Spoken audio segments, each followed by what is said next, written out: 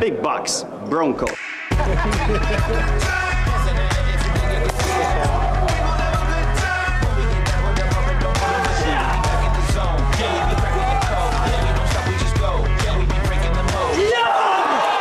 Bust out Bonanza. You don't wanna miss this, baby. Oh yes, believe it, baby. We make the place go crazy. Scary and exciting.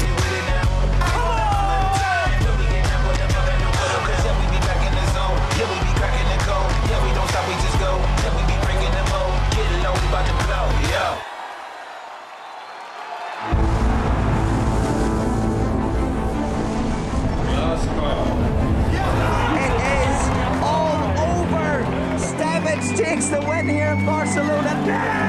Chasing the Mercier. He went with his instinct, he made the call. Livery is the champion of EPT San Remo. Nicky Corrin has done it! 2 main event titles!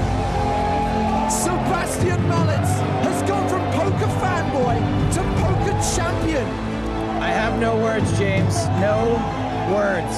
Giuliano Bendinelli bounces back. It is Simon Vinciac who takes the trophy. Goat man, the goat man. This part, this right here, never gets old.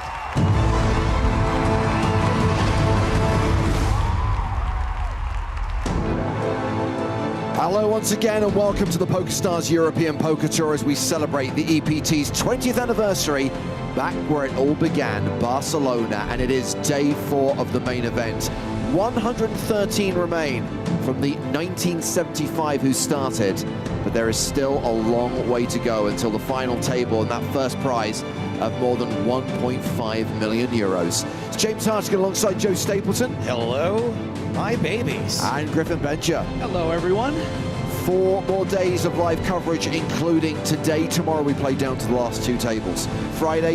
Saturday rather, we play down to the final table, and on Sunday we will play down to a champion. Live at 12:30 local time, except on the final day, on the final table day, when we're live at 1 p.m. Central European Summer Time. Please get in touch. We love your contributions, your questions, your comments, your questionable analysis. Use the live chat on Twitch, use the live chat on YouTube, and of course check out other stuff that's happening here in Barcelona via X, via Facebook, and via Instagram. If you missed our live coverage yesterday, you missed world-famous bubble coverage. 293 players returning for day 3, 287 getting paid. This goober headlined the feature table with Wolfgang Poker on the secondary table.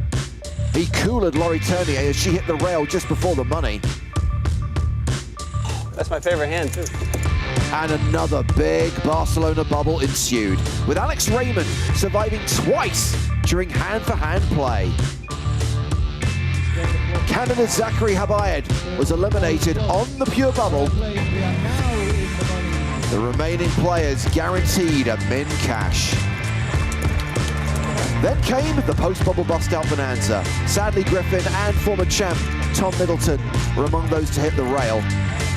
Towards the end of the day, we had the Eliminator, Kian Kiani, on the main stage, reveling in his time under the lights. You have a voice like an angel. I may have a voice like an angel, but you are the angel, Tom. You are the angel. But it was Timothy Chung who dominated the action and finished the day bagging the biggest stack. Yes, Tim Chung comes into day 4 as chip leader with 1.57 million. We're about to kick off the 5-10 blind levels. He's got nearly 160 big blinds.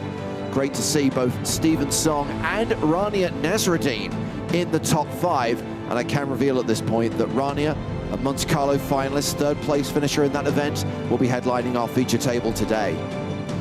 Everyone has locked up 15 grand. Make it to the late stages of this tournament, make it to the last 2 days, you're looking at big cash money. 6-figure scores for the top 10, with the winner getting that previously advertised sum of more than 1.5 million euros. And players arriving at Casino Barcelona, ready for the start of the day. There he is, the Eliminator.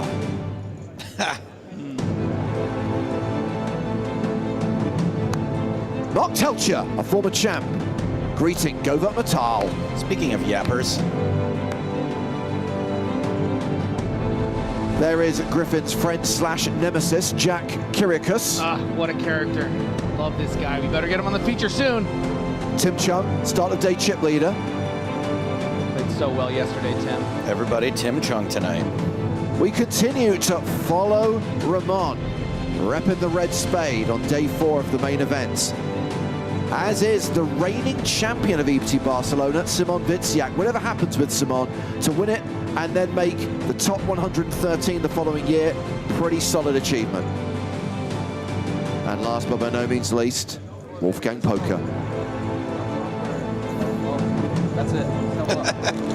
Oh, and Rania, of course, who, as I said, will be taking a seat on the feature table.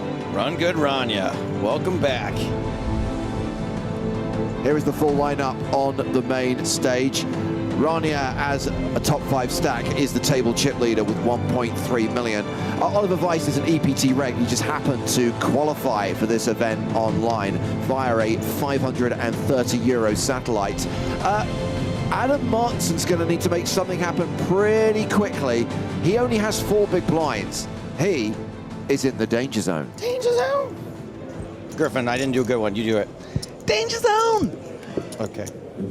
Hold on, Griffin. You outstapes. Every now and then, James. Every now and then. I forget to clear my throat beforehand. It's a problem. 5 levels to be played today with a 75-minute dinner break after the penultimate level of the day. This is level 19 of the main event. Blinds are 5,000, 10,000 with a 10K big blind ante. And we are dealing. 5 levels, and after level 4 is a dinner break. Yeah, I already said all this. I guess the players need to know as well. 6 races, 20,000. The first hand of the day starts with an under-the-gun raise from Bekim Matezi with ace-queen. And this is the short stack, Martinson, with Jack-10 of diamonds. Yeah, feeling a bit cheated here. This would have been just such a great little, shove for 4.8 big blinds. See if you can, maybe get it through, but probably get called and win a fair bit of the time. But once you face this under-the-gun open, know that you have no fold equity. But you know what? Instead of just sort of blinding through, I really don't mind it. Obviously, you're going to be slightly behind the under-the-gun range, but this is a kind of hand that can have live cards and do a lot of damage. Look on. How much? Good luck, all-in player.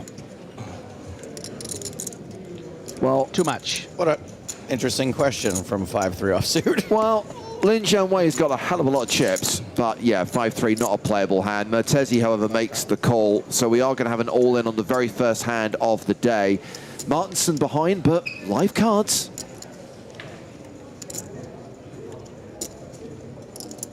And a very live suit.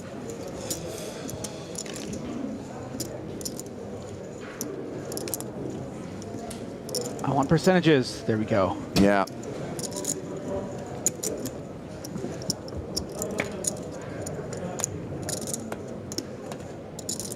Hey, the dealers are dealing like me now. Ace high flop means things are not looking good for Sweden's answer to Wolfgang Poker. And 9, king, queen, or 10, or he's done. He's done. So we do see an elimination on the very first hand of the day, taking us down to 112 players. Adam Martinson cashing for 15,350 euros, which is the current payout. Party in the back, sadness in front. Just a bit of housekeeping there, What do y'all want to bet Wolfgang comes to our table? What's the odds? What? What are the odds? Pretty good. It's random, no? Is it random? I think it is random, Rania. Come on. It's gotta be random. Yeah. Oh, it is random? Yeah. Okay. Random Rania. Random Rania. Rania, we chose your table. Like, that's not random. Yeah. Pretty unfair if it's not. Yeah. Pretty unfair good or pretty unfair bad? I mean, that case depends where you're sitting. Muradov first to act with ace-3 of clubs. I don't think it's fair anyone should have to sit next to Wolfgang. 8 races, 20,000. If Wolfgang were to take that vacant seat, Griffin, at the feature table, would it be good for poker? I mean, I think that people want to see Wolfgang play. He's he's connecting with the general audience out there. I think it's great. I love the kid. Yeah. Wears his heart on his sleeve. Very emotional after his bust out in his deep run. I thought that was really sweet to show that vulnerability. You should have seen the first 2 takes.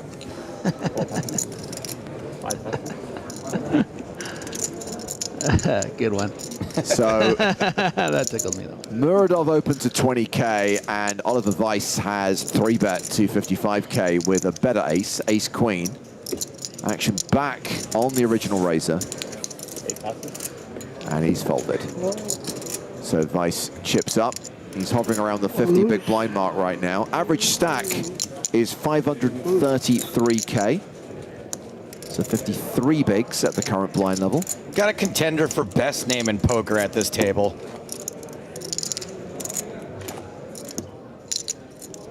Well, first of all, we're going to check on the lineup at the secondary feature table. We've got another one of the big stacks, Stephen Song. We have got the Eliminator, Kian Kiani, along with another UK pro, Andrew Hume.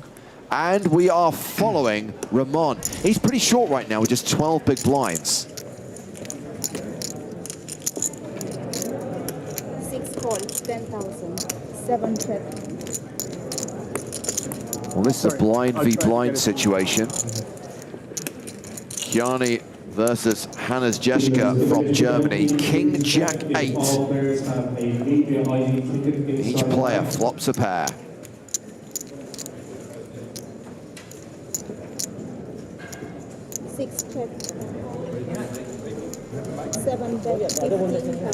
Kiani with top pair, 3-1 favorite, bets 15,000 on the flop. Yeah, and Jeschke only starting this hand with about 23 big blinds. And if the board bricks out, Kiani keeps on going for big value. It's going to be very, very tough to fold such a strong middle pair. Gonna hope to get lucky on the turn, and does. Oh. 2 pair for Jeschke. Checks a second time, and Kiani will fire again. 25,000. Yeah, a bit of a protection bet here. Just sort of betting this amount so that he can still get value, I think, from hands like, you know, a Jack 10, maybe a turn Queen 9, Queen 10, with maybe intentions of checking back the river. But Jeschke, I think, is going to want to be protecting that Queen Jack sometimes, playing this as a raise. 6 raise, 70,000. And Kiani's going to be in a very difficult spot. It's always the problem with betting the turn in a spot like this, is that when you get raised, you are just in absolute prison. I was going to say jail. Yeah. It's okay. It's early. We'll sync up. We will be starting your tournament at 12:30. 5. Can Kiani make a disciplined laydown here? Yes, he can. 7 plus. Good fold.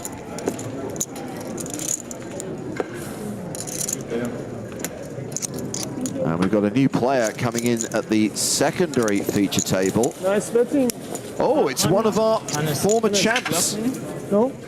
A player who nearly won 2 EPTs. He has a first and a second on the European Poker Tour. It's Mark Telcher. Random my ass. I'm doing okay. How are you doing? I will see it later. I don't want to. Not happy to move. Welcome. Kings was good. You right? Hey. Well, he's saying 1 king, not 2 kings. Okay. He said Kings. He thought you were saying trips. No problem. Trips, I would have gone all in. It's not my first rodeo. Oh, thank you. How did I not notice Stephen Song at this table till now? Another crusher from the States. Small blind, please. Thank you.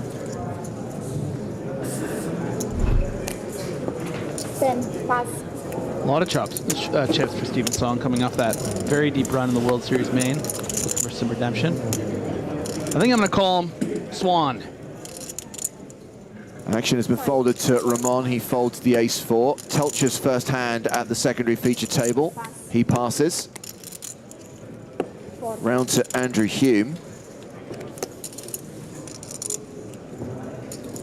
He's got kings. Whoa. Once again, viewers, individually noted, please ensure every player has a medium only ticket inside the rack. Raises to 20,000. Jeschke on the button, 9-8 suited.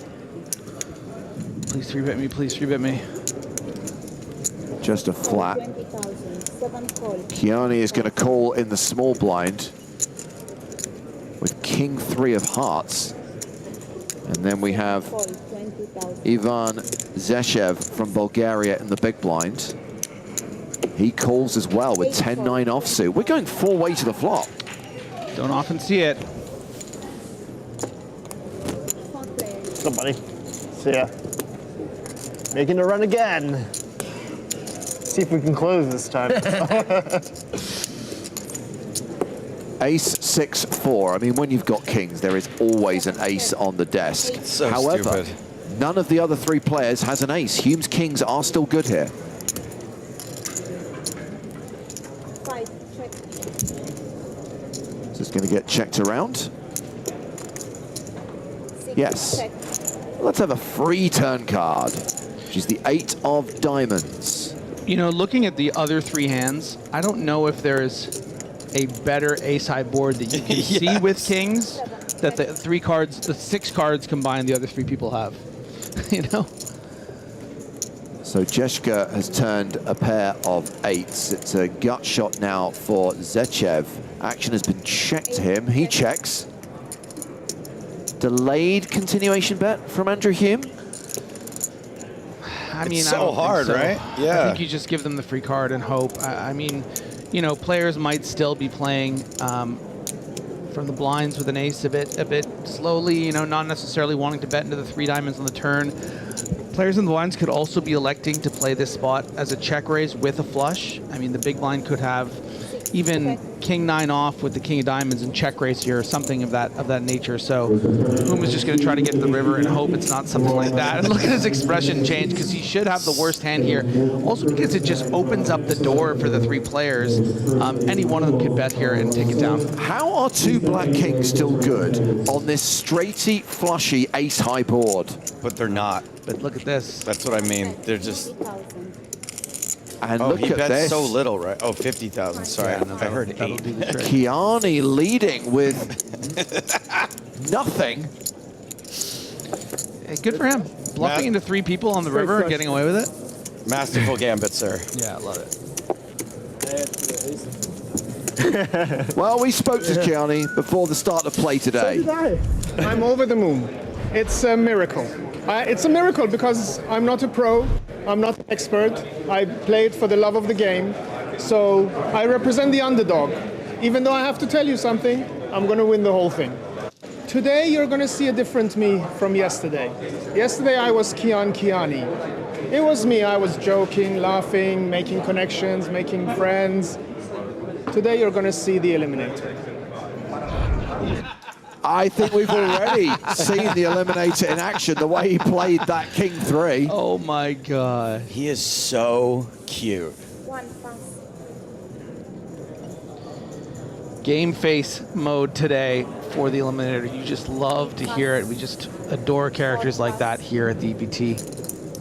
Also, doesn't it seem like his personality got assigned to the wrong body? Yeah. You don't expect that to come out of a dude who looks like that. No. Joe and I were talking this morning, Griffin, and it does feel really appropriate. Here we are celebrating 20 years of the EPT. He kind of feels like a very 2004 era character. Yeah. The table talk, the sunglasses, and the fact that he has a nickname like Crazy Horse, Devilfish. Yeah, the there's Great something Dane. nostalgic about him. Absolutely. I'm loving it. Well, it's Kiani versus Hume. Excuse me. It's the Eliminator. Yeah, the versus Eliminator Hume. with top pair. And Hume has actually been outflopped this time.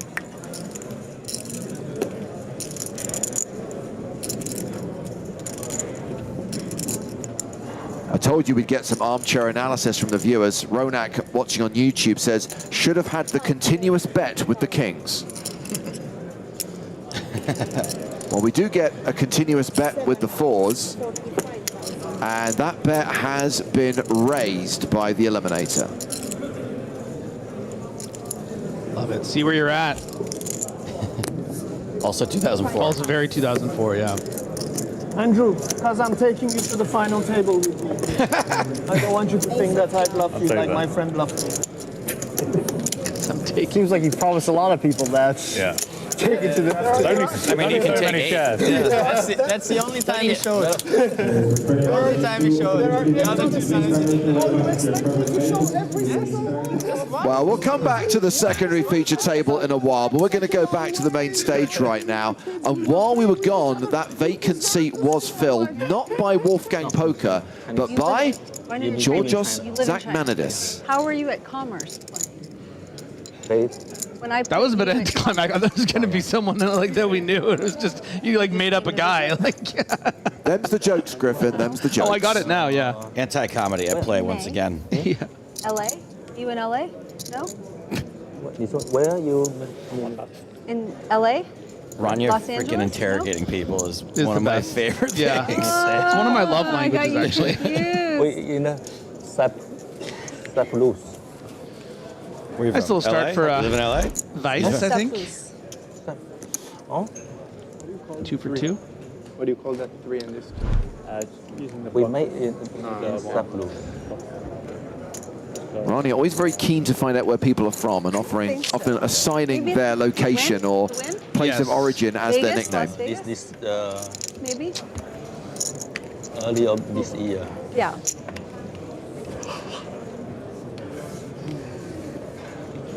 Joe, I got to say, I really enjoyed your comedy show at the Players Lounge last night and the sort of debut of your book. Thank a lot you, of my books friend. there, signing some books. Thank you for being there. I got to say, James though, with that Griffin. open bar, I kind of felt trapped. 20,000. Trapped available now. I have to start plugging my next stand-up shows, by the way. I got 3 shows in the UK next week. If you're yeah. in Derby, Bristol, or Portsmouth. You love popping over there. I guess sometimes it's for work, too. Never leave London. I've heard Portsmouth should be a real good time. Mertesi is open with 3s, flattered by Muradov. We've now got Gal Bar on the button with King 10 of diamonds. Nice spot here, recognizing that Muradov probably not going to be super strong with this flat. Not a lot of traps at this stack depth. Going to have a lot of hands like what Mertesi has. So if you can get by Muradov, who should be opening relatively, you know, a wideish range. Pardon me, to Mertesi opening. Get by that. I think this is going to work real well. Start opening the lines of the no-show players.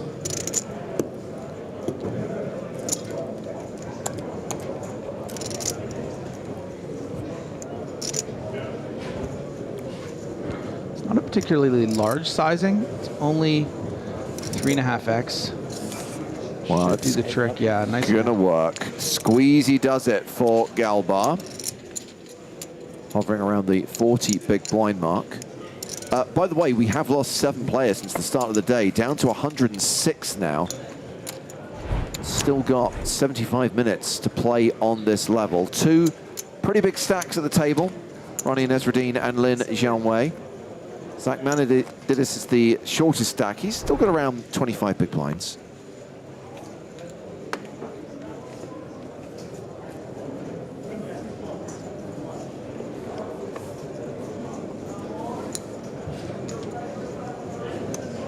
Okay, my stack's wrong.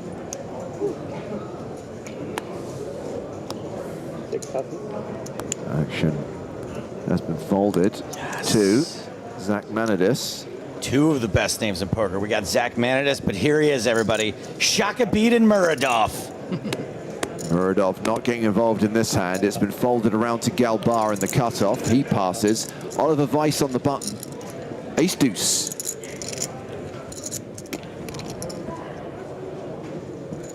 Raises 25,000. Weiss makes it 25K.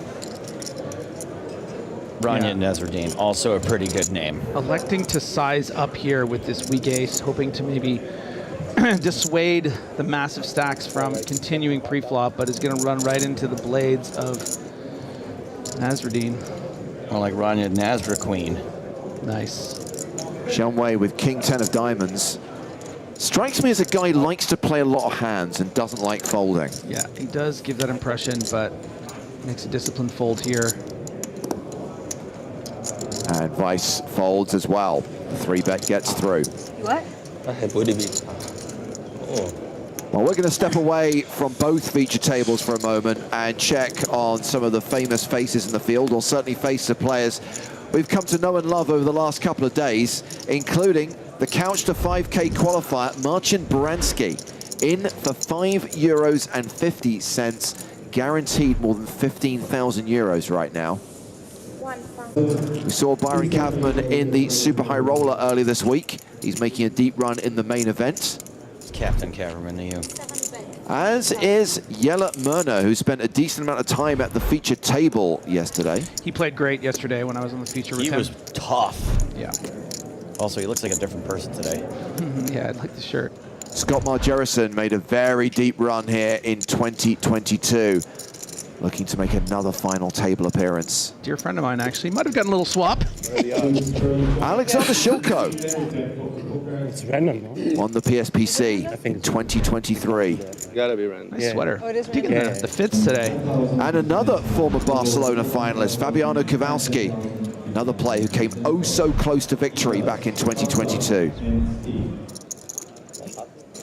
Back to the main stage. That's just a gallery of people that Griffin had swapped percentages Yeah, I was just with. whispered to you. I also got a swap of Fabio. I can't believe it. This is great. I didn't even know they were both in.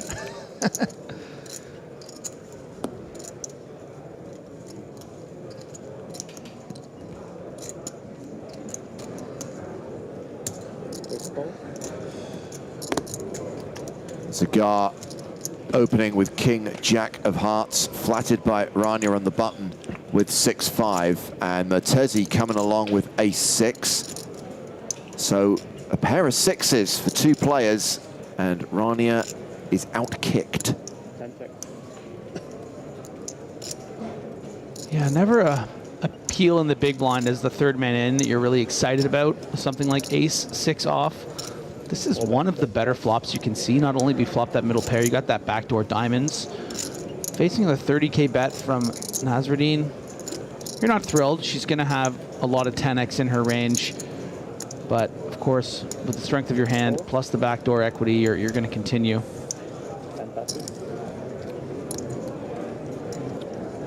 Yeah, she's not loving that. Knows she's going to be up against 10x and some big diamonds a lot. King on the turn.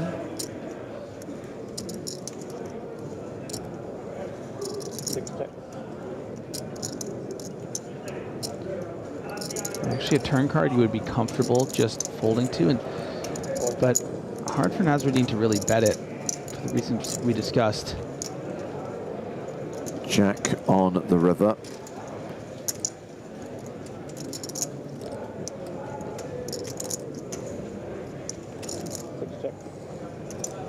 It's going to go check, check. Yes, Rania! This is just the run out to turn your hand into a bluff here. I mean, what are you ever beating here with Ace-6? And she's really targeting a 10, right? She's gotten those two overs. She recognizes on the turn that I'm probably not going to be able to fold out a 10. Sometimes he's going to have King X of diamonds, and I'm in big trouble.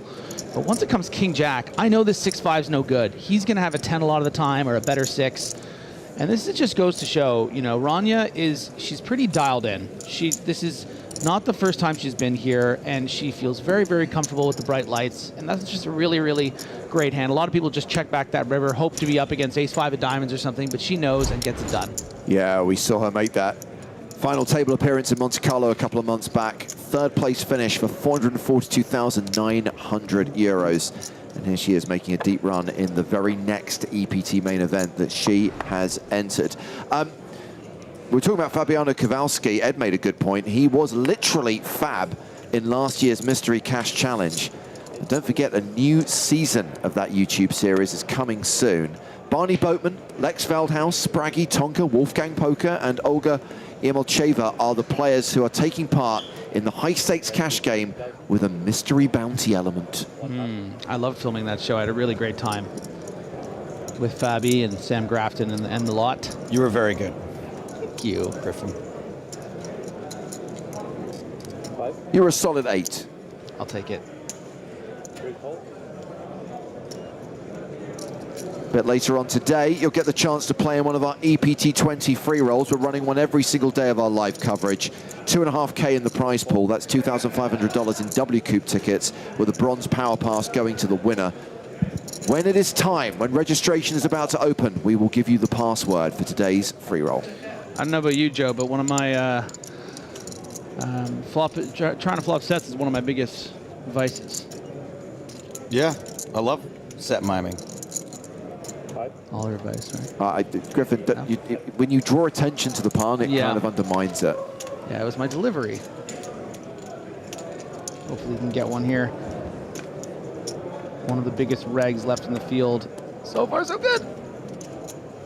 Also, what I would recommend is keep the name as is. So you made it plural. I don't know why I pluralized. It was a complete fumble.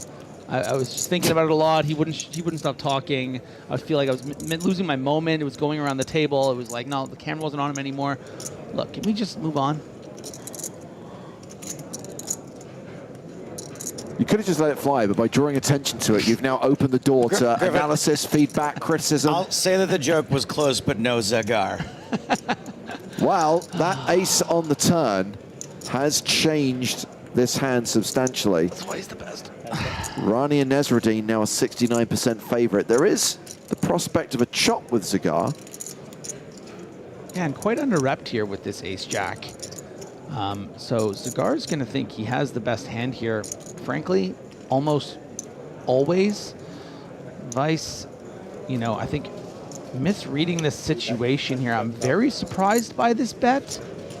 I'm trying to, you know, have an understanding of why he would make it when both of your opponents decide to check this board, and then the turn. I mean, there's going to be some aces in their range. In this case, you know, he looks foolish because they both have an ace. Perhaps Vice would want to be targeting, you know, the sort of king-jack suited of Nasruddin's range and the, you know, pocket eights of Zagar's, but I don't know, it's just, oh, no. It doesn't mean anything. It doesn't change anything, and I don't know why I'm reacting that way. Three pair is not a thing, Griffin, despite our best efforts. Listen, I did mention the open bar last night, right? So ace-jack still the best hand, and we love it for Rania. When Vice gets called by both players on the turn, he has to shut down on the river, right? Oh, yeah. And this is going to get checked to showdown, and Rania is going to win another pot and extend her chip lead at this table. Now playing 1.5 million, more than 150 big blinds. Larksy brings up a good point. Crazy that both Nasruddin and Dirk Van Luke are making a deep run again. Absolutely. Dirk was the winner in Monte Carlo, and he is still alive on day 4 of this Barcelona main event with 104 players remaining. Oh, and he's the one that got Rania, too. He did indeed. He pushed the 10 out, and I was like, hey, I want this pot, please. He bad beat her, shook her hand, said good game, and tried to leave the table. Did not realize what had happened. So we have gone over to the secondary feature table, where it's two of the UK's best, Andrew Hume versus Mark Telcher. Telcher has been outkicked on every single street.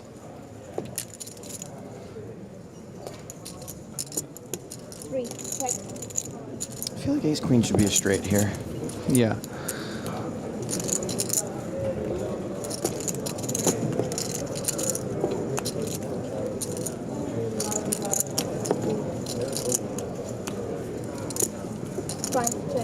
Check, check. Hume will win the pot. He's going to add 78k to his stack. I may have missed a value bet there against that particular hand. Good poker. PokerStar management as well? Huh?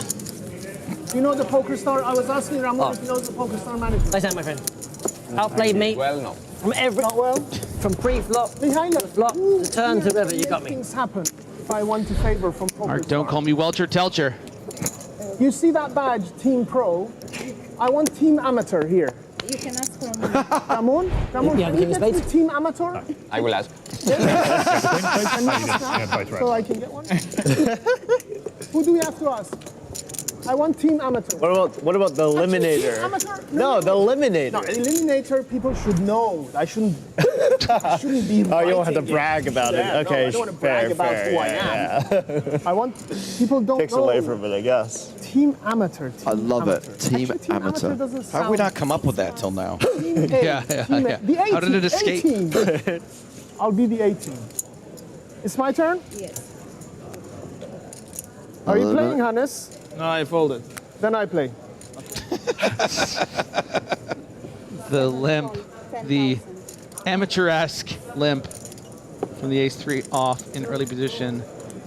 And Zechev, you can't help but have a sly smile on his face. He was getting away with this yesterday. Yeah. Steven Song with 6-5 of diamonds. Have a go, Steven.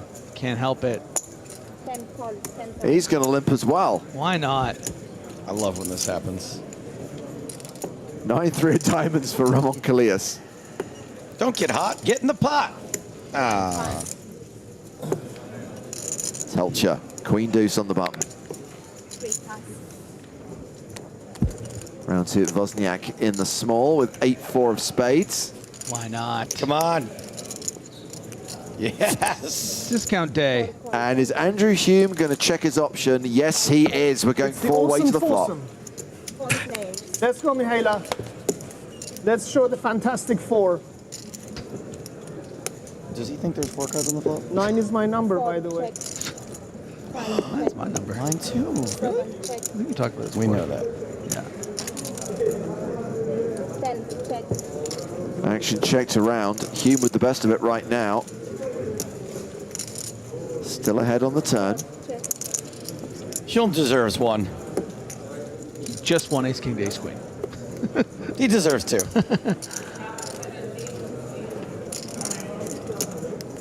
Don't you give him that freebie.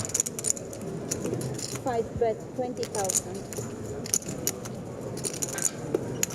20,000. 7 pass. 10 pass.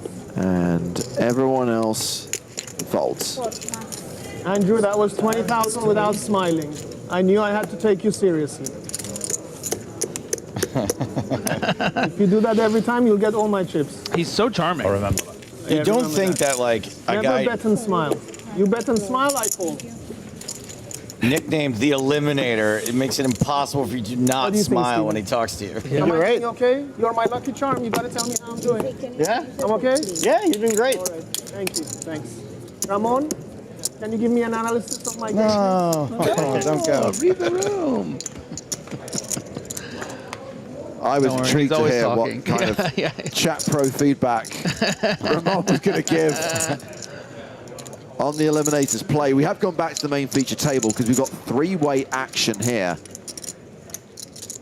And Pocket Four's still ahead on a King 10-9 flop. Oliver Weiss with significant equity, though, with the ace-queen. Yeah, and finding the bet, which is really important here, because against these two particular hands, should quite easily get it through. So Weiss was the pre-flop Pass. aggressor, opened under the gun. Nadia flatted. Bar defended his big blind, but both players fold to Weiss's c-bet. What a board. What a board. 7s, 8s. Way better. Fours. Fours? Fours. My daughter's 4.5. Yeah. 4 is my, like, You can't fold them. I cannot fold them. 4s are like, it's Well, like, if she's 4.5, you should maybe play 5-4. all the love, all the things. Well, we spoke to Rania before the start of play.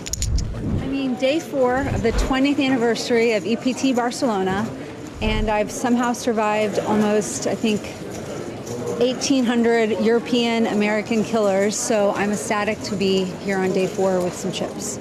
I'm gonna play maybe a little bit smaller, try to keep my pots as small as possible to kind of deal with any variance I might have, and remind myself that sometimes chips may go, but chips can also come back, because inevitably I'm gonna lose some pots, and as long as they don't put my tournament life at risk, I'm okay. She's going to try to play smaller. 5 feet tall. Did we get an official count? We don't tend to carry a tape measure around with us on the EPT. Snowman's Num Num for Lin Jianwei. Where has Rania been all this time? Tulsa. Oklahoma. Touche. Well, That's why I call her Run Good Rania, because she regularly used to play on the Run Good Poker Tour. right. Well, we are just so delighted to have her here. And Weiss is delighted to flop this tap. At flapping the 8s of Shinwei.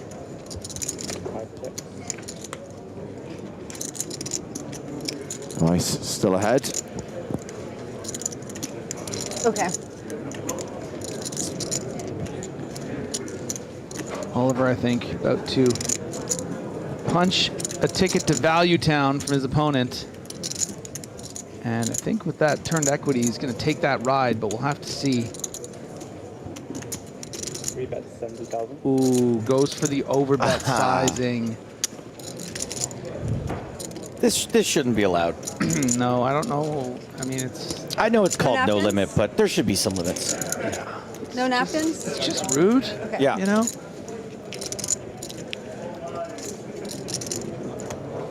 Okay, okay.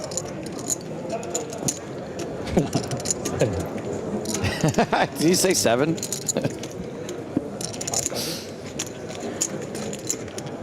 Dana on YouTube says, did I hear someone say Oklahoma?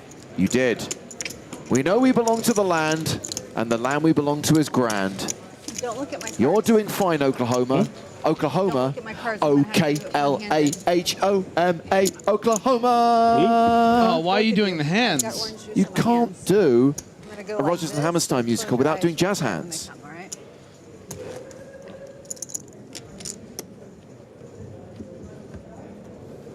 Or maybe I'll just call without looking, so there's like no risk.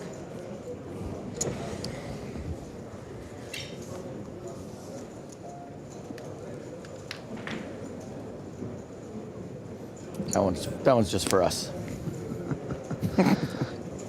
Jan Way pulled under the gun. Mertezi with Jack and Jill went up the hill. Found a raise under the gun +1. I think you'll find that that is not the Jack and Jill. No.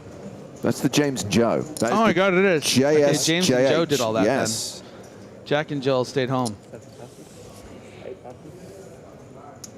I actually quite enjoy your attempts at coming up with nicknames for hands, but you don't need to do it for ones that already have a nickname. Sorry that I forget your suits, okay? It's literally our initials. Oh, what? All JJs are James and Joe? I thought it was No. only certain suit ones. JSJH. James Hartigan, Joe Stapleton. Jesus Christ in a bucket, Griffin. I get it now. I didn't know why they were yours until now. I gotta go. No. I have to go for a second. No, Joe. I just know what he ever explained it to me. Oh my God, it's so good. Jack of Spades, Joe Stapleton, Jack of Hearts, James Hart. That's good. Check. That's really good. That's really I like that one. Oh, Griffin, you're so special. Advantage to Mertezi here with the James Hartigan, Joe Stapleton hand. Lobster has a question for you, Griffin. Yeah. How can you be so smart at other things?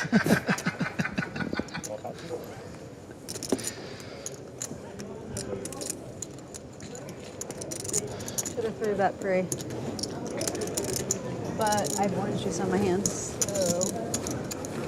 I don't think you would have liked the outcome of 3-betting You're sharing pre-flop too many either. thoughts. I will stop.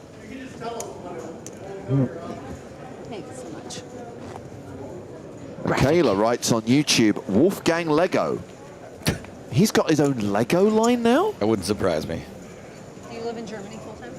No, Vienna. He's got a whole marketing machine behind him.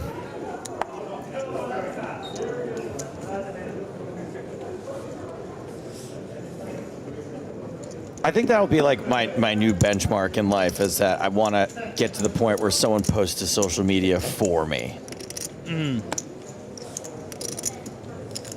I can get someone to reply to all Griffin's DMs. It's actually so funny you mentioned that because this morning I was inspired to reach out to a musician friend of mine on Instagram and say hi to catch up, but it was her like business. I didn't know if it was just I was going to an intern, you know. Right. Like I said something kind of like personal and nice. Like, oh, I miss you. How was Burning Man or whatever? And I'm just like, oh, some intern reading this right now. Wait, were you writing to Sia? No, it wasn't to Sia. Although I did go to dinner with Sia. We've heard the story several times. Griffin and I tee each other up for name drop stories. Yeah. So Zagar has opened with 7s. Xianwei in the big blind with 8s. The Snowmans. Nom nom. Nom nom nom nom. Dana's offering to run your social media for you, Joe. Very kind, Dana. Queen Jack tray.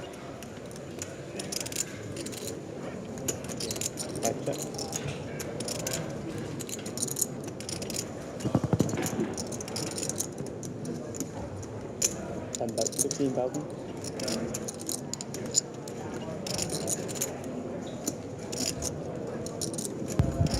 Shamway, 9-1 favourite.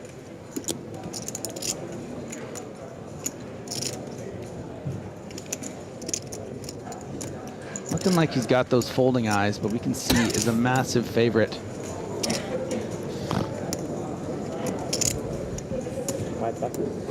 Folding eyes. What, he looked like he was going to fold.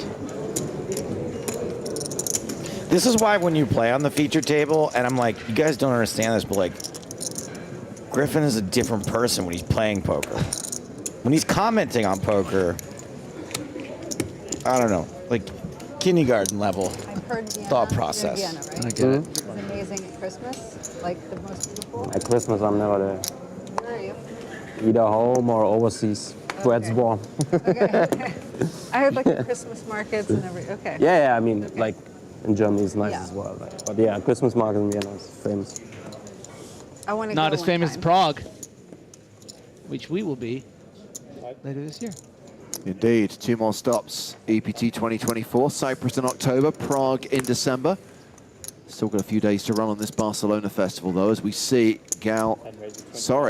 it's Vidzigar picking up the kings and raising to 20,000. It's Jacks. It's the James and Joe. Again. For Galbar. Bad shape.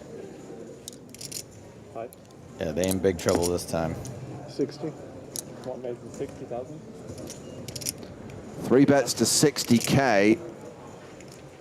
Round to Rania Nesreddine on the button, who's got 5 deuce of clubs. She folds. Lin Jianwei in the small blind, 10-6. Let's get on with it, please. Thank God for the 15-second shot clock. Show me those folding eyes. Nice.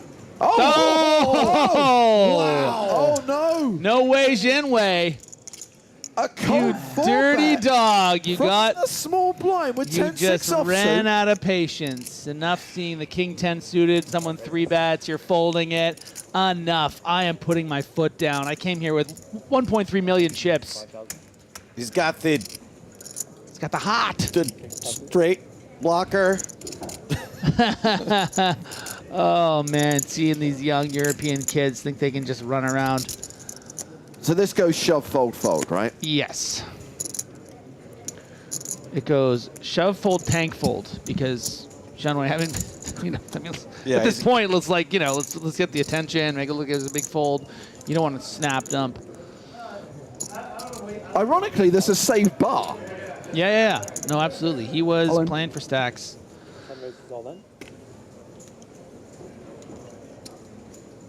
Whoops. No, look, in a way, a Jianwei. How much? No, come on. Yeah.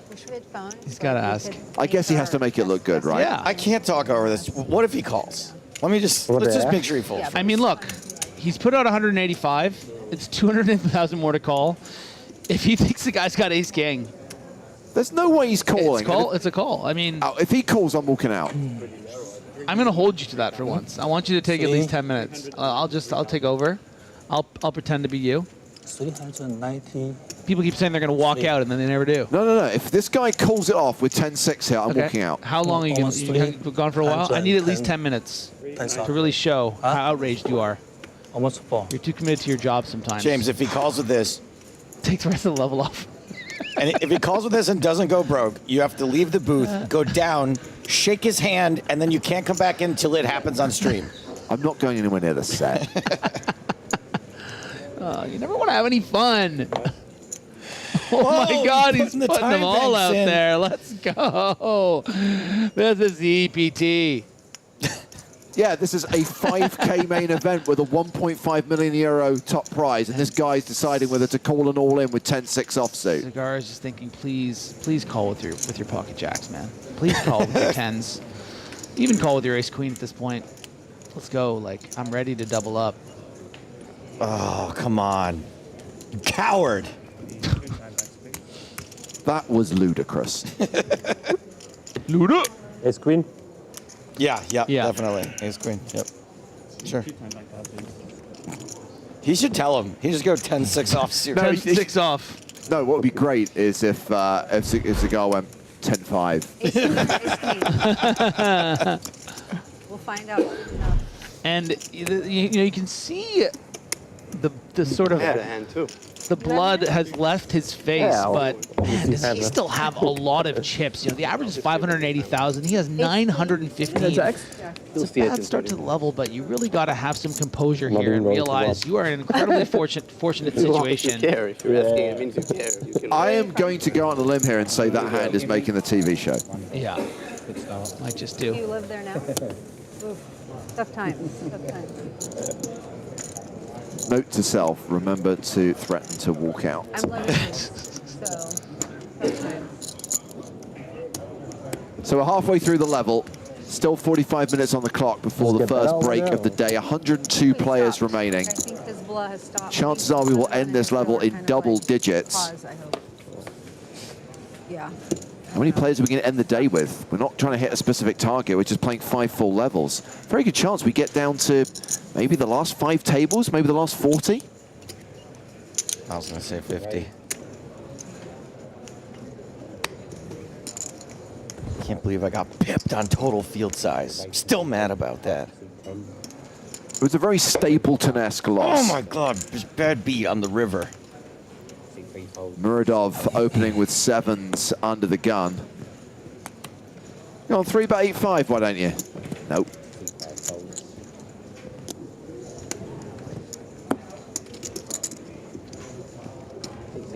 You guys are having way. Round 2. Zach Manidis in the big blind with Y'all are having ace fun 8. at your table. Our table's like. So. I know, we could like red rover, switch. Oh, you got Mark? You guys have a fun table. When you see the hold cards from 30 minutes from now, you're going to think you have a fun table too.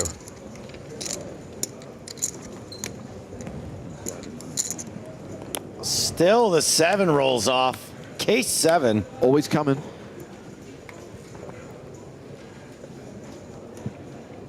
Boom Shakabeaton.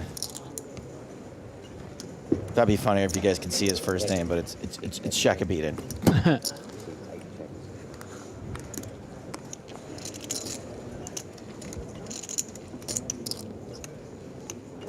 Check on the flop, a 4 on the turn.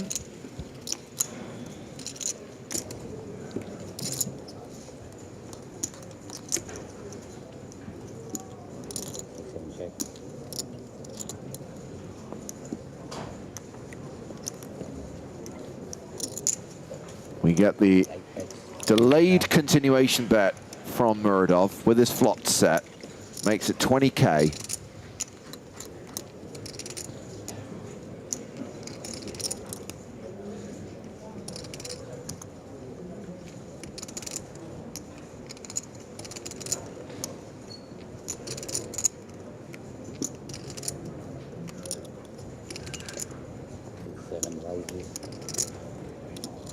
And we get a check raise here from ace high. Row. And I thought that this was a very unorthodox check back on the flop from Muradov with the set of 7s. You want to get action from the king X's and the spades and, the pocket 8s sometimes, that kind of thing. But actually, it's created an amazing opportunity for him here, really under-repping his hand, making it look like he has something like, 2 10s or 2 9s that is while very, very strong, is going to have a very difficult time continuing on a turn check raise. But this is where, he's made his mistake by shoving here.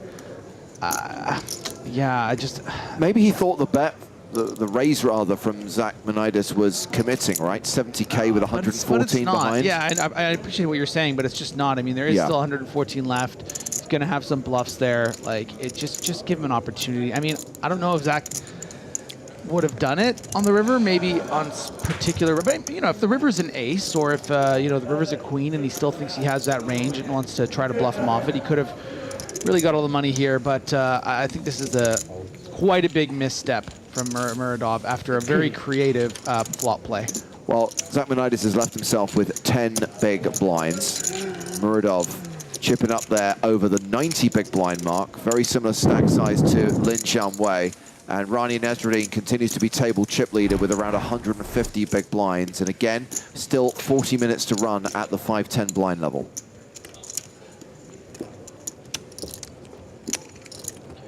You know, I know a lot of us were sort of reveling in that, the ridiculousness of that hand. But I think part of the reason why is because the two players did have kings and jacks. There are many versions of that hand where, you know, the original opener has something like king jack off and the other guy's 3-betting ace 6 of diamonds. And then we see this completely ludicrous cold 4-bet and it works and gets through and we have a new hero, you know? So I think it's great that he was prepared to get egg on his face there and just make that really, really ambitious 4-bet. We love to see that kind of stuff. Isn't there something to be said too about a hand that you can absolutely fold? Like you're not pained. Like it's not like you have ace queen there and you're just like, ooh, what do I do? And then you have to decide if you want to completely lose all the value in ace queen by 4-bet folding it. I think it's really telling. I think it says to me that Zhang Wei has a lot of moves up his sleeve that he's obviously going to, you know, use his image as someone that wouldn't be considered a top pro or anything like that. We haven't really seen much of him here on the EPT, so I think it's really indicative of perhaps someone that is going to be fun to watch for the rest of the day. Galbar opens with ace queen. Shekhabudin Muradov with 6-5 defends the big blind.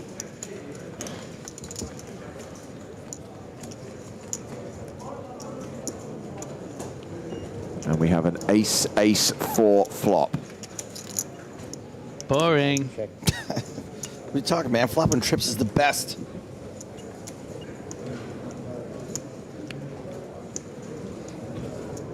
Bar none? Second bar. No, I was going to do that joke later. I can't believe you did that. No way it was going to get to a turn card there. I know, but I was waiting for a second bar all day. Just took it from me on the flop.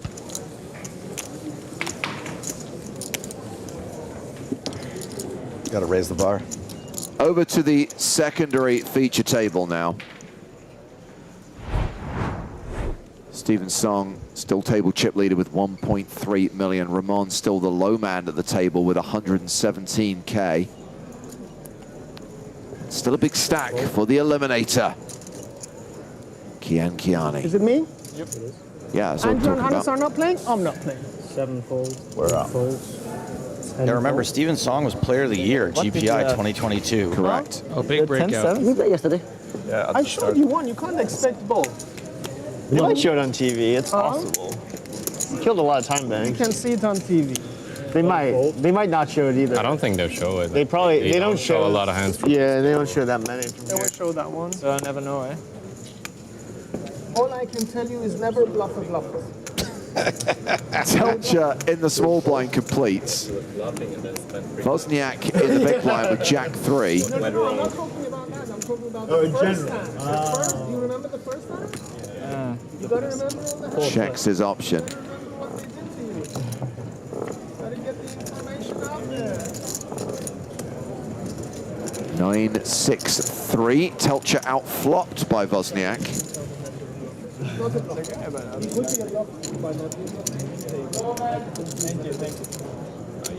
could have been the same cards. What do you mean? 2 seconds. Yeah, I know, but check on the 10 minimum. The minimum bet is 10 days. Nice try, Mark. No discounts. 4 call. How do you define a bluffer? Bluffer. 7. 2 pair now for Wozniak. Mark Telcher drawing dead. Yeah, and if you ever wanted to bet out a 3 or possibly a 6 with a very, very aggressive sizing, maybe even an overbet, this would be one of the cards you want to do it on. You know, maybe you're too high up in your range with ace high because you're going to be ahead of hands like 5-7, 7-8, 10-8, 10-7, some spade combos. But the problem is that when you check and you face a bet from those straight draws, you're pretty much always folding. You're not really feeling very comfortable in the hand. So I think a check fold is just fine. Forget it. Yeah, and the same deduction Forget it. is the EPT legend making.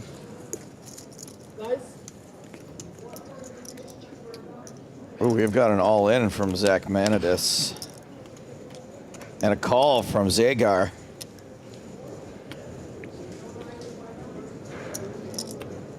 They're flipping. A 5, a 7, a 3. Sixes are holding. Cigar looking for an ace or a queen. Those are the cards Zachmanidis has to fade if he is to survive.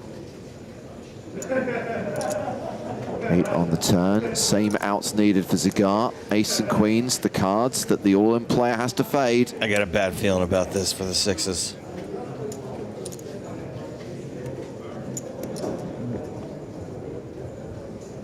He's all right. That's a good feeling. 3, 4, 5, 6, 7, 8 straight. Nice. I had a bad feeling that he was going to waste a straight. Celebration in order for the double up. Zach Mendes, Zach Mendes.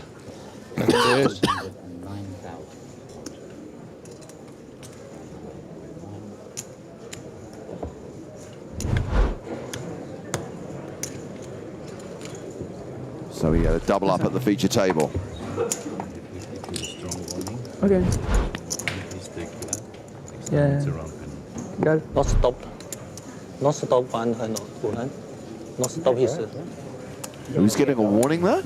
Yeah, I was a warning for losing flips. Sir, please stop losing flips. Quick reminder that on Sunday, WCube 2024 starts, and while we're advertising here, the Cards Up coverage you can watch on the PokerStars Twitch channel.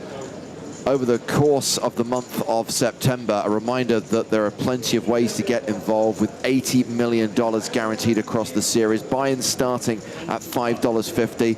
Plenty of ways to qualify for the bigger events like the 10K main event via Spin and Goes and Power Path. And there is also the chance to win Power Passes by backing one of the 6 teams in the WCoop League. As we go back to the secondary feature table.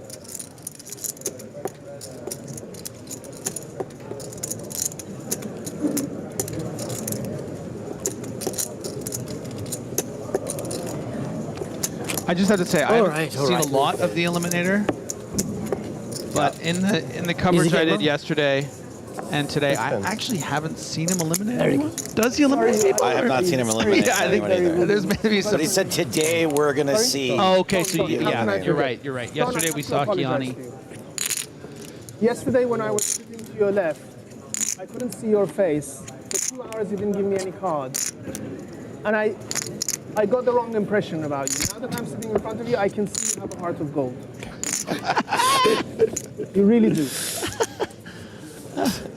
Great dealer, that guy, actually. He's the one, hell of a slider. Throws a hell of a slider. Deals at the Hippodrome in London. Oh, yeah? Maybe it's only went on there because of UK IPTs, but 20,000. is he there most of the time, right? There are plenty of the Hippodrome dealers here in Barcelona because the Hippodrome has always been an exclusively slide deal venue. There you go. So Kerry James brought some of the team here to help train the EPT dealers to move over to this new style. So I actually asked him when I saw how good his slide was on the feature table. I said, "Have you always had a good slider, or did you work on it?" And then he goes, "I do both." Yeah, so he can pitch and he can slide. That dude's cool. Yeah. So Kiani's opened under the gun. Ramon, a relatively short stack. King Queen in the hijack. Maybe he's called the Eliminator because guys like Ramon will just get it in bet to get away from him. I mean, he's pretty enjoyable though. I like him, but the thing is that, and I'm not saying Ramon's like this, there are some very serious people in the field that don't like chatty players. I mean, we're gonna tango again. I appreciate what you're saying, don't get me wrong, but I also think it's just like, even these pros, he's breaking them down. It's just... I don't know. Oh, I think you can that song up. Wow. 5 dire straights, isn't it? Is it? 6 check. That was better flop than that. You checked. Play like it's 1990. Yeah. Not born in Yeah, Jeshka's going to be quite disappointed to see a quick check back from Kiani because it speaks to a hand of this nature. Oh, you like it's 1999. Under the gun open, more likely a bigger Party ace. like but it's 1999. Party I died like- straight. I thought it was I think born Jeshka like- can get action Party here like it's from yes, a you're bigger right. ace. Party like Something like an ace queen will call a small medium bet.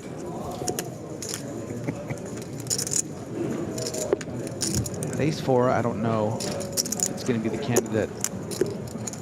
5 seconds. 6 bet. 50. Hey, he's folding. Maybe. Probably. This would not. Hannes, at this stage, I have you beat.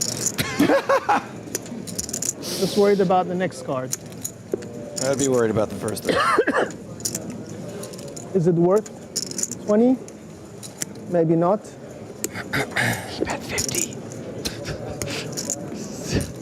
5 seconds. Somebody tell us when the Eliminator gets here.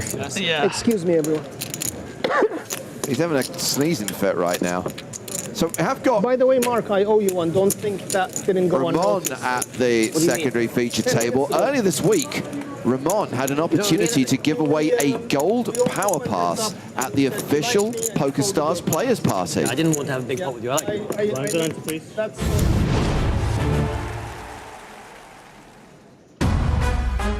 We have a winner of a North American Poker Tour Gold Pass worth $10,000. Adrián Campillo!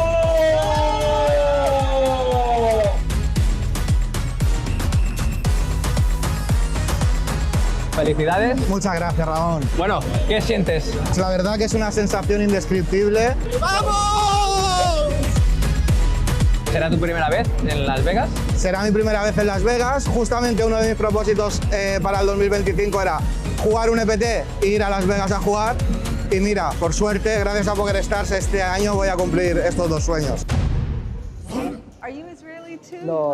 So that guy, by winning an NAPT Gold Pass, could audition to be on the big game, assuming he can speak English. Where are you from? Switzerland. Switzerland. Okay, you're supposed to be neutral. Like you're the. She's doing the thing now. All right, let's see what we got. I apologize in advance. She's nothing on if this not quiz. consistent. Rania and Ezradine defending her big blind to the raise from the man from Switzerland. Coming at the U.S. hot. You can take the girl out of Tulsa. No, yeah.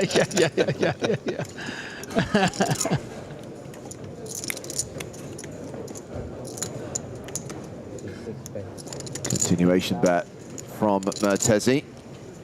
15,000. Oh, she ain't giving up. Yeah, not a bad combination to find a continue. I think, you know, you maybe want to find more check raises than check calls here, but thinking that this king and this 8 is probably live, the backdoor hearts, such a small sizing. Yeah, you know, why not peel it off? But now Mertesi with the spades. What would be really interesting is if he does take the free card, which I don't imagine he will. But if he does, and it breaks out like something like a 6, yeah, you know, he did check. If it comes like a 6 of hearts, oh, king comes. Why Wow. not? The king of clubs. And a lot of reasons for Mertesi to call this river bet, by the way. Oh, Rania! Quite a mistake checking this river from Rania. You're gonna have so many misses from your big blind, 6-8 off. You know, 5-6 suited type combos, all the hearts, the jack, 5 of hearts. I'm keeping my honey. You shouldn't have a lot of kings. I think she would have got a call there by ace high, so she needs to find a bet there. Well, talking of gold passes, we've got 3 gold pass winners still alive on day 4, including Angelo Marone, who's only been playing poker for the last 3 to 4 years and has made his first ever EPT cash in this event. Nice work. We also have Pablo Ubiera from Spain. Now, he has played an EPT before. EPT Monte Carlo back in 2008. About 300K in live earnings. 300K over 17 years. And There is John Duthie from Italy. This is his first EPT cash. He only has 7,600 in live earnings.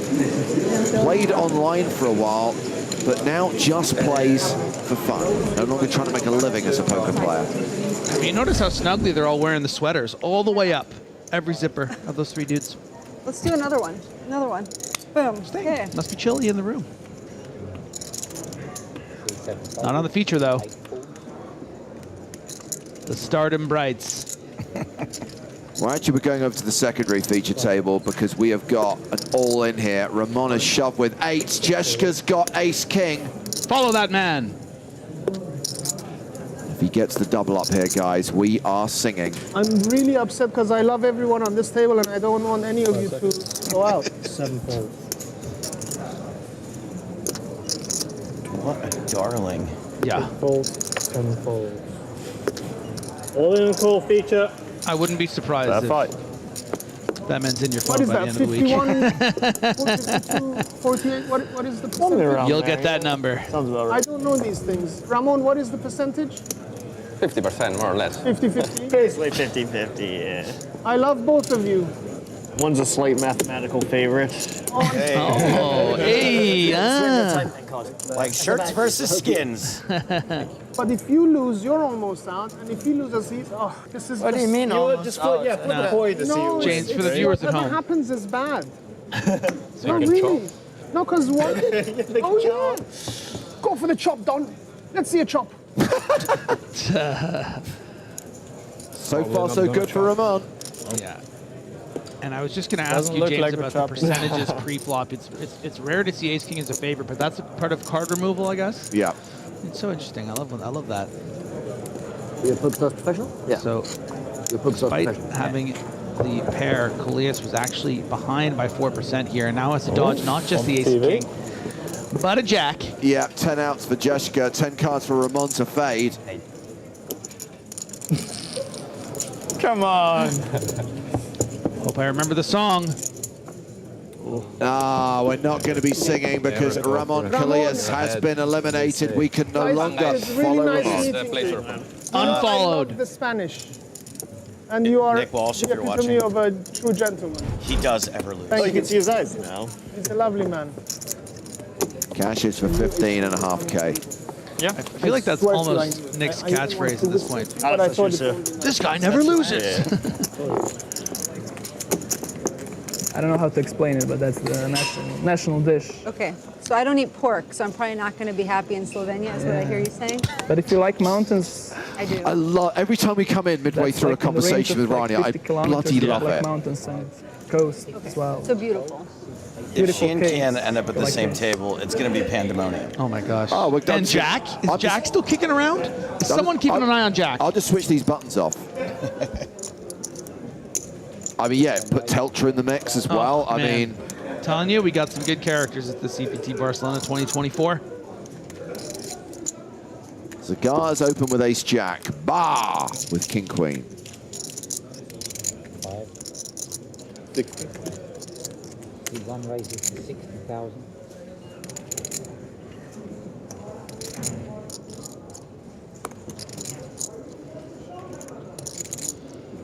Don't you do it, Rania. Did I get a full 15 seconds?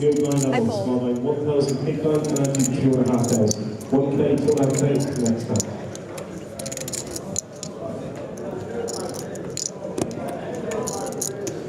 Third bar.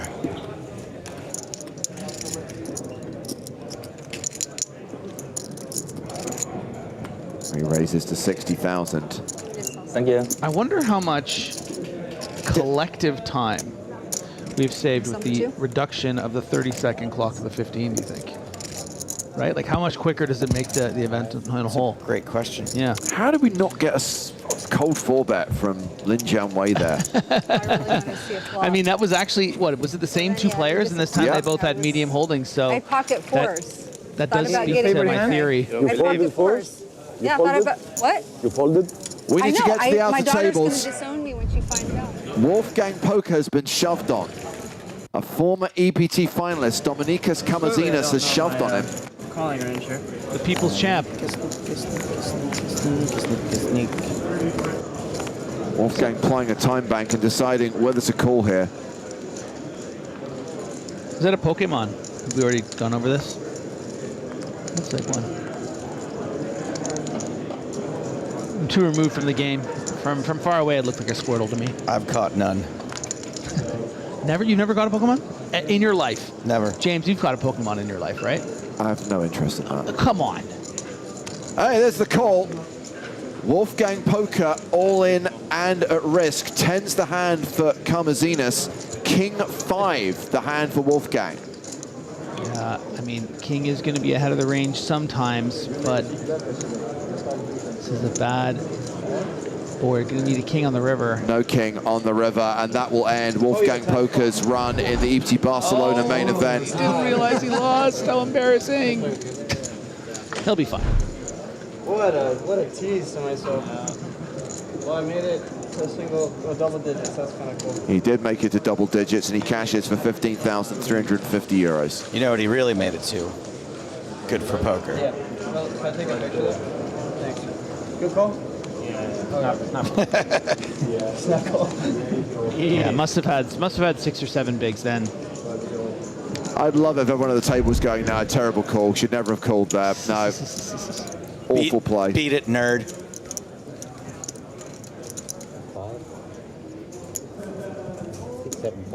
20 minutes left on the clock before the first break of the day. 97 players remaining, and we have got action on the main stage. Bar open to 20K.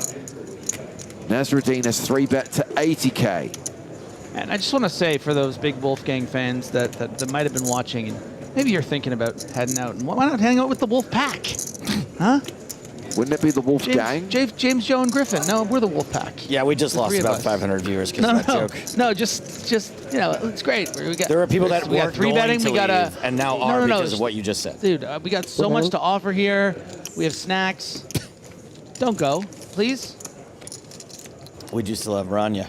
We do still have Rania. One good Rania doing her thing. And that 3-bet worked. You got the fold from the original Razor and from Oliver Weiss, who'd called in the middle. So how about you, Slovenia? How you doing over there? And there we go. Rania still table chip leader with close to 160 big blinds. Nikolai says, James, what were they doing with the phone? If you're talking about the floor manager, that's how they're administering the tournaments. Every time a player busts, they just Prince put Harry. it in the app and they show the player what they received in prize money. And I guess Wolfgang just wanted to take a He's picture British. of his finishing position and He his looks payout. like Prince Harry, and his name is Harry. It's too much for me. Harry Lodge. Too much. Harry Lodge. Prince Harry.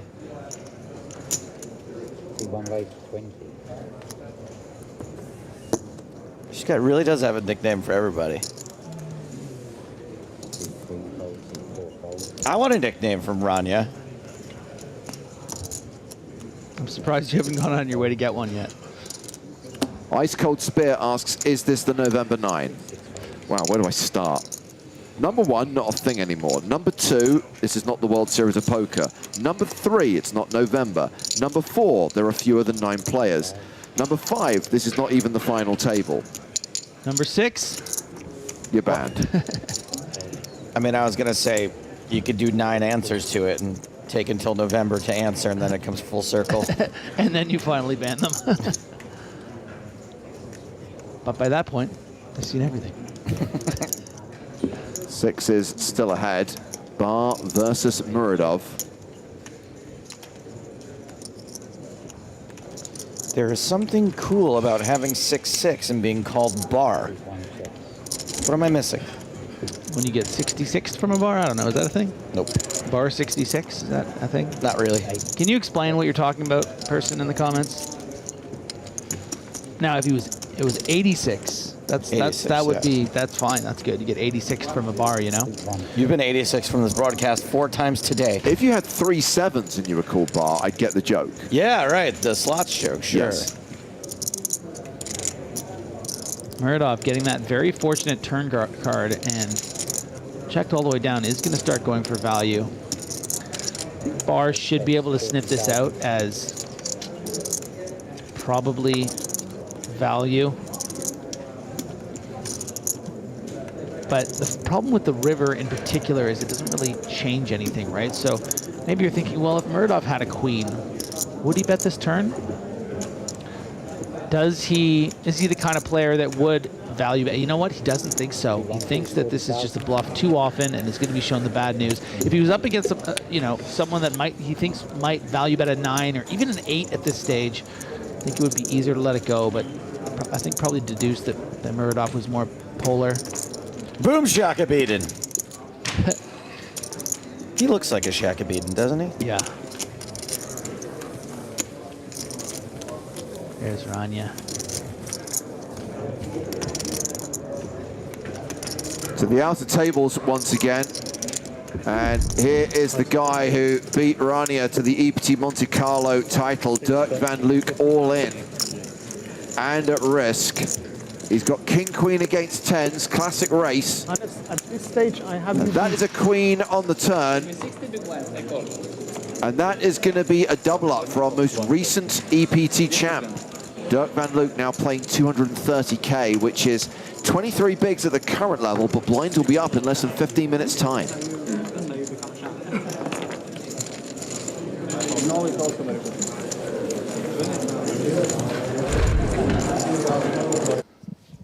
Dirk van Luke. Unforgettable.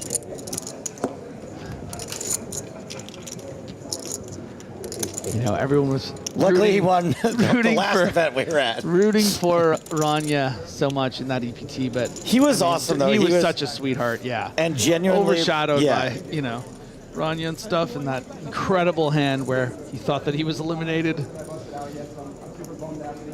And I have a soft spot for guys that are like legit amateurs. Action at the secondary feature table. 3 players have gone to the flop. Hume's queens, still good.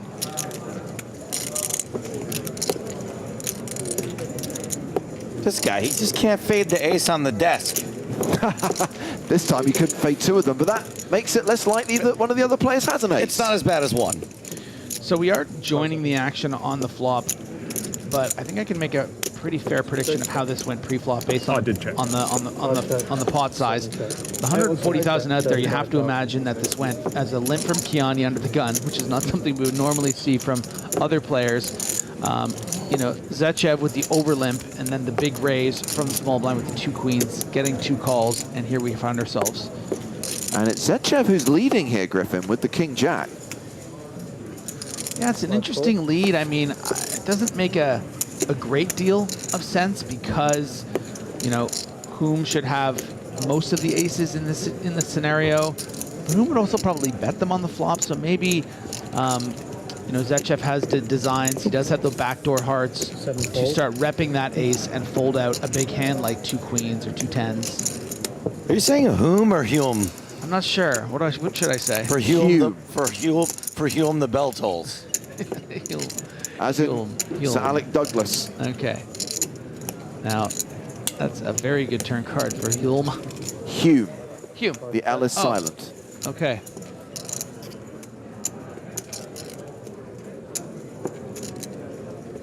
Now maybe Zechev thinking, what was I thinking with this fuck up? Hard to rep the ace now. Go on, have a go. Just rep quads for 2 more streets. Come and have a go if you think you are hard enough.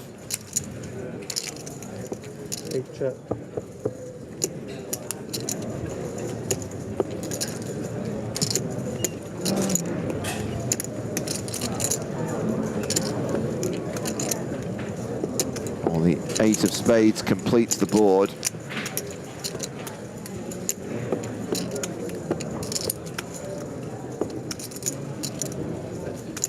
Perhaps Hume is having trouble imagining how he can get much value from Zechev, but feels like he still needs to bet for value.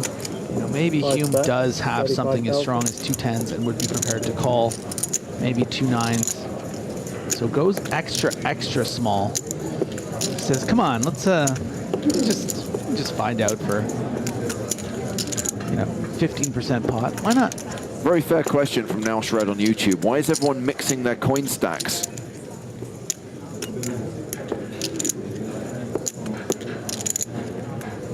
Straightforward. When you're at the table, Griffin, and you're not in a hand, do you find yourself mixing your coin stack? What do you mean by coin stack? Now? Where are we you gonna mean go? the chips? Okay, yeah. Anywhere else? Somewhere else. So if I have a rogue amount of like 5 or 6 of all the computer randoms, decides like this I'll have a 20 stack of one and then some randoms, I'll do the randoms together, yes. Oh.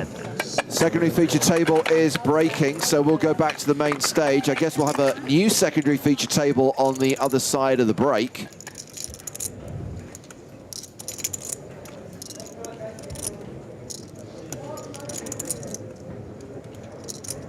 Ace, king, deuce on the flop. We have got a pair of kings and the flush draw for Muradov. Nada for Zhang Wei. Second pair, jack kicker for Vice, which is currently the best hand right now. King 5, check.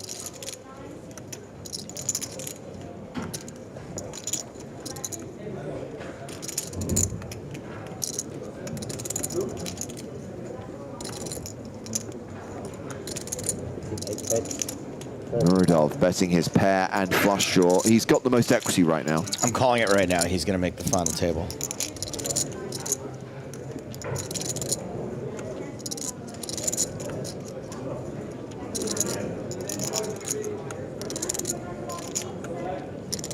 Vice calls the 30K.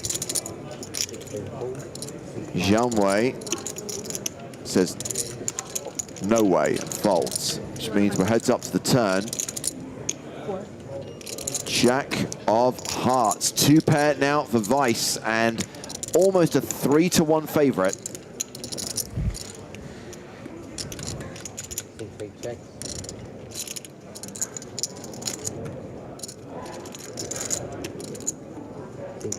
I like it. Action goes check, check, and Barry Greenstein makes an appearance, and this is a consequential Greenstein, because it means they are both now playing ace and kings with the jack kicker. This is going to be a chop. You know what they say? Oh, we too early? Too early. Hasn't chopped yet, pal. Might not get a showdown. Exactly. Oh, it will. Clock. And then we will Cancel say... the clock. Ding, ding, ding, ding, ding. Okay. There we go. Cancel the Check, clock. check. Yeah. Cancel the clock. This Okay. will be a chop pot, Cancel, just and cancel, you know okay. what they say. Everyone loves a chop pot! Especially Muradov.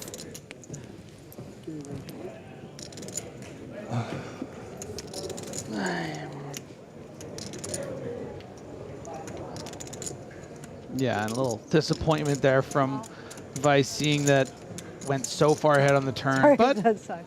listen, he was 40-40 on the flop against that flush draw. Yep. Some pretty ambitious peels there from our two heroes not named Vice in that hand. Not only did Muradov have the king 6 suited on the button, which is pretty loose, but, you know, we saw Lin Jianwei also with the 9-8 off under the gun +2. That man came to see some flops. He's the best. There's so many people in this tournament King still 6. that I'm Where such. are you from? Brazilian. Oh, Brazil. Sao Paulo? He's not Rio? from Brazil. No? Outer table action. Dirk Van Luke is all in again. Steals her spotlight again.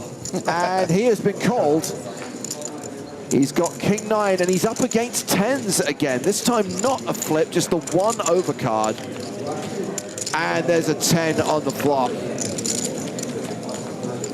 And that will see Dirk Van Luke eliminated in 97th place. The EPT Monte Carlo 2024 main event champion bows out, cashing for 15,350 euros. GG, Dirk. Not everyone goes back to back. In fact, no one does.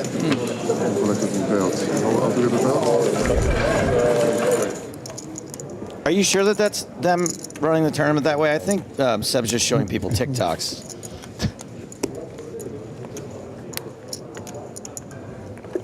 I think he's more of a Snapchat guy. You know what? You should actually be grateful I stopped using TikTok because it's one less social media platform that I bombard you from. Notice you haven't gotten a TikTok from me in like a year.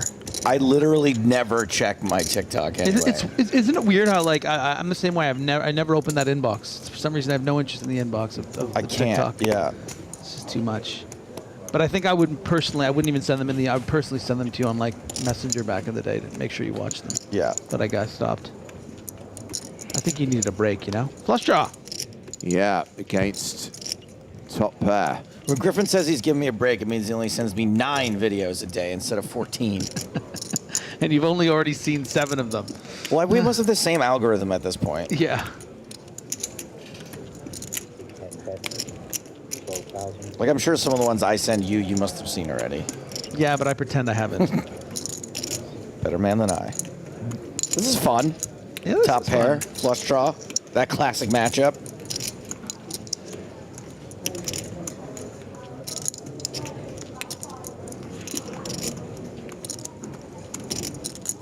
See, this is one of those things too, Joe, where it's like, now that I've wasted the joke, I can't say my biggest vice is a good cigar, you know? But I just said it anyway. How did your arms get more crossed? Yeah, I don't know. They were already fully you see this around vein your whole popping body. out of my forehead? How about that? Does that do anything for you? Just double checking, Chris. Nick's here the next level, right? Yeah, good. Thanks. And then Sam's I'll in be after back that. before dinner. Just when you're both hungry and even more annoyed.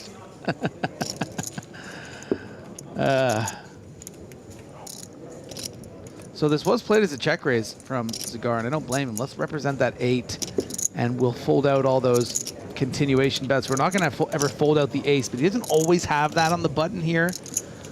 Pardon me, I have the seats wrong. Yeah, it was Cigar Check who raise, continued the flop and Oliver Weiss who check raised.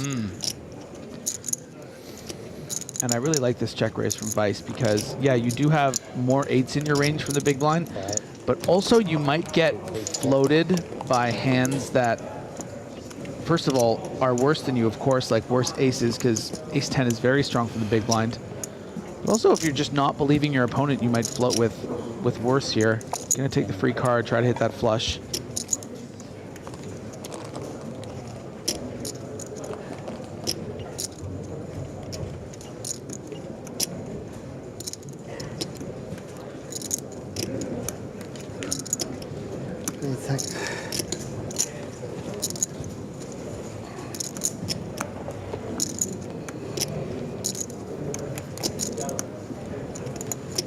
Great job by Weiss here by not letting the club hit.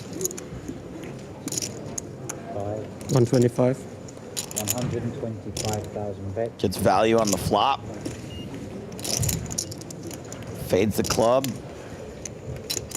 Goes for value here.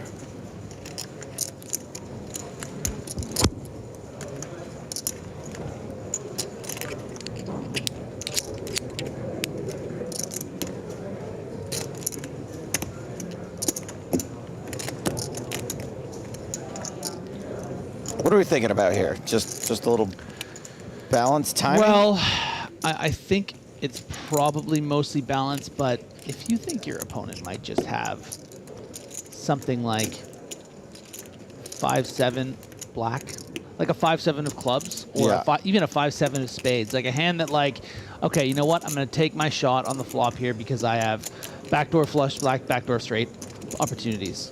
The deuce comes on the turn after you've been called. You're like, okay, you know what? I give up.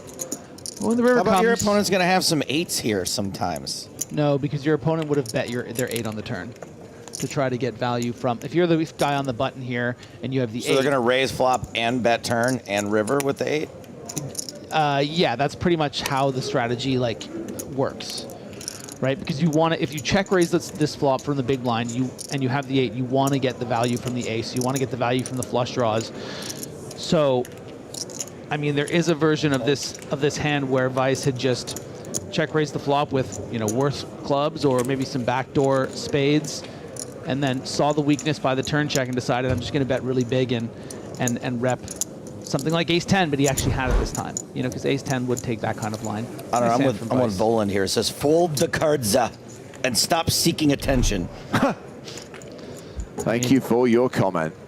1 minute on the clock, which means we'll probably get one hand in before the break. 94 players remaining in this EPT 20 main event, celebrating 20 years of champions, the 20th anniversary of the European Poker Tour.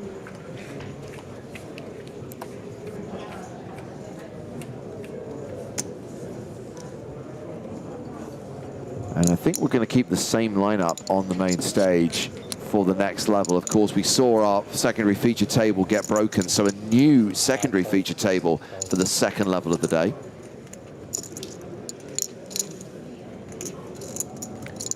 Yeah, based on what we've seen from the rest of the field, I think we're going to get a lot of good opportunities for feature tables. Really exciting field, final 94 players.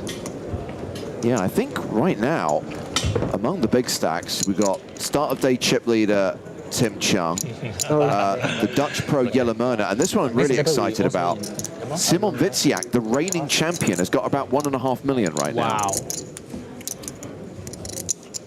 Wow. He does have the energy of someone that could be the first, you know, back. Absolutely, I totally agree. Do you know what I'm saying? Like, he just, he's a cold-blooded killer. And he needs to kind of complete that weird trilogy, right? Tonka makes the final table of the Estrellas in back-to-back years. Kyan Mokri wins the Super High Roller in back-to-back years. Simon Witziak wins the main event in back-to-back years, question mark? I mean, I think even making the final table. Agreed. I think that would be huge. Count it. Get out, folks. It rhymes. In the break? You're coming back. Yeah. Back-to-back Witziak. That too. I don't even want to hear much worse your version was going to be. Mine was more a George Lucas reference, but yes. The mic is on the break, or? The mic? Yeah, actually, when you go in. Okay. The Phantom Witziak? Thanks. No, the it rhymes thing. You know, famous Star Wars quote. Spit it out. It's a famous George Lucas Star Wars quote. He talks about how all his movies rhyme. He's a Star Wars nerd. He gets it. I do not get it.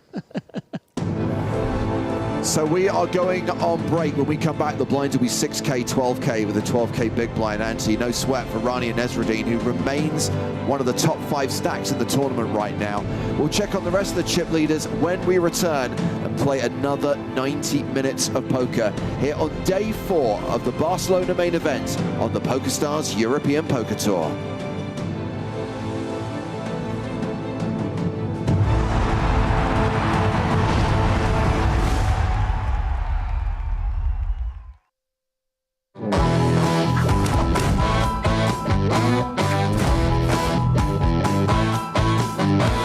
My mom was trying to sort of console me when I called her afterwards. And she said, you know, Rania, you told me you had no expectations when you went into this. Because that's generally how I play poker. I play poker to have fun, meet new people, challenge my brain. And so if something good in terms of a result happens, I'm always very happy. This one, you know, it's so very hard to make a final table of any event. Yeah, for sure. And the EPTs, you know, we Americans always perceive the Europeans to be such a harder field than we have in America.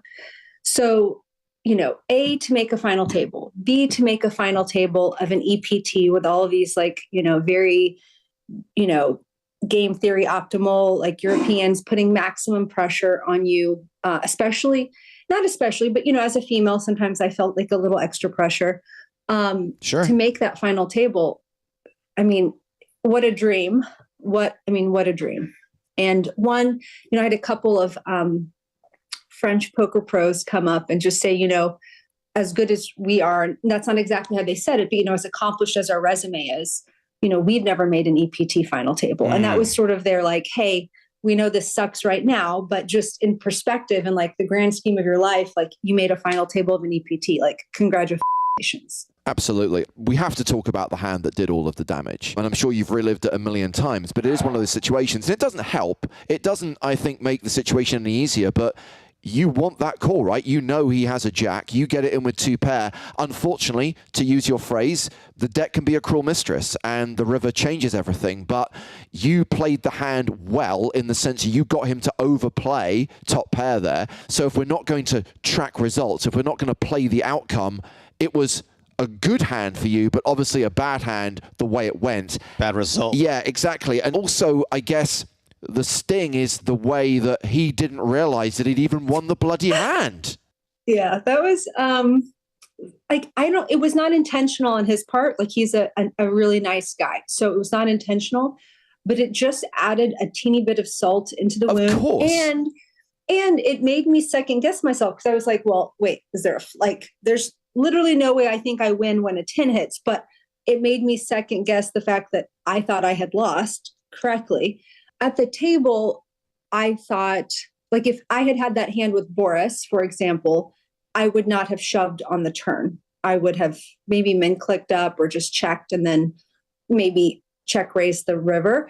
But with him, I felt pretty confident that if he was ahead, or so he thought, if he was ahead at that point, that he would call quickly. And I was, he not only called quickly, he snap called me with a jack and a 10. I mean, Jack Queen is well within my range in defending in the big blind. And with the board, I mean, I want him to call. So I could have maybe Hollywooded a little bit to get a fold, but I wanted a call. So it is, as my coach would say, it is what it is. Yeah. And it was the irony of you standing there, basically calling for the cards you didn't want to see. One of them comes on the river and he still didn't realize that he'd won. But by his own admission, he was incredibly tired. And I'm interested in your mindset throughout this, because we're talking about a 6-day tournament where you're playing for sometimes 9 to 10 hours a day. Again, I know this ain't your first rodeo, but did it take its toll playing this deep into this event, playing to the final table? The only time I really felt that the amount of play and sort of the stress take its toll, the last level of every day, was when I was like ready to like tap out, call uncle, throw out a white flag, like I was done. But at the beginning of the days, I was operating on a lot of sleep, a lot of adrenaline, a lot of M&Ms, my lunchtime favorite. And so I felt good and in control. So no, I would say that, I didn't feel tired. There was one night where, I was like, okay, 30 more minutes. And I think the player was from Austria. I can't remember, but he was like, well, you Americans usually play for 12 hours. Like, we're only playing for 9 or 10. But, to your point, by the last level or last hour every day, I could see my play, faltering, my conviction faltering, and my ability to sort of be aggressive, because I didn't want to run the risk of making a mistake when I knew I wasn't optimum. But for the, 8 hours and a half before then, I felt great every day.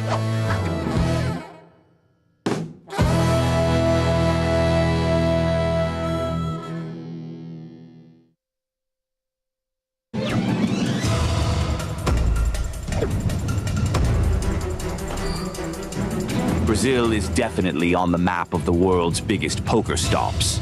From November 15th to 29th, the biggest poker series ever held in Brazil's history. Brazilian Series of Poker Millions, 2024, in São Paulo, Brazil. $12 million in guaranteed prizes.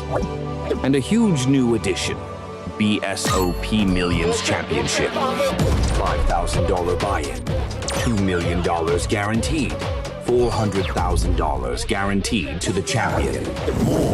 Main event with an $800 buy-in and $2 million guaranteed. Super high roller with a $20,000 buy-in. And the most expensive tournament ever held in Brazil, the Legends, where the poker elite will meet with an impressive buy-in of $50,000. The land of football is now the land of poker. Be part of this milestone in Brazilian poker history. BSOP Millions, November 15th to 29th, São Paulo, Brazil. More info at bsop.com.br. So 8-16 are the blinds.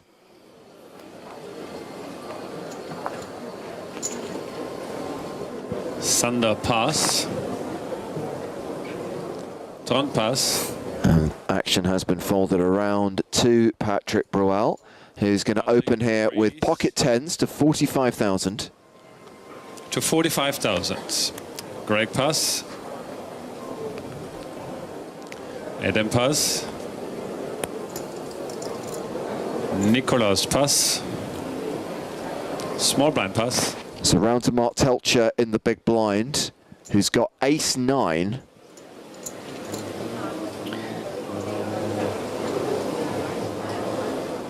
Seems like a reasonable spot to defend. Not sure what his total chip stack is.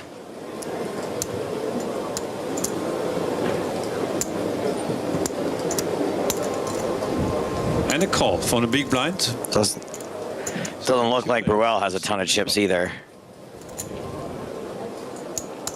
I mean, is that like 60K behind? The Browns are 5K each. I see. They're the high 300K denomination chips. It is an ace high flop, and Bruel does not have the 10 of hearts. Yeah, this is just a really terrible flop for 2 10s. All in. And Patrick announces why? All in.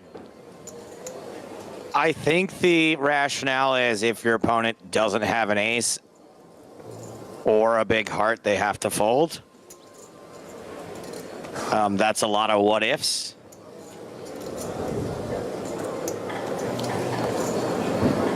Cool. And there it is. There's the call. Telcher has a heart and has an ace and is a 96% favorite to eliminate Patrick Bruel. He has no heart. There's 3 hearts on the board. And ace 9 is the hand for What'd you say? Mark. He has a pair of aces and the flush draw. 4% seems pretty good considering this spot. And it could be over on the turn. I guess it's counting chop outs. And a 6 of hearts. That's the flush for Telcher, and Patrick Bruel is out in 8th place. Early elimination from the EPT Barcelona final table. Mark Telcher leading. Rapturous applause for the French singer as he cashes out for 104,500 euros. Man, I don't even think there were chop outs there. I have no idea what that was. Adam pass. So round to Nicholas Jedlichka, who has Queen 10 of hearts.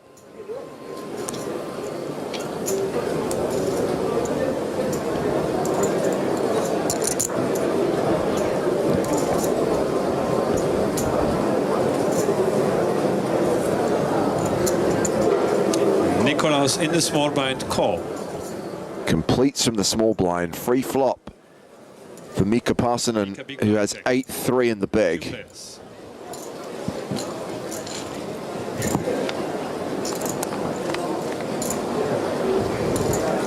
Flop is 9-3. Jack 9-3, so the open-ended straight draw for Jedlichka. Flush draw for Parsonen plus a pair of 3s. Jedlichka bets 26K. Bottom pair and a Mika calls. Medium club. No chance Passanen's passing. This hand going to the turn, which is the 7 of hearts.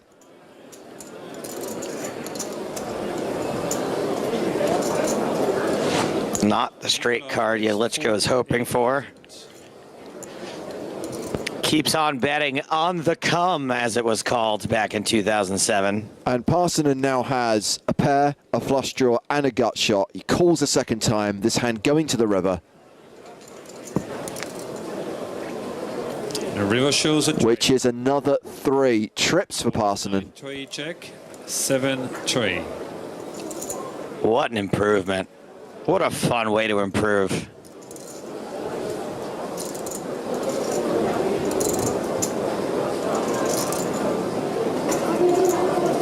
I mean, Jedlichka Nicholas check.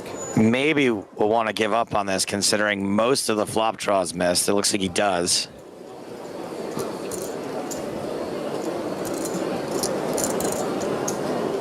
It's just really hard to rep a hand that has improved at all. Yeah.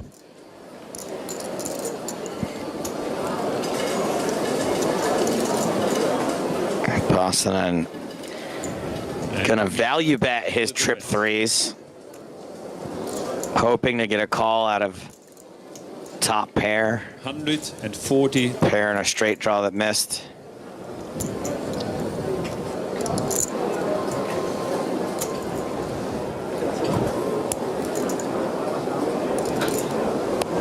Jedlichka obviously only with queen high.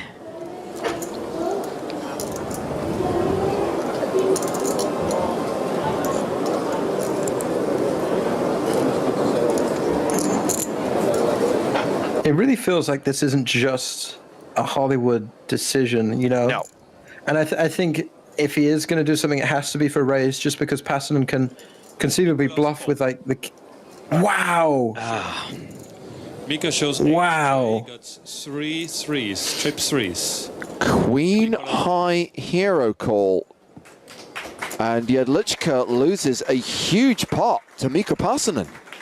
Yeah, I mean, the problem is Passanen, if he has something like the king of clubs or the ace of clubs, he might use, you know, he might start bluffing that at the river. The queen high doesn't even beat some of those bluffing hands. I'm really struggling to find a hand that he did beat by the river.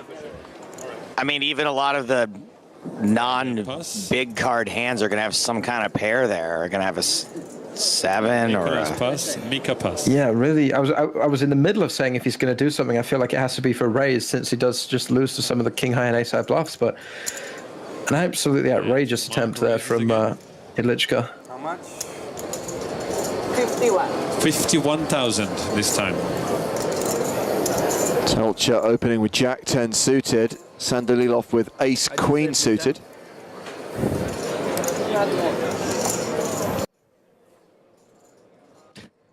There are no friends at the poker table. Nah. Re-raise. And Sander's going to re-raise. 170. More. It looks like Joe Hashim is rubbing Mark's shoulders. 70,000 more. Hey, buddy, how you doing? Yeah. Take this for luck. I believe that was a promotion on season 4, that if a previous winner made it to a final table, they received a complimentary massage from the 2005 World Series of Poker main event champion. So the Pass the sugar. Raise. Look, I know there's no friends at the poker table, but it's impossible to not let that get in your head, right? Would my friend 3-bet me light? Do I want to 4-bet my friend light? You and I go to war. What do I need to have? Aces. I can beat any other hand. What? I can beat any other hand. Do you have it?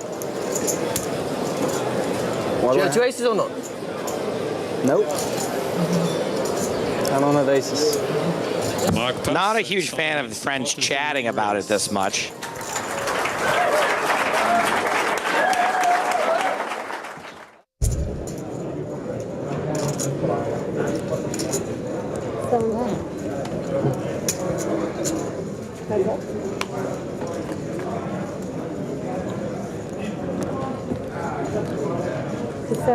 Wow. Practically a flip post-flop. Shaw with top pair, Baumann with a pair and a flush draw.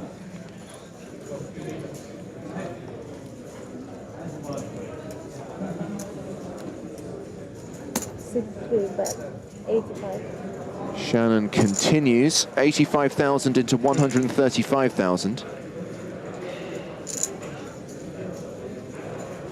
And Baumann's got 13 bigs behind.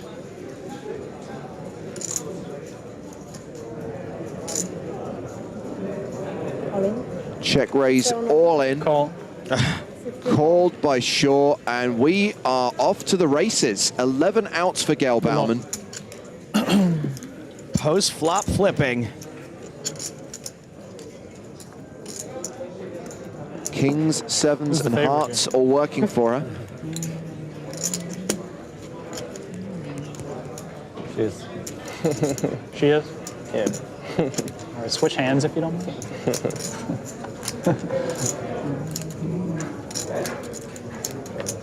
Turn card is a 4. 4 of clubs. Same outs needed, down to 31% equity. We are in Barcelona, where a famous meme was born.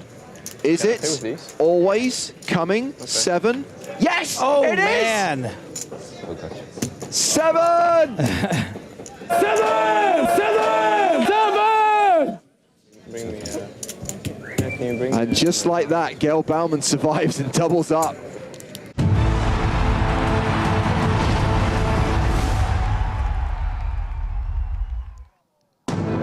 Welcome back to Barcelona in 2024, where we are celebrating the 20th anniversary of the PokerStars European Poker Tour. We're covering the main event from Casino Barcelona. It's day 4, 1 level down, 4 levels to go, and this is how the chip leaders stack up right now. Darius Nego is the chip leader with 1.6 million. Yellow Murder sits second on the leaderboard. Rania Nesruddin, who's at our feature table, is 4th in chips, and the reigning champ, Simon Witziak, is 5th in chips. And Simon will be headlining our secondary feature table for this blind level.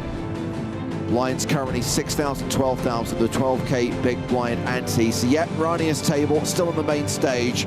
Simon Witziak at the secondary feature table. Should be a fun session. 90 more minutes of poker coming at you on the PokerStars Twitch and YouTube channels. It's James Huskin alongside Nick Walsh. Hello, hello. Thank you so much for having me.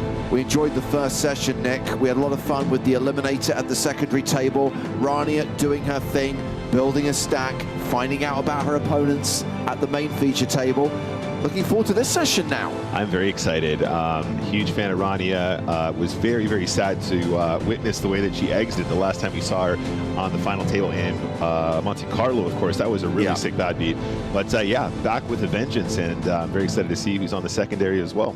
Yeah, she's looking to make back-to-back EPT final tables, but what an achievement it would be if Witziak could go the distance and make back-to-back Barcelona final tables. Yeah, that's right. And, you know, such an iconic photo. It's actually emblazoned on the wall in the Players Lounge is Witziak's win, biting the trophy. That would be so exciting, and it takes me back to Rounders, you know, James. Yeah. Or are they just the luckiest guys in Vegas, always making the final table? We seem to see it so often, even at these stakes. One thing I should highlight, it's a good job that Simon cashed for a 7-figure score, because he needed a lot of dental work after attempting to bite that metal trophy. Yeah, he's actually breaking even now.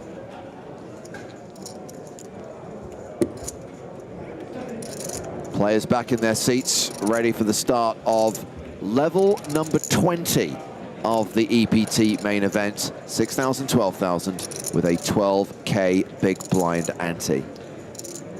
Yeah, we still got quite a few very well-known players in the field. Very exciting to get down to the final 94. I didn't get back my phone. Still so many days of coverage, James. Now, it sounds ridiculous, right, to say, well, hold on a second, we're in double digits, we're at 94, how the hell can this thing run till Sunday?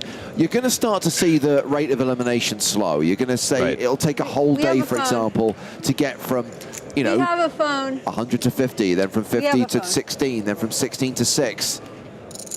Yeah, absolutely. So we continue with the next the level. pace of play will be 6,000, 12,000, controlled. 12,000. Dare I say it? Smooth. Controlled. When Toby Stone's in charge, you can expect nothing less.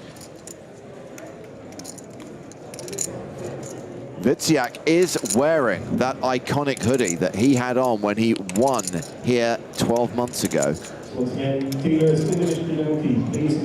Yep, he's got that extra equity.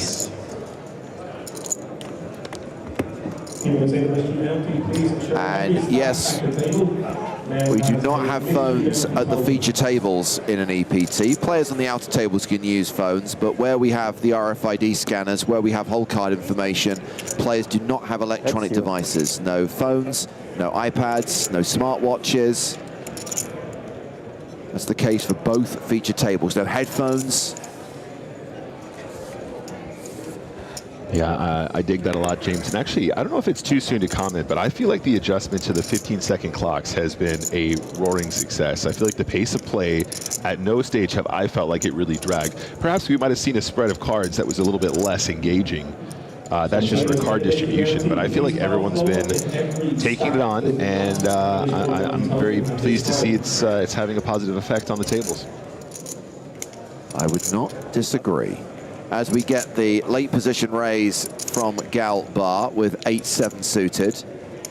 Lin Xiaowei has 10-5 of clubs in the big blind. Fair question from Squoos, who asks about the time bank cards that are given to players in the tournament. And there is a set number given to players at the start when the shot clock is first brought into play. I think everyone starts with 6. And then In addition to carrying over any cards that they don't use to the next day, you get 6 additional cards at the start of the following day. So if you didn't use any yesterday, you bagged 6, and you get an additional 6 today. So it's possible to have 12 right now. You get another 6 tomorrow, another 6 on day 6, and another 6 on day 7. So much time. So much time, and, you know, those time banks could make the difference between making a very good decision or a poor decision, and or potentially laddering in some cases. Yeah. Hopefully not abused too much, but I think the new adjustments have gone a long way towards making them a little bit more precious, in fact, James, because sometimes you do need a couple more seconds. Pair of 10s versus a pair of 8s here. And to answer Gambino's question, obviously, if someone has a medical device, for example, a hearing aid, that would be allowed. As ever, every decision, every rule made in a poker tournament is at the TD's discretion, and they will always do what's right for the player and in the best interest of the game. This is a unfortunate river for Jianwei. It's always coming 7, Nick. It is always coming 7, yeah. And the big question is whether or not we want to try and raise for value. So it was 40K into 94. Is this the size that we would use if we had King 10, King 8, King 7, King Tray? Yeah, I think the call here is also totally fine. Not gonna slate the slowdown here. We're at such a critical stage in the tournament now, James. So many pay jumps to come. You know, perhaps playing a little bit more chill is fine here. I'm not sure if there might be some information in that bet size, but something to consider. A lot of people asking after Wolfgang Poker, particularly on YouTube. Sadly, we lost Wolfgang during the first level of the day. He cashed out for 15,350 euros. Very soon we will be on his home turf, back in the United States of America for NAPT Las Vegas. Back at Resorts World, November 1st through 10th. 35 tournaments being played at the NAPT, and a new season of the big game on tour being filmed. Chances for you to qualify for the casting process to be a loose cannon. We'll have more details on that in the coming days and weeks. Very exciting stuff. Vegas is going to be a lot of fun, you guys. Last year was very, very cool. Love that venue as well, James. Big fan of Resorts World.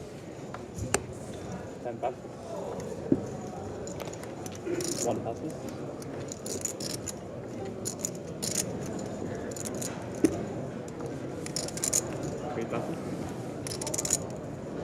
Rania Nasruddin on the button with 8 deuce offsuit. It's been folded to her, and she's going to raise.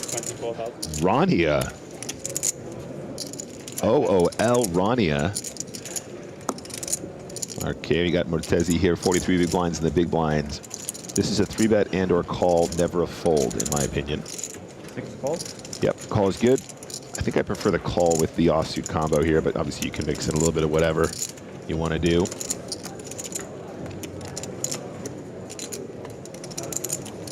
Well, ace high still ahead. Yeah, and I think we're just going to see a check and a c-bet and a fold, probably. And the power of position here in play.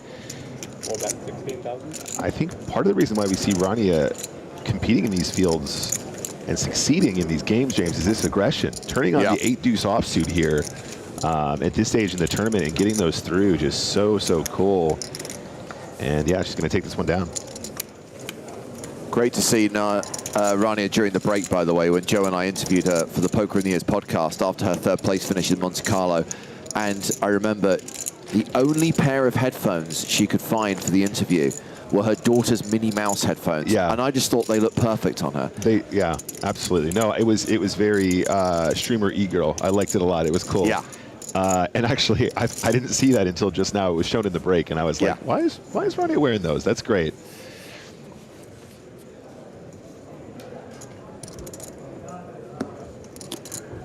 All right, back to the table, guys. Hand number 34. See what they got for us. 5. 8 rates is 25,000. 10 passes. 1 passes. 3 passes. Mordov's going to open up here, suited ace-9. And position, but not the hand. Jianwei's going to fold.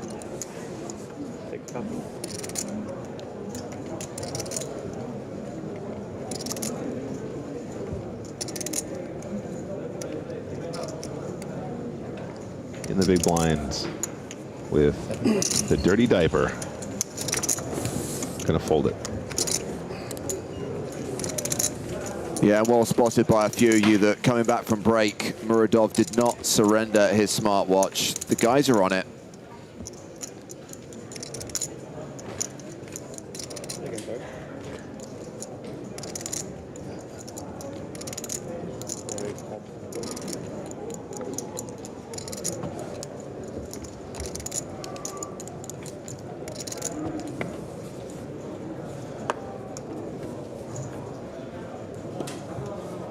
One elimination since we've been back from break, so 93 remaining now. Shall I consult the widget, Nick, to give us a broad idea of where we might finish the day? I would love that, James. Yeah, have we widgeted yet? Not really, to be honest with you. So we're going to play to the end of level 24 today, is that right? 23, okay, so 19, 20, 20, end of level 23. Yeah, I think around 40 players is a good line. I think between 40, 45 players is probably where we'll end the day.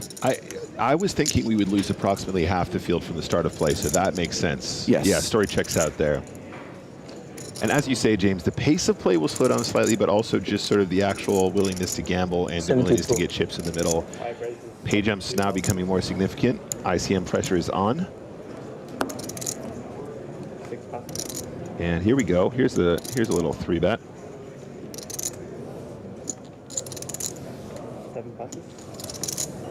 So does the King-9 suited want to defend, first of all, the big blind guys?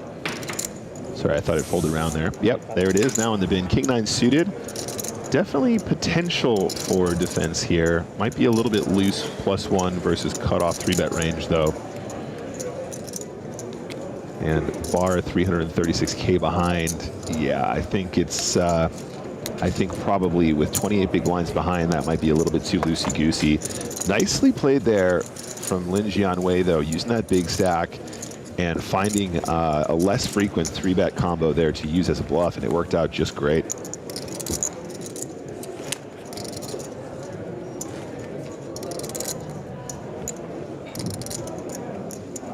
So no super short stack at the feature table. Zach Manitis with 20 big blinds. The opposite end of the spectrum is our table chip leader Rania Nesruddin with 125 big blinds. Yeah, and I don't know if you guys remember that cutaway. We actually cut to Rania's table. I think it was 2-pair over 2-pair, something like that, James. And she took a big hit, but managed to have the full recovery, and now 1.5 million. Yeah. She's putting in the work. Average stack right now, 637,000 with 93 remaining. 5 raises 24,000. 6,000.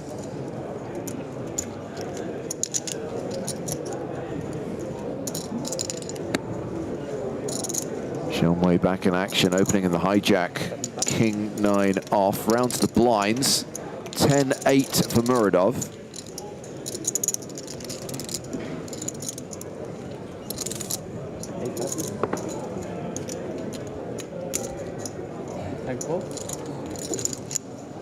And it's Jack-9 for Vidzagar, who defends.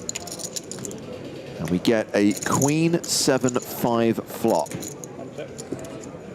So this is a domination situation, and King High still good. Wow, and James, you see how quick that check was? He went check, check really quick on the flop there. Yeah. And I don't know, sometimes that might be an indication of exactly the kind of holding that Jianwei has here. Some high cards that are happy to try and make one step closer to the to showdown. But as played, Jack-9, not a ridiculous combo to maybe do some check raising with here on the turn, especially with that Jack of Spades in hand. The bet was 26 into 66 as well. This does not feel strong to me, James. 10 raises. Yeah, let's go. That's exactly what I want to see here. TNWM says, I hope Zagar busts soon. What's he done to you? I'm loving this line. This is exactly what I think I would do in this situation as well. This line from Jianwei, the snap check on the flop and then the sort of 1/3 on the turn, this to me screams, I have king high, maybe a spade. I have ace high, maybe a spade. Hi, sir. Can I order an oatmeal cappuccino, and I'll pay you. They have my phone, so I'll pay you later. Let's go. Nice little move there from Zagar. Oh, oat milk cappuccino, but I'll have to pay you later, okay? I don't have my money.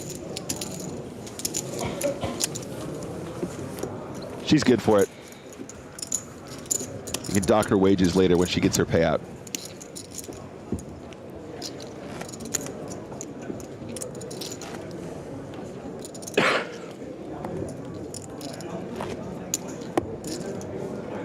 Captain Slappy says, oatmeal cappuccino?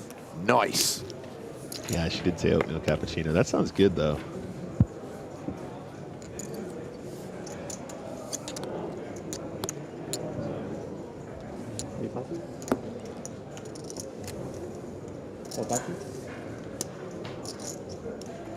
If Rania wins this event, we got to get hoodies that say oatmeal cappuccino now. It's her new brand. 24. 5 raises, 24,000.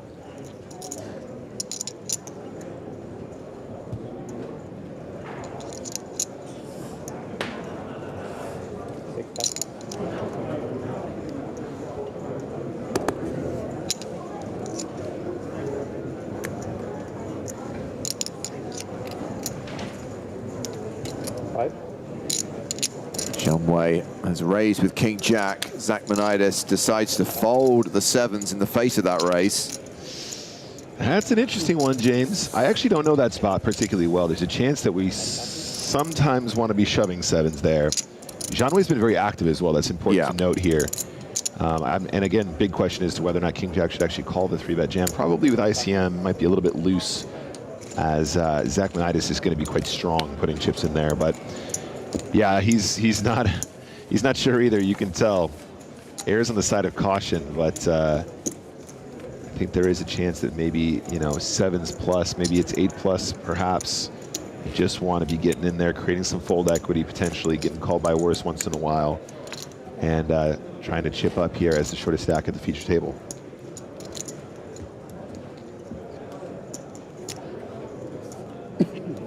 Well, as ever, armchair analysis from the viewers. Javier Sanchez watching on YouTube says, if you fold sevens, you don't deserve to be there, just waiting for aces. Hey, mate, chill out. Have an oat milk cappuccino. Rania's paying. She's good for it. Take a deep breath.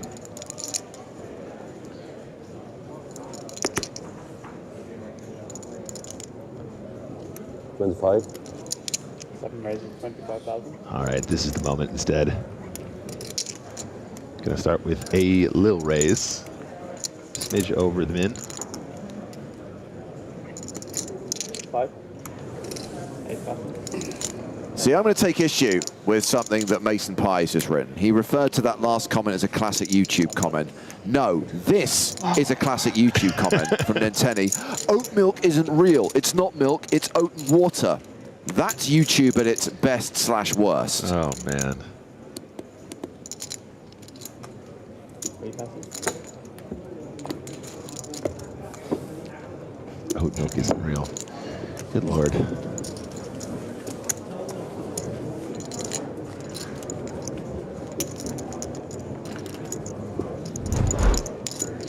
Georgios hovering around the 20 big blind mark. Galbar playing 25 bigs. They're the two shortest stacks at this table right now.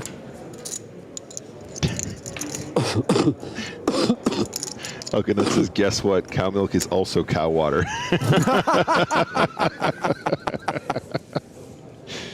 Yeah, that was truly perfect. Honey's not real, James. It's just bee juice. Switzerland. No? No, Again, honey? she's back to calling people by their country.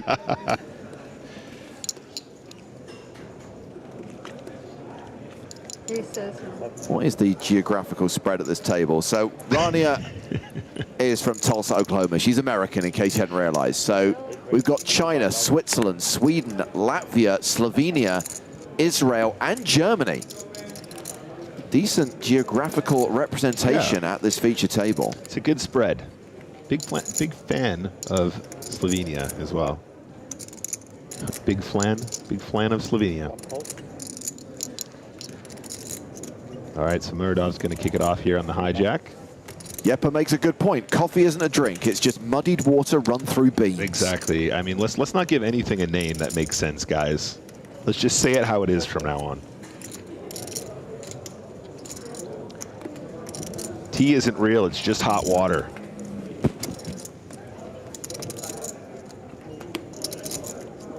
Ten, 7-4 on the flop. 4, 5, 6, 7. That's a straight draw for Muradov. Yeah, Rania also got a little straight draw. And at this point, I feel like Bar probably just kind of set miming, got 23 big blinds behind. There is an argument that the call with the deuces here pre-flop might have already been a little bit of a torch, because unless you flop that set, you're going to hate most flops, and you have very little playability with that combination. And of course, you're getting shallow, and there's a lot of ICM implications. Also, players behind you can still squeeze, in which case you just absolutely end up dusting that that 2 big blind raise or slightly above min raise. Of course, Sweden did get KO'd some time ago and was replaced by Greece. Apologies. Still, good mix of players from around Europe and around the world. Ooh, okay. So on the turn, James, it goes check from out of position from the Jack-9, 40K from the hijack. This is only about 1/3 on the turn. Again, this does not scream super duper strength for me. This does not say I have a set, I have Ace-10, I have King-10. But how does Rania want to proceed? I actually don't hate the fold here regardless of that, James. I think it's an important thing to note. Like if you have a 7, for example, probably should never be folding. If you have pocket 8s, maybe, probably should never be folding, that kind of thing. But as played, I think it's okay with the gut shot. Well, let's check on action at the outer tables. We have a hand involving Jack Kyriakos and Gold Pass winner Pablo Ubierna. We join the hand on the river where Kyriakos has bet 78K. The board is Ace-10-9-4-3. No flush possible. That's a call from Ubierna. Kyriakos showing aces. Top set, and it is good. Really nice game, man. Now, interestingly, Ubierna, we referenced earlier, had a big cash in an EPT back in 2008 in Monte Carlo. He was the guy who tried to bluff Luca Pagano in Monte Carlo in that event, and we actually have that hand, and we're going to show it a bit later today. But this guy disappeared from live poker for more than a decade and is now back on the EPT, having won his way here via Power Path. Lovely. Tried to bluff Luca with 7 deuce.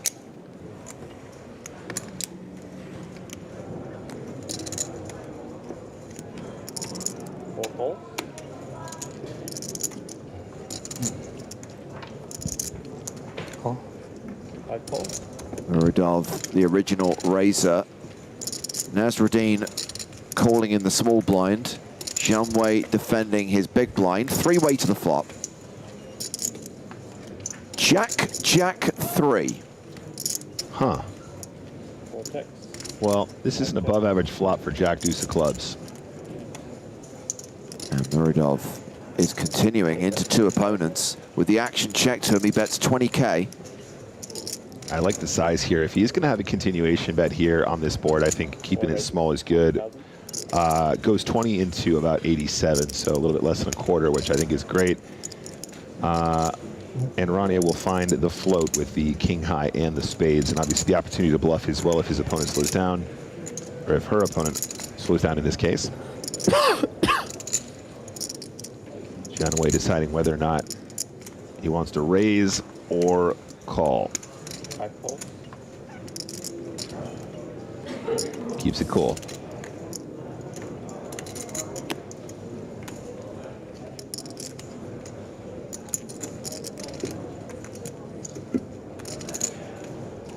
Excuse me, guys. It was a min-raise from Rania. Correct. Sorry about that. John Way just calls. Muradov folds, and we're going heads up to the turn. Rania with 4% equity. And the full house now for John Way.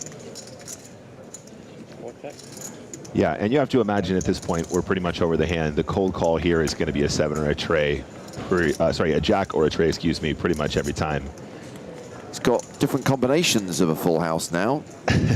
Unnecessary. But don't worry, everyone. We've got Orest on YouTube with some analysis of this hand, which I will relay after its conclusion. I bet 100,000.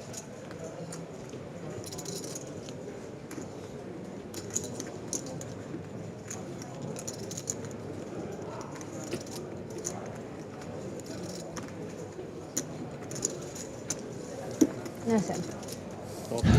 She knows. So, some advice for Shakhabedin Muradov from Orest on YouTube. If you don't want to see Jack 3 in the pot, raise should be bigger. Oh, it wasn't even Jack 3.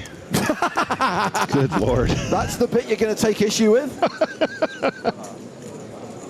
So the outer tables again, where we find the Eliminator in a hand against Govart Matal. Not much.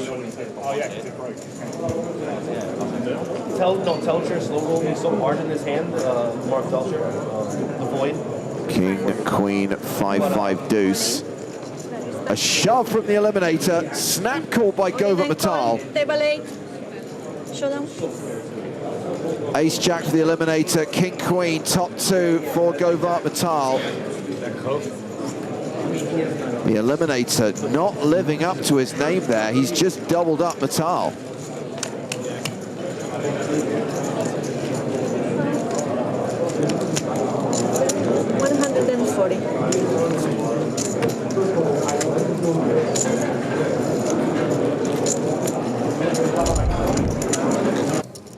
Meanwhile, we are going to go over to the secondary feature table. It'll be interesting to know how many chips the Eliminator has been left with after that hand. Our new feature table is headlined by the reigning champ, Simon Witziak, who is among the chip leaders right now. Second in chips at this table.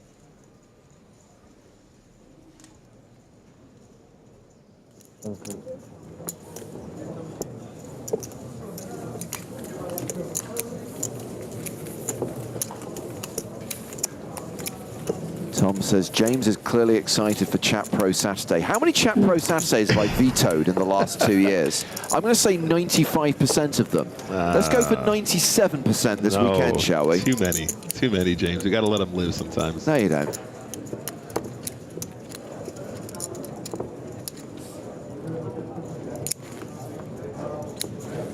Kiani still has 600k, so still around average. Guess Matal had fewer chips than I thought he did there. Javier's back. Says poker is about math and statistics. Are you a statistics guy, Nick? I'm a big statistics guy. Raise. 8 raise, 25,000. I do like the sadistic nature of the game. The pain it inflicts. 25,000. 10 pass. 1 pass. A few players we were watching yesterday at this table, including Alexei Savenkov and Oran Kai. 5 pass. 6 pass. 7 pass.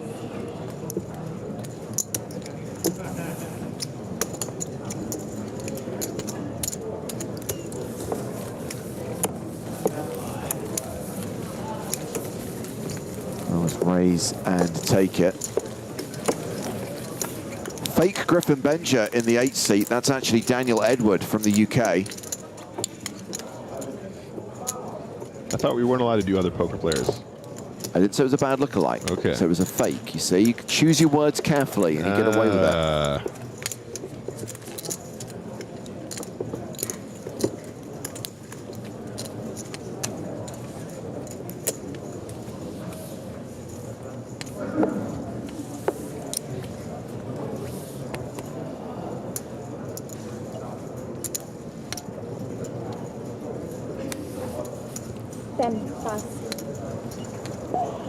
Oh yeah, it's the start of the new NFL season tonight. 1 pass.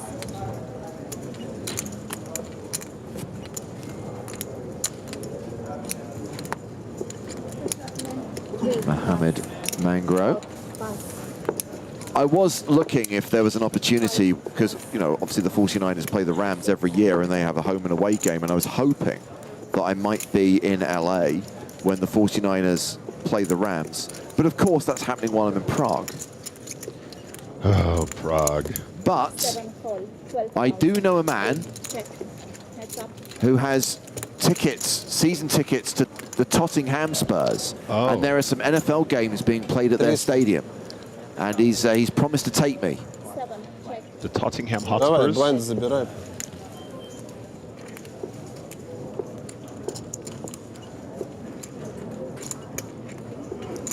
Pair of fives still goods for Spurs. And Moran folds. I did actually attend a game here in the UK.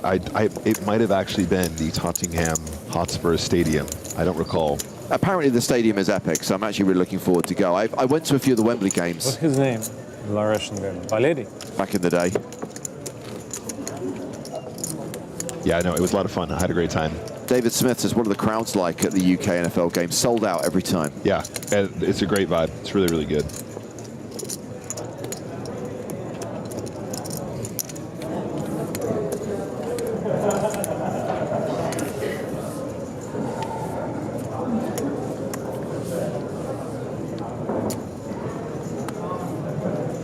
One pass.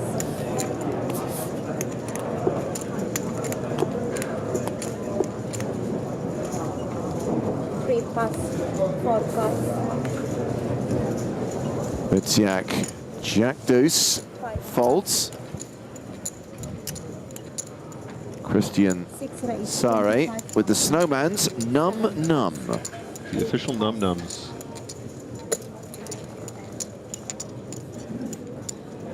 And big blind. Got chips to play with, and a hand that I would certainly consider defending here. 9-7 offsuit. 25,000. 10 call, 25,000. Heads up. Myers makes the call.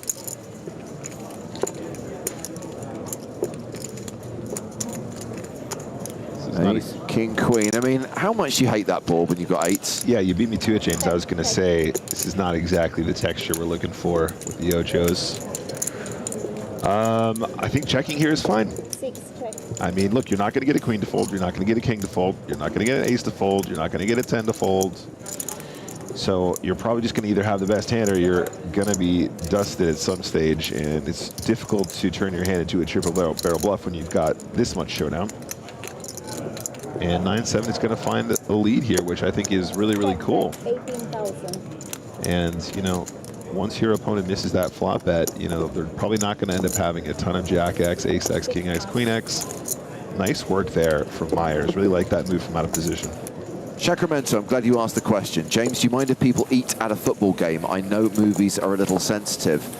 In a stadium, at a sports event, or at a concert, I will allow it. You may eat and drink to your heart's content. So Vitsiak, $1.4 million in live tournament earnings, most of that coming from his victory here in Barcelona last year, 1.1 million euros. 4 cashes on the EPT, including this one. Well, we're returning to the main feature table. 25,000.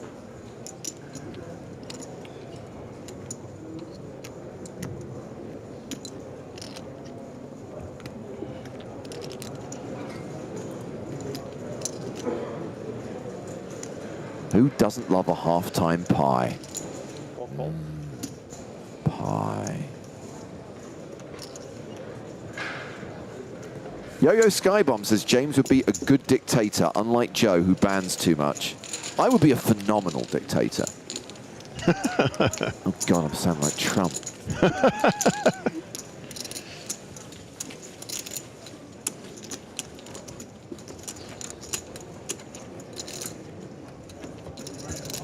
"91 players remaining in the EPT Barcelona main event." Can we get that in like a quote somewhere?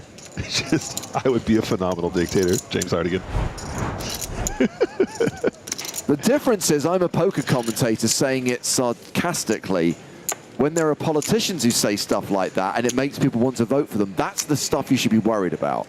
This is going straight on my Twitter right now. I gotta write this down.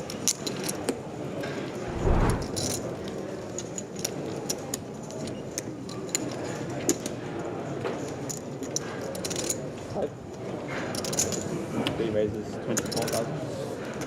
All passes. 5 passes. So let me explain how delays work. Joao. Yes, our eagle-eyed viewer spotted Muradov's smartwatch, so we alert the production team to it. But guess what? What you're seeing happened 30 minutes ago. So anything that we spot now is going to take half an hour to resolve. Right. I know it's annoying.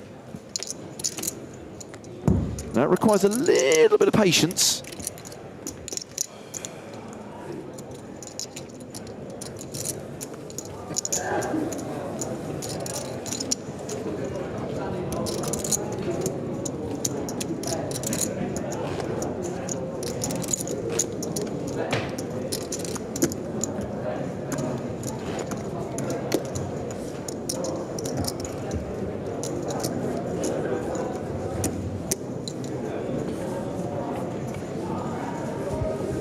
Joseph says, how come they can't have a smartwatch? We generally, as a precaution, and it is genuinely a precaution because we're pretty confident in our checks, balances, and security systems. We just think to eliminate any doubt of impropriety, if we just say to players, if you're at one of the feature tables where we have the RFID technology, just eliminating any communication device, anything that can receive electronic signals.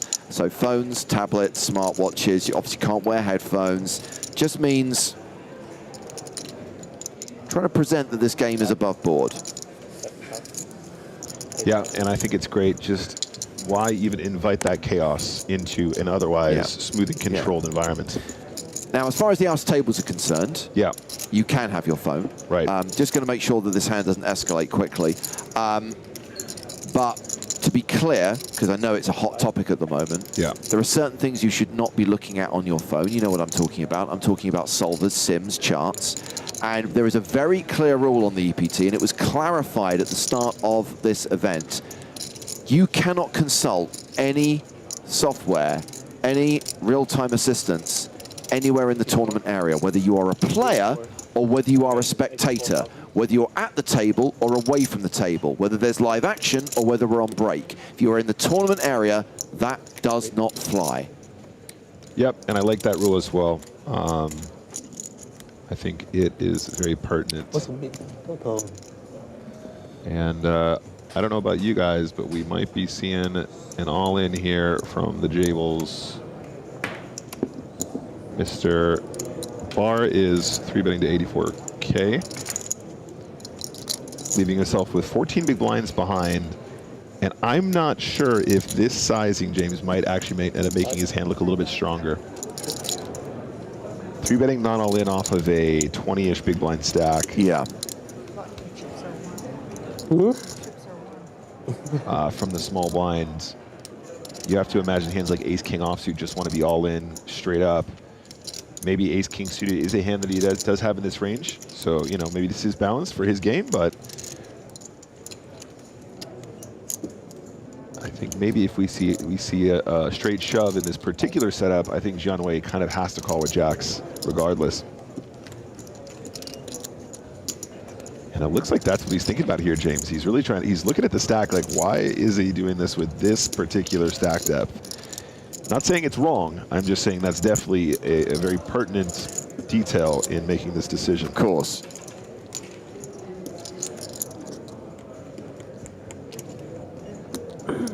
Call. Interesting. Yeah. So after he calls, SPR is going to be way less than 1. At the risk of sounding like a dick, when you see someone with chips and stacks of 10, do you automatically make an assumption about their poker abilities? As somebody that does that frequently myself, I hope not.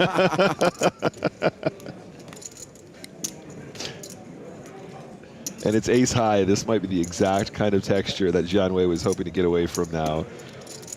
Bar does check on the ace 9-8 flop. That's 55,000. And he's going to take a little stab here. 55K into 192K. I mean, I feel for Bar here. That ace is a horrible card. Always an ace on the desk when you have kings. That's right.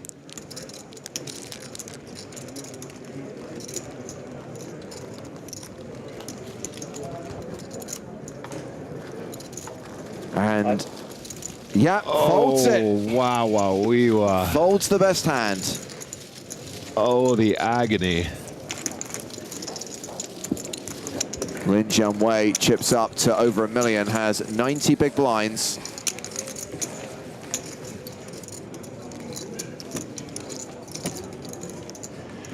Yeah, nice little stab there. It does work out on this occasion. And that will see Gal Bar down to 14 big blinds. Can you imagine if you just shoved pre-flop, James? That's what he's thinking right now. To the outer tables, it's former Barcelona finalist Fabiano Kowalski against Alex Fournier. We join the hand on the river. And that is a bet of 500K from Kowalski. It's enough to put Fournier all in. So he's shoved on his opponent here. The board is ace 9-8-6 deuce.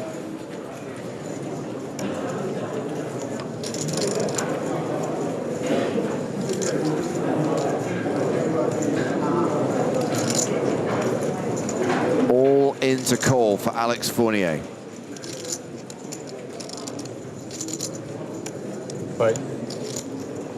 Folds it. And that is going to see Fabiano Kowalski move up to 1.4 million. So Kowalski now among the chip leaders on day 4 of the EPT Barcelona main event with 88 players remaining.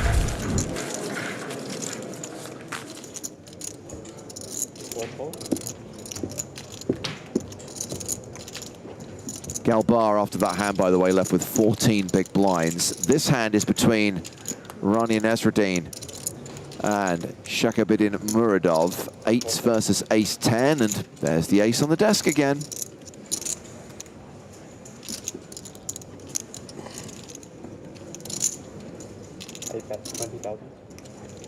It's amazing how everyone is able to analyze that Kings versus Jacks hand perfectly, knowing what the hands were. Reason NL says, it is a horrible fold, not just bad. Oh dear. Most stupid fold ever from Zapu.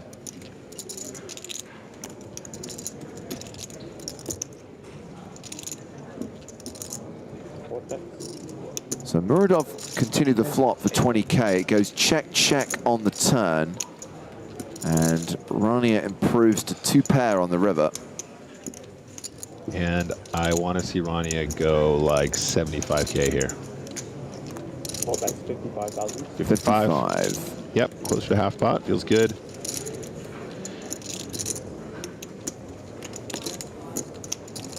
My thinking here is just that if you're going to get looked up, you probably do get a 10 to still call you quite often for more than this. There are combinations of ace-X that might bet flop and then slow down once in a while as well. That will still probably call the larger size. If they have kings or queens or jacks, which is definitely a combo that might bet and then check turn, you can definitely get them to call for a little bit more. But look, this is a great size regardless. You just want to be having lots of leads in this situation, and another pot going to Rania. We have a range of bounties from €1,000 all the way to €100,000. We also have an NAPT Gold Pass, valued at $10,000, with the player will be able to draw again as well.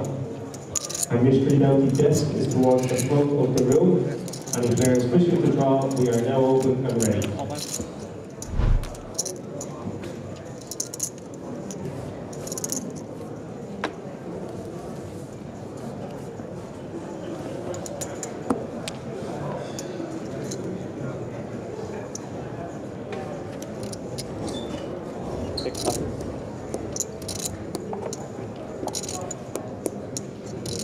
On to the next hand.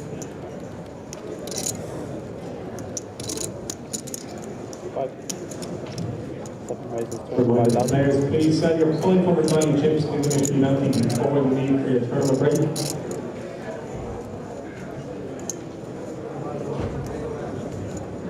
Mystery bounty players is now a 30-minute break. That's 30 minutes in the mystery bounty.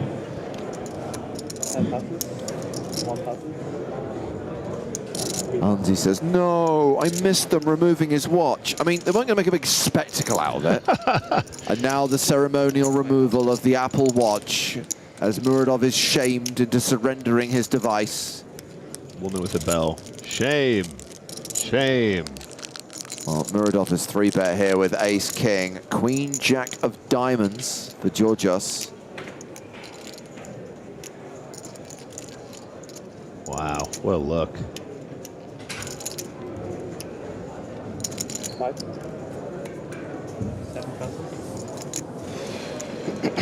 Folds.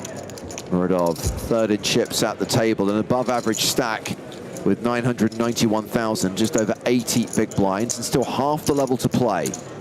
87 remaining now.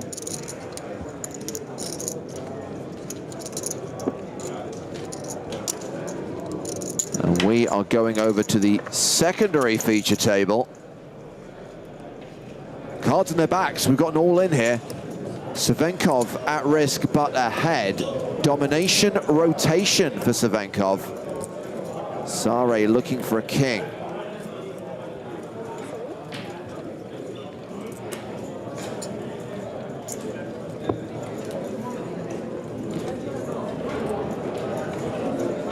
Additional outs now, kings and queens.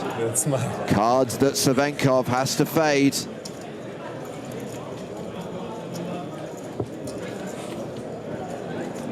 River is a 7, and that's going to be a double up for Savenkov, who's still going to be really short. Oh. No, actually, decent sized stack now. It's Sare who's going to be left with crumbs.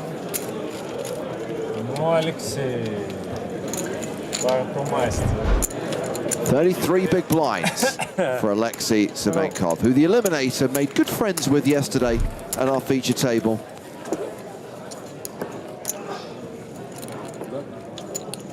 At this point, we can welcome Joe Stapleton back into the mix. Hello, my babies. We can see that Witsyak is still one of the biggest stacks right now. The main player, the main story we're following right now at our secondary feature table. Oh, he said that he's working. Alex Fournier has just joined the table. You get presents. Yeah, I get presents. He's working. I fold the jack as well. You have 2 outs. 3 seconds inside the box. Just saw Fournier at the outer tables play that big hand against Fabiano Kowalski, and I now folded the 10 when he's he sat went here. So he had only 1 out. Thank you. Thank you. Thank you. All kinds of changes happening here. Yes. C'est très doux. Slides really. Yeah, very nice. This table. And it goes to there. Hi. Hi. 87 players left in this field. Half my stack, and they're like, "Oh, come on here, let's go." Seems like getting to 50 today won't be a problem. Maybe 40. Yeah, that's definitely the vibe. I'd like to. 20. That's where I'm at. Thank you. We should definitely gamble on this more, Joe. We should definitely have more like started a bets.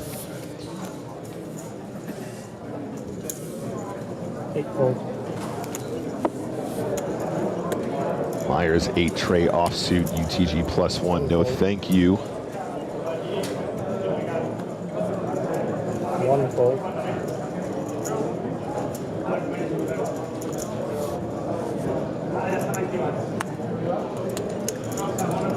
Raise. 3 raise, 25,000. Oh.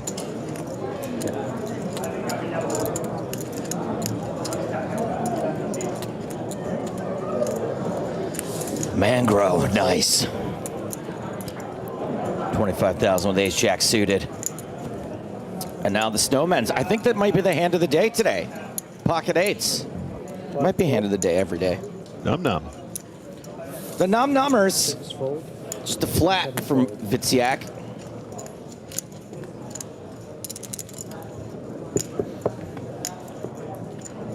To the flop and a kaboom. Third snowman. Yeah, middle set on this texture. Mangro not without some equity here. 9 ball will give ace jack the straight. Recheck. I think we do a ton of checking though, so on this flop, 30K? 5 bet, 35,000. All right, close enough, 25. 35, excuse me. And 35 gets called. A little late for spades, but double gutter now? That's right. The double gutty. I never see those. I love double gut shots. It's easier for me to see it because there was a gut shot and now there's another gut shot. But when someone when I just look at a board, I don't usually see the double gutter. I love, people that watch my stream will know I'm really bad at hitting draws, especially if they're massive draws. But double gut shots I can pull off. So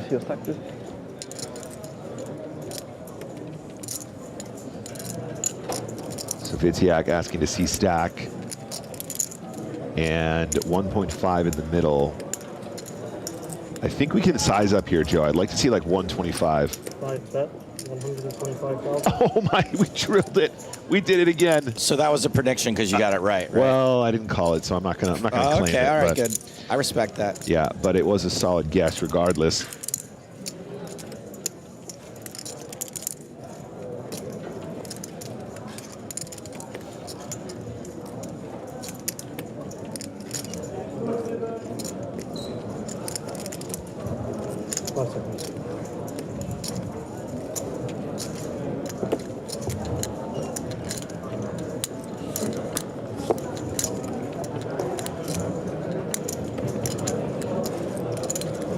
Cool, Max Verstappen bucket hat. Yeah, bucket hats are definitely doing the rounds on the tables these days. I was lucky enough to meet Max during the F1 last year, right after NAPT Las Vegas. It's pretty cool. It is very cool. He tolerated me. I bet. Gets a fold. Still a nice pot for Vitsiak. Want to answer this message I just got from Shaza, who says, hey, did I hear you just say on stream you have a comedy show in Bristol next week? You did. I got a show in Derby on Tuesday, Bristol Wednesday, Portsmouth Thursday. I got links for all 3 shows up on my Twitter and my Facebook. And he decided not to come to Brighton because he's a jerk. But as far as show-offs are concerned, check out this one. Pablo de Heredia. Pablo of the chip leader. 2.1 million. Previous one, when you busted him with the A7 against King 10. And on the other side of the spectrum, we've got Gold Pass winner Dionisio Vitti, who is Adio Bustio. Did cash for 17K though, so congratulations.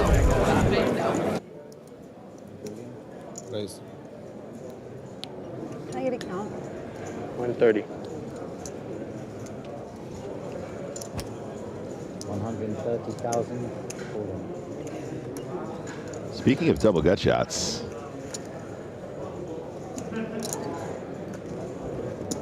seven, 8, 9, 10, Jack, 9, 10, Jack, Queen, King.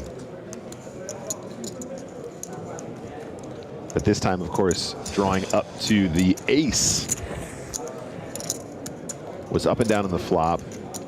Now has one gut shot, one up and down, and another gut shot that will take it to the ace high straight. Is what you just said real? Kind of. Oh, I see what you're saying. If she just uses the 10, she's got a gut shot. A different gut shot.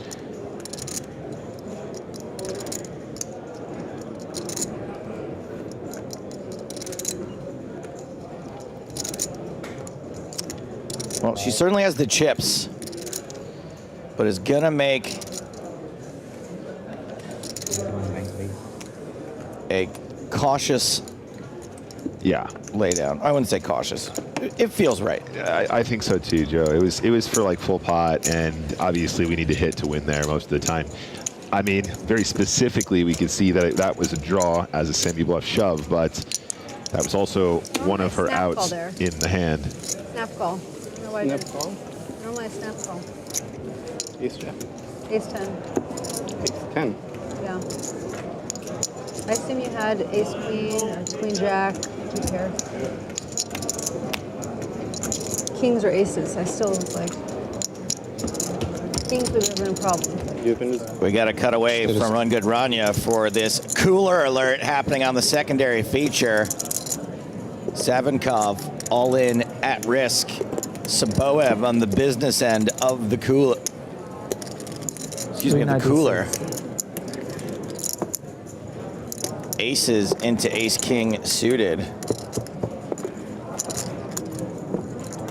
Heart, heart. Ooh, wow, always a sweat.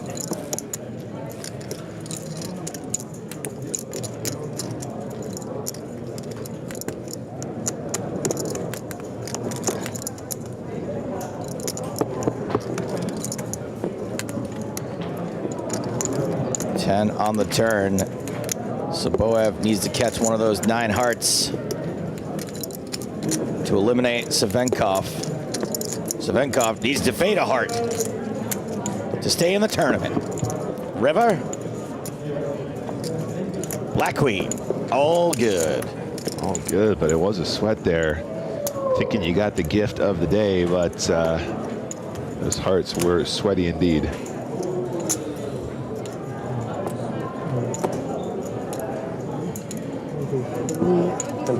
Back up on the stage, there is another all-in and call. I'm addicted to that online. The rabbit hunt? I always do it. You Just do? automatically, like. Okay. If I have like not like inflators or something. Still discussing that double gutter fold, sounds like. Yeah. We're flipping here for Zach Manidis Tournament Life. Like looks versus brains, one of these two things has a slight mathematical advantage.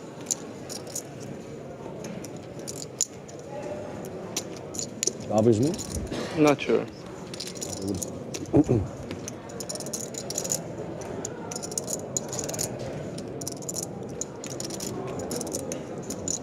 Good luck, Israel. Thank you.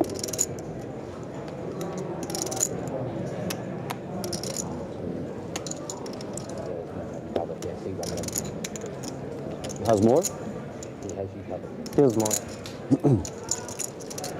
I'll be all in next hand, maybe.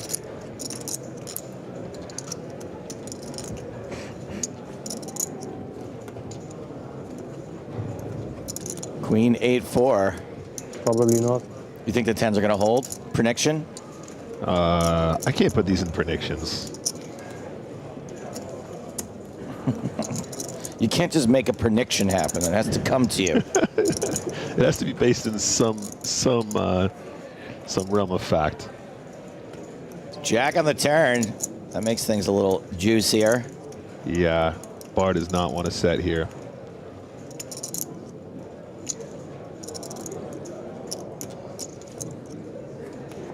River card is not a set, is not an ace, is not a king. Good game, guys.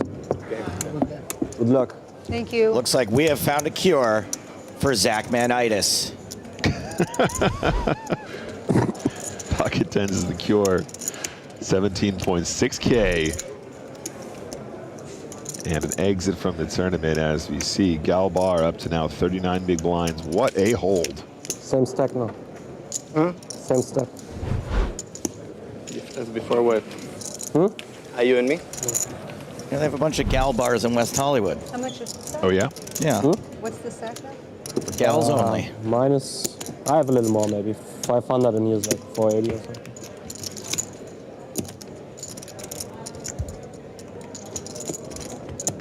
Are you going to tell me what you had in the hand you jammed against me? Not now, for sure. You'll see it in 20 minutes, someone will tell you. In 32 minutes. Let me enjoy another level without, another half a level. Oh, come on, you're playing. Without you knowing. Wrong way around. No, actually, this one. Excited. Yeah, I noticed. Yeah. Some grace. I don't know how you faded all of that. I thought the 10 was coming for sure, and I was like, that's going to be the worst.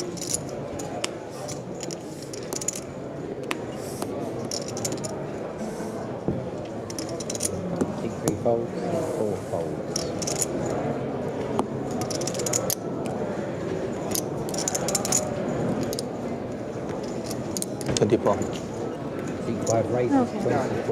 I have like 1.3. 6 holds, 8 holds, 6, 10 holds.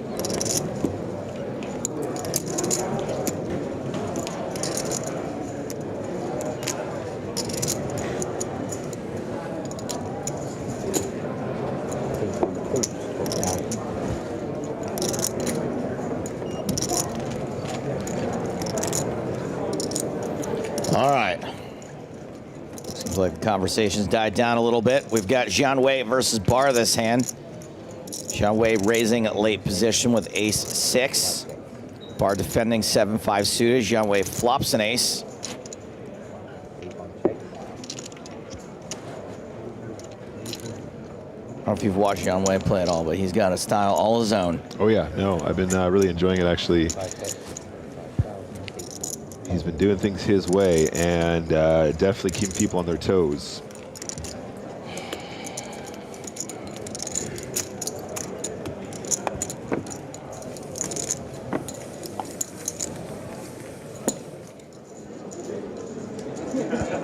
I just mentioned going to F1 after the NAPT last year.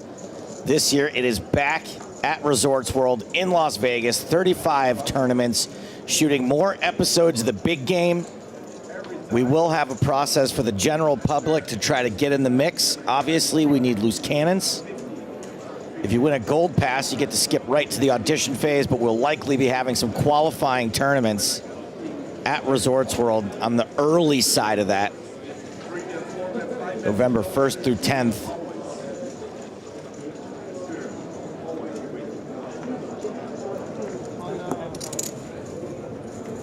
And I believe we'll have a live stream from there as well.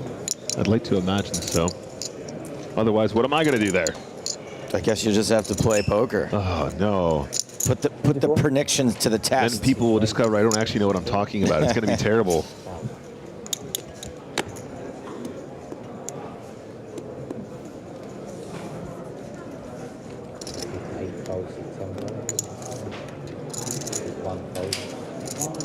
Actions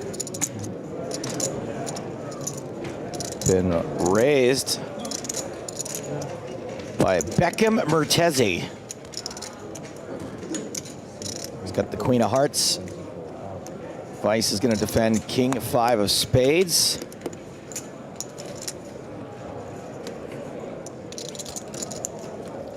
Spade, spade, deuce. Ace Queen still the best hand for now.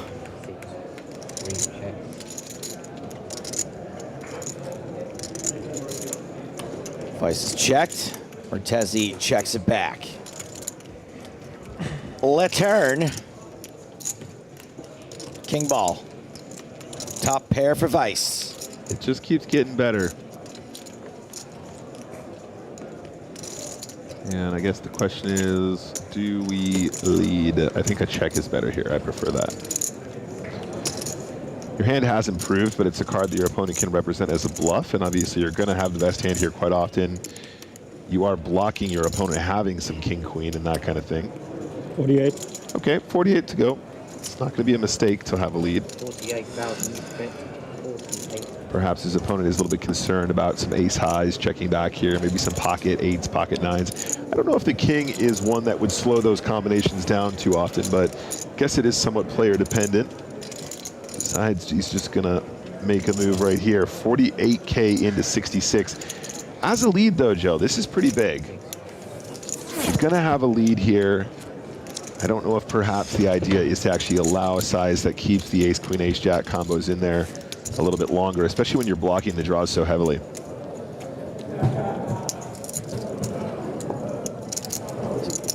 Back on the secondary feature table where Witziak has flopped another set.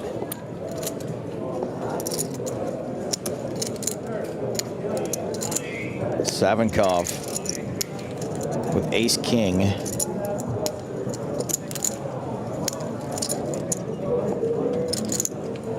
Not sure the action up to this point. One set. Savinkov is checked. All in. 5 all in. Witziak jams. One fold. Yeah, Mr. Witziak's going to do it again.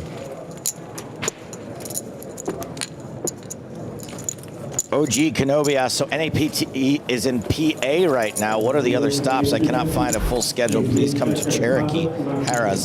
So, there is an event going on right now in Pennsylvania, or very soon. Not an NAPT stop just yet. At the moment, I know it is a little silly. At the moment, the North American Poker Tour is a stop. Las Vegas. But I'm pretty sure in 2025, there's going to be at least a other stop. It's technically a tour with two. I mean, if me and you were going to go do a tour of America and one stop was LA, one stop was New York, that would be a huge tour. That's a massive tour. Massive tour. I don't know if you guys know this or not, but PokerStars has a complicated relationship with the United States of America. So we're rolling out the NAPT a little bit at a time. Just the tip of NAPT.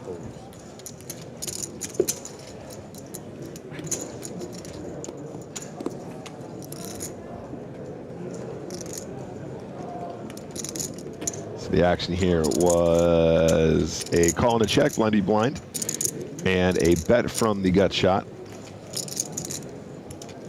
And Rania correctly floats with king high. It's been a lot of fun having more feature table action with Rania. Seen a lot of good poker out there. Let's just bet again, Vice. Let's do it. 60K in the middle. 42. What's the size? 32. 3 bets 43,000.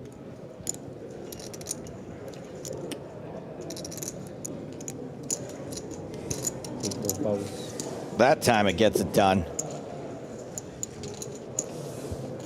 Yeah, 2 barrels would do it there. Rania floating correctly. I think it is really difficult to find the second float there unless you got a very specific read, so I appreciate that. Your opponents will just stab and give up on those boards quite often if they don't have the equity as well, too, so not always a lost cause against the whole of the range.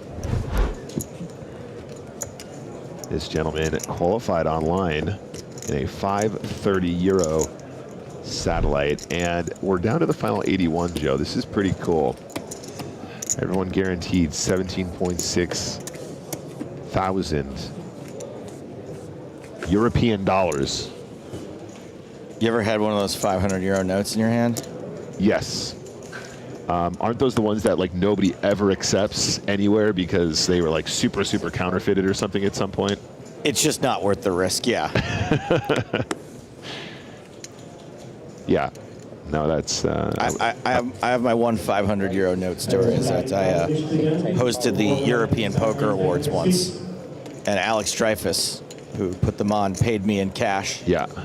One 500 euro note. and I was like gonna hold on to it for as long as I could. And then I was like, oh, you know what? It was in Monte Carlo. And I was like, I had a couple of things from the mini bar and like, you know, a room service once in Monte Carlo, so I'm gonna have to break this 500 euro note when I check out. Right. And I was really not looking forward to it, but I was like, at least I'll get like a 100 euro note back for it, maybe one of those 200 euro notes back. And when I went to check out,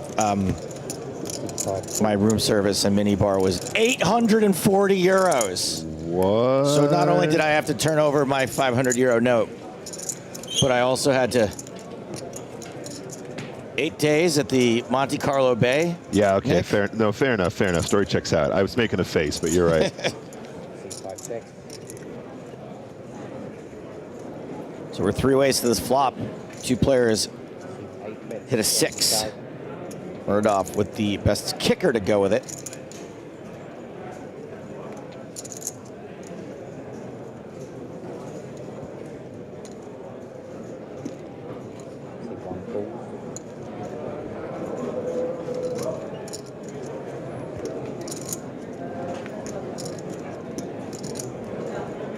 Murdoch has bet 20,000. John Way giving it a think. 80. Yes. Raises to 80,000.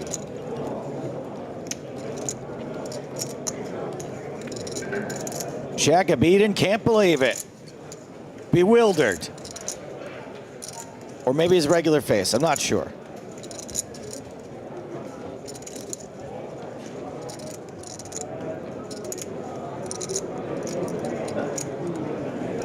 Pretty tough to call here, I think, with middle pair. Let's it go. Should be a quick fold from Bar. Yes, card's already in the muck. Yeah, buddy. Lin Jiawei.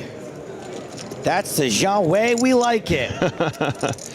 As you said, Joe, he's got his own methods, but I'm liking him so far. Now we got to go to the outer tables. What's happening here? Looks like we've got Kian, the Eliminator Kiani versus Gel Myrna. Action on the turn. We've got a 9, a king, a 10, a jack out there. This is Myrna betting 65,000. Kiani's being quiet, so this must be legit.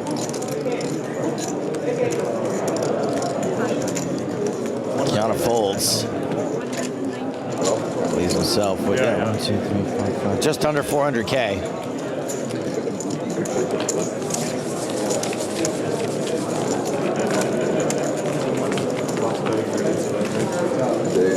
Check in with Kian, the Eliminator Kiani later. Eliminator later. Fun email just come in here from Jan Corres, the media coordinator here on the EPT. Some fun stats. So Rania has the potential of becoming the 9th player in EPT history to reach back-to-back live EPT main event final tables. Do you want to hear about some of the other people who've done this? I would love to. Now, by the way, we do still consider 8-handed to be the final table. Sure. So, in season 1, Ram Vaswani did it. Sure. And Ram was here this week, which is pretty cool. I did see him in passing. Now, bridging the gap from season 1 to season 2, Roman Ferriolo did it. Made the final table of the grand final, then made the final table of Barcelona the next season. Pretty cool. Very cool. Got a pair of 8s here for Zagar. In season 4, Terry Vandenberg went back-to-back in Baden and Dublin. Very nice. Also in season 4, a fella I just had dinner with this week. Set of deuces, by the way, on the turn for Jian Wei. Let's hold off on the stats. 31,000. See if things get juicy here. Zagar has just bet into bottom set. Mertezzi's picked up a gut shot to boot.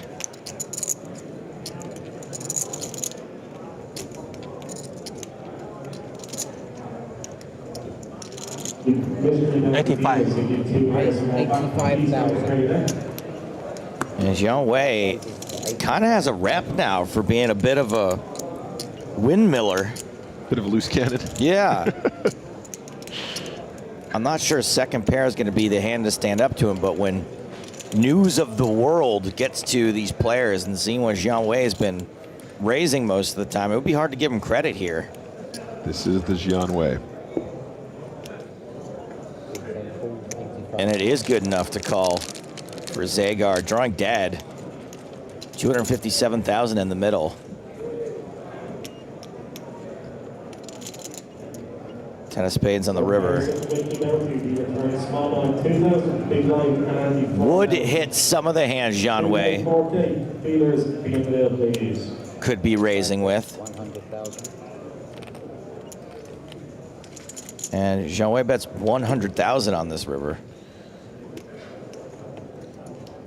Obviously getting harder and harder to call with what is now third pair. Absolutely.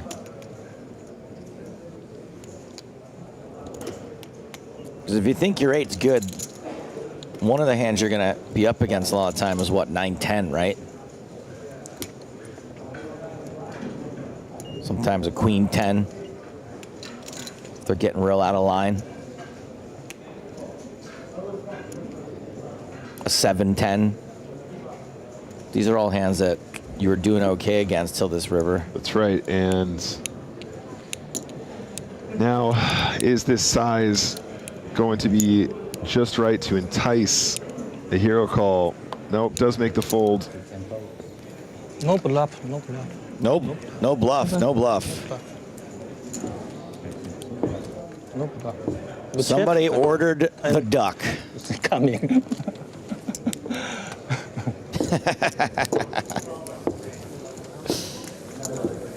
I like this dude. I want to party with this dude.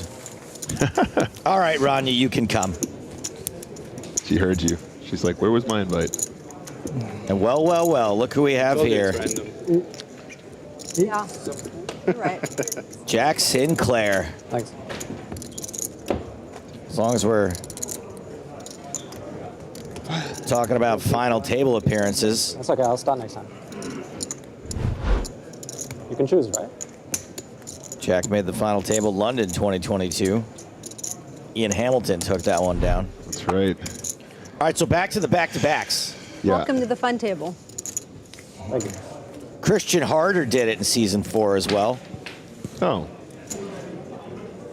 Then we didn't have it happen again until season 6. Jan Scampa. Lovable Scampa.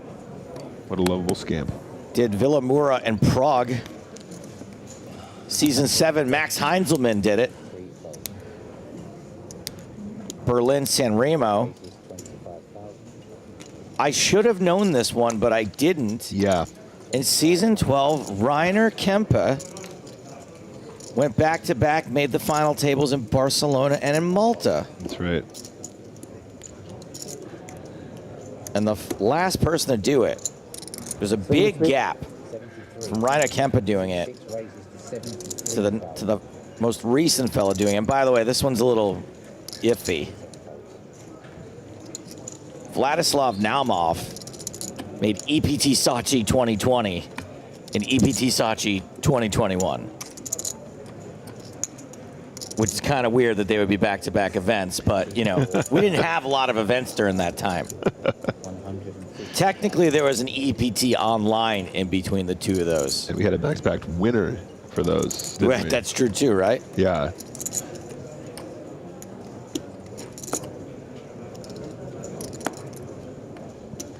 Rania Nesverdine, 4 betting.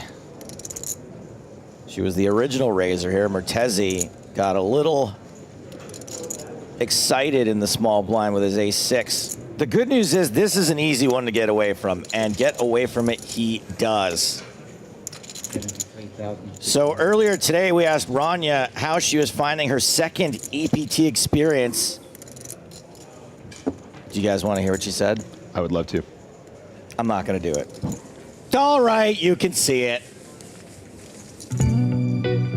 As an American playing in a European event, you kind of expect to be like a fish out of your own tank. And I didn't feel that at any juncture. Monte Carlo, what a trip. A fun girls trip with an add-on of poker turned out to be my biggest cash of my career. I'm always reminding myself to be present in the moment in the hand. The goal is to have ass in seat with chips at the end of the day. So however ugly it is to get there, you know, if I'm crawling or if I'm like leaping, that is the goal of the day. So when I walk in, I remind myself, no matter what happens today, you can change your story. I got moved to the second feature table. Wolfgang was there and he and I were sort of having a good vibe, and he almost got on my bad side. He basically called me old without calling me old. You called me old? And I said, yeah, of course, you know, because I want to like, get her going. You know, then we played a little bit and then I just kept taking chips from him. So really, I didn't need to be sad because the chips were making me feel better at the table. I think that was really sound advice from Rania. The goal of poker is to get ass in seats. Right, correct. Is to remain in the seat. That's right, Joe.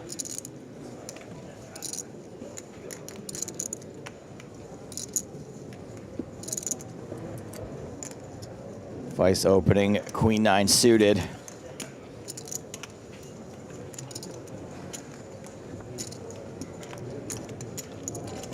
Martezi wondering what to do with his ace king. He's going to go all in. Looks like a lot, 300,000. Just 25 bigs though. Totally reasonable. Call, please. Kind of. Give me a fist bump. Give me a fist bump. I'll tell you after that. Give me a fist bump. 9,000. You what? Tricky spot for Murdov now. 74 big blinds. The initial all in here is for 309K. But with that UTG +1 involved as well, this is definitely quite a technical spot. You know what I say, Nick? What do you say, Joe? When in doubt, whip it out. I'm all in here. Let's go. I'm playing to win. I think it would be a good move, to be honest.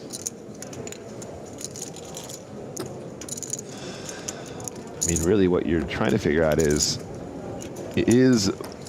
Weiss going to wake up, or Vice, I should say. Call. Is Vice going to wake up with a big hand here? I think probably we just see the fold from the queen nine now. The call called strong, and it's a very classic race here, Joe.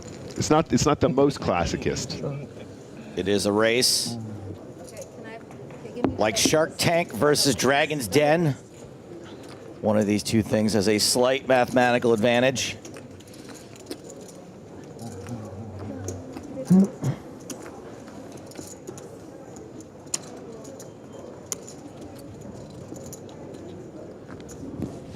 There's Martezi's tournament life on the line. Martezi, who needs to hit on the turn or river.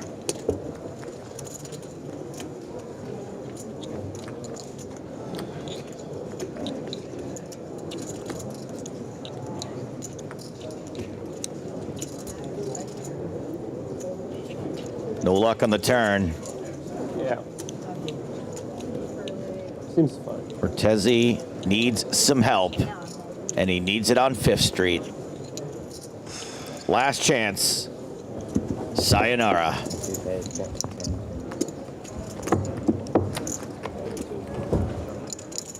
This table, ace king is no good. Ace king, no good here.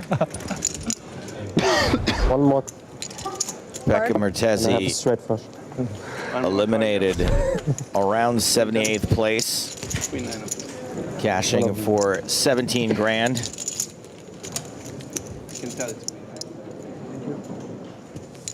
Closing in on a pay jump, 71.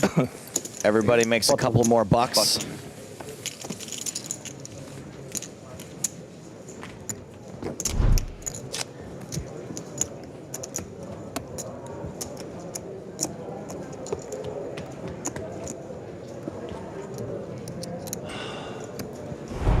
The chip counts of the players who No idea how many chips that guy remain. Galbar sets the bar at 34 big blinds for lowest stack at this table.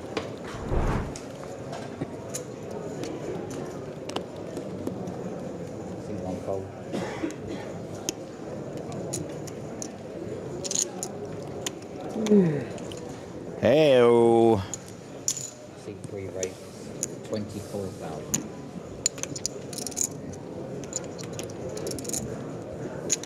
C5 fold, C7 fold.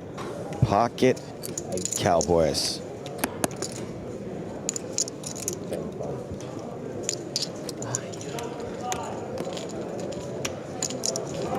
Top. Top. Top, top? Like the top, top? Like numero uno times 2? Numero dos. Oh.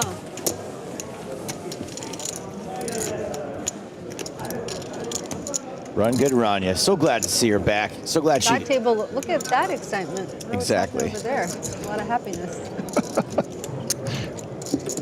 Look, you guys are boring. What's good? Can I get a table change? Dealer? Floor? I already asked where everyone here is from. I need some new victims. No, I've only met Rania a handful of times. Is that a dragon? She's great. See? Oh. Tiger, and he's got a pig. She's just noticing stuff all day. So Rania is a lawyer, right? I believe so, yes. I don't want to misspeak. I believe that's what I remember. She's got such a keen eye for detail, and I think that served her very well in her rise through the poker ranks now. You got to notice stuff to be a good lawyer. You got to find the angles. You got to be observant. Yeah. You have to aggregate information very quickly. Yep. And she's good at that, and she's got everything she needs from these guys. Now she wants more information. You love jade. Yeah. Everything jade on you. Jade. That's it, Biggie Call says she's like a crow looking for shiny objects. Exactly. Ooh, a dragon. She's like an owl looking for wisdom, more like. Muradov. Ace queen off. You don't have to do this, gal. There you go. Raise and take it. Boom, shaka beaten. Oh no, who this time? No. Not Vlado Benicevic. Come on. There we go. Better go. Left over there. Oh, and a little petting of Steven's song by Kian Kiani. Bonus side action. I only have that. You have to buy them. No, you have them all.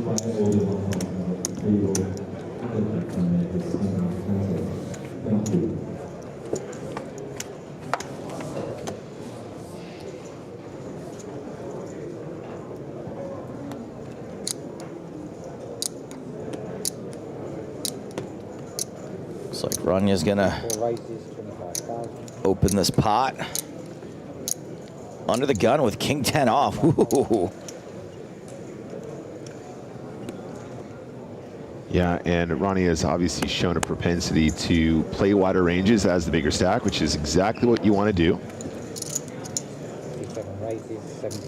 And we do see a 3-bet here from Mr. Sinclair. Hijack at this stage in the tournament, though, we got to imagine this is actually going to be a pretty reasonably strong 3-betting hand. You can see the King of Hearts there.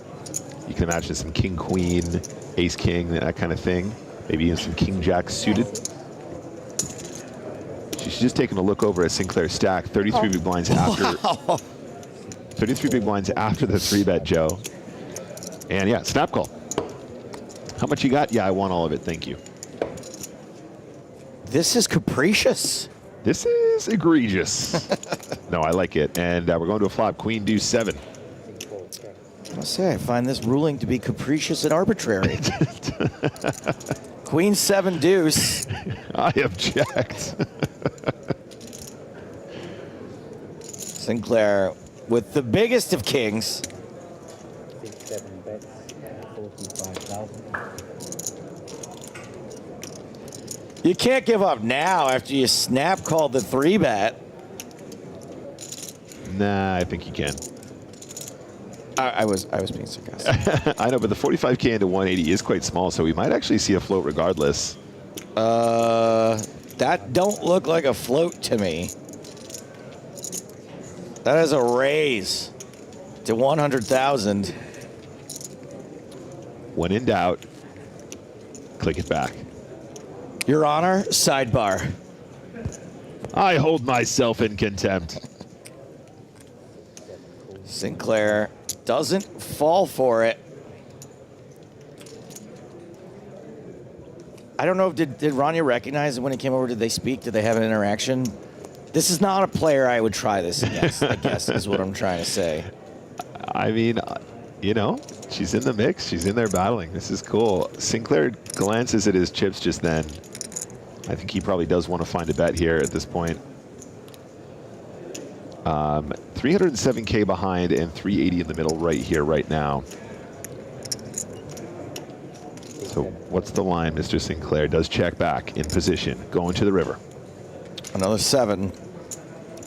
Board has run out pretty well for Ace-King to make a hero call.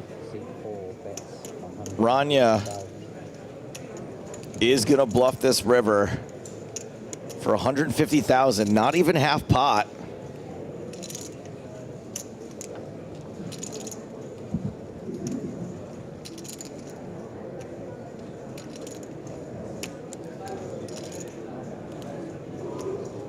God, she looks so cool at that table, man. Yeah. She really is not giving anything away. I would be freaking out if I were making this bet on this river against this player. I would be melting down. And when he flicked that chip in, that time bank card, I probably would have exposed my hand.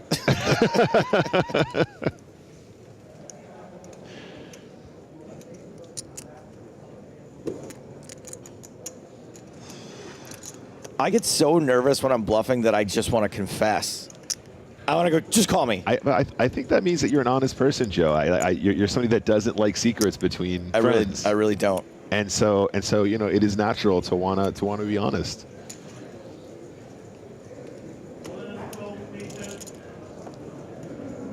I think that was another time bank. At this point, it must be. I did see some motion, but I have not seen hold cards.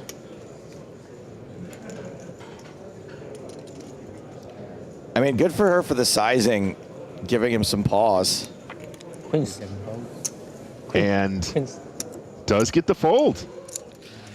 Rania, you son of a gun. I love it. She's just out there. I'm loving it. The king 10 pre-flop, the defend pre-flop was definitely wider. And she called his hand. And she called his hand. Look, Rania, you sly dog. Look, guys, look. The defend pre-flop was definitely on the wider side, but she had a plan. And when she got to the flop, she wasn't just fit or fold. This wasn't a fit or fold scenario, Joe. This was a min check raise or a very small check raise river bluff scenario, and it gets one of the best in the world to fold ace king there. I'm here for it. EPT 2024. This is what we want. I thought the only path to victory would be to rip it in on the river and put him to a decision for his tournament life, but that sizing worked. It looked just as strong, apparently. And this is really fun. I'm enjoying this a lot. Rania is showing why she deserves to be here. Well, she deserves to be here because she paid 5,000 euros. I mean, that's... we all deserve to be here, you know, on planet Earth. We like everybody's worthy of love, Joe. You're absolutely right. Okay, good. But mad props there for the poker too. Hand of the day, pocket eights. It's going to be the last hand of the level. Zhao Wei, you're cooked. I'm checking dark against my friend from China. You're so I'll let cooked. you bet. Queen, Jack, 4, 2 spades.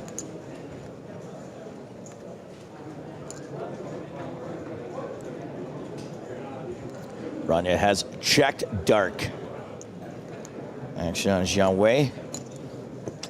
Can't call. I fold. Shows the king 7.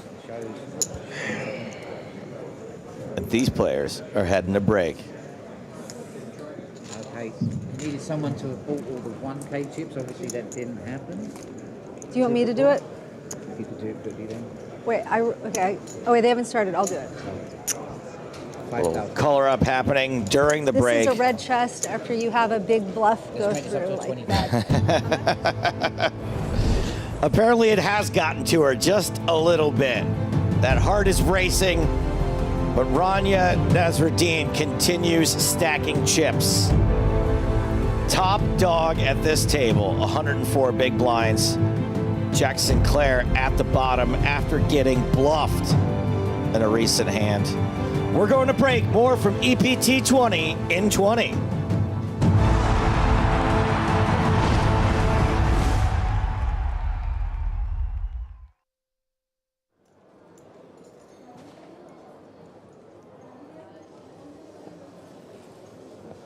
Well, this is an interesting spot. Top pair with a solid kicker against two pair. Yeah, and it's Passon who's raised on the flop here with the king-jack of spades. As a player, I really don't mind. I think it's good. Three-handed, this is very likely to be the best hand a lot of the time. Plenty of worse kings to get value from, assuming, you know, Touch is playing king 4. You got to reasonably assume he's playing king 5 and king 6 and king 7. Okay. 135. What an absolute dream. And Mark is calling 200,000. Having a bad king and flopping top and bottom. Here is the turn. No draws out there. I mean, come on. King. Okay, some draws now. Mika's first to speak. Check. How does it go from there being virtually no draws to there being virtually every draw?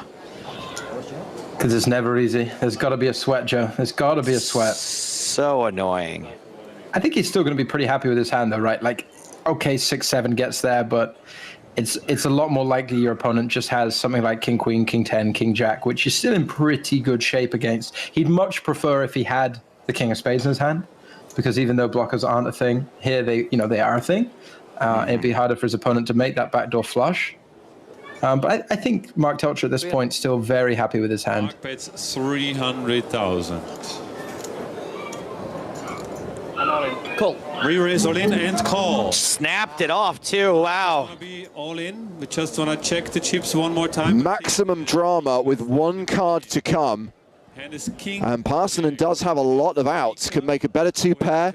Can make a flush on the river. King 4 is the hand for Mark. Yep, the 8 and the 5 both live. The 10, no good. And that will see a double up for Mark Telcher. And I think that'll see Mika Parsonen now become the short stack at the table.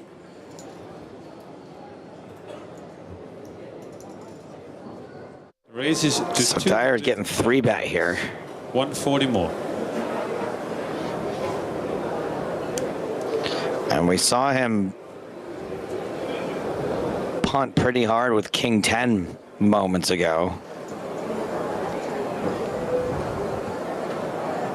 So this looks like a button versus big blind situation. Dyer is in position, although his hand is unsuited and kind of far apart. It gets a lot harder to flop those straight draws that might allow you to continue. So king 9, a less than appealing continue. Might be some thought to re-raise or 4-bet as we now know it. Raise to 600,000. There it is. 600,000. And Mark Telcher, immediate reaction there was one of kind of anguish. I don't credit him with being quite a good enough actor that wasn't a genuine tell. Mm-hmm. But I also can't see any situation where he doesn't decide to go with his jacks.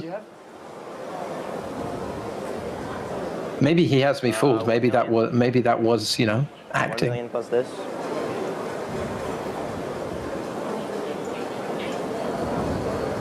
I mean, when you're in Greg Dyer's shoes here, given how much people would tank with their entire range, you can't even know if you're ahead or behind by the amount of time he's taking. He could have 7-4. Yeah, he could still be deep in the time bank and about to just fold anyway.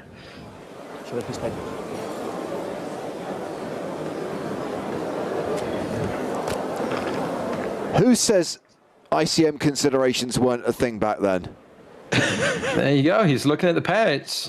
I thought it was going to be a bit of paper on it that says "Go all in." He's got King 9.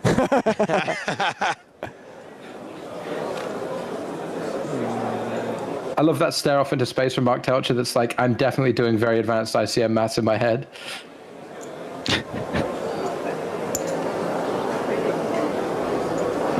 Will you show me this one?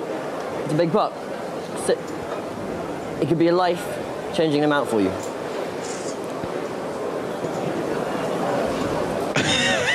Greg Dyer has no time for this table talk. He could not have looked any more disinterested in engaging.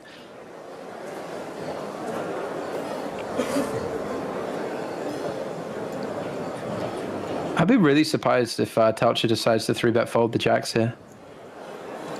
I've taught myself. What an opportunity I've missed it if I got this wrong.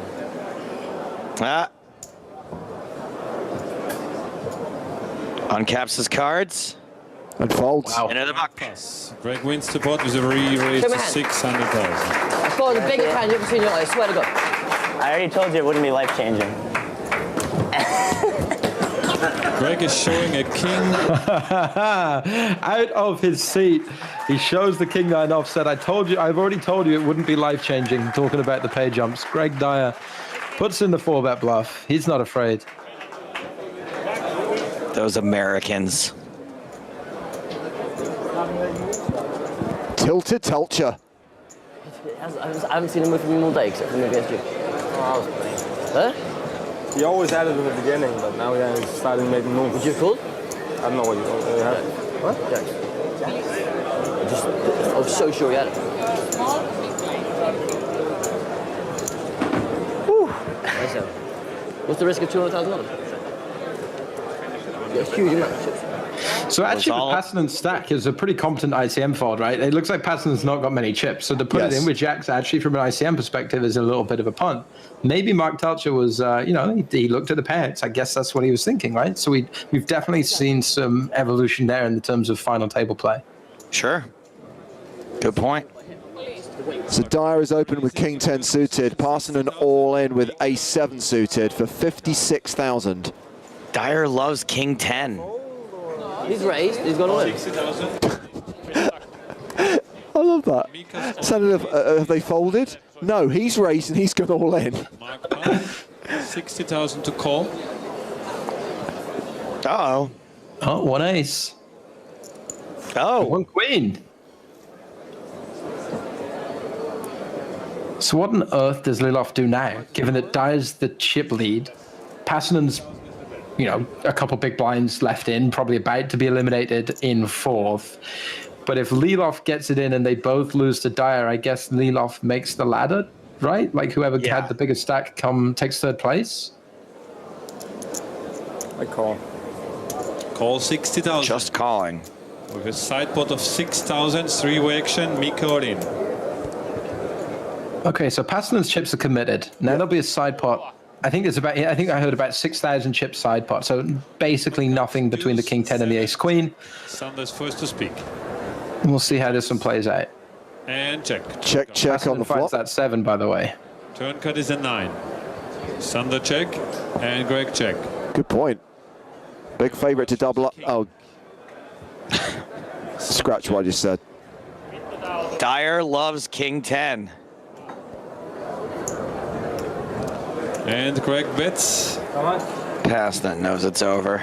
Yeah, it's such a bad run out for him when he's got all in call. I think he knows, I could say, pacing around, he knows it's done. Goes to Greg. King 10 is the hand for Greg. He has pair of kings. All in hand for Mika is Ace 7. He was in front till the last hand, till the last card. So Mika Passanen has, doesn't really need to know that. Doesn't really need the explanation. Exits in 4th place for 301,000 euros, and we are now 3-handed in the Barcelona main event at the start of season 4 of the European Poker Tour.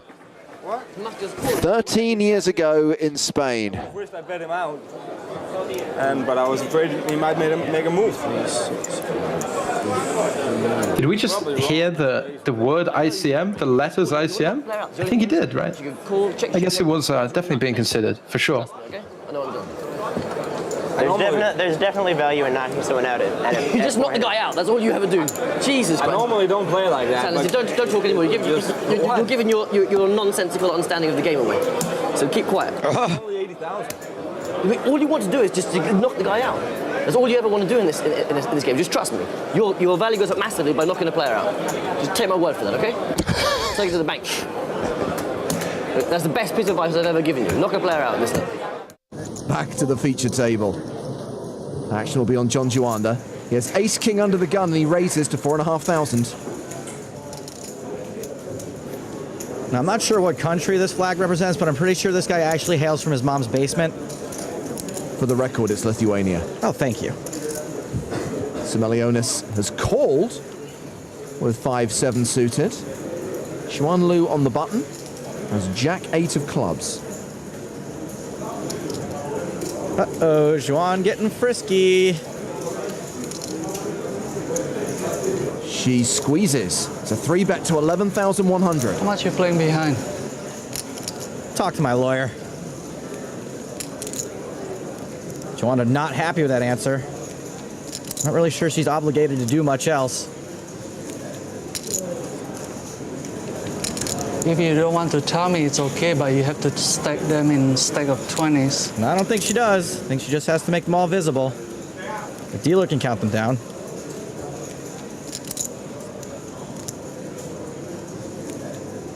This is painful. I can't tell. Is he flirting? Just stack them in 20s. It'll speed it up. This is a pre-flop leveling war, the likes of which I have never seen. All right, we went the long way, but we got there. Is he calling or raising?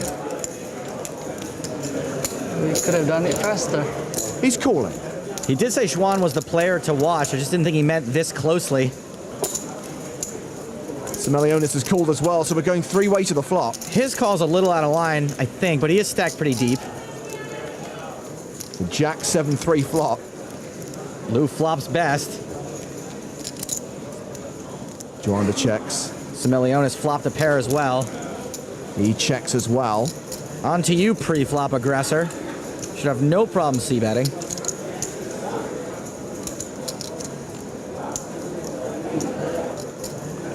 $16,300. A lot of players are going to make an ego frustration play here after an exchange like that. Duanda folds. The right decision. Now Simelionis is in a position where he has to call another bet now after flopping a pair in a 3-bet pot.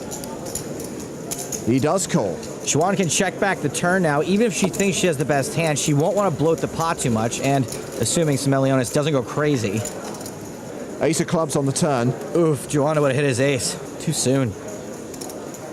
Xuan now has the flush draw to go with her pair. She does check behind. 10 of spades on the river. Tap, tap, tap. Check. And Xuan checks behind. Jack. That river wasn't a great card for Xuan, mostly because it makes it harder for her to get called by worse. Now Duanda gets to see what all that commotion was about pre-flop. That's right, it was Jack-8. Question is, does Duanda have a point? Should players keep their chips in stacks of 20? Hey, John.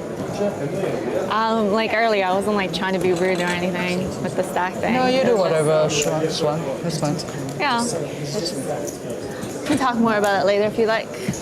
I mean, you don't have to tell me. You don't have to say anything, but you have to stack your chips in a way where people can see and.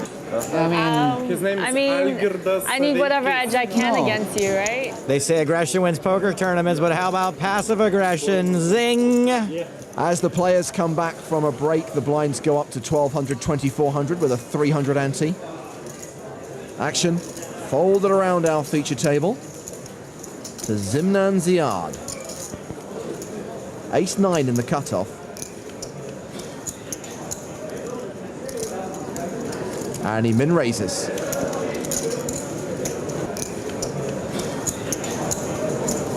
What's the blind now?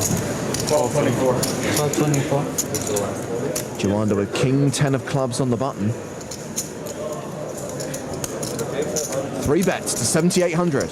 Re-raising super small in position, which is like totally the thing to do. Zimmy's getting good odds, but it's super borderline with his hand. 4-betting's actually an option too because ace-9 flops so badly. He elects to call. The flop is Jack, Jack 9. Ziard paired his 9. Checks to the razor. See if Juanda continues. Nope. He checks behind. I don't know. Obviously not in this case, but I think most of the time a C-bet's going to win that pot. Queen of diamonds on the turn. Juanda improves to a straight. Ziard checks a second time. Like the check by Z-Square, this board is too wet to expect a fold. Then you're just making the pot bigger with bottom pair. Now this is obviously a bet for Juanda. The pot is 21,900. He bets 18,500. I really think Zimmy should be able to find a fold here. The kinds of hands Juanda would 3-bet then check behind the flop are going to crush that turn card. Ziard's a non-believer. He calls. I think Juanda would bet all of his pure air hands on the flop. An ace on the river. Juanda now with Broadway. Ziad with a better 2-pair. It's going to give him even more incentive to call this surely coming river value bet. Ziard checks a third time. John Juana's about to ask Zimnan to be his date to the value ball.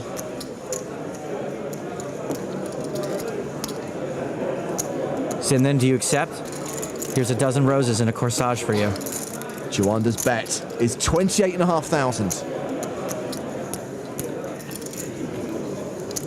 I'll pick you up in a limo.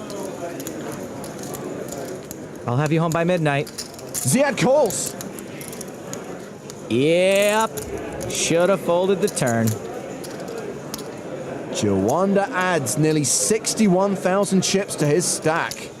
Back of the feature table, 4 players have gone to a flop, and that flop has hit John Juanda really hard. He's got a set of 3s. 207. It's Zimnan Ziad who bets out, though, with a pair of 4s. Juana's got an absolute monster. He doesn't have much to protect against. There are some straight draws out there, but it's a really dry board, and raising into 3 people is going to look awfully strong. My guess is we're going to see a just call. He does just call. Aslan Vorokov has top pair. He's got what's going to be the best hand a lot of the time. But for those same reasons he shouldn't be raising, he's only going to get called by better and maybe Queen Jack. He raises to 30,000. Yes, Robin, enjoy your TV time. We'll wait. Unsurprisingly, Ulatalo folds. I think Zimnan Ziad will do the same thing. How does John Juanda respond to this weird raise from Vorokov? Well, this is one of those quote-unquote better hands Vorokov is going to get action out of. He is fidgety.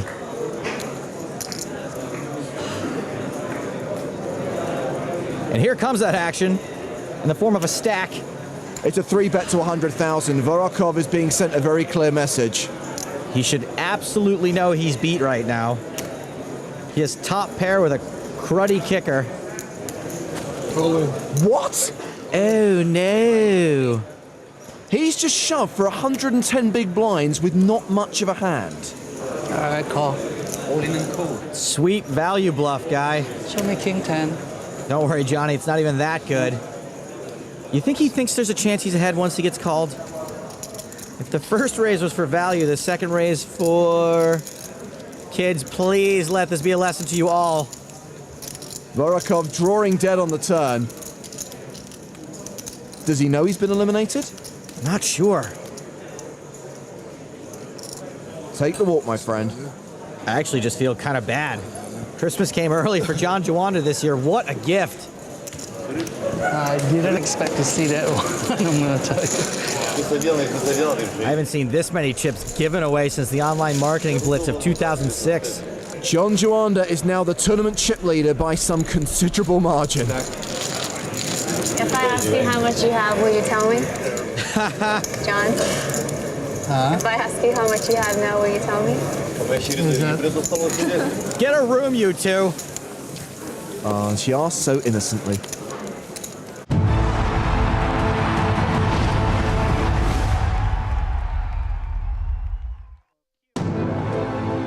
Welcome back to Barcelona 2024 and the 20th anniversary of the PokerStars European Poker Tour as we continue our live coverage of day 4 of the main event. This is the third of 5 sessions and these are the 5 biggest stacks right now. Steven Song still among the chip leaders, as is the reigning champ of EPT Barcelona, Simon Witziak. But look at Gabriel Medeiros, 2.3 million.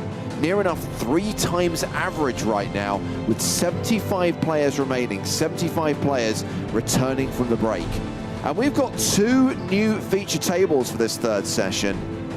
The first feature table, the main feature table, headlined by Song and Fabiano Kowalski, the Brazilian phenom who made the final table of this event in 2022, has had some amazing online results in the last 3 to 4 years as well. Should highlight, we've got Alexander Shilko, winner of the second PSPC, the 2023 event that we held in the Bahamas, as the blinds go to 10K, 15K, with a 15K big blind ante. There is another player from that 2022 final table, by the way, who is at the secondary feature table, Scott Margerison, Agro Santos. We'll check in on that table in a short while. Let's meet the new feature tablists. There is Steven Song, a former GPI Player of the Year. A player who had a pretty deep run in the World Series of Poker main event this year, Maria. He did. I mean, you know, it's just one of those where I think perhaps he may have outpaced himself with the chip lead. We'll see how he does today with such a big stack. Alexander Shilko. I think it was one hand of heads up. Excuse me, can I put it on chair? That decided the Can I put it on chair? results of the PokerStars Players No Limit Hold'em Championship in the Bahamas last January. And Kowalski, we've referenced a few times today that in addition to that deep run in Barcelona in 2022, he was taking part in the inaugural Mystery Cash Challenge in Monte Carlo. Griffin was at that table. You were at that table, Maria. Yeah, a lot of fun to play with. You know, I'm assuming he's going to be a little bit more serious today, but you know, always nice to play with him. I also remember there was like high stakes poker stands where you put cards and Yeah, cards on the thing. It was like glass underneath. Yeah. I guess we were all poker fanboys back in the day. Bro, I watched everything all too. EPT's episodes. Yeah, This like 40 minutes highlight on YouTube, everything. Couple times. I was dreaming so hard to come one day. Oh, you have a 5K chip next to your camera. I know. Oh, you did on purpose? It's okay. A dream becomes a reality for these EPT players. and WSOP, I watch mostly that. I actually didn't watch that much WPT. WPT I didn't watch. Yeah. And also because it wasn't on YouTube, I guess. Yeah, and I also didn't watch WSOP that much because ESPN was like US. Oh, sure. But they had only stuff on later YouTube. to start to put on YouTube. Yeah, I've only watched it on YouTube. I've never watched it on like TV. I'm not old enough for that, really. So. How old are you? 26. 26? Okay. And this is the reality, Maria. We talk a lot this week about 20 years of champions, 2 decades of history. There are now poker players who literally grew up watching the EPT who are now playing the EPT. August 3rd. I felt a little old when they said I'm too old for TV. I only watch things on My girlfriend YouTube. talks about it a lot. Come on, guys. Fair enough. Really. I only watch things on TikTok. So no fish here, so I don't need to put it on anyone. Just gonna put. Can I put like this, or it's not okay for you? Or it's better to do like this, right? I'm loving Shilko's fisherman. Chips here too. No, because you're gonna deal and.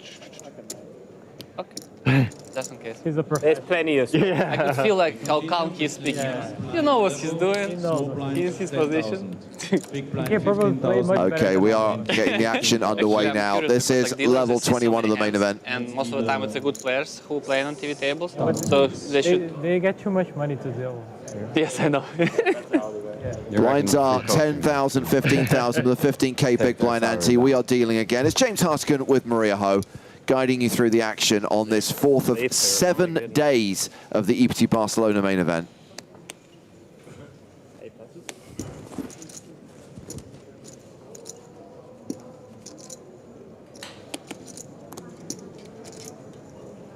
And action has been folded to Shilko, who will not play Jack 10.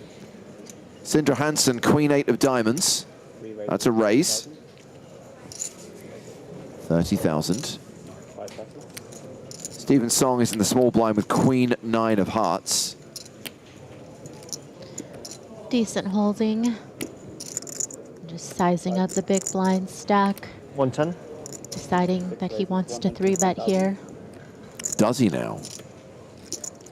Yeah, certainly can mix up between the 3-bets and calls. And that'll get the inferior queen to fold. Setting the tone then, are we? Very much a Steve Song thing He's to so do when crazy. he has a big stack. Yeah, just to show like the family, you know. We all done that. Yeah, I actually didn't even look, to be honest. I just pretended to look, you know. I don't even know what I had.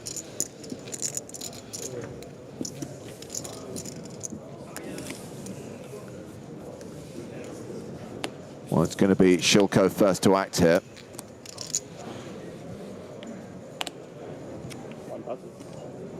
Round to Kowalski. 30? Raises with King Queen.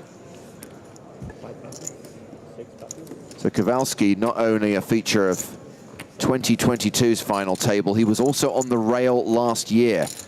Remember when it was heads up between Zhao Seidenstricker and Simon Witziak? And the Brazilians were trying to put the juju on Witziak. Spoiler alert, it didn't work. Ace-Ace-Jack on the flop. Nagami defended his big blind. He is behind right now with King 10.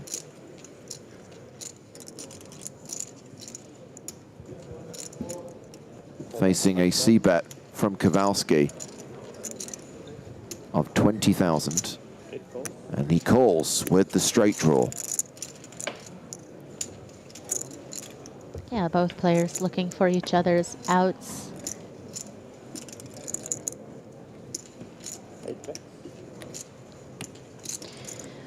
You know, the big blind defend range can, of course, contain some ace-X and some jack-X here.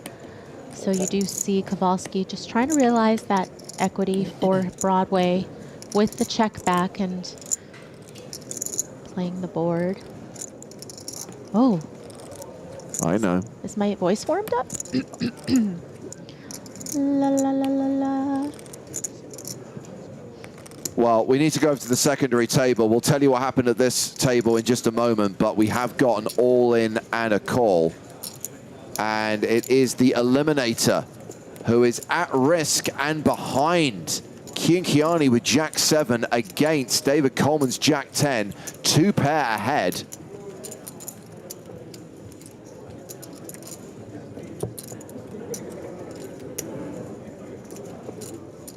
And it is not quite all over. He is drawing to a chop and drawing thin.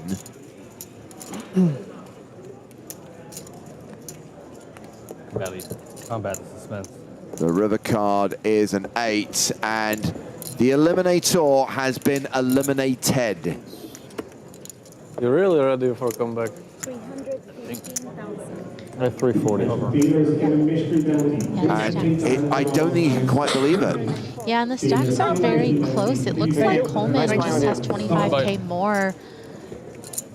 If you get a call, guys, please freeze the action at this moment. Well done. Well, I have to say we've enjoyed having Kiankiani in this tournament, having him at our feature tables. But he has to make do with a 74th place finish. Oh, he was? Worth 17K. Hij buste Thierry Baudet. Dit toernooi? Coleman has had quite the year so far. If you look at his results, just doing so well across the board. Zo. Op dag 1 van deze. I can tell you, you were not denied a song. What happened at the hand we crashed out from is that Nagami actually overbet the pot on the river, 130,000, and Kowalski folded. So Nagami managed to bluff him off the chop. All right, well, good for him for finding the spot, trying to rep boat there. And Nagami involved in the very next hand. This is blind v blind. Nagami completed. Shilko raised to 45,000. Nagami called and has checked this King 7-4 flop.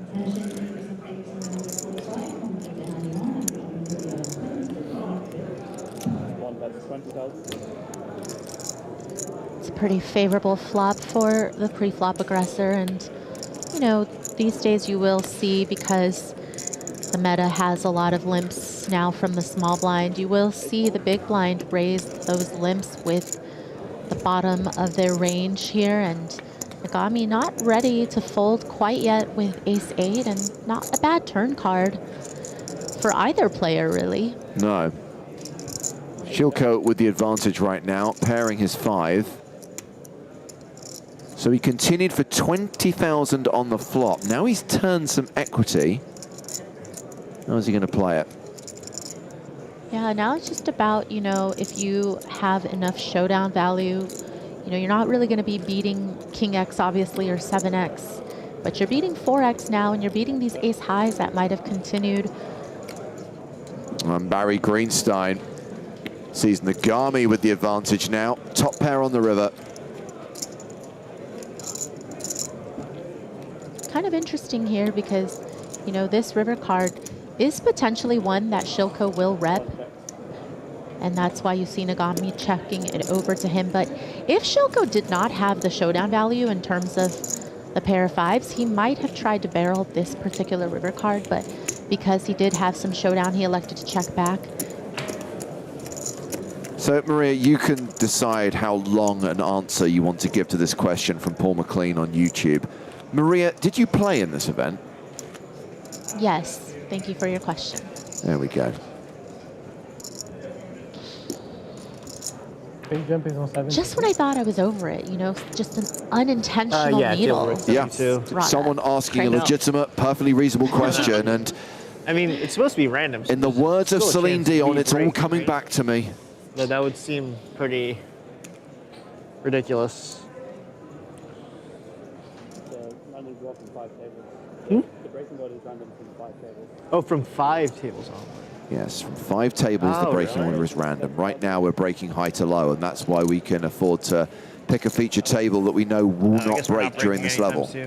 Yeah, just a newer rule that's been implemented to prevent stalling when people know that it's going to be their big blind next and they're next to break. Yep, You know, we've all done it. definitely a rule that's been implemented to mess up with the TV production. Yep. 85. 85,000. A little 3-bet from Shilko with the ace-queen. Dominated in the suits. Is Can Orchid. you kindly ask you to please retake your seats at this time?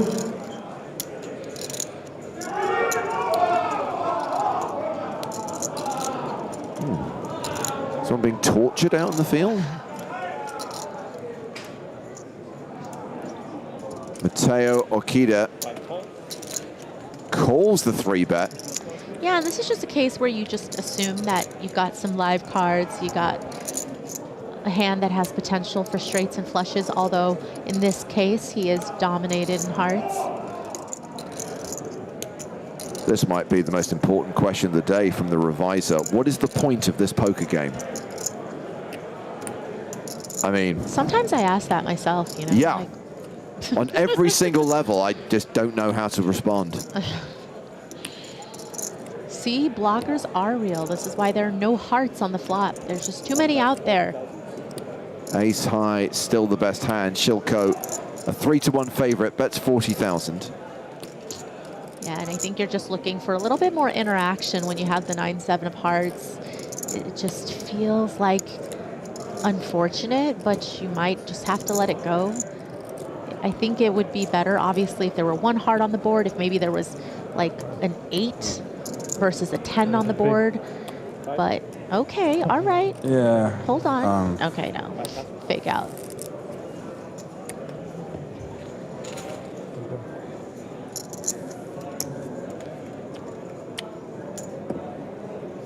Shilko is actually the shortest stack at the table, does have around 30 big blinds, but has roughly half the tournament average right now, which is 811,000 with 73 players remaining. And Shilko kind of reminds me of Ramon Kalilis in the sense that since he's won the PSPC, he's actually put up some impressive results. That's true. Definitely not a one-hit wonder. No. Meanwhile, over at the secondary feature table, these are the players we're still watching. We just lost the Eliminator, but we still have Margerison, although he's in the danger zone with just 8 big blinds. Danger zone. Yellow Myrna still among the chip leaders right now, and EPT legend, Govert Metal. I like to sprinkle it in when you least expect it, James. Well, this is Timmer versus Myrna. And 5s are still good. But Timmer with ace queen high is going to bet 135,000. All players remaining in the mystery bounty. We have 167 players remaining. Putting a lot of pressure on these 5s. It's a tough call to make.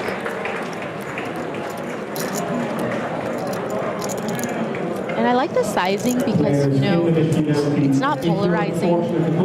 Granted, there are some very obvious misdraws, right, in the form of flush and straights, but certainly a King X could go for this sizing, and, you know, maybe even like Ace Jack, a very good Jack X hand. You know, we didn't see this hand from the beginning, so we don't know all of the action up until this point, but just based on the sizing alone, it certainly is probable that there are going to be quite a few value hands that can go for the sizing that has 5s beat, which is why you see Myrna in the time bank.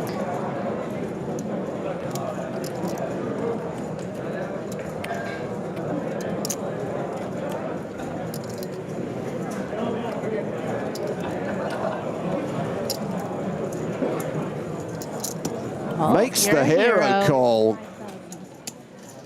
Great call from Myrna.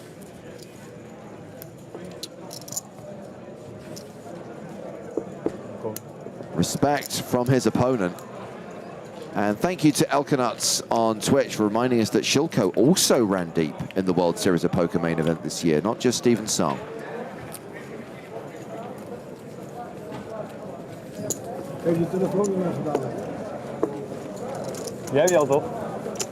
A spoiler observing the average stack is 60 big blinds. Is this a 12-day event?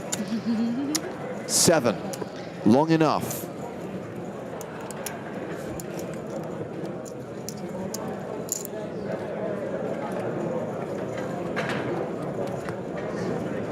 This is the internet in 2 comments back to back. Lord Agar, what a call. Nadav Alon, bad call. You know, what would the internet be without contrarians? That's one thing to call them. It's a nice way of putting it. 4 pass. 5 pass. Myrna now playing over 2 million, has 10-9 in the hijack. 6 pass. He folds. Yuan Lee raises. I only know one of his cards, the King of Diamonds. We know that Scott Margerison is super short, has 5-4 suited on the button.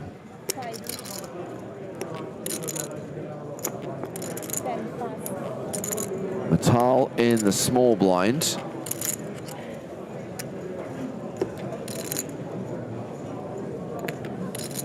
Folds. And Patrick Karabanchik in the big blind also passes. So a short while ago, we lost the Eliminator from our secondary feature table. We spoke to him on the rail. I love the game. I've loved the game for a long time, but it's always a social thing for me, never a professional thing. And what I love about these tournaments is that you have a chance against the pros. So, I mean, we've seen and read and heard about it in the past where your social players have, you know, played well, had a bit of luck and managed to compete and get to the final table, and when you're there, anything can happen. And I was hoping it will be the case for me this year, but I guess not. Last question for you. Will we see you again at an EPT circuit? Sure, I have a feeling PokerStars is going to call me and is going to sponsor me. to bring the entertainment onto the TV table. Why not? I'm joking, of course. Well, I'll try to come back, yes. Well, he did float the idea earlier. I don't know whether you saw it, Maria. When he spotted Ramon's Team Pro badge, he went, when is PokerStars going to start Team Amateur? Because that's the team I should be on. Listen, there's no harm in asking. I mean, I think we could get a crowd-funded, you know, Keon to the next EPT under the Team Amateur badge. He is entertaining. Like, we could use more Keons. I do find it interesting that in a year when we're celebrating this anniversary, we've got all these old school players who've come back. You got your Ram Vaswanis, your Noah Bukans, your Alexander Steviches, and this guy does feel like he's from that era. He has a very 2004 vibe. And I mean that in a very positive way. Now I want my cards back. Blind v blind, song in the small. It was so easy. You're right, you're right. He has completed. Eero Rantala has 10-9 in the big. He checks his option. Raksha would love to see him as a loose cannon. Well, if the Eliminator makes his way to Vegas, takes part in the qualifying tournaments, makes it through, gets to the casting process, he would be considered. If he won a gold pass, he would be fast-tracked to the casting process and would be considered.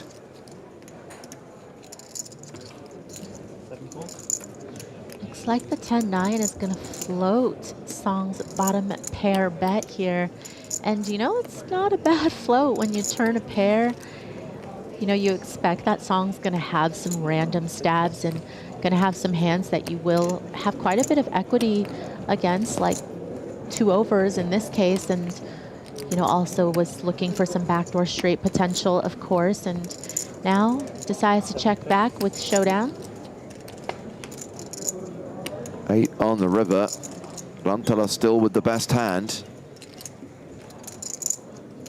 And just very quickly, Maria, while we were talking about the big game, Scotty Chip says, shout out to Phil Lark, winning a tournament yesterday for 300K. Yeah, I saw that. Good for Phil. Phil is good for the game.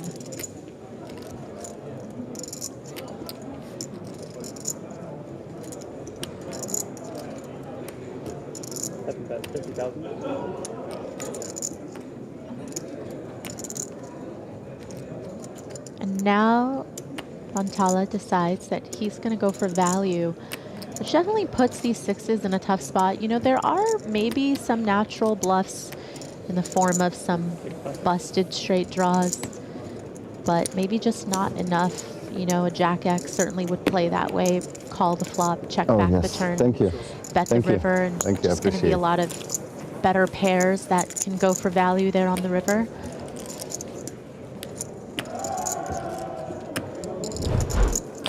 New player at the feature table, Vladimir Urkeg, bringing 20 bigs. Rocking the Batman.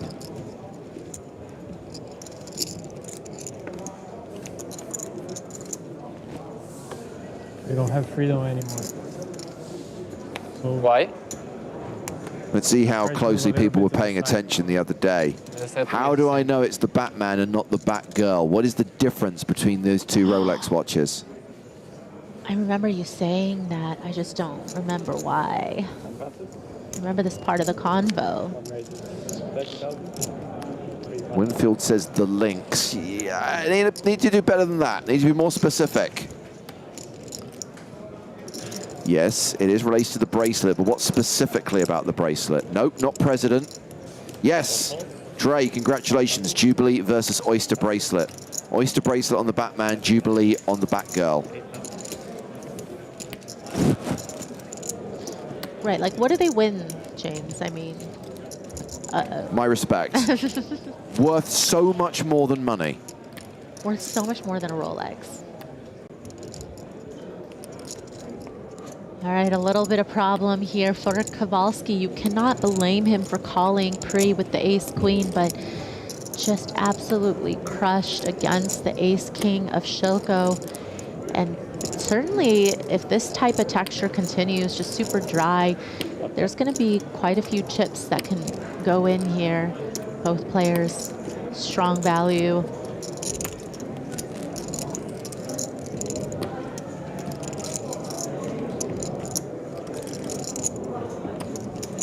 Oh, that's double. And Shilko being pretty sneaky here with that check on the ace-high flop as the pre-flop raiser. You know, a lot of times you will get Kowalski just to go a third pot here with anything, but he actually has a good hand. And I think if Shilko knew that Kowalski had as strong of a hand as he does, you know, he wouldn't have felt the need to maybe take this line. Very much just trying to trap Kowalski.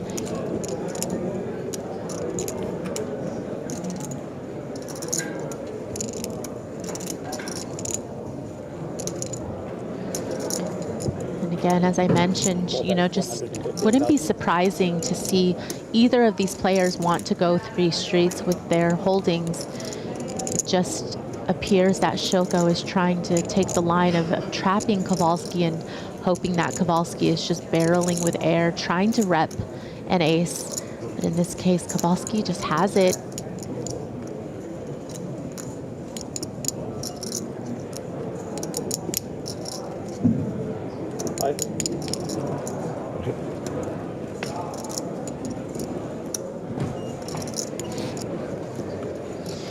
Shilko 380K back, facing 115K bet, just roughly a third of his stack. So you wonder if he's just going to want to put the rest in.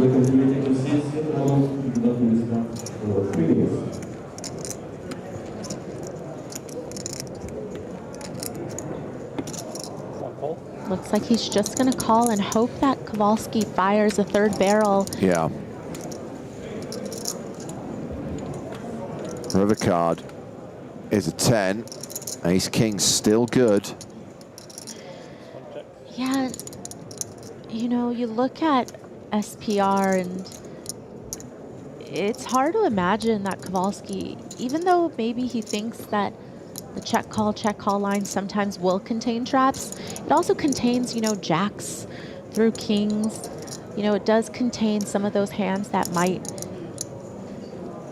give up the betting lead on the flop, but not really willing to fold to the bets.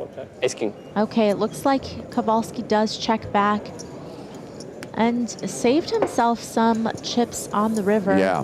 Nice Hey, Fabiano. All-in. All-in. Listen, if Fabiano didn't have such a strong hand with so much showdown value, he might have. He's dropping, eh? Ah. Didn't expect it, right?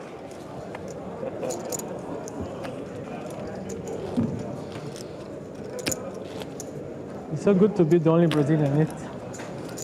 Yes, yes, yes. Oh, that's a good one. Shilko now playing over 40 big blinds.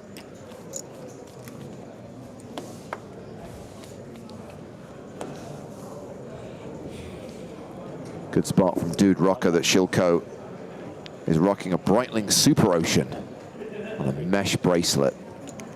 4 raises, 30,000. 5 cuts. 6 cuts. Okay, but truth be told, come on, like wearing a timepiece is really a bit of a flex these days. Nobody's really using it to tell time. Like you would never prefer to look at your watch before you look at your smartphone. I do genuinely use a watch to tell the time, but also it's yeah, there's a certain amount of jewelry for men, there's a certain amount of fashion accessory. For some people, it's not flexing. It's just, it's an accessory, it's part of your kind of attire, but it's not necessarily showing off. I am completely aware there are many people who just want to buy something that is instantly recognizable as an expensive watch where they're making a statement. But for those of us who are watch nerds, it's more about kind of like, you know, personal expression. Right, okay. Without needing to say, look at me, I've spent this much money on this very hard to get hype piece. And we start online 300, 600, big man 600, 366, dealers in the 1, 2, 3, 9, 3, 5. Very good turn card for Rantala. There's just going to be so many turns where he's going to have to fold to any aggression, but here he is likely going to start betting.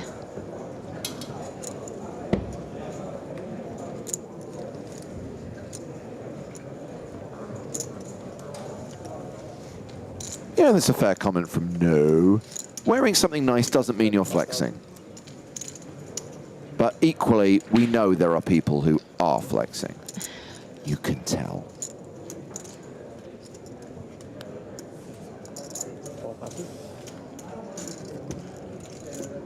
You know what, Maria? What? For a poker player who is regularly selected to play on a feature table on the EPT, I would argue that a traditional mechanical or quartz watch is a good choice, because you can't have your smartwatch, your smartphone, or any of that other nonsense when you're playing. True. To the outer tables, and it is our former feature table. Rania Nesruddin in a hand against Lin Jianwei. Jack 7-5-4 on the board, and Rania's betting the turn, 50K.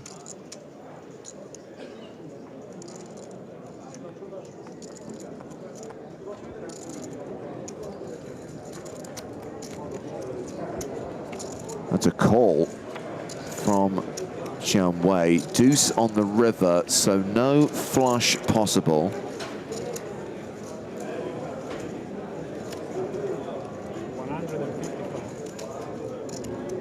Rania betting 155,000 on the river. Time bank cards deployed, and Jianwei tortured by this decision.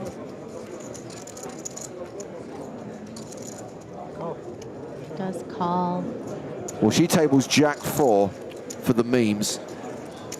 Ace Jack the hand for Jianwei. So Jacks and 4s, 2-pair beats top pair, top kicker, and Rania is now going to have 1.7 million. 150. Okay. Yeah, rough turn card there for the ace jack. Very lucky. Oh, shoot. Sorry, I told you. You told me fours are lucky for me. She's 4.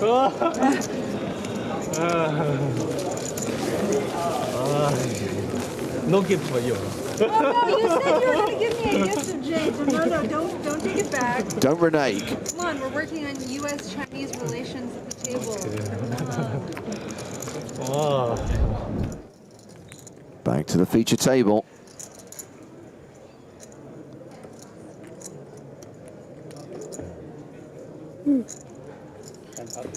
So Croaks wishes it to be known that he sat down to have beers with Shilko before he won the PSPC. He had beers with Gilly before he won EPT Cyprus. Just saying, I've also had beers with Eero Rantala before.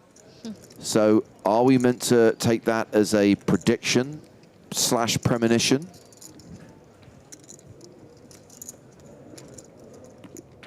Still telling you guys, this is the year that Witsiak goes back to back.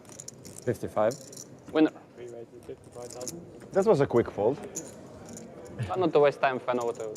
Yeah. Sometimes I need to think, sometimes. Croaks then bookends it by saying, in all fairness, I've had beers with Pie Face Poker before and he's won Sweet FA. So Still one time bank, right? having a drink with Croaks does not guarantee you success at poker. Can we please make sure that's in the T's and No C's? time banks is going to be such a long stream. Yeah. Too much.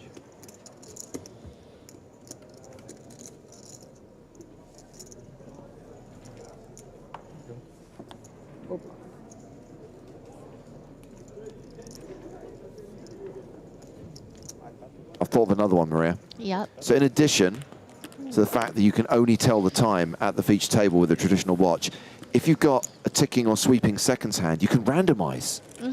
No, that's fair, and that is why some players do wear a wristwatch. I've just realized you don't need to scan cards. I'm so stupid. I was scanning cards all this time. Because we are showing. I think they still want you to, right? I think you're supposed to still. It's only the camera is just for like the TV episode. Okay. Well, the TV episode. All right. I'll use the camera. Steven Song knows his EPT TV production. Yeah. He wasn't kidding when he says he's watched a lot of EPT.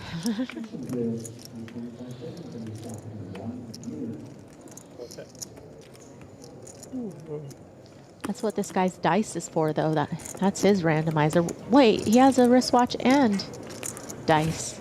2 sets of information, take the average. Play more in Europe Okay. nowadays, or? I'm gonna go to Cyprus, but I'm actually shooting over to Australia.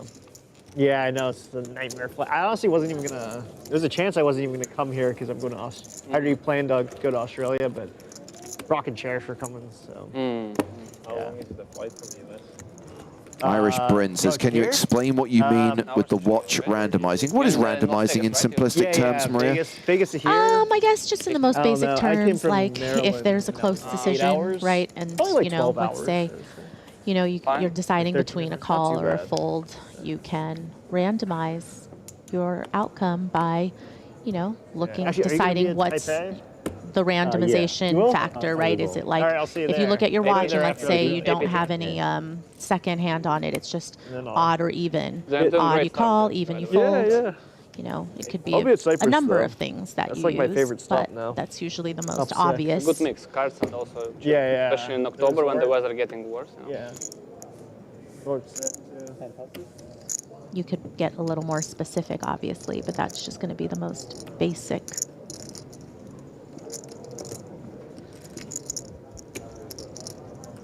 Chilko deciding what he wants to do with this King 7 suited. Just going to pass here against the open.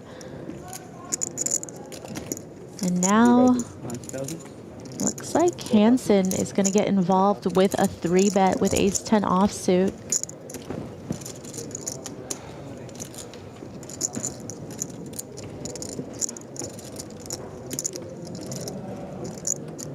Hot in here. I think because of the light. Yeah. Yeah, Ace-Jack is just kind of tough when you're facing a 3-bet. The offsuit variety, my especially, home casino. just very hard to play Is it your out of home casino? position. I mean, I started to play live there. Really? In Europe, yeah. The rake's kind of high, no? Huh? I think I Rate? definitely prefer to mix Whatever. in some It feels 4-bet like sometimes with that hand versus call out of At this position. point, at the start of my career, there was like low stakes tournaments, so I call this play bankroll building. Look at the waiter. Because it's better for you to build as fast as possible. And then Steven Song still table chip leader. But yeah, this It's their last one? Down to 70 players now. Is their last one there or something? That's what I heard. I don't get it. Is it their last stop? Or WSOP Europe, is their last stop there? That's what I heard. It's WC Europe has only one stop. No, but I think this might be the last. Oh, really? That's what someone said. I don't know. Wow, it's gonna be very sad because it's the best 10K in Europe, I guess. Yeah, but then you have to be in Roswell. Yeah. Is it really worth it? Guys, don't go. Don't go. Just go Cyprus, Australia, whatever you want. It's up to you. I don't mind. There's a lot of satellite players. We're gonna have fun, have some shisha, beers. Don't worry, we're gonna be fine. You go Michael, every year then? Or? For this one, yes. Michael on YouTube says, my friend is very shy, but he would love to win an EPT next year. Could you please say, Jerry, believe in yourself, you can win an EPT? No, I'm not saying that. Hansen has opened with kings. Song has defended with 10-6. And Hansen has hit this board hard.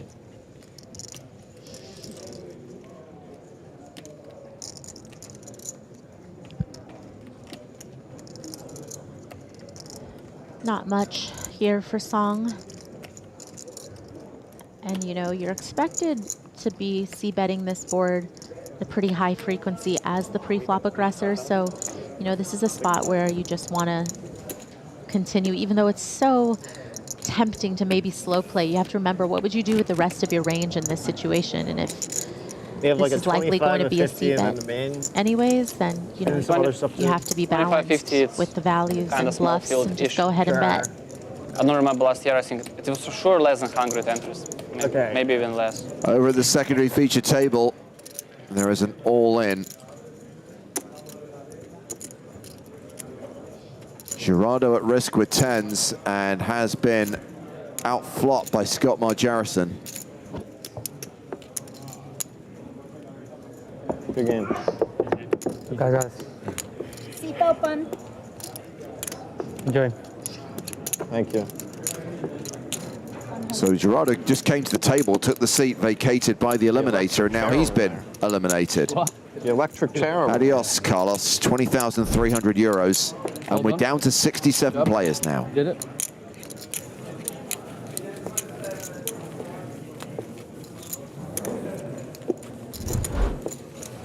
Jarrison, who at one point was down to 8 bigs, now has 21 big blinds.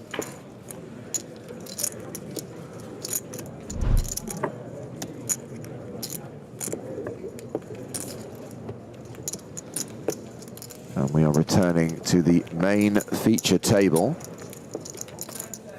Last hand was a raise and take it for Alexander Shilko.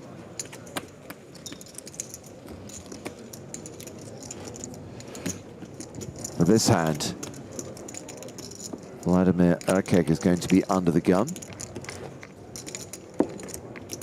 Where are you from? Norway. Norway. I would guess that you're from Scandinavian countries. Is it yours? Because Yeah. I see people using a lot from Scandinavian countries. I don't know why. Especially from Sweden, I guess. Yeah, we're all addicts over there. What But is like not referring smoking, but to? like this thing. It's a healthier alternative. Not so harmful, let's say. It's going to be snaz, guarantee it. Lesser evil. Yeah. Folded to Hansen, who raises with ace-king.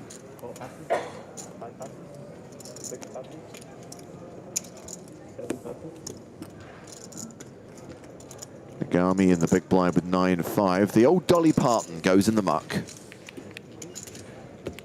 That's some boring ass poker. Yeah. Like 1 inch. Well, don't worry, guys. We've got interesting poker on the outer tables, where it's Jack Sinclair against Shakabedin Muradov. Jack with a pig rather than a hippo in this event. So Sinclair is 4-bet shoved on a Queen Jack 9-9 board. So action is on the turn. Queen of diamonds, 9 of spades, Jack of clubs, 9 of clubs. And that is a call. Sinclair shows 8-7 of clubs. Muradov with king 9 of hearts trips against a monster draw. And that's not just any Barry Greenstein, that's the ace of clubs. It's the flush for Sinclair on the river, and he is going to double up through Muradov.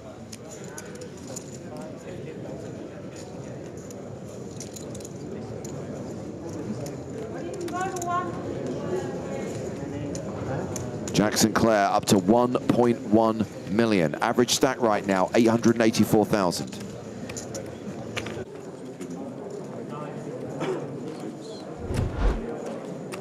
Alexei Savenkov has just been eliminated, cashing for 20,300 euros. I liked his shirt collection.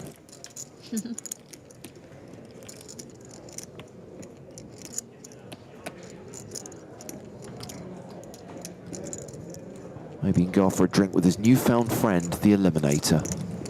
No one makes him smile like the Eliminator. I mean, we all could technically if we wanted to, because we all have Keon's number now after he gave it out on air yesterday. No, I forgot to write it down. Shilko still ahead on a 10-6 deuce flop. He was the pre-flop aggressor, opened under the gun, got called by Rantala on the button and by Erkek in the big blind.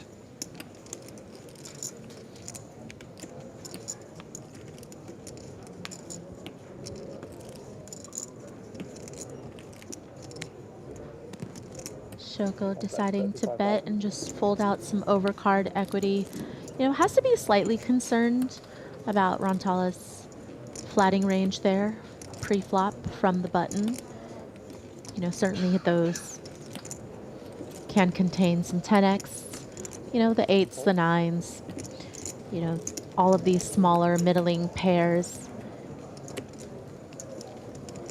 Some which Shilko obviously has beat, but some where he does not. And ace 2 suited's pretty interesting hand, you know, certainly with the backdoor flush draw potential, you can think about check raising here against two players. It just feels like it might be a good spot to play a little more aggressively, just because you could be up against some potentially weaker hands that can't really do much against a raise, but he decides to fold. 4 diamonds on the turn. So Rantala has a straight draw to go with his pair of threes. Shilko, 86% favorite.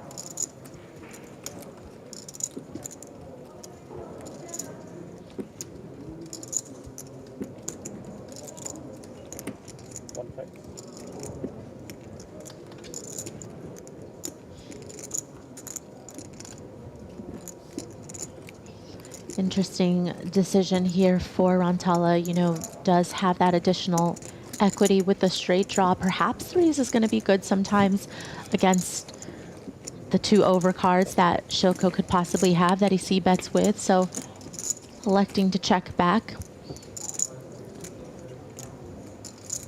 Board bricks out for Rantala. You know, I think the problem with checking back there is that now you can't really credibly rep a 10. No. You know, most 10Xs are going to bet the turn. So now Shilko has to feel like he's got to be in pretty good shape with his 7s. There's not going to be a ton of 6X in Rantala's range. Calling pre-flop, you know, an under the gun open. And it just kind of feels like he might have missed his opportunity to win the pot. And now he's thinking about paying off this value bet. Shilko betting 50,000 into 185,000.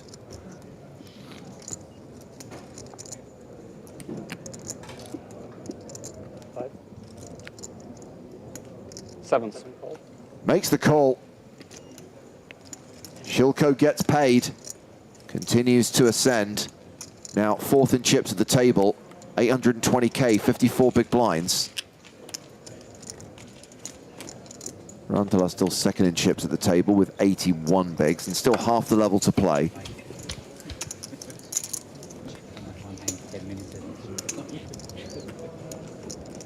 Stephen Song still table chip leader. Vladimir Urkeg the shortest stack, which is shy of 20 big blinds. Hello again. Can you hear me? I can hear you. Yep. All good. Yeah. Last time you come out a bit late. Maria, please answer this question from Lepson watching on Twitch. Why don't jam? Other guy has 7s. Ooh. It's a really great question. I mean, if you knew the guy had 7s, then Oh, yeah, you mean he doesn't know that he has 7s? No, only we know, actually. It might be surprising. But it said it on screen. Right. But this is the privilege of being a viewer and a commentator. So we get to see the cards. Oh. I think I can help clear this up. So okay. there are microchips in the cards that feed into a graphic system that only we get to see. The players don't see that? No. Yeah. Then no, how are they meant to make the right decision? That is weird, in my opinion. Don't know how they do it most of the time, to be honest. You lost minimum. I know some players play like they could see the whole cards, but I assure you, they can't. Completely changes your perspective on the game. There was as low as possible. Welcome back, Joseph. Actually, I mean, the one advantage I used to have is when they would pitch them high, I could at least get a little peek, but now they're sliding them. I have no idea. Sometimes I'd see a little white and be like, huh, I know what that one is.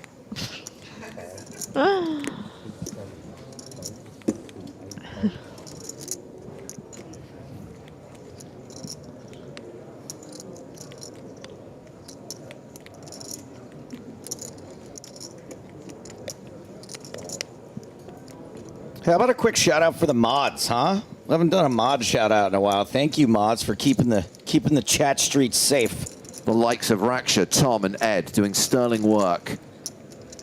Yes, many thanks. I like when Ed gets to someone's comment and times them out before I can get it in a permaban. That's how you get saved. Right, don't let Stapes see it.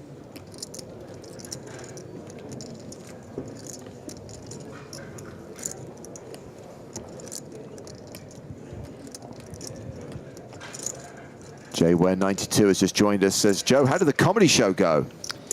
So a lot of comedians are not good judges of their own performances. Yep. They're self-haters. They'll go, oh, I was terrible when they were actually pretty good. Or they love themselves, Phil Hellmuth style, and they'll say it was great when it was actually just okay. Last night was pretty great. Sorry, I meant to say I'm a pretty good judge. I was going to say, you kind of needed to establish that before you gave your review. Well, last night was pretty great. Okay. It was a really fun night. It was fun. I enjoyed it. Good crowd, Eagle Eyes. Good crowd. Everybody got it. I was there. Nick was there. Griffin was there. Sam was there. Maria was...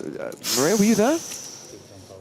I was asleep. I'm sorry. There was no VIP area, so... No, I have to say, okay, but in my defense, I have gone out of my way to come see your shows. Like, not just when it's convenient. I don't. Not just when I have to press down on the elevator. You know what I'm saying? And like, when you say you've gone out of your way, do you mean you had to take more than a 15-minute Uber ride? yes, I've absolutely done that. She has, and in her defense, she's probably seen me completely bomb on multiple occasions.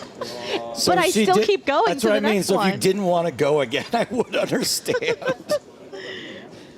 But after I saw you bomb, I actually saw you redeem yourself multiple times since then. So if I weren't capable of doing it well, I would not be so honest about the times when I've bombed.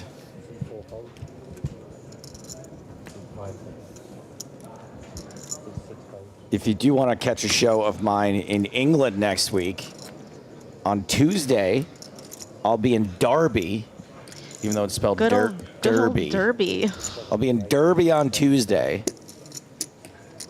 I'll be in Bristol on Wednesday. And on Thursday, I'll be in Portsmouth. You are just an international superstar. I hate money and sleep. It really is what it is, Maria. All right. I think Raquel thinks you hate her. 120. Luckily, there's a hand developing here, and I cannot comment on that. Rontala opened ace-10 offsuit pocket queens for Shulko.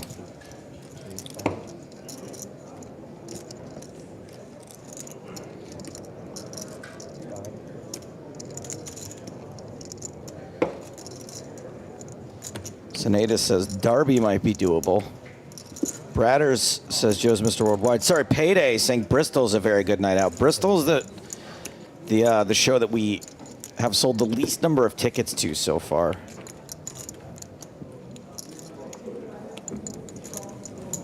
I think I'm probably most excited about seeing Bristol. Here's how I know Portsmouth is kind of rough. Okay. I was like looking at hotels, and the most expensive hotel I could find in Portsmouth was $180 a night. Dollars. Yeah. Not pounds. Yeah, so it's like 130 pounds. Okay. You think that that's the indication that it's like a bad area? I feel This like is a that bad sounds area. I'm just saying that, like... That sounds average, no?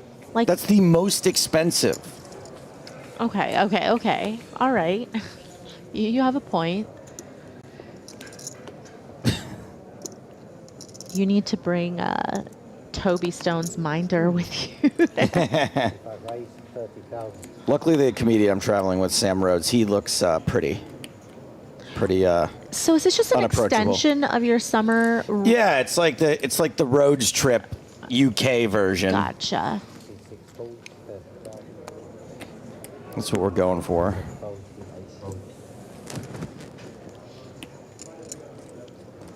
Orchide, kicking things off under the gun with Queen 10 suited. Song just flatting in the next position with jacks, afraid of that under the gun range a little bit. And maybe someone waking up with a bigger hand behind, like Sindra Hansen. And you know, jacks play so well when you get into these spots where somebody feels like it's a tempting squeeze, seeing the raise and the call. And so, you know, Song doesn't even really hate this some of the time, seeing a 3-bet come out of the small blind, especially against, you know, this 37 big blind stack, right? I don't see Song folding jacks. You know, he'd probably be willing to just get it in here pre-flop against that stack size. You know, if Hansen ever has 3-bet folds, it's just a nice pickup.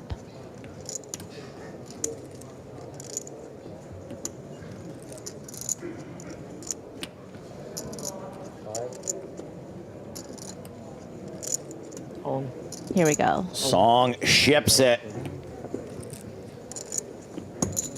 Hansen sticks it. Hansen is the effective stack, but a big favorite.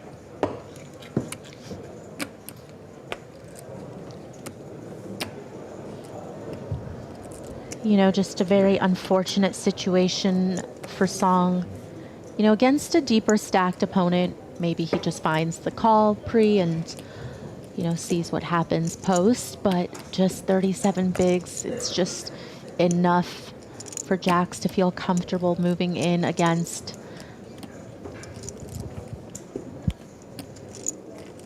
Four, 9, 7. You just tell yourself you go broke in this flop anyway. Yeah. You're like, what? There's no getting away. No. This hand was going to play itself. Deuce of spades on the turn. 1 out for Song. 1 card to hit it.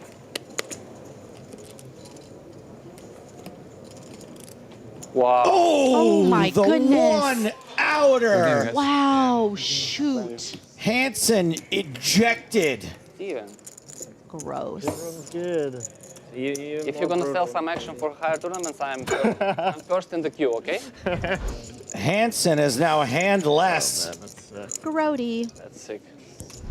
Even more brutal. Dispatched in disgusting fashion. Run out. But Poor fella. Oh yeah, hello.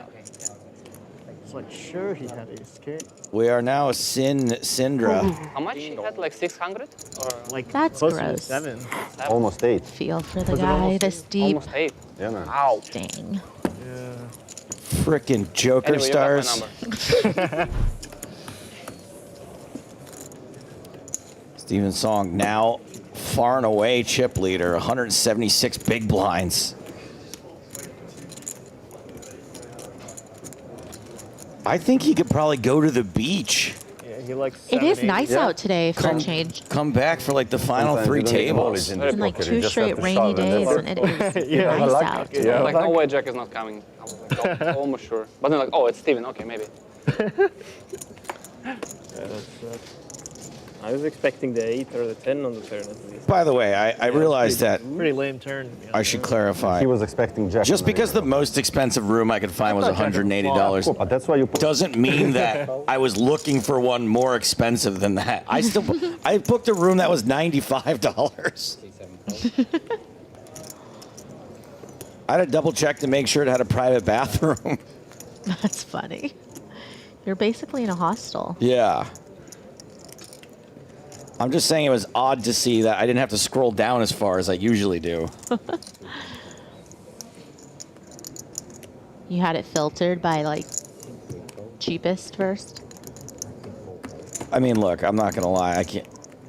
Those $18 a night places, I don't need to see those. I don't even need to know those are out there.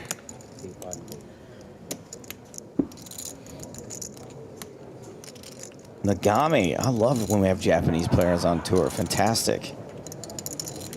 Top pair for Orshide. 7's running hot. 5 check. Always. Watch the stream. Always coming. Pretty standard texture to Would you see shout that. You know, 7 if you go your, in with 7s? your opponent Would here you in the shout big blind's 7? not going to have too many trips. You know, they will still defend coming, right? with some deuce X, No usually of the suited variety, showing but your not ace so and many just of the the pot. offsuit variety. And leave the Obviously, pot. 7 deuce not really going to be a factor. Well, quite a few 7Xs though, but you know, most of their range, Yeah, you're right. ace high is going to be performing create pretty well something new. against. And You need to think. now Nagami I'm still about 9. hasn't really turned any additional equity. Still has ace high. Ronaldo. You know, Oh, Ronaldo. just decides I he think maybe wants Brazilian to check like back with a little bit of showdown. 7 is the better. I think. Ronaldo, I like it. 3 pair for Shide. The problem is, you know, there's not going to be too many light floats on something as dry as 7 deuce deuce. It just very much looks like a 7X or maybe one of those smaller pairs like 6s through 3s. And so, you know, ace high isn't beating those. So do you ever want to try to find a bluff here when an overcard rolls off? 7. Wow, 3 pairs. Decides to check back. I think they should add 3 pairs combination, right? Yes. Yeah, but where does it like go? Where is it in the stand? I think 3 pairs can beat trips. Not set, but trips. Yep. You know what I mean? We've Like said that. ace I don't know if deuce, he 7-9 wins. had the same idea as us, But if or you have he's to heard us set- say it. If you But set, you know, set is better. That's too complicated. I know. That seems a bit too complicated. But still, it seems fun. But then 3 you pairs should be have to low have the trips. 6 cards straight. Like 3 deuces. No, One guy 3 pairs gave better me the than gift 3 in deuces. US, some deck of cards. He's creating his own brand, like it's, I don't know how it's called, like some ultimate poker, not ultimate poker. Sure, but some sure, different, but something, you know? yeah. Yeah, something so it's else. like with all these new combinations. I think it's one more suit added, something like this. One more suits? Yeah. I need to find this deck. Should be fun. Isn't the game hard enough? I don't know. I also I'm think not, straight I'm should not beat even ready flushes. to play this game. No. So It's so much harder to make a this game straight. first and then In your go to the mind, next one. it is. I mean, in my mind, it's impossible to make either one of them. C7 fold, C8 fold.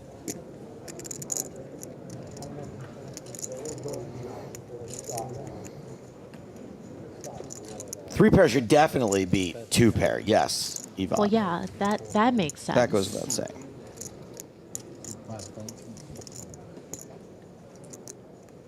But like on a board like that where it's 9-7 deuce deuce, like your 9-7 should beat a single deuce. Your buddy's still in? No. The dream is alive for some online qualifiers still. This is Angelo Moroni, gold pass winner.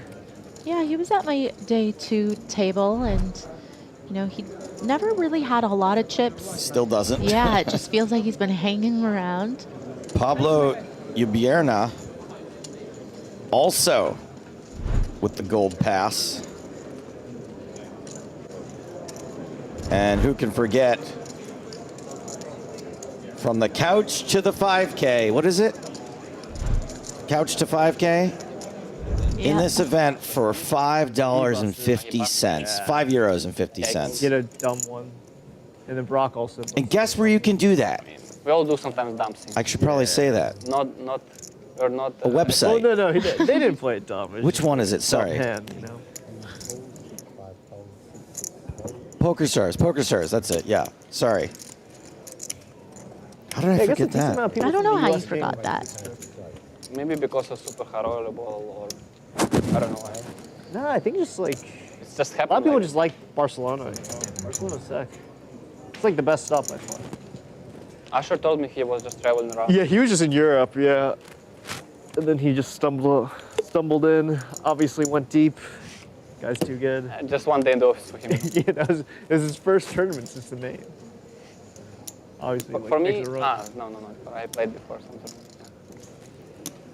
Did you make a break after Las Vegas, or did you want some? I took a break, and then on my way over, there was a Maryland series. Played that. Double Super Circuit? Nah, just some random one. Yeah. You're a grinder. Yeah. It was like a 3K main. Like I don't even know. 1.5 million or something? I don't even know. I didn't make day 2. A lot of bullets. C7 raise is 100,000.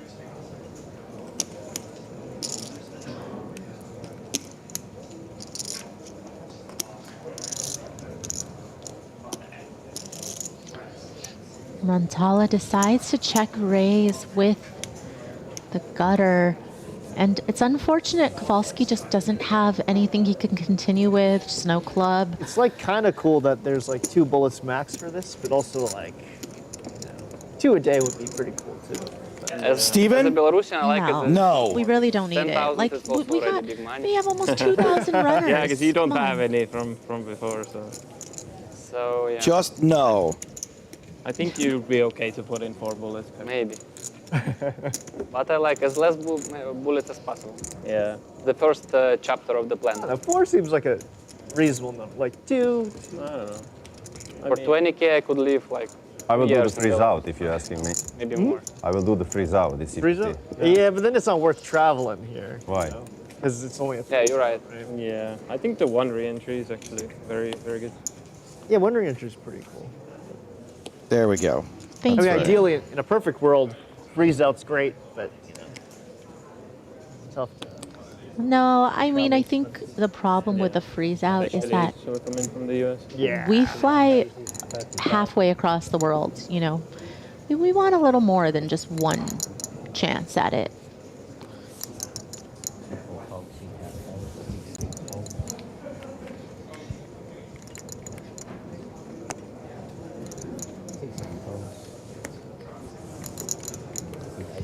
Shilko certainly has chipped up nicely since the start of the level.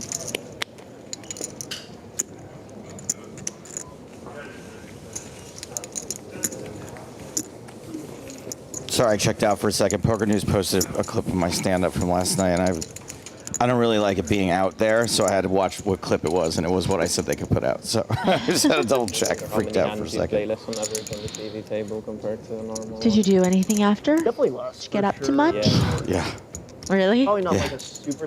I got up to my neck in beer. It's like whenever there's an all-in. So you are running on no sleep for 2 days in a row. No, I actually slept way more the night I drank, which was 4 hours, than the night I didn't, which was 0. Yeah. Here it's like they gotta like. But everyone gets on the feature anyway, so the evens out. There's no real advantage or disadvantage. Yeah. Kowalski has had a bit of a tough time.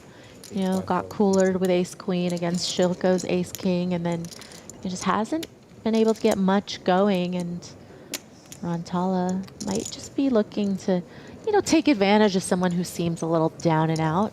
We'll see.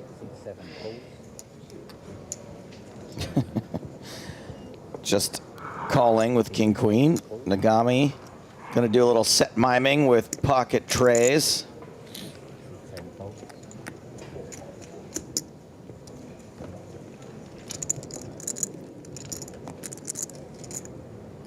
Threes for Nagami. 3 players going to the flop. 3 cards on the flop, and And a 3 on the floor. 8s are like half 3s, or like a double 3. You know what I mean? I mean, kinda. Like if you took a 3 and then flipped it and then put it on, superimposed it, that's what an 8 is.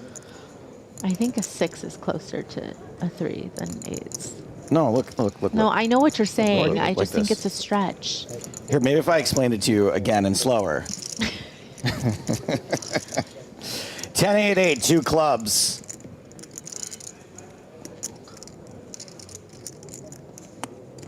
Pocket 3 should be able to convert to 1-8, says Mini J. I don't hate it.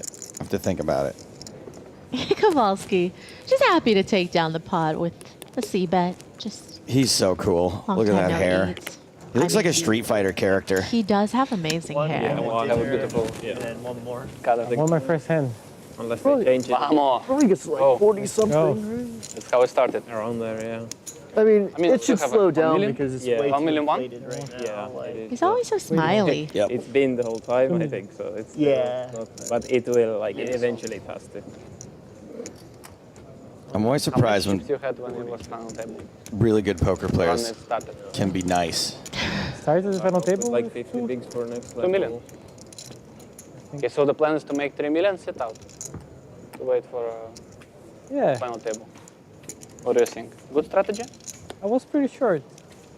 3 No, mil I is had- not I enough had for the more than FT. that, I think. It's like half an average stack or something. What I'm saying is like, you build a stack 3 million and sit out. Sit out. For me, it's better. Fabiano should play for sure. Raise 30,000.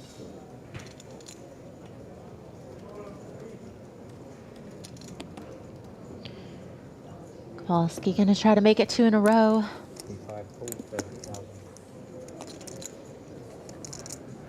He's going to meet some resistance from Matteo Orshide. 10 calls. 10 calls.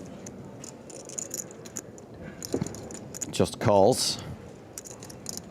No other takers. 50 behind. All right, take it easy, Fabiano. We'll be here soon enough. 875. Kowalski recognizes that Orchide's flatting range against his under the gun open is going to be pretty strong. You know, some of the hands are going to contain some overpairs to this board. Some sets are possible.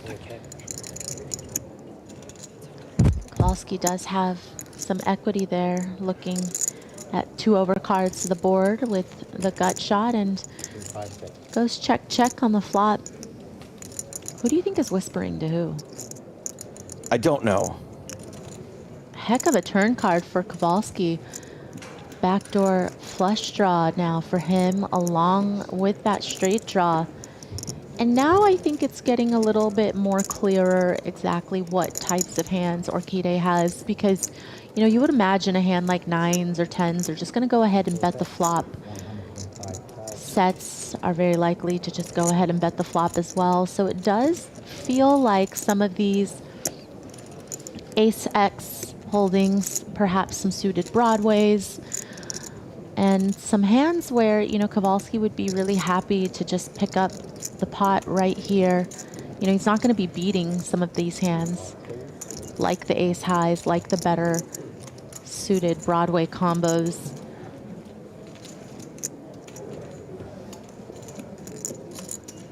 Tray of spades puts the spade draw out there.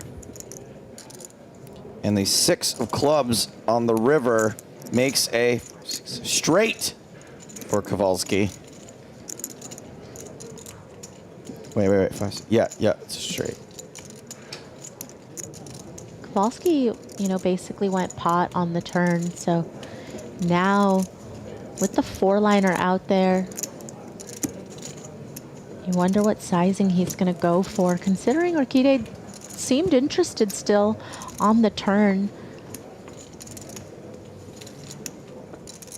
Smooth move, Kowalski.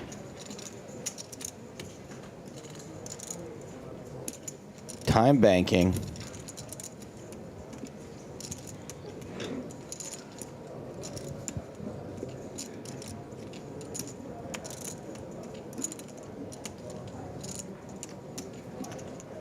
C4 bets. 240,000. Went on the chonker side. Yeah, and it's kind of interesting spot for Orchide. He has a queen of spades in his hand, which is somewhat relevant, right? Because there are going to be some backdoor flush draws that are going to bet on the turn. And having the queen of spades, it's not great. Can we just look at this from a very simplistic standpoint? Now, he is beating this hand that Kowalski raised under the gun with. But how many under the gun raising hands would he be beating? I mean, not very many. I think what he's mostly confused about is the check on the flop, right? Which is why if you're Kowalski, you need to be balanced with your checks. Sometimes your checks will contain some hands like this. Sometimes you check with big hands like overpairs with the intention to check raise. So it doesn't necessarily mean that you can't have a big hand when you check the flop after you were the pre-flop raiser. But it just means that it causes a little bit of suspicion, I think, in Orchide's mind.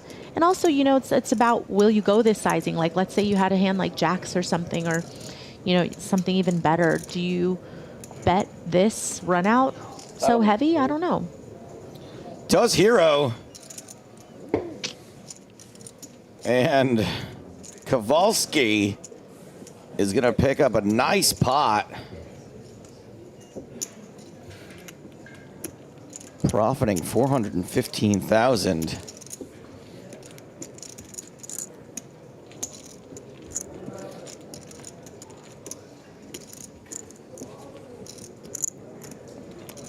Orchide is down to 11 big blinds after that hero call.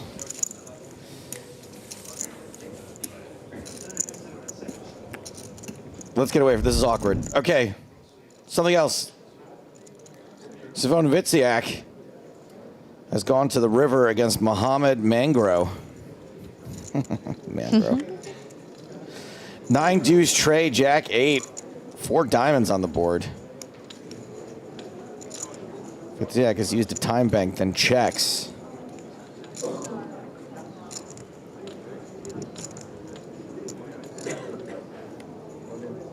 Mangrove ships and a snap fold from the reigning Barcelona champ. I mean, just pretty impressive that he's still in this deep with a healthy stack as well.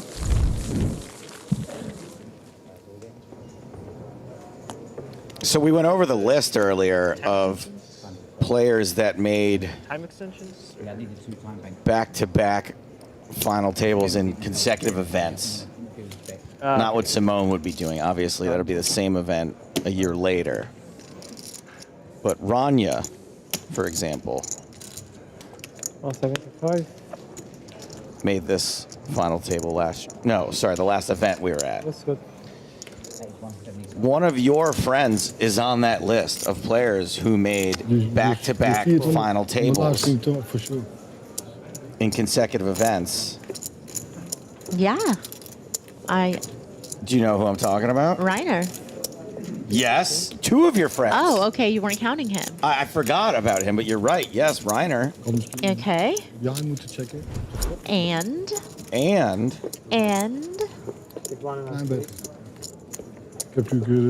One of your really good friends. My really good A really good friend who you recently had dinner with. Charter? Charter. Huh. Christian Harder. Wait, but that's because, are we counting PCA as the EPT? That is when it counted, yes. Okay.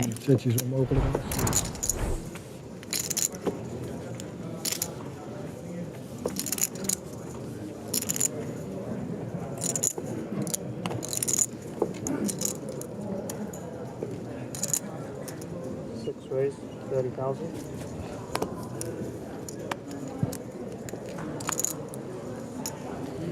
That 140,000 stack for Karabinchik is like 10 big blinds. Yeah, I mean, I had more than that on day 2. It didn't last very long.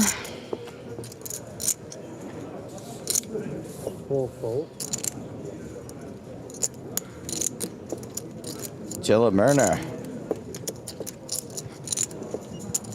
Back under the lights. Raising with ace-10 off. 165. Well. Getting a little OOL. I mean, very OOL considering it's up against an under the gun open, but you know, you do expect the big stack at the table to be opening a bit wider, and you know, this is how David Coleman accumulates stacks. You know, he's put up some amazing results as of late, and you can see why, just not afraid to go for it.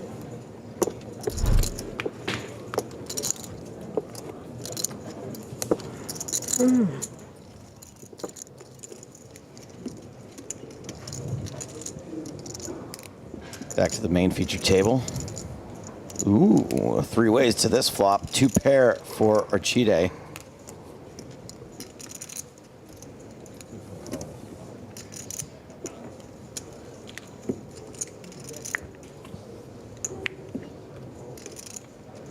Pocket jacks do not fold. King on the turn.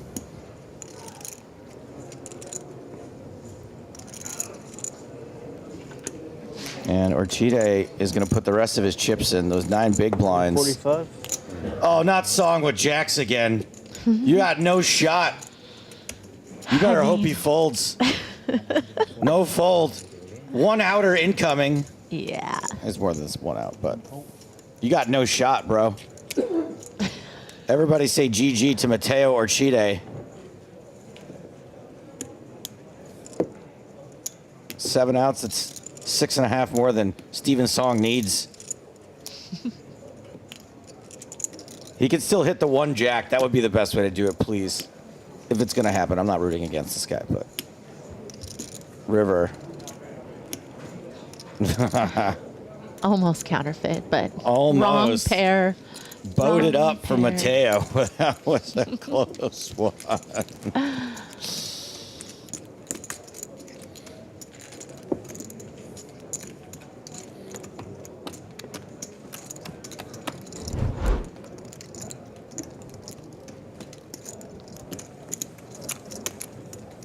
The but also Yeah, sorry, I moved. I didn't say. the 5-deuce offsuit defends from the big blind. Kind of strong. Doing stuff on our back, like Kind checking of his king. strong. I'm bluffing on me. Also not good. Yeah, no. You didn't saw what I had? No. I don't think it is queen. Maybe. Why not? But I think you would show me ace, so I would know that I'm asshole and didn't have enough value. But if you check ace queen, I'm going to Samba poker team now. Don't send me money for that, doesn't it? Are you coach there or Yeah. or you're only?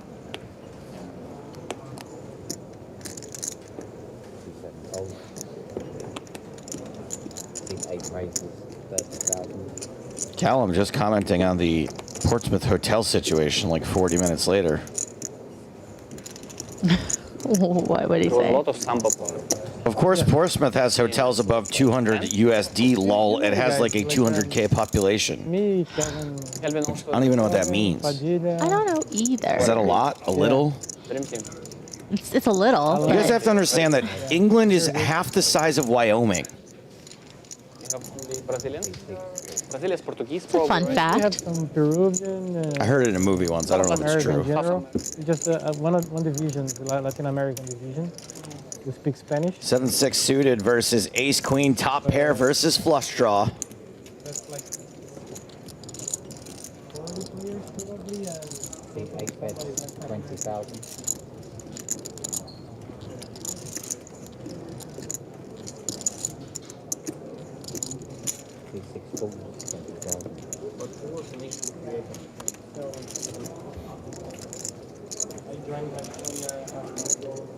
Check. Bet. Call on the flop for diamonds on the turn.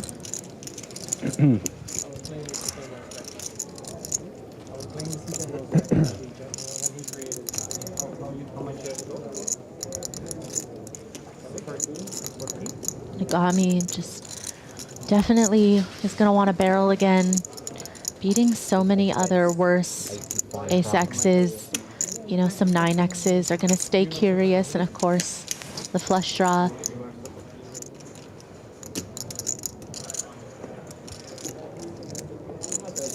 Well, look at this. England is 50,000 square miles and Wyoming is 97,000 square miles. So pretty close to half. Get song off the draw. At least it wasn't the 2-cent hypers on stars, you know. I have somewhere a photo in the chat of my friends where I'm asking for people sending 8 cents. I have enough money to play probably 27 cents. Earthlyn on YouTube says, this dealing is so tilting. Good time. Why is that? That's a very weird thing to be upset about, first of all. Second of all, especially because it's superior. Yeah. Yeah. I'm confused. They probably don't run them anymore, though. Huh? They probably don't even I don't run know. them. I don't know. I don't know. They run 11 cent tournaments.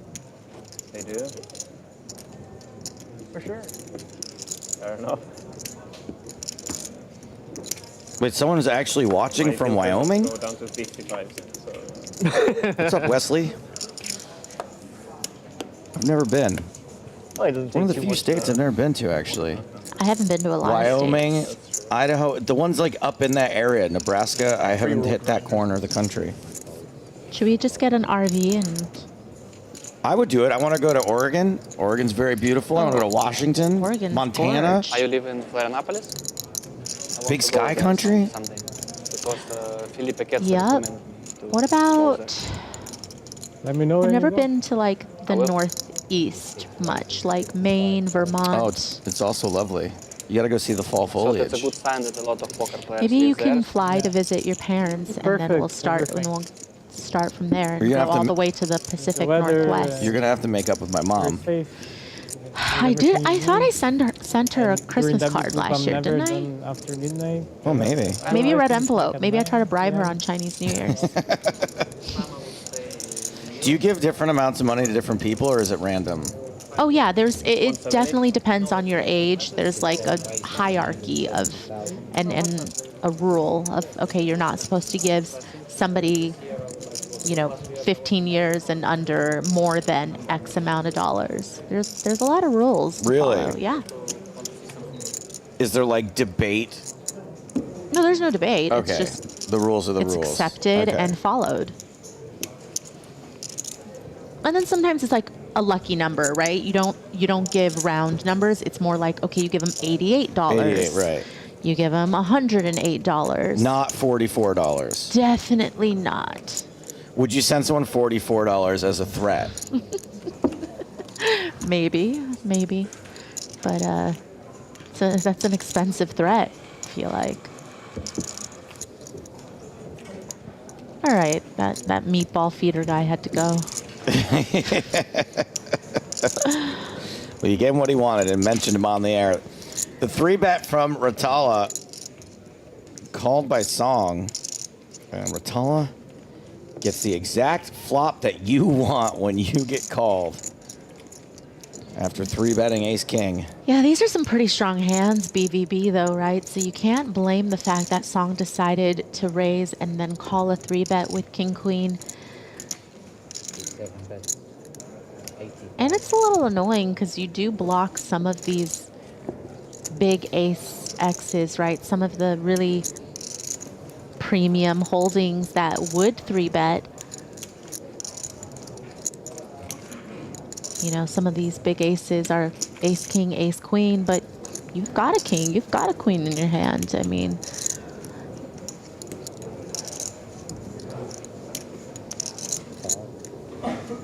so that's good discipline. Song always thinks about it, right? He always wants to maybe find a reason, like, give me a reason to stay in the hand. Give me a reason to check raise, but...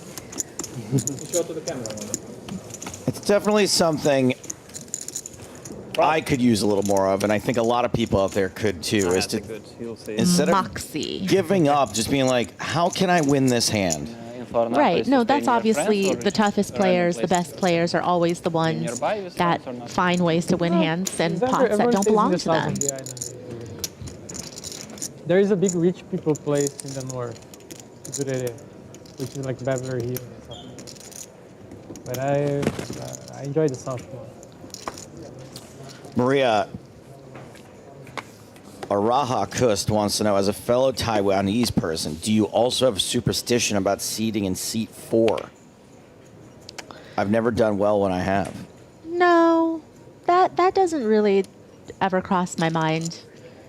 I mean, I don't, for example, like growing up, we never had 4s in our phone numbers. You could pick your phone number, you could pick your cell phone number, your home phone number. We didn't have, we didn't have 4s. But now, like when I'm older. Oh, just by chance? No. Oh, you specifically didn't have 4s? Yes. Okay. But, now I'm just a lot less superstitious.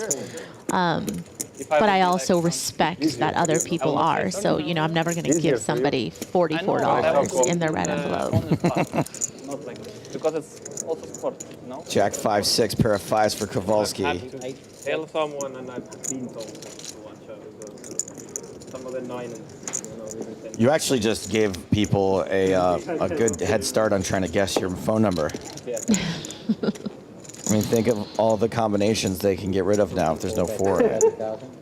Plot twist, I have a 4 in my phone number. So I just did the reverse. But then I told you guys, so I don't know if that really mattered.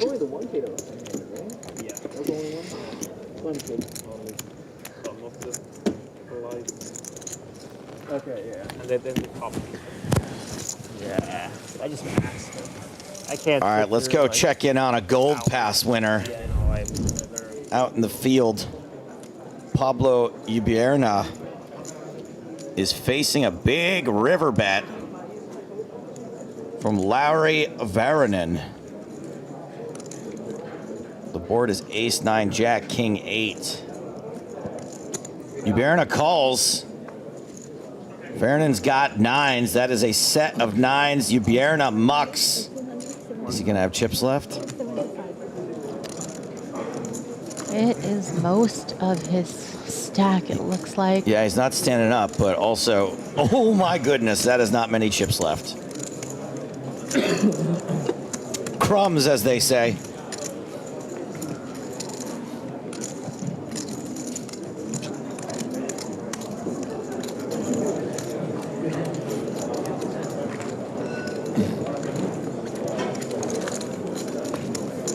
Nice hand, Lowry.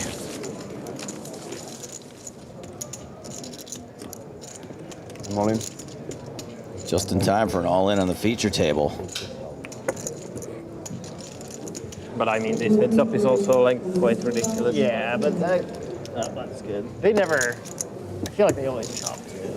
Yeah, I mean, Rare to like. good fairly often. That heads up is. Well, I think they usually chop like three hands. Yeah, then it stays like 100k for the winner and the trophy, of course. I think the 100k needs to be set aside for the winner. I think. Fair. Yeah, it's totally fair. So it's still. Yeah, you're playing for something. Right? Yeah. Yeah, a bit of change. Okay. Would you flip for the spade? I'm not. The spade? Well, it's a lot bigger than the spade, right? It's like the. I mean, in 25k there's even spades probably for the Oh. trophy. If I had more chips, I would probably just say, well, all in blind. I would probably just do that regardless. I don't want. I want to win the spade.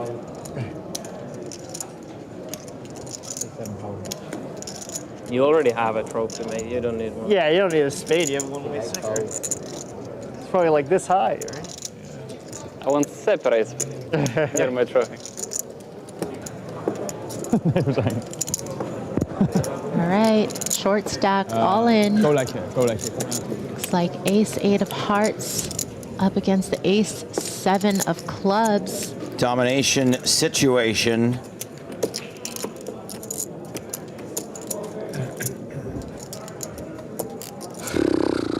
Hume is behind, but not remotely at risk.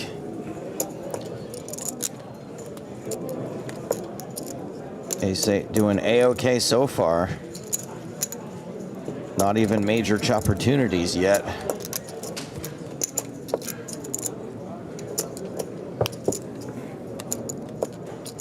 Turns a 7. Wow. It's always coming, and Karabinchik is going. More than likely. Has 12 outs.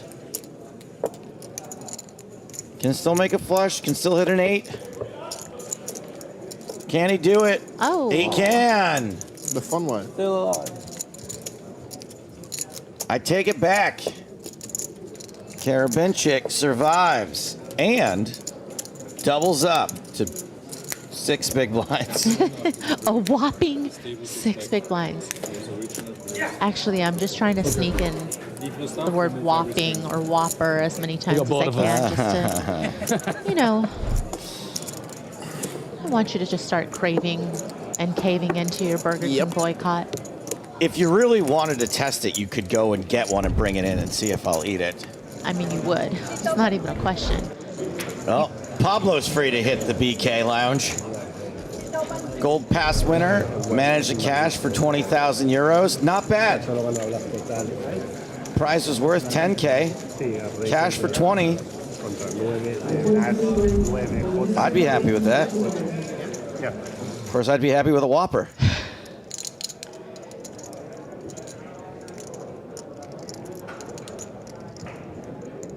Right now, the picture of the run after you win the third. What have we got here? We've got a king No, I feel high. like you have to be at risk. Is good. Right? Yeah, What's this Urcheg up to? Like when you're Yeah, at it looks risk, like a BBB situation Good where call. it was a limped pot pre and it went check on the flop, bet on the turn. It got called by the king high and just another call on the river with calling station. king high. Vamos. Vamos. You're It was the 7 on the river. Okay, guys, you will be coming Nice back call. to the table after the break. You now have a 20-minute break. Small hero We're call. talking about. That was just a call for the TV. Trophy that you won. What was the trophy I won? Yeah. Do not bluff that guy, says Still stays. Yusuf. Okay. But they cannot hear what I'm saying. Maybe. I can hear what Maybe you're already saying right broke now. Gambler. Who knows? Ma satsar mot bluff prossima investiglia. No, I don't. I live in a suitcase. Alexander Shulko. Nearly $1 million in chips. 925,000. I will ask. Yeah, I think so. I think they may come and help you. We are going to a break. But before we do, let's see everybody's chip counts at the feature table. Going to be seeing these players again when we get back. Eero Rantala, I love it. 69 big blinds, lol. Shortest stack at this table is Vladimir Urkeg, who we just saw there get a bluff picked off. Just 11 big blinds for Vlad. All right, gang, we're going to break, but before we do, stick around to listen a little bit about Pablo and his gold pass.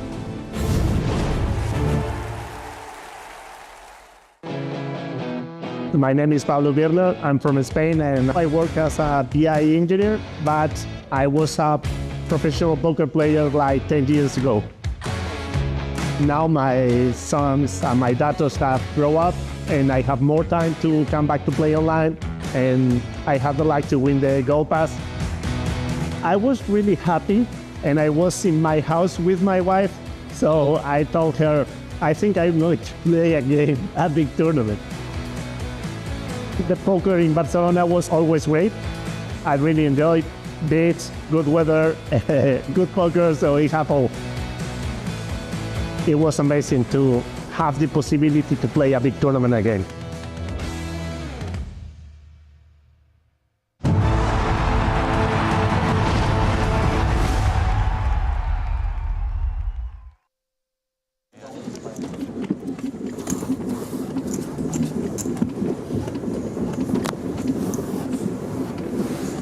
Jonathan pass. Thomas pass.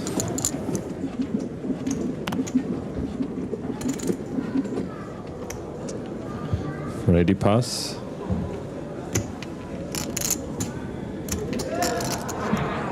Michael pass. Vincent pass. Well, this guy's a name. This is Anders Berg, who played online as Donald and had an avatar of Donald Duck. Oh, yeah. I did tons of coverage of this dude during those old Scoop and W Coop shows I used to do. Up comes Ace of Spades, Queen of Hearts. So this is top pair versus second pair. Let's check.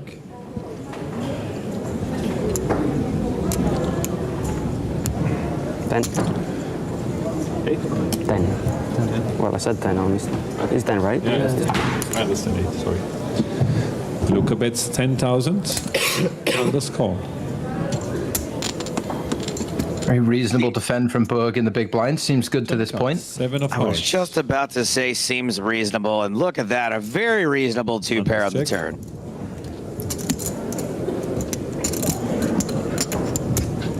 This is probably a hand that could go either way for Pagano. It is a turn he's going to want to bluff somewhat frequently with all those gut shots around Jack 10 and King 10 and King Jack. I'm not sure if he can get through streets with the Ace 5 given his kicker problems. And of course you risk this with what is kind of a mediocre hand. I like Berg's jam. 31,500 more. He's out of position, so he doesn't want the river to go check, check, and potentially lose value against a strong ace or a strong draw. Maybe something like, you know, ace X of hearts with the top pair and the nut flush draw. Leave it there. So plenty worse to be called by. Luca call. And there it is. Luca calls. So Berg here better than a 4-1 favorite, but he is the at-risk player. Luca shows Ace 5. You got one pair aces. 3 or 5. Let's see the river cards. It's a trade. 3 on the river. Berg's two-pair counterfeited, and he's eliminated by Pagano. Just had to ask for the card, right? Cash is out for 38,000 euros, and that's going to take us down to 36 players.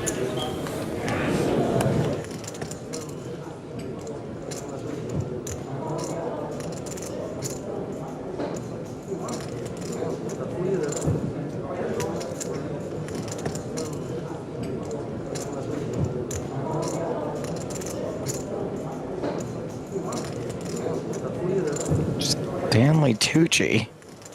He looks nothing like Stanley Tucci. He looks enough for me to have said that. Luca calls. I think you were just thinking about Stanley Tucci. I was actually. He's been putting out some great stuff on social media. Lives down the road from me. So it's Pablo Ubiana who's called here. Big blind check, and here's the flop. Jack 9 against 7 deuce, and Luca's flopped pretty good. I'm beginning to see why Luca is climbing the leaderboard. The worthless, means nothing EPT leaderboard. Pablo bets 15,000. Well, it's a long way back for Ubiana. With the 7 deuce, he's going to start bluffing on the flop. Pagano delighted at the prospect. And Luca's going to raise. And check raising. Which I like. I think there might be an tendency to slow play with the trips here, but there's so many worse hands that can call you, so many draws. Obviously with the two-tone flop, you've got clubs. And then a myriad of straight draws as well. All in. Call. Excuse And me? don't forget, chance that someone's going to have absolutely nothing and try to bluff you with it. Oh no! Pablo blasts off with 7 deuce. Pablo blows it.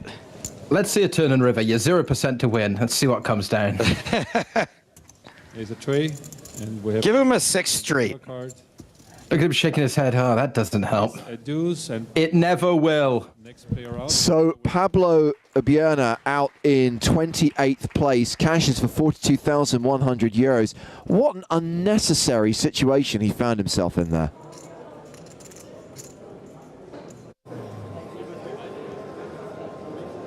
Eight-6 off for Greg Dyer. How much is that? 72. Raises to 72,000 as a slot machine pays off in the background. Raises to 7. Still got a few seasons to go before they move this event outside of the main casino.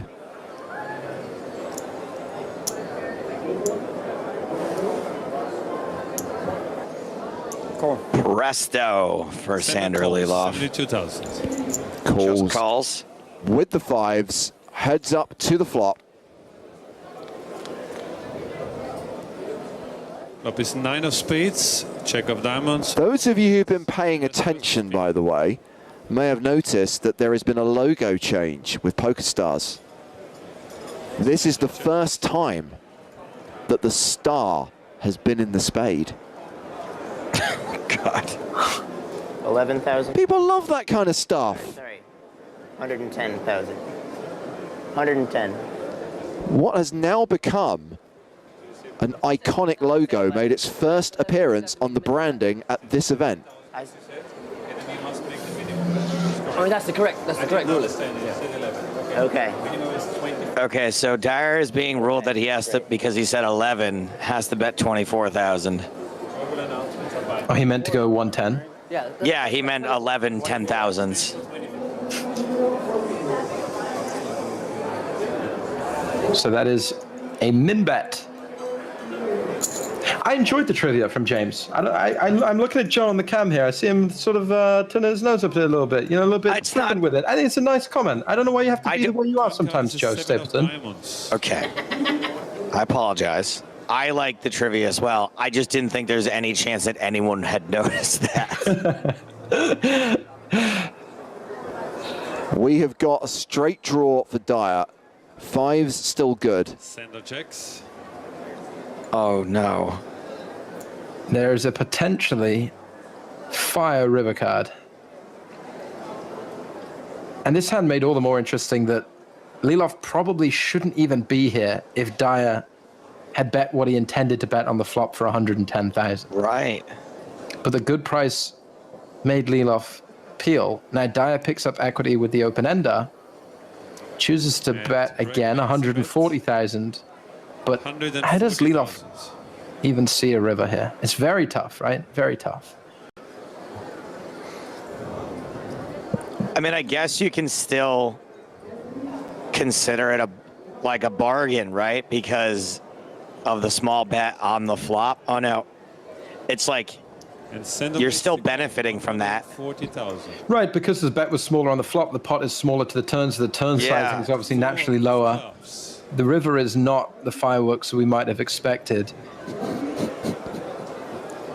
But it is a pretty significant brick in that Dyer can be bluffing with hands like Queen 10, King Queen, Ace X of spades, King X of spades.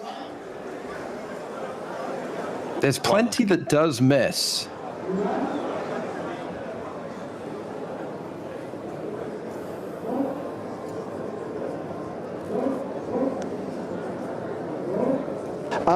Looks like Dyer's loading up here to bluff the river. Yeah, and I mean, Dyer is going to have plenty of value hands. He's going to have Jack 10, Queen Jack, King Jack, Ace Jack, right? Pocket nines, 10-8 suited, queens, kings, aces, Jack 9 suited. So Liloff, it's not like he gets here and thinks, well, Dyer can never have anything. But he has to weigh how often he's going to have those hands versus how often he's going to have a hand like 8-6 or King Queen or Queen 10. He makes that call. That is a huge call. That's an outrageous call. For Greg, which is 8 high. And no one loves it more than Mark Telcher banging the table in appreciation, urging the crowd to applaud his friend. Come on, clap. It's a pretty big hand to bet the river. Huh? No, I don't. No? Oh, I'll bet a jack there any day. Oh, yeah, you're not going to bet a 7 or a 9, right? Yeah, you would bet a jack there.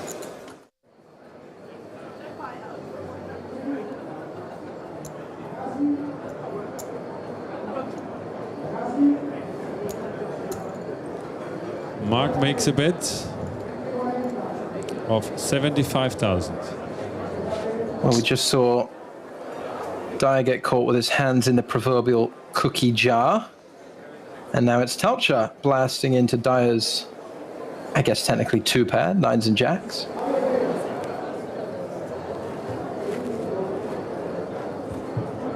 Greg calls 75,000.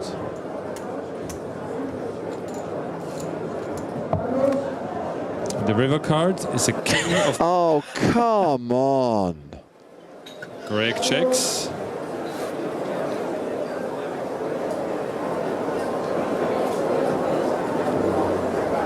Well, Telcher improves. It is a river that's going to improve a lot of his bluffs, not just this King 7, which is probably on the wider side of things, but, you know, King 10, Queen 10, King Queen, those gut shots, those straight draws. But 10-8 missed, spades missed, Dyer still with a 9 against a pretty aggressive opponent at a table that we've seen a lot of bluffing, we've seen a lot of hero calls. 162,000. It's just so classic. So classic. Like you just had the hand you were like positive was the best hand. What? You have a 9? Yeah. Maybe he knows that too. Yeah. I don't know what's going on here. Not Why in is the pot. Slightly inappropriate, question mark?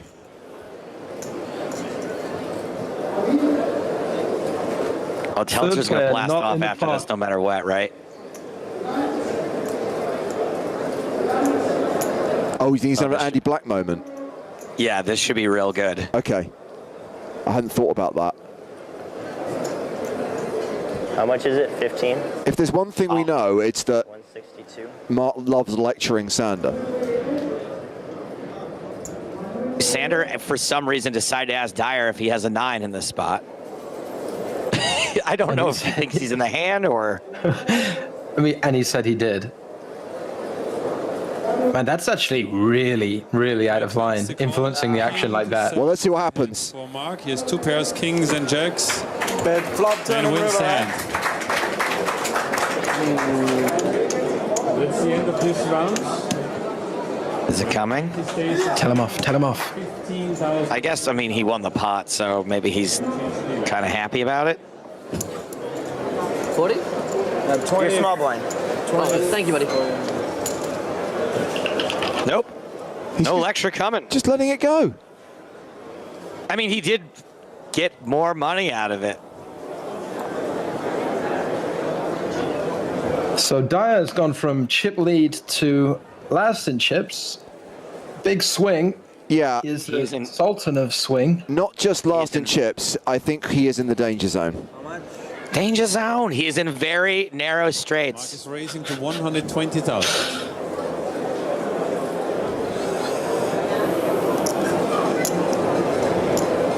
Well, no money for nothing at this final table. Oh, come on. You got to leave me one.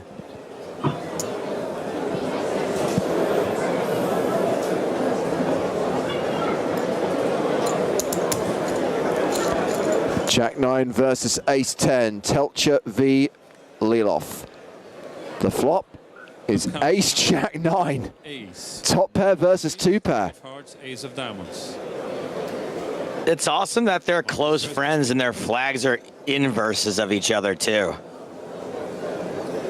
Light and dark, salt and pepper. Real Romeo and Juliet. Brothers in arms. Chocolate and peanut butter. Oh, are you having to Google these, Spraggy, or is your familiarity with the back catalogue of that particular band that good? Spraggy, you gotta just leave me the one for when he busts out, okay? Hey, why worry, Joe? I got you. Send us calls.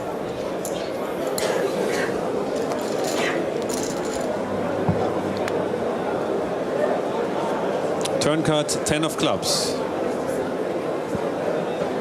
Oh wow, boy, a oh huge boy. turn. Liloff retakes the lead. Top two versus bottom two. Wow. So dirty. And again, we're playing at a table that's seen a lot of bluffing. We've seen a lot of chips flying. And 70,000. And Ace 10 is not the nuts.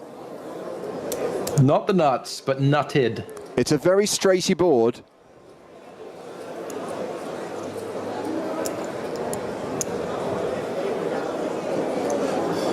I think Telcher can still be pretty happy with his hand, right? I'd imagine he, there's plenty of worse ace-x he can get value from Liloff. There's hands like Queen 10 that are going to call again. I'm not complaining. That's the only thing that might stop this being an all-in. Yeah. Yeah. Is Dyer has a very short stack. Neither of these guys, there's a big pay jump third to second. 7 of clubs. And these guys, we already know, they're very aware. Telcher spoke about, you want someone to bust. We saw him look at pairs. He knows about ICM considerations.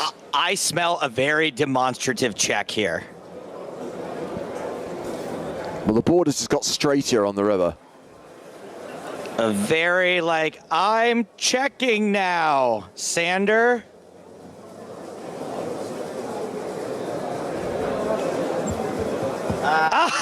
Check. Check, check.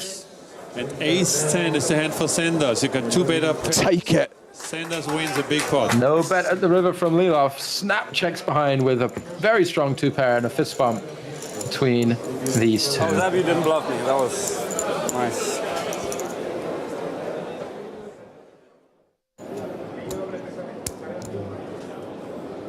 I think heads up in general, back in 2007 and before, it feels a lot more adversarial. Yes. It feels a lot more personal than it does today. It feels a lot more 1v1. I'm going to play you. I'm going to play. You're very much playing the opponent, which is true to a point today. But obviously, heads up strategy is a little bit more evolved. This feels a little bit more sort of fly by the seat of your pants and putting your opponent to the test again and making moves on your opponent based on live reads, live tells, like putting them 1v1 situations. Total. Well, huge hand here for Telcher. Liloff opened to 120k and Telcher has re-raised to 260k. If I call, I have position on the flop. But I'm just going to go all in. Cool. Slightly Jack 10 off. overplayed Jack 10. His hand is pocket kings. And Telcher, the at-risk player, but an 84% favorite here to double up with kings. What an absolutely perfect situation for Telcher with the kings. Unbelievable. Wow. Flop comes first, card is a check. A queen, the 7, 3 hearts. Okay, that's not so bad. Pair of checks now for Telcher has the heart covered. But still looking pretty good. King of hearts, Yeah. the better flush draw. Let's see the turn card. Can I have another flop? Is another trip jacks on the turn. Send us in front with how? Now Mark needs a king or a heart on the river. If it doesn't pair the board, let's see the river card. Deuce of clubs, please. It's a 4, and we have. And that will seal the deal for Sander Liloff. Mark Telcher denied the 2-time. It's his friend who wins the EPT Barcelona main event. The champion in Spain in season 4 cashes for 1.17 million euros. Telcher gets 673k for second place.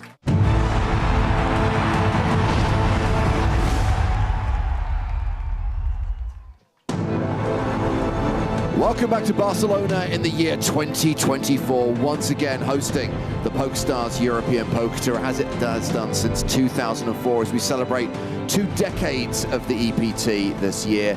And these are the chip leaders returning from break, coming into the penultimate session of the day. Tim Chung back out in front with 3.2 million.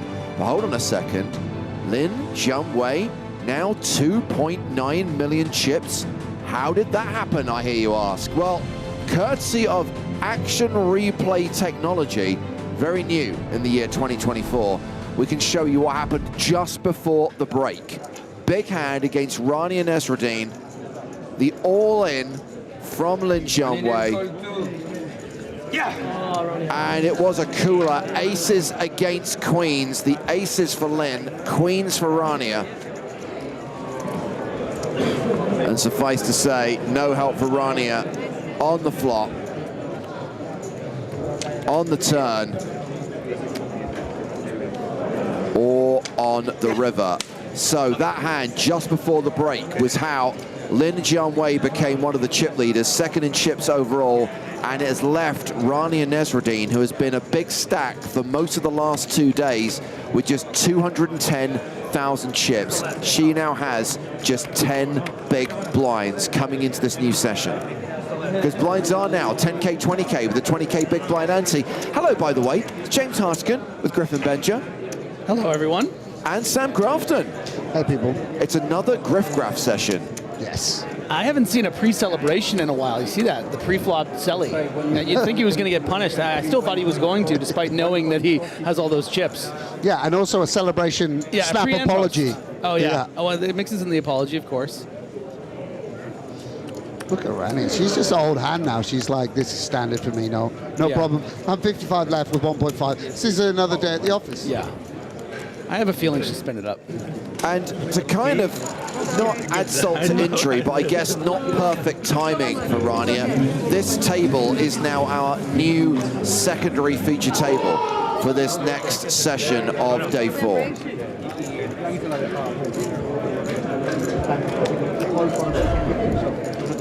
So it is Lin Jianwei, who is table chip leader. Jack Sinclair, Mark Telcher, who we saw during the break there, also pretty comfortable stacks right now, both above average, but Rania very much in the danger zone. Danger zone! Same feature table, headlined by Stephen Song and Fabiano Kowalski and PSPC champion Alexander Shilko. Big feature table. Love me some Kowalski. Stephen Song is the table chip leader, one of the biggest stacks in the tournament, 2.1 million, more than 100 bigs. Kowalski very comfortable. Shilko just below average. And we've got Vladimir Urkeg at this table. He's in the danger zone. Danger zone!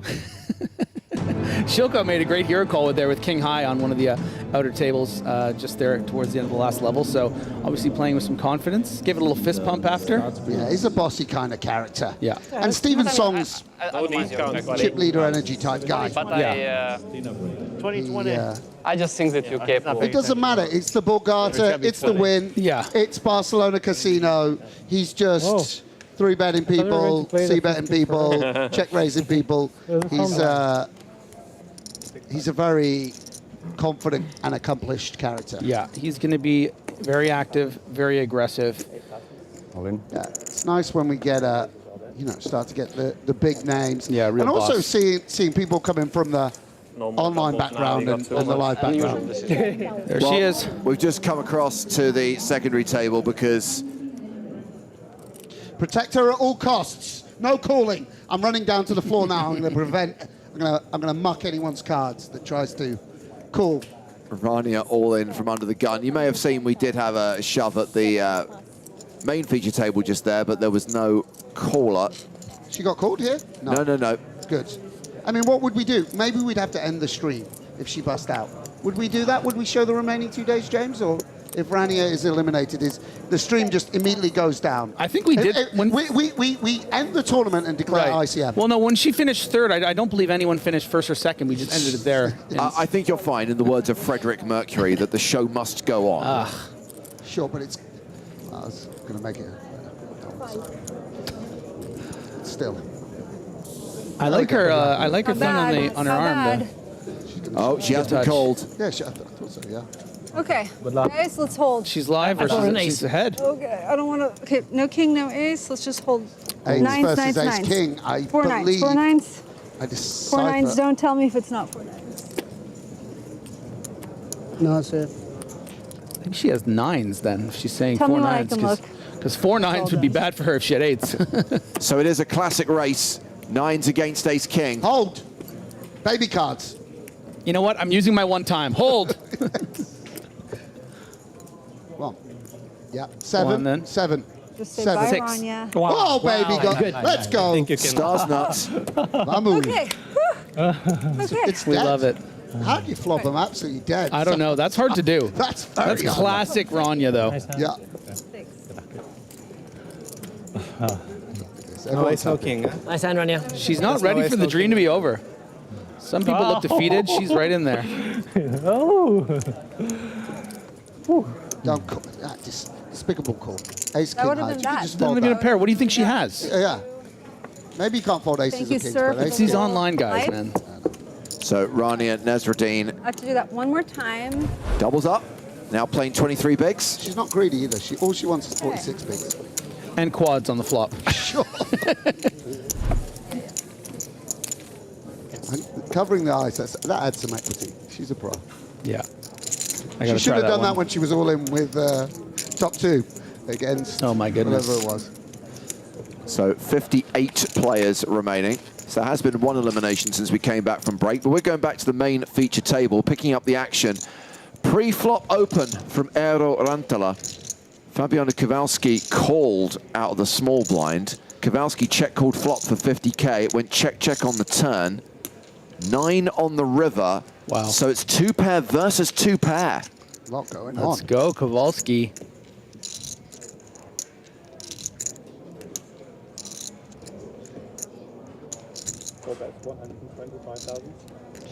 Yeah, and the price is right, one would imagine. Yeah, too big, I think, for Rantala to ever consider finding a raise here. The Queen 10 has come in. Yeah, he never raised. Yeah. No. Well, if he had bet 50k, he might raise. Potentially, yeah. You know, there's 200 out there. Calls the 125, pays off Kowalski's value bet. Goodness, I did not raise. Was it 125? Yes. Fabiano, You lost a lot more. a Barcelona finalist from 2022, and King Jack. was the value King 9. in the Mystery Cash Challenge Season 1. Спасибо. Poor old Fabiano, he did not run well in that game. Worst river. Oh, yeah. Oh, I thought you were throwing it to it there, and then I was going to be on the TV, but... Griffin, I hate to break Why it is to you, your but voice it's so not cinematic? all about you.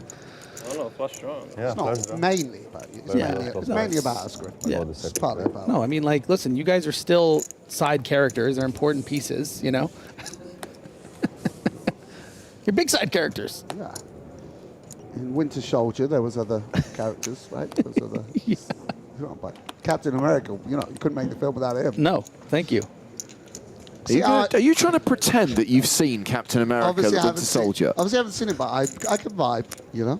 I'm a chameleon, can adapt to any social situation. I'm cool, I know the Marvel Cinematic Universe.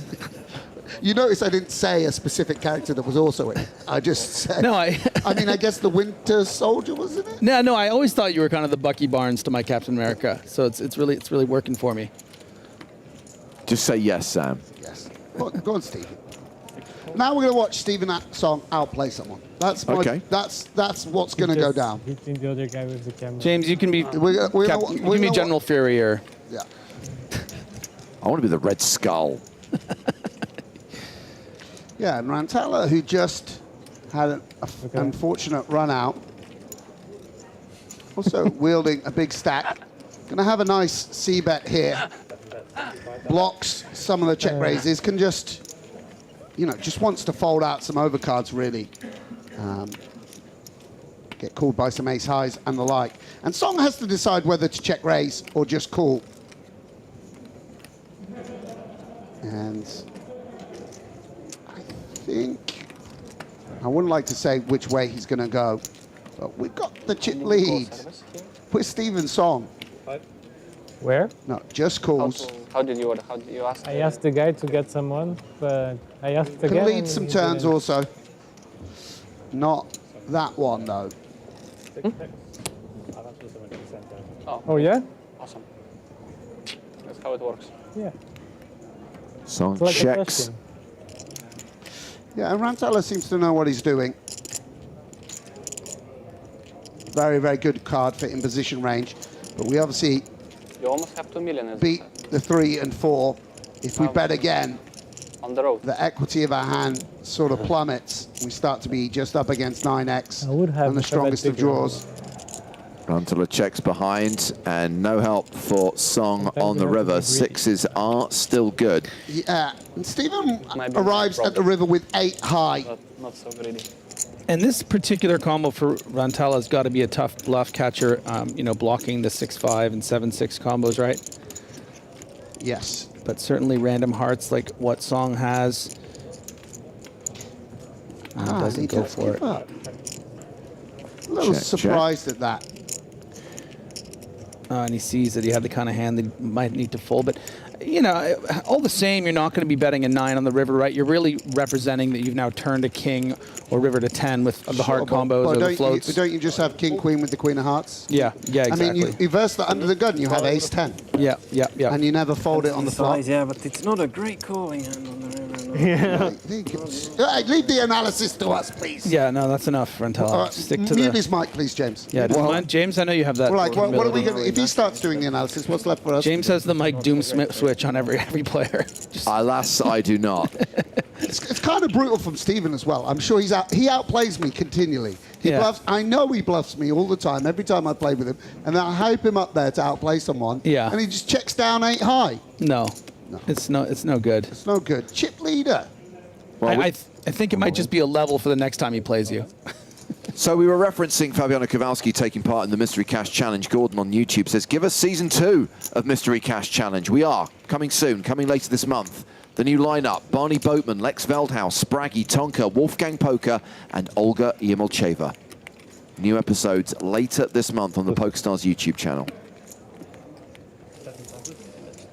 What an alley-oop. 1-4. Nice slam down, James. All in from Urkeg, uncalled. We had a deal. So why you didn't call? A couple pips better than I would have. Okay. Next time then. Well, we've lost one of our Gold Pass winners. We had 3 at the start of the day, and we've just lost Angelo Moroni. Cashes for 20,300 euros. Oh, he was the last of the Gold Pass winners. Oh, no. Well, that's sad. Thank you very much. I need some good news. Tell me there's a free roll about to start. There is? Registration's opening in the next 30 seconds. I can give people the password? Sorry, his English is not Okay. EPT 20 live stream free roll. Registration about to open. It starts in 15 minutes time. 2.5 grand in the prize pool in W Coupe tickets with a bronze power pass to the winner. What's the password? Gaudi. Nothing to do with the car guy. Gaudi, the famous architect. Did we give away one of his houses to someone on the bubble? Is that what it's a reference to? And there is already Gave away one of his please stop. his early works, early studies. Gaudi, for those of you who are unaware how to spell Gaudi. You're too. Appreciate it. Thank you. Ran deep in one of the early EPT seasons as well, didn't he? Cash, Dublin season 2. Yeah, he took up. He kind of was initially an architect, got into poker, abandoned his craft, and that's why he's Sagrada Familia still not bloody Nobody in finished. Brazil Yeah, played exactly. Citengo, so I had to learn English. Just a learn lesson to look both ways before you're crossing the street in Barcelona. Anyway. Ooh, deuce gets there on the turn. Big for outdraw. Nagami. Yeah, big time. Urseg raising under the gun on about 12, 13 big blinds. Getting the call from the very dominated Queen Deuce of Hearts. Gets a board he just absolutely hates for King Queen. But Nagami just pops off that deuce. Single table. 900. Then we took the 45 players. And then Yeah, I mean, I'm not sure about this. Oh, there we go. That's why you Say wait. it, James. That's why you wait. We had domination rotation on the turn, domination restoration on the river.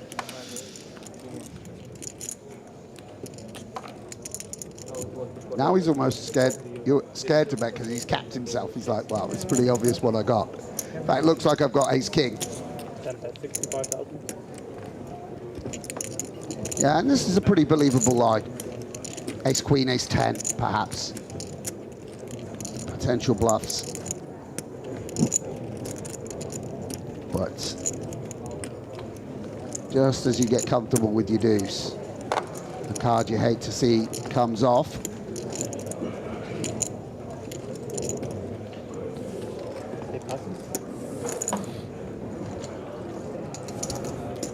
So Larksy says, for the watch experts here, I'll do my best. Is Urkeg wearing a Rolex Submariner, or am I seeing it wrong? You are seeing it wrong. It is a GMT Master 2. It is the Batman, the variation with the black and blue bezel. On the Oyster bracelet rather than the Jubilee, hence Batman, not Batgirl. It came free with the hoodie he bought. He paid a really large amount for an original rare PokerStars hoodie, and we threw in the watch. So, you know, it's the kind of way we treat our customers. If you're spending 6 figures on a hoodie, you know, throwing in a 15K watch seems fair. Seems reasonable, doesn't it? Here we go. Here's our boy. Anyone remember the PSPC, the roaring success there was? 12th place finisher. This man stole my money. Took it down in a single hand of heads up. I mean, obviously, he had to play a lot of hands to get to that point, but I just remember the heads up battle being one hand. Great opportunity for Urseg here on 15 big blinds. I'm all in. Yeah, and I think... How much is that? 4. Kowalski just doing his due diligence here. Fuck. But a little glint in the eye. Look at it. He's always enjoying himself, isn't he? Yeah, it's 16 blinds on the nose. Going to be probably a bit out of reach from under the gun 1 to big blind. It's just tough because if it was, you know, 10 to 12, maybe you'd side call. Later position, maybe you would just call. You know, you hate folding here when your opponent has 2 9s or 10s, even ace jack, but gotta bin it, gotta do it. Yeah. And you were dominated. A nice little run for Vladimir. Chipping up. Got the shove through. Got a raise and a win, and now a rejam. So the Brazilians used to have a name for that, actually. For what? If you won the hand, you had to win the under the gun hand, under the gun 1 hand, and the big blind. What's the name for it? Maybe it was under the gun, big blind and small blind. Like a sort of triple crown, like the triple check raise. Right. Nagami now the shortest stack at the table with 16 big. Stephen Song remains table chip leader. Just the 1 elimination so far this level. Yeah, things will tend to slow down at this stage in the tournament as ICM wields its ugly head. You know, top players more and more accounting for the fact that when you're deep in the tournament, you just play that bit snugger pre-flop. Some of the big blind defense drop out. The worst opens. Only done it once, by the way, the triple check raise. Yeah. Yeah. Oh yeah, I did it on a final table. Legend. Online. Yeah. Oh, the best. What a thrill. How much did you lose? No, I had it, of course. It was fun. So a reminder that registration is open in today's EPT20 live stream free roll. Remember, this is for people who play in the global shared liquidity markets outside of Belgium, Germany, and Sweden. Sorry, you're excluded. if it's not in your client, chances are it's not available in your part of the world. Just search EPT20 or live stream in the client to find it in the lobby. And the password you need to register for today's free roll is Gaudi, G-A-U-D-I, uppercase, G-A-U-D-I. Gaudi will get you into today's free roll, and you can compete for a W Coupe ticket or a bronze power pass. I think you can play some W Coupe events with that, play the Sunday Million with that, or you could try and spin it up. Use that 109 to enter a step 4 qualifier to get a silver or gold pass. Straight flush draw. Quads, straight flush, straight, everything, you know? Everything going. In this case, I had quads draw. Everything can happen.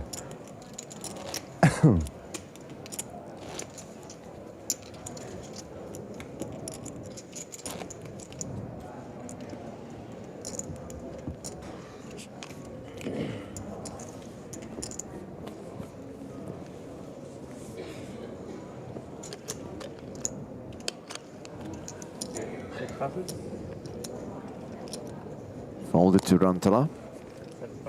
Now to Nagami. Cars do look fun when they glide on the belt. It's such a weird.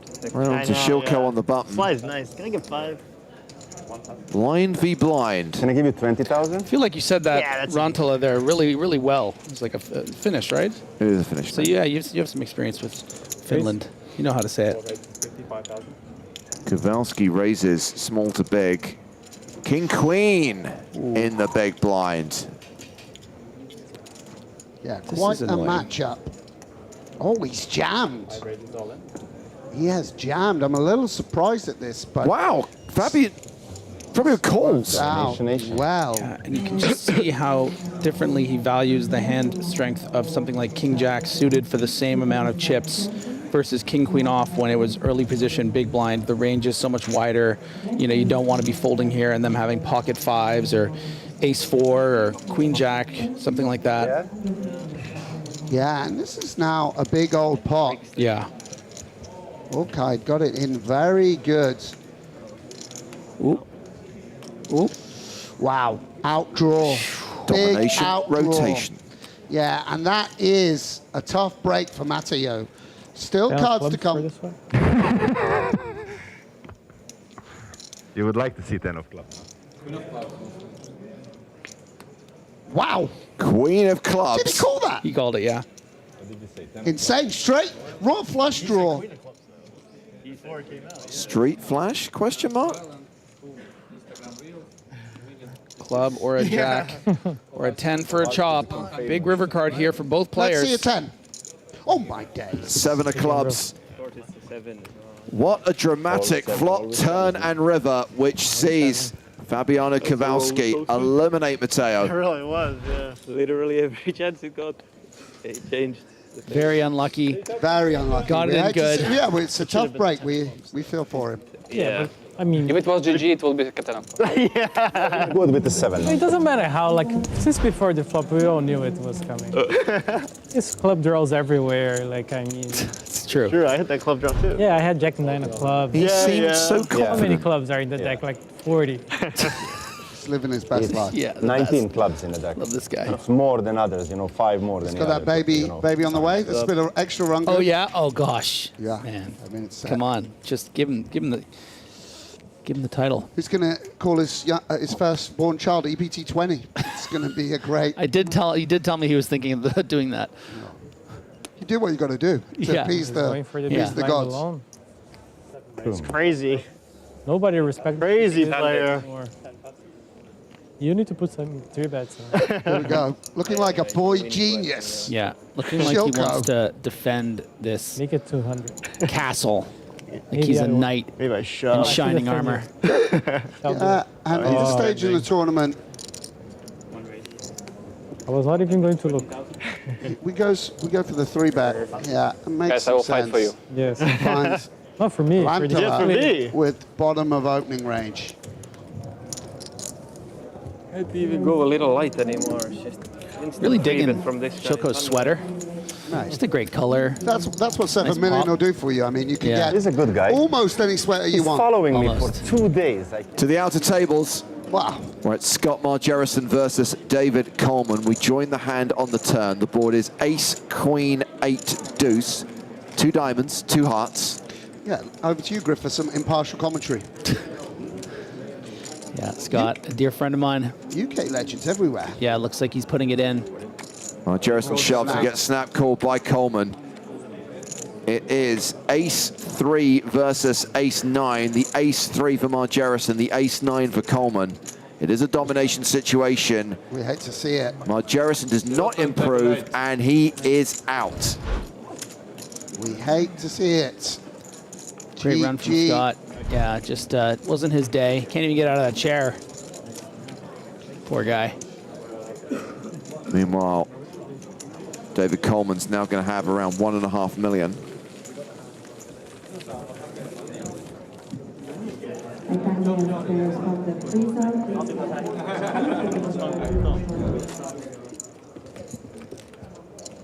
As we zoom back in on this feature table. Amazing to see in the field so many big names. Coleman, of course, like Song, a very, very established If he would call after this word, American pro. 4-bet after this speech. 4-bet would be and, sick, and yeah. show the bluff. I would definitely sign to Samba, like instantly. You already said that before. But I signed. If you take me, I'm in. All right, we should play these next 1, 2, 3 hands fast. Why? Then we could slow it down. Why? Well, 'cause Yeah, someone's gonna get hit there. just these next 3, and then. This is why. I don't understand. But Wow. when it should come? What if someone comes here? Oh. But when it should What come? happens it to should come you? now? You go from the cutoff, and then you go to, you know, the next one. What are they talking about, Sam? It's talking about a player coming in for some reason, trying to bump him into the big blind, or I don't know, something like this. I'm not quite sure. Even the guys at the table didn't get it, so yeah, it's hard for me to, you know. There's a bit of banter from Maybe we Song. won't get any. Yeah. He's missing the other border. It's a Bulgada thing. Yeah. Well, they are playing 6-handed right now, so there's a couple of empty seats. We'll fill them soon. Yeah, and a big hand on the button for our chip leader. As I say, someone that's got huge experience in these fields. And Nagami with the ace jack will jam. And it's a problem for Song because he's got one of the better, like raising from the button, this becomes a very strong holding. The question is whether Nagami gets some of the less intuitive shoves. You can see. Yeah, and I think this is quite nice from Stephen Song. That's because you're Asian too.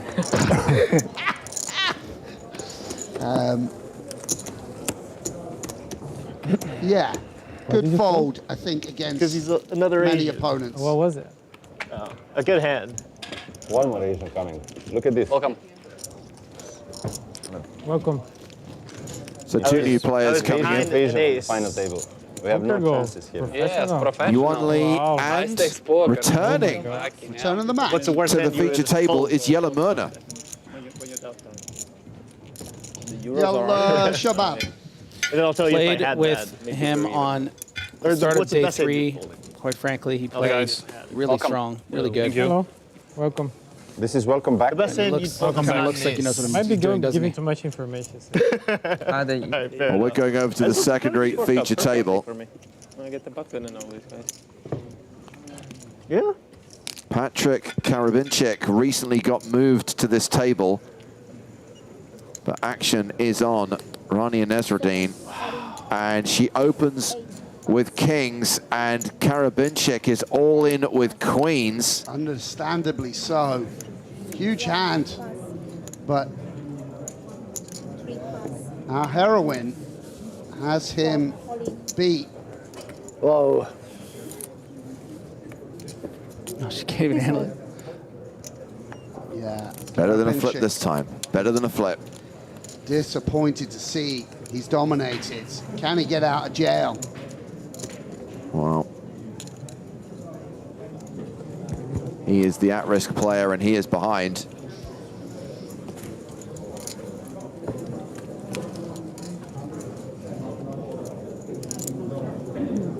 Wow, Oliver had a pocket fours in the big blind. By He the way. did indeed. See that? He better vise up and realise his equity in future. Fourth. 5 fourths. Well, He fours here? Karabincic is going to need to bink a queen on the river. If none of them wake up, you double up on me. I had 3-3. You threes too? Oh my God. And Okay, 8-5. please hold, please hold, please hold.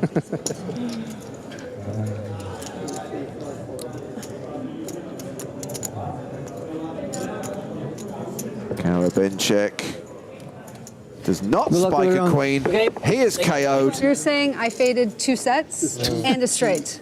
Wait, F4. Nice hand, Rania. He's B blind. Thank you. Maybe call. No. Rania back up to around 600k. You are B blind? I am big blind. No, Patrick can leave with his head held high. Nice run. He was small blind. I was big blind. folding, he was defending and 54. and doubling. Feels so close in a tournament like this. Nearly 2,000 entries. 730k now for Rania, close to over 35 big blinds. She said she wanted 43. Okay, well, we'll try and get her there. We'll get her there. She's on her way. Yeah, quite nice to be on the good end of 2 coolers there for Rania. Then I might call. I know you will call. So back to the main feature table. You know, all laughing and fun and games between these guys, but there are some absolute assassins on this table. So There's 200. expect Team Denmark. some good poker. Okay, we've got kings for Eero Rantala. And he is open to 40k. Ace-7 suited, and I heard the words all in. Oh, and he's just ripped it. Called by Rantala.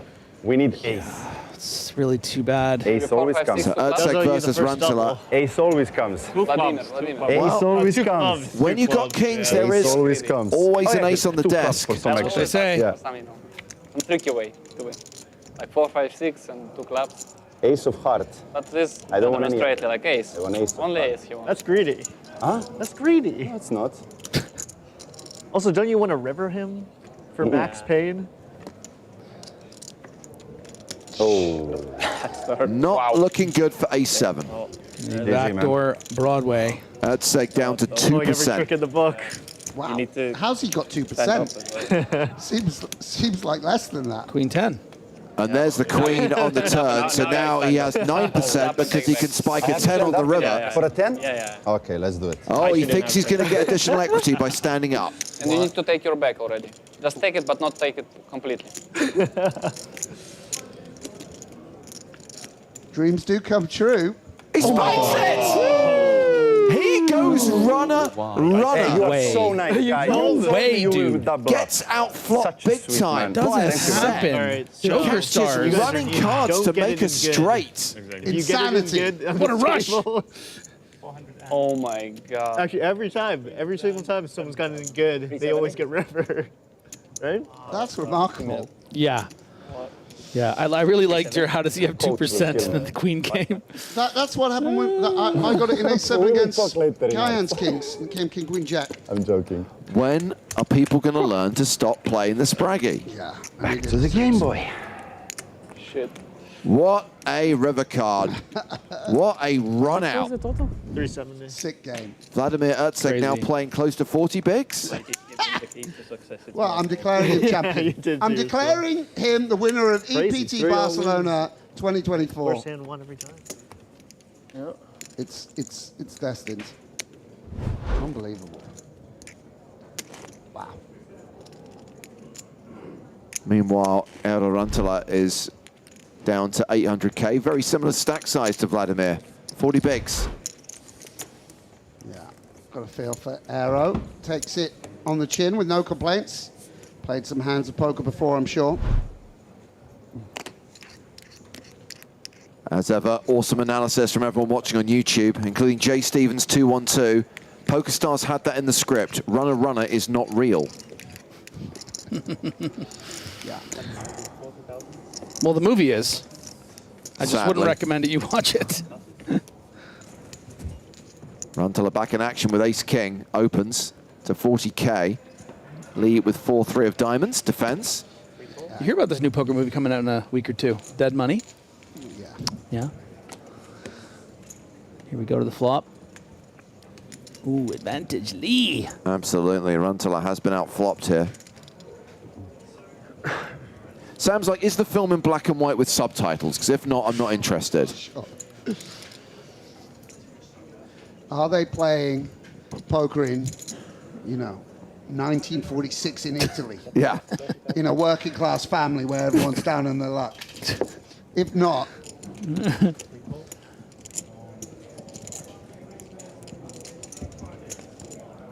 A lot of cards is going to give Runtula the advantage because they're cards that he can barrel. The jack in particular might And be it's the tricky, spade. but it's nice that it's the spade, yeah. And there's much more fun to barrel a 10 of spades and the like. But Lee is actually going to come out with the lead with that board pairing, try to handcuff Runtula. yeah. And now, actually, I think if we get checked, maybe check back is good. This seems like an okay opportunity just to raise here, especially if people are leading too much on this card. I think that just trying to take it away now might be nice. I don't know whether he'll do it, because of course we sometimes have the best hand and we always have the best draw.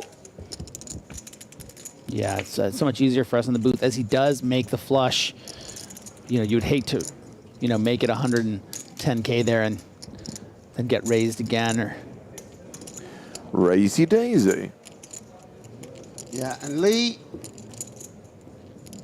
knows that his hand's not really worth anything on that river.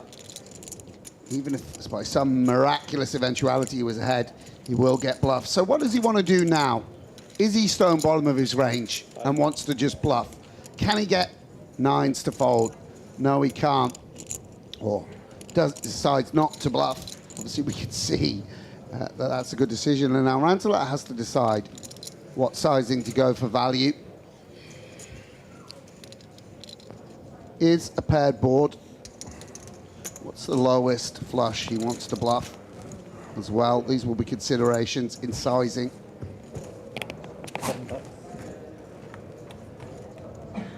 Well, we'll come back to the result of that hand, but we have got a big hand at the secondary feature table.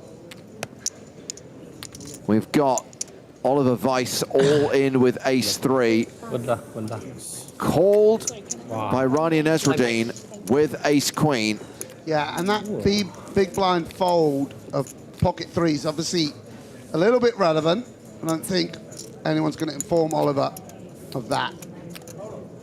Obviously, we know this can run out of chop. So correct me if I'm wrong, but I think he overcalled with the threes in the big blind and then folded to Nasruddin's shove. That's why the pot is 465K. He was all in for 145. Pretty sure that's what's going on here.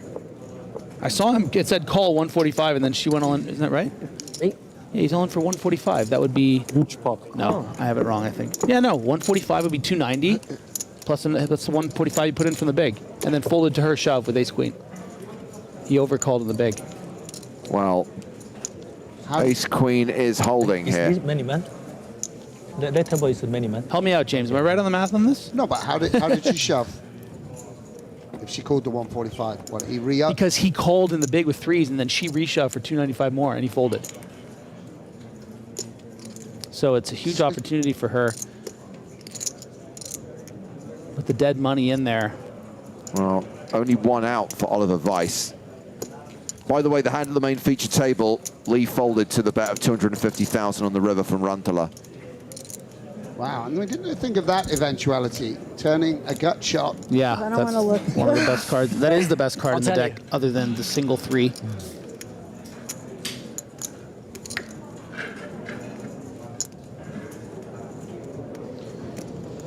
Yeah, and Oliver, a strong player at risk, and it bricks out. Good luck, guys. Good game. That's quite a Would you have significant won? pot. Yeah. But if he shoved and then she What is it? called, 3-3. how does she reopen Threes? the betting? Okay. What? He Yes. didn't shove. Yes. He called from the big blind for 145, and then No, she how? reshoved. Oliver open shoved. Yes. 145. And then she called. Scrappy, guys. And then- And then he overcalled 145. Well, then what did she do? Yeah. How did Oh. how come does it back. reopen the betting? That's what I'm saying. Anyway, something weird happened. You know, he would have to 3-bet him shove and then her reshove or something like that. It doesn't make any sense, but... we're not usually lost on what's going on, but sometimes on an outer table, when we're catching the money in... Yeah, that's strange. Yeah, a little bit strange. Good for her anyway. She creeps into $1 million. I mean, that's amazing.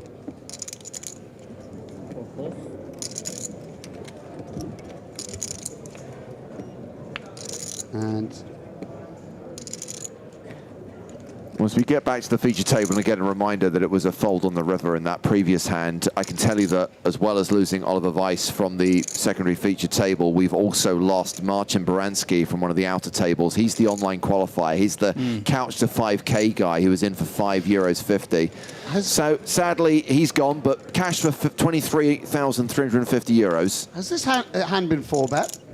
That was, like, how's there 360 in the middle? It's open to 40. And then he's 3-bet, and then he's defended ace-deuce? Yeah, I think so. Playing 100 big blinds each. Okay. Wow, fruity. Yeah, so it would have been 40 then to like 170 and call. Wow. So big pot. Kowalski. He's got him in a snare here. That's 275,000. And a big old bet on the turn. Kowalski can go one or two ways here. You know, sometimes we do check aces twice or kings twice and spring a trap. Of course, the other way is to just call, keep in the bluffs, hope to show down.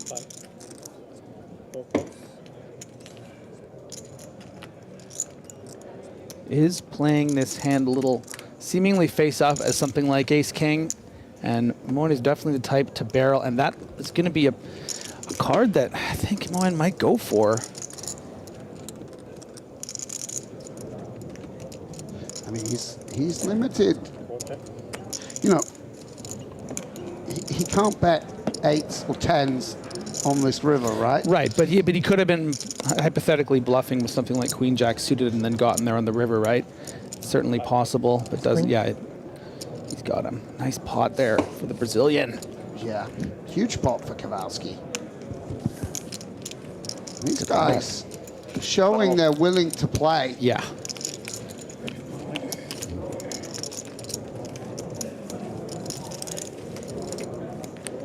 And you can see there's a little bit of silence. You know, these guys have been very jovial, but a big pot. Everyone aware of the magnitude. And look at Kowalski, soared to 2.7 million, 134 bigs. Leapfrogging Stephen Song on the leaderboard. He is among the tournament chip leaders and is the biggest stack at the feature table right now. Of course, made a run a couple of years back. That huge hand. I think it was pocket 3s versus aces or queens. He outdrew. And then a huge rail on a final. Get a fist bump. I folded king 9 suited. Okay, well, Muradov all in at the secondary feature table. Here's my phone. Called by Bar with queens. Here's a man who wants a 6. Means a lot to everyone now with 50 left. These are the sort of opportunities that don't come around often.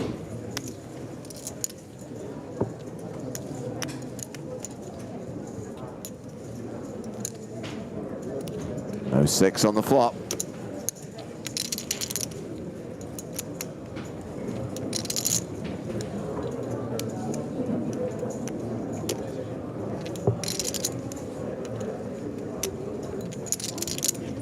Only a 6 on the river saves Muradov.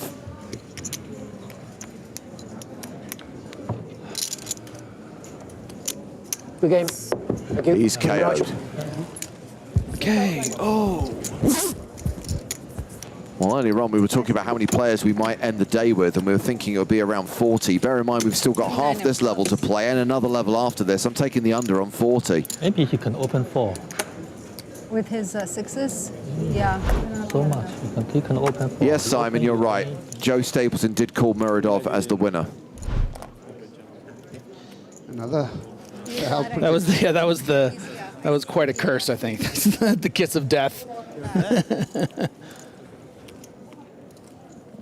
Just in time for your big blind.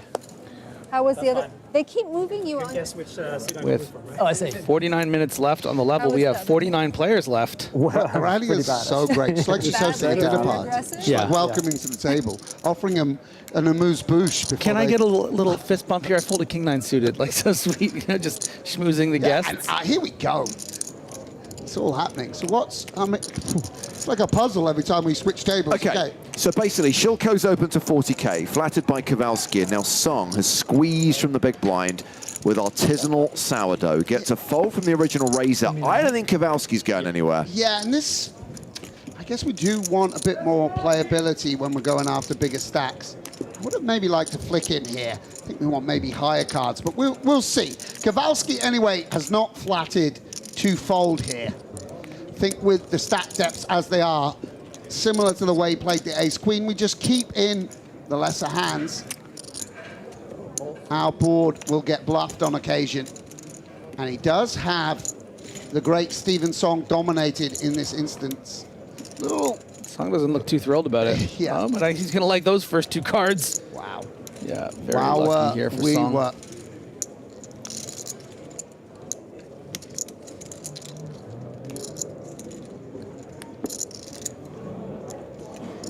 How does he wants to proceed? He's going to know that 8s, 9s, 7s, all in range.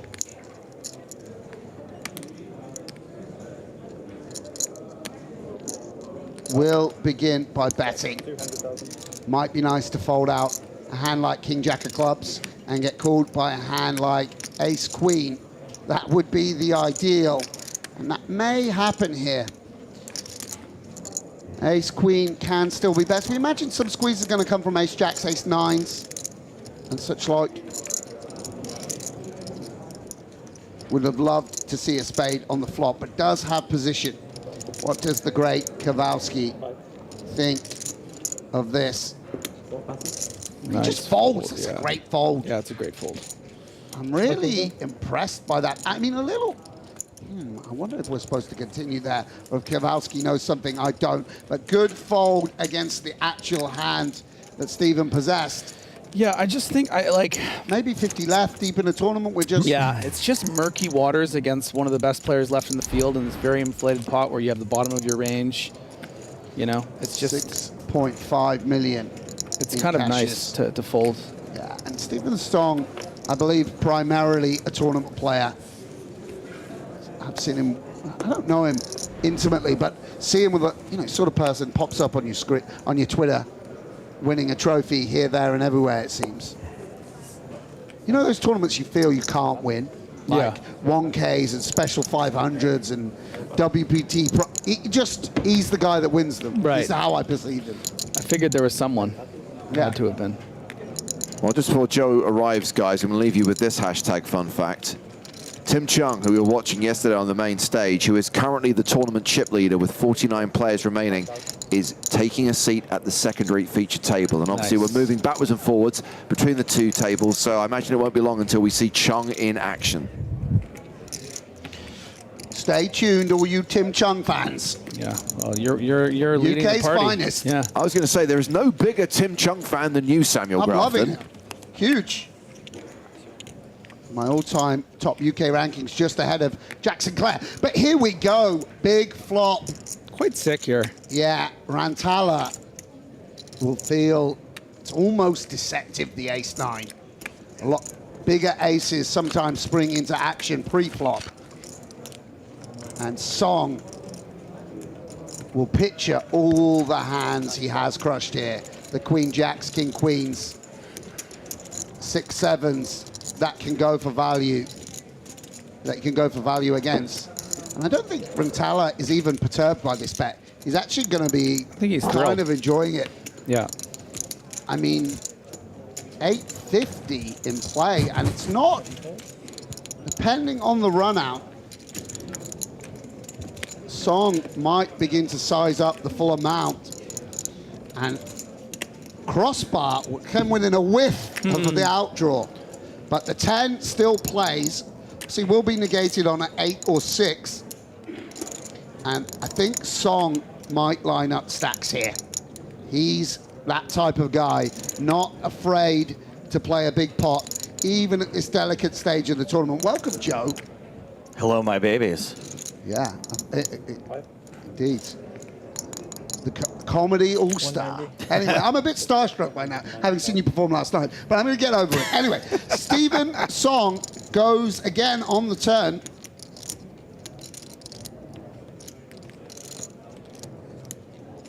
Do you think he likes it less now? No, I think he just thinks this guy's got 5-4, 7-5, you know, Jack 7 of clubs, not Jack 7 of clubs, like whatever it happens to be, 9-5, you know, of diamond, of spades or whatever. We'll call. It's a real bad spot for Rantala. What is the river? Can he get out of jail, the young Finn?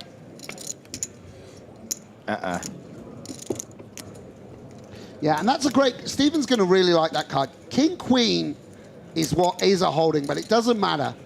Basically, it's a brick. None of the other aces have outdrawn him. Very occasionally, there's King 6 of diamonds. Yeah. But I think for Stephen Song, it's not going to matter. Look at the SBR. He set it up perfectly to go for it all on the river, and that may well be his intention. This is some. Having the 10 of diamonds, I don't think we want to go for like a sneaky check, sort of blocks the flush draws that might get this far. I don't know. What does he think?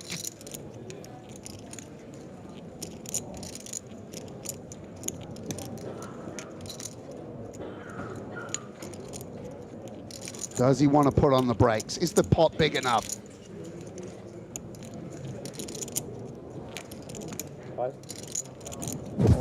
There we go. The pot is not big enough. Yeah, and now the first side from Rantala. Song is representing now, over the 3 streets, a hand that beats ace-9. I think ace-7 potentially takes out a street somewhere along the lines. Yeah, and doesn't always raise pre, probably? Yes, indeed. That's very well observed, Griff. But what properties do we want? Ace is absolutely key. As we can see, blocking the ace-10, the ace-jack, the ace-8, and such like. Is a 9 a bad card in some way? Is the bluff 9-10, 9-7, 9-5? You know, giving his opponent credit to bluff, but also realizing the enormity of the situation. And it does strengthen his hand that he, you know, elected to go from a raise for the small blind at this stack depth. Indeed. It's usually a pretty strong holding. Sees so much limping from the small blind. I think I heard him say, I think I'm folding. Wow. This would be an amazing fold. Look at that, beautiful little hand recap. You see how he sets it up, 90, 190. There. Rantala did make the call. Yes, and understandably, did he? Yeah, Wow. and understandably so, and he's out. He is eliminated. That makes sense. Wow. Nice play, Mario. Eero Rantala eliminated by Stephen Song in an incredibly difficult spot. Yeah, and Stephen sort of acknowledging his opponent, sort of understanding he's been on the right end of a cooler as well as he did play it. I think also, yeah, it's just understandable. I mean, put it this way, if ace-9 folds... when you said, I don't think I can fold this to you. He said, I don't think I can fold it. Yeah, yeah. Yeah, I saw your heart rate big. Race. I was sure. like, oh, maybe he's I was like, I had the best hand until like you said that. I was like, oh man. I mean, it's, yeah. Yeah, I can hear you. So Stephen was maybe a little concerned that that comment suggested that he somehow had better. I was going to ask, like, does it play out the same way if Rantala has ace-jack? I think ace-jack might have 3-bet pre. Raised blind. I wasn't off here for the blind. pre-flop. Okay. Yeah, he's raised small blind to big blind. You raised three? So, Yeah, but not always. You're not always wanting to get 45 in, maybe. I mean, the point is imagine he folds ace nine and then ace 10's a real bad value shove. Yeah. You know, if you can't get called by the pip, worse, you shouldn't be shoving, Yeah. right? I mean, I think, you know, we're playing EPT Barcelona, 1.5 million up top. He's got to take his time over that river decision. I think when he looks back at when it, he said he'll that, just. I was it's like, cool. oh my god, are you saying you Can't have two fold. pair? Can't fold Yeah. ace nine. I thought that would have called much quicker. Great stuff, guys. Thank you. Turns out Sam can analyze comedy just as well as he can analyze poker, by the way. Oh, yeah? Yeah, I wasn't joking. If you wanted to, I would let you direct a show of mine. You had such an astute understanding of what was going on up there. Yeah, well. Not just as like, oh, that was funny. Yeah, it's a story. I mean, they're stories, right? I mean, it's more than that too, but yeah. It's commentary on the way we're living. Steve Song once again in action, this time from the button. Yeah. And a good board for the pre-flop raiser. The strongest hands gonna hit this board well. Yeah, and this is going to be pretty big trouble for the field now that Song has, you know, upwards of 160 big blinds, playing with so much confidence, but also running well. We saw the jacks to kings last level where he hit a jack on the river, which was a one-outer, like things like that for, you know, an 80 big blind pot. Day 3. He's getting lucky. Well. And then I looked up his name. He's just going to be a wrecking ball. Yeah. Did you check his hand up? I think I did. Maybe I searched it wrong. But yeah. So he's an online guy, so that makes the most sense. Yeah. I don't know. He's a nice guy, but I've never really had time. Made a sick call earlier. Some crazy dude with like. He did, yeah? Yeah, he did. Yeah. And was right. He was right. Yeah. They're just talking about Rantala, I think. Yeah. About what they make of him. I do think Rantala So is many a wreck. applications to Samba Poker today. But, I mean, look at Kowalski, out of position as well. I mean, you know, it makes a big difference, Steven, with the chip lead, you know, opening button to his big blind, also with yellow in between. Not really an advantageous spot to find yourself in. Double check. No, pretty brutal spot, I agree. Yeah. Such a strong player. Might have That happened to me in like the 2K on my ready first to bullet. duke. I was like still jet lagged. I like thought I had king 3 suited and I opened the small blind 3-bet. He only 3-bet like 3x. And I was like, all right, easy call. And I called and I looked back and I had king 3 off. I was like, what the fuck am I doing? And he bet like nothing on like an ace, like it was like a ace 8-2 flop and he bet like nothing, and I was like, whatever, I'm not even gonna. What Steven's doing now, Joe, is comedy for poker players. This is our kind of stand-up. This I was is too embarrassed. To me, it sounds like one of the teachers from Peanuts. It's just like, ma, ma, ma, ma, ma, ma. Yeah, but for us, it's Kowalski and might get some action here from Urseg in the big blind, maybe in the form of a lead from Urseg or maybe some check raises. Pocket eight's hand of the day today, by the way. Several sets flopped. I'm wondering about your pre-flop strategy here with the king jack facing a hijack open on this 16 big blind stack. Is this a pure fold from you or a shove? Yeah, I don't think we're folding ever. Do you call? Do you think? Maybe just go all in against. Yeah, I think I would have preferred all in against the big stack, and Kowalski might have called these pocket eights, but we're here. It's a delightful feeling to have pocket eights here when it's a board that hits the big blind so well. And you look, can imagine he's all juicing them. sorts of straight draws. He and wants flush them in draws. there. Yeah, and you know, if I don't mind a check raise here. By the way, we've got a spade. Yeah. We can knock out some dominating holdings, but doesn't go for it. Again, one thing you might think is, well, I'll bluff a 6 if it pairs, I'll bluff a 5 if it pairs. And Urkeg improves in a pretty bad way. Yes. And Kowalski going to recognize there are flushes that check call, flush draws rather. But with such a strong holding on such a dynamic board, I think he might, you know, elect to go for value again. This is what good players do. we can still be up against 6-7. Exactly the type of hand his opponent has in 10-9. Yeah, I guess it's hard to figure out what you are charging. It's nice when it's exactly 10-9 with the 9 of spades. But, you know, all the 5 and 6x combos that don't also include flushes and straight draws. Very big, by the way, here on the turn. And Urseg a little surprised at that. Yeah, it's pretty strong.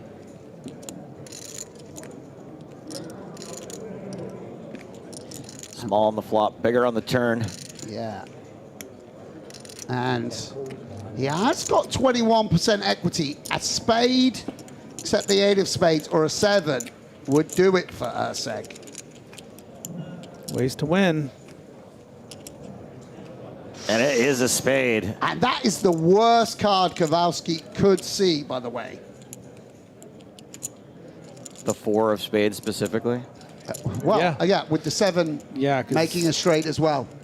7-6 or what have you. If it's stuck around 8-7 of, you know.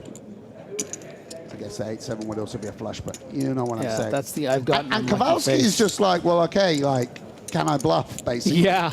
No. Yeah. That is the most defeated I've ever seen him look. Yeah. And I've seen him get stacked for like 30K in 3 consecutive hands, so. Well, we were playing chess that day, not checkers. Wow. He was out of position to Griffin that day, so it's a good lesson. Now he's out of position. Stephen Song is just, you know, he's sparred with the it was best training day for him. Yeah. Don't call it a comeback. Cash game specialist, Griffin Benjamin. Yeah. I was sort of the Denzel to his Ethan Hawke, you know? 2 times? How's the fields? It's good? Big? Actually, just watched Training Day. The city. You mean the city or playing series? like a month ago. Treat yourself. I hadn't seen it. Yeah, I've never been. So hadn't seen No, it? I'd never I seen it. don't believe that. Yeah, No, never Don't seen it. believe that. No way. There's If I no saw way it, you I'd would forgotten skip it, training but I'm day. pretty sure I'd never saw it. I know you skip leg day, but not Yeah. training day. Wow. Chinese can't put. That's Chinese That's outrageous. some weird law. If anyone hasn't seen it at home, do switch off the broadcast and watch the movie right now. Yeah. And like Koreans can't play. Imagine we just lose like 1,500 viewers. The guy that almost Series kills where him they at do the that. end is a character actor who plays a lot of poker, actually. Yeah? I've run into him at a couple of charity events. The guy who's got him in upside down the bathtub. Yeah, the bald guy. Essay. Kowalski dominated here. He's too good. Yeah, too good.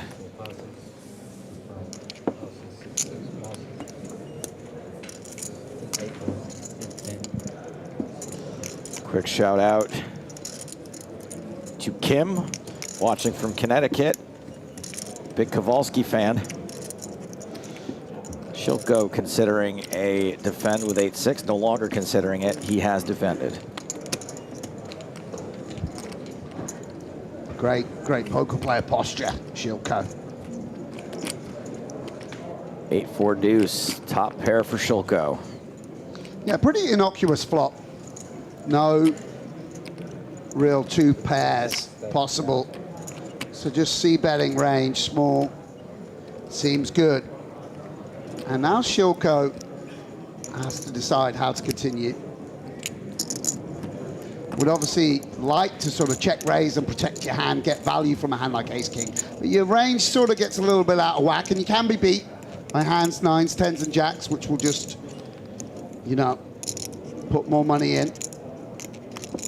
So for that reason, we'll just call. Again, opportunities to lead on low cards as well and play the hand in a different manner of ways. And that's one of them potentially. You know,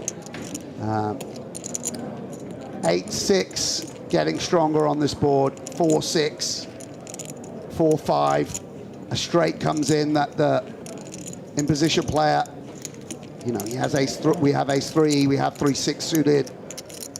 And Shilko can consider a lead here to get value. See how these top players get that exact value. You know, ace-king, we don't let it check back and realize all its equity, forcing our opponent to make a decision. Yeah, and giving him a price that he has to continue too. I mean, you got to call 2 big blinds, right? And, you know, your opponent has just 13%. Yeah, just- and also imagine what you do now with King Jack off and Queen Jack off. You're in a real dilemma. You Yeah. know? Forcing a fold from King Jack off is it's just as important as gaining value from Ace King. And the time bank says to me that he's considering raising, which is another option also. Does not have too many chips behind. A hand like Queen 4, let's say, might be forced to fold to a raise. Oh, he's just, is he considering folding? He's folded, wow. I didn't expect that, sorry. Misread of his intentions. And that's a nice pickup from Shilko. And yeah, just showing his class, showing how he's, achieved that huge result. Obviously, the confidence he must have gained from it. Yeah, not to be lost in the shuffle. I mean, Next kind of level a nice is fold with the ace 10-25 king. I mean, it's hard to do. Or 15-30. No, I mean, 10-25. maybe we're being results oriented, but based Imagine off they the, skipped the 25 particular hand that he was up bubble. against, got away. Oh, yeah, because, of course, the gut shot wasn't good, right? Yeah, 13%. I mean, Yeah, was getting the wrong price.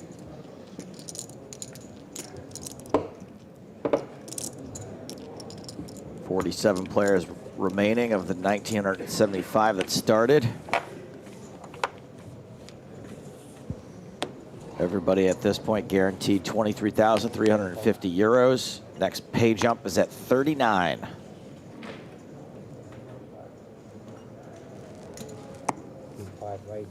Myrna's in with King Jack suited. It looks beautiful even just on the screen. Yeah. Let alone if you actually peel it. The clubs too, especially. We saw what You Kowalski guys like did King earlier. Jack? Are you nuts? Yeah.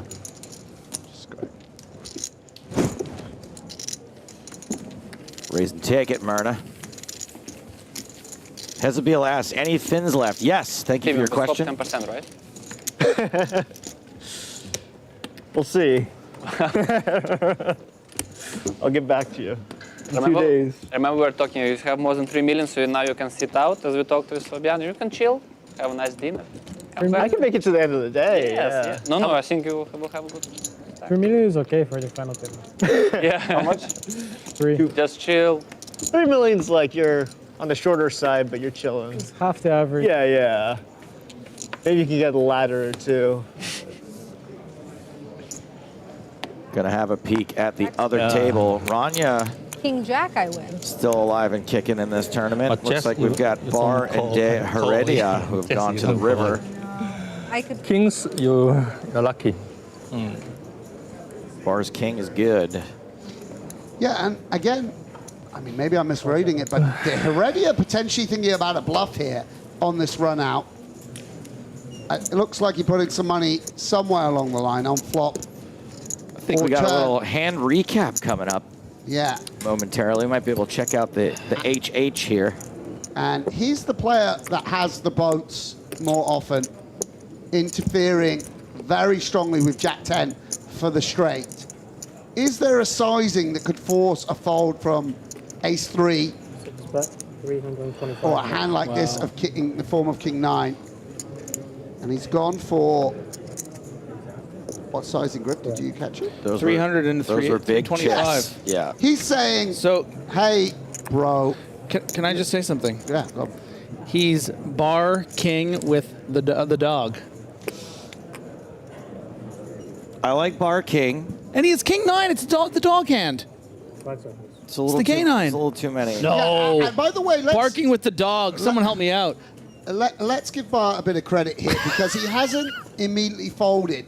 Once his opponent polarizes, his hand actually does have good blocking properties to the boats. But, I mean, a lot of players would just toss this hand right here and now. Obviously, we don't fully know the action, but potentially, oh, and that looked like he's... To that point, Sam, Griff, I probably would have gone with the dog as Bar King. Yes. Yeah. Yeah. I was just so excited. Yeah, that's probably where I would have gone. Yeah. Here yeah. in the writers' room Yeah. at EPT Barcelona. Yeah. How does the chat feel? When Do they I have turn anything? EPT 20 into a sitcom, it's going to be... You'll be It's been a sitcom for a while. You'll be bringing me and Joe coffee. Yeah. Mini Cooler says, joke was clever, but not funny. Caspi says 3 out of 10. For the mic says it was meh. Yeah. Jose, I hate to tell you, this is his day job. Yeah, it's not exactly the importance of being earnest over here, is it? Oh, dear. Yeah. Do you want to go? I know I'm just gonna be eating half this crepe you left for me earlier. So when I offered you that and you said no, I knew if I left it in front of you, you were just going to eat it anyway. Pavlov's Benja. Yeah. In fact, Griff should have to go and get us coffee on the basis of that, Joe. What's going on the main table, Joe? Let's go back there. We're going back there. Let's take a look. Looks like we've got Kowalski and Myrna in the blinds. Vladimir with ace-jack and the hijack. Ace-tray suited for Myrna. Yeah, and again, a hand that you can go both ways with in terms of 3-bet or call. Call is nice, depending on the stack.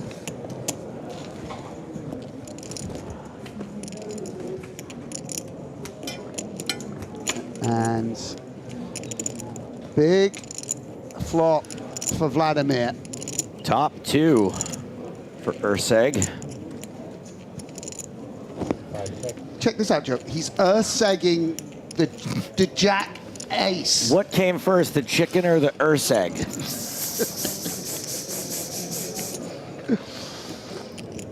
See, they're in there, Griff. I just, I don't say them all. Some of them I just go, you know what? That's not Some really of us anything. aren't a professional comedian, Joe. Now, like that's how you feel watching me play poker. You're just like, oh, why did you do that? Yeah, and with the 2 Broadway sizes up, I mean, maybe just because he's got top 2 sizes up, and Yellow not going to be able to go anywhere. Yeah, and he's hoping for a king of diamonds so he can make a big fold on the turn. He doesn't know that, but diamonds. Yeah, and Urseg won't be pleased to see that. These flushes, when the ace is out there, it really limits the amount of flushes in position has. And obviously, when you yourself have top 2, it's like, well, what does my opponent have? Yeah. But perhaps he can recognize that because there was no lead, he could go for value again. And the river, a 7. And I wonder if a block bet is in order with top pair. Maybe it's just a 10% or something like that. 15%. See what the Dutchman considers best. See, a little bit weird when there was that big bet on the flop. I think he's going to know that occasionally top pair isn't good here.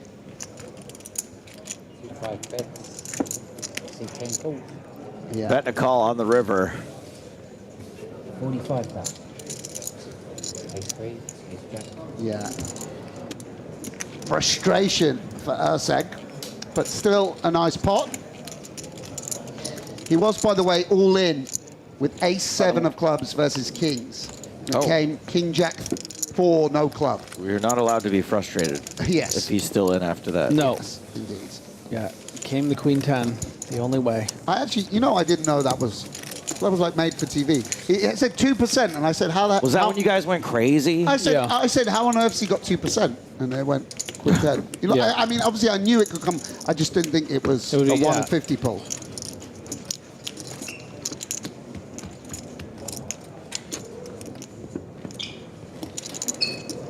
$20 minutes left on this level, then a dinner break, then one more level tonight. No particular goal we're trying to get to players-wise.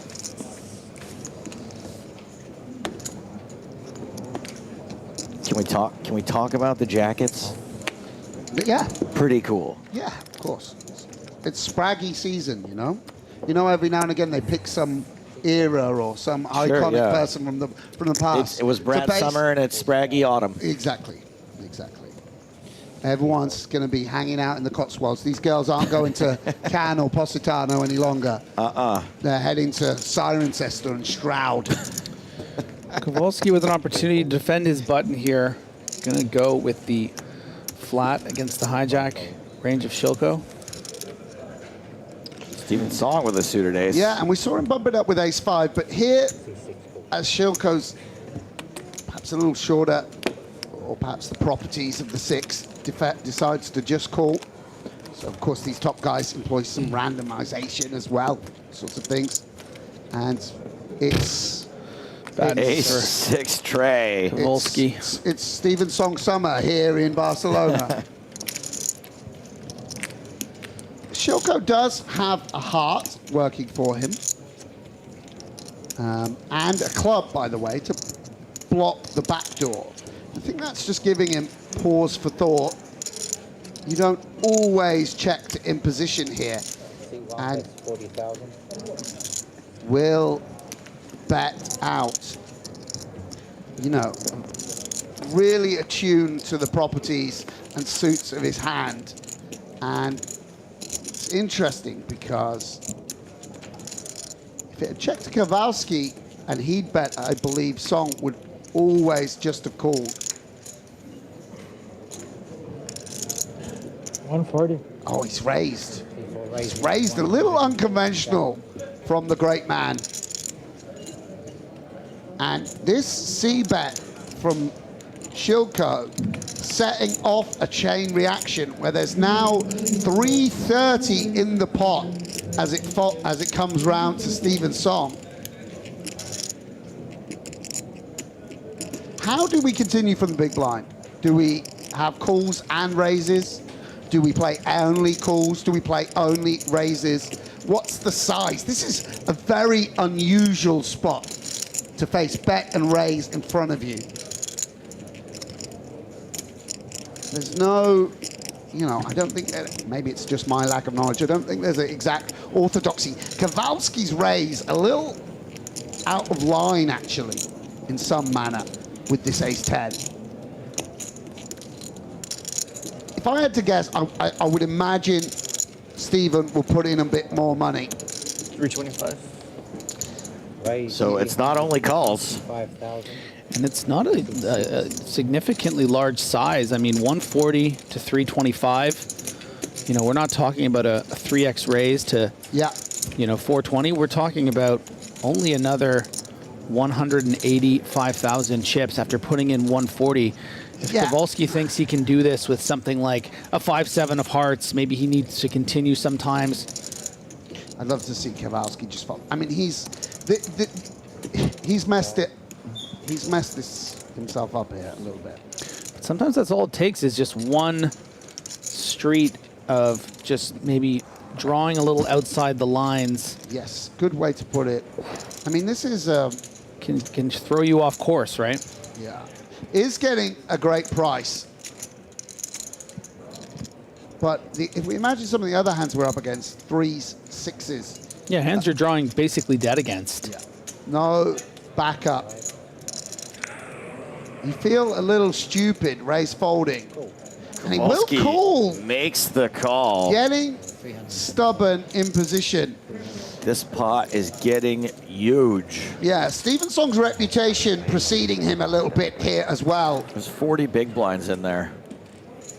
And it's another 6 on the turn. That's a full house Such for an interesting Song. card. It's like good and bad for... Well, it's negated, right? He only calls 6-3 suited, right? So there's 1 6-3. Pocket sixes is down to 1 combo. If I had to guess, wow. I mean, it's a real problem for Kowalski because the value combos have been lowered. Plummeted. And now we kind of can see the 4 5s of hearts, 4 deuce of hearts, and such like. And I wonder if Steven even comes with check here. It's a very interesting card. Also, ace-3 is negated, by the way. So say Steven had ace-3. Now ace-10's ahead. Now ace-10's ahead. So a really bad card for Steven's range and a great card for Steven's actual hand as he locks up the equity. Kowalski, and I do understand this check. Now he's not worried about his opponent making a flush. 840K in the middle. As 2 of the top players in this tournament, maybe even in the world, go eyeball to eyeball at absolutely love it. This would be a big hand early in the tournament with 45 left. And do we ever see some sort of... No, we're going to see the check from Kowalski, which makes complete sense. Here comes the river. It's the 9. Yeah, and Kowalski lucky not to hit a 10. And now what size does Song want to go? If we imagine that his range is composed of ace-6, 3's full, and 4-5 of hearts, potentially a big size might make sense. But on the other hand, I mean, it's just a very unusual hand. Over under 600?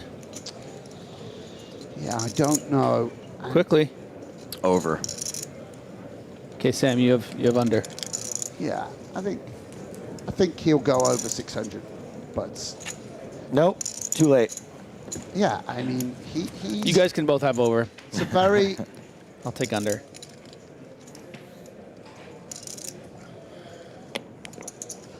You know, 275. Oh, wow! He makes the bet that it wasn't.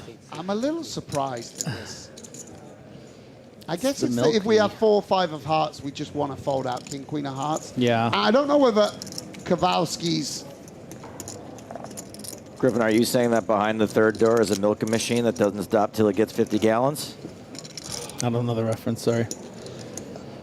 It's from training days. My guy and It's been a while. He pays. He pays. I mean, he made a bet that made it very likely to get called. Yeah. And with that hand,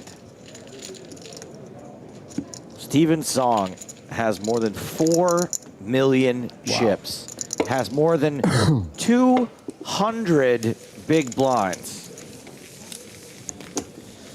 yeah, bad times for the Brazilian reg. Bad times at Kowalski High. Yeah, indeed. Yes, indeed.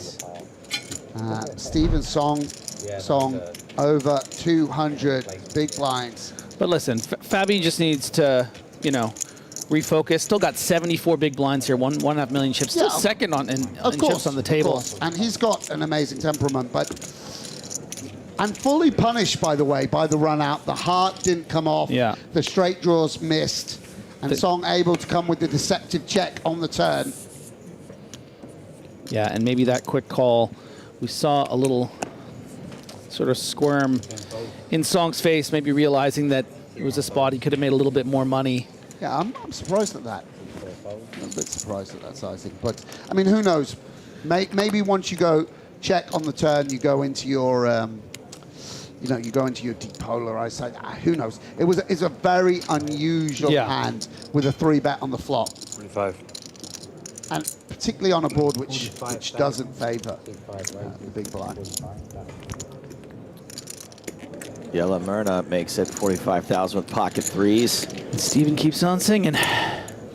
It is a long song. 8-7 for Nagami. Gets to close the action. Gets to flick in 25K into a pot of 130, but elects to not play it.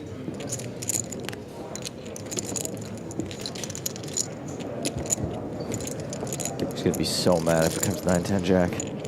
William Wesley. 10-8 Trey. It's going to be over the moon. Set of 3s. No, he didn't play it. So we say Myrna.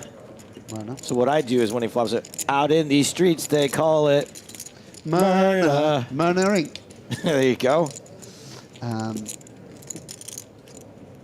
Yeah, and this is a very exciting eventuality to be on the button with a set. So you can imagine some 10x as well. These guys always thinking in ranges. You can picture a hand like Jack 10 or King 10 that will occasionally be in the flatting range. And Song with the spade in hand and 2 overs.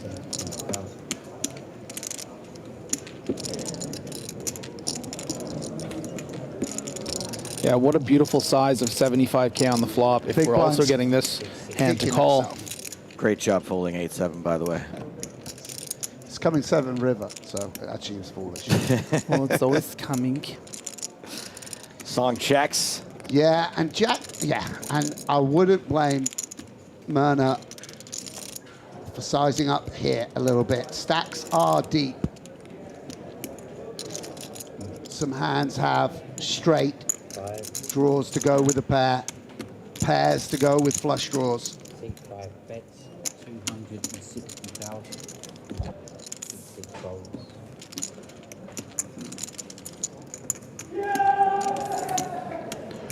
Oh, Myrna's got a big fan. Let's see if that sound was coming from the secondary feature table. Doesn't look like it was. We've got Rania Nesreddin 90,000. in here against Yang Wei. 4-4. There's your hand recap. Rania raised, Yan Wei 3-bet. Rania check called the flop. 10 of diamonds on the turn. Yeah, 7's, I guess, say a low frequency 3-bet. And a little all at sea on this board, but he will bet again. 180. And it's a big old bet, as it should be on a board this dynamic. Rania will snap cool. That's right. Well, it was 40%. Not that big. Give me a little bit. It felt big. I knew where Sam was going. Well, she's leaving her with half pot. And the river bricks, none of those ace king, ace queens get there. Nice hand. Check, Rania. check. And Rania is going to Nice win hand. a big one relative to the size of her stack. Up to average. That is right. Got it in. And average is more than 60 bigs right now in this tournament. What a structure. It's these lily white luxury levels. It's not easy to win at EPT, that's for sure. Not easy. Your deepest finish is PSPC that time? Yeah, was it 14th, 12th? Can we go eat at the hotel after this? Let's check out Rania's new numbers. Can you rail me as well? 1.22 million. Man, there's some good players on this table. Yeah. Between Chung, do I do? Sinclair, Telcher, The Brits, Rania. we're back. Yeah. Brit Summer. Brett Summer. Summer. Oh dear. Hey, when you were mentioning the Cotswold, Stroud, what have you, are any of those near Derby, Bristol, or Portsmouth? I think it could be near Bristol. Not so far, but not near enough. I've got shows in Derby, Bristol, and Portsmouth next week. Yeah. It's not. If you're, I thought I would check out the Cotswolds if they were nearby. In Portsmouth? Portsmouth or whatever? So if you are heard the hotels there, very cheap. If you are a German sailor docking at Portsmouth, and instead of going and drinking dozens of pints of cider, you can getting more tattoos. Maybe I'll sign up. Yeah. So Lee with the near 4x under the gun with the King 5 suited, playing just about 16 big blinds. Kowalski obviously going to feel it's a bit unorthodox, but going to still be pretty content to get all the money in with pocket jacks. I wonder if this is a misclick.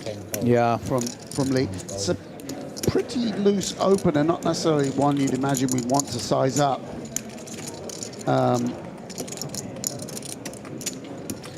No, I mean, he started with how many hands?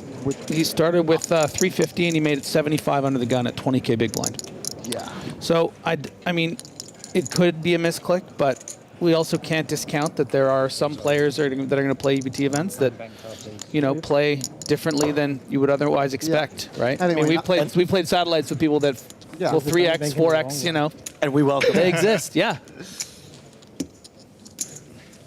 It sounds like you lost. 4Xs exist. They do, yeah. 4X visibility day. You were like, it must be a misclick or a graphical. No, it's like these people exist. We've seen them online before, just never in person.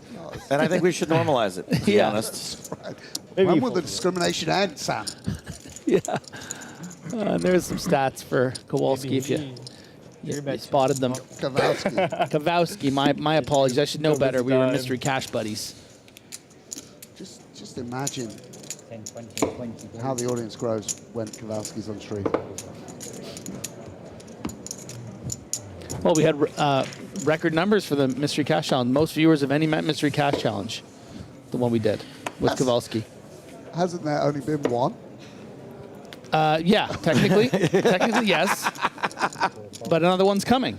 Okay. So we'll see how it is. I'm so glad that you introduced him to us via that, because I don't think I would still not know much about him, and now I'm a huge fan. Yeah, he's top guy. Here we go. Man likes his suited kings.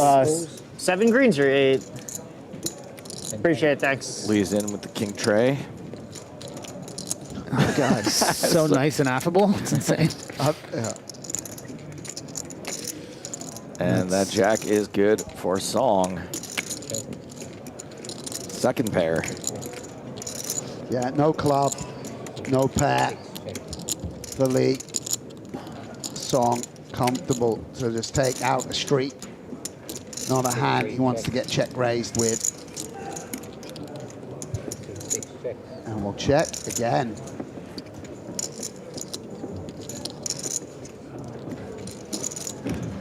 And it's a 10 of diamonds on the river, including a possible flush draw.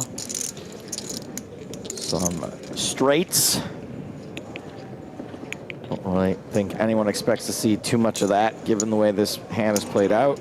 Yeah, and Song will try and chisel out a little bit of value, hoping his opponent hit the 10. You know, the check's just a product of like how the board is, where the queen beats you, the 5 beats you, so what can you get value from? So let's fire the card come off. So interesting to see how Stephen approaches these spots. So often deep in the tournament you feel, oh, let's get the hand done. I'm gonna put my C-bet out there. But so important to get value, even from second pairs. Even with second pairs, I should say. Really been the Stephen Song show, actually. Up to over 200 big blinds here. Yeah, it's really been the Stephen Song and dance. Please cut away from Griffin. Sam smiled. Audio-wise. You like that one? Rania with the hand of the day, pocket 8s. Ocho. Num. Jian Wei is going to tangle with her again this hand. Remains to be seen if the blinds will be getting involved. Telcher, you'd think, is going to do that. What about Jack Sinclair? Oh, no, that's Bar. Never mind. He does look a little like Jack Sinclair. Yeah. Don't do me bad. Don't do me bad. I mean, if I was this charming at the table, I think I'd get some extra equity somehow. King 5 tray. Yeah, and these two squaring off Queen. again. Rania will begin with a bet. He did. +1 and +2. No, not yet. Ace-Jack very low in range. Thank you. Perhaps wants to take advantage. The positional advantage will call. Yeah. Another queen on the turn. Very small bet on the flop, which was very effective against Xianwei's particular holding. And now she's happy to check and call bets if they come.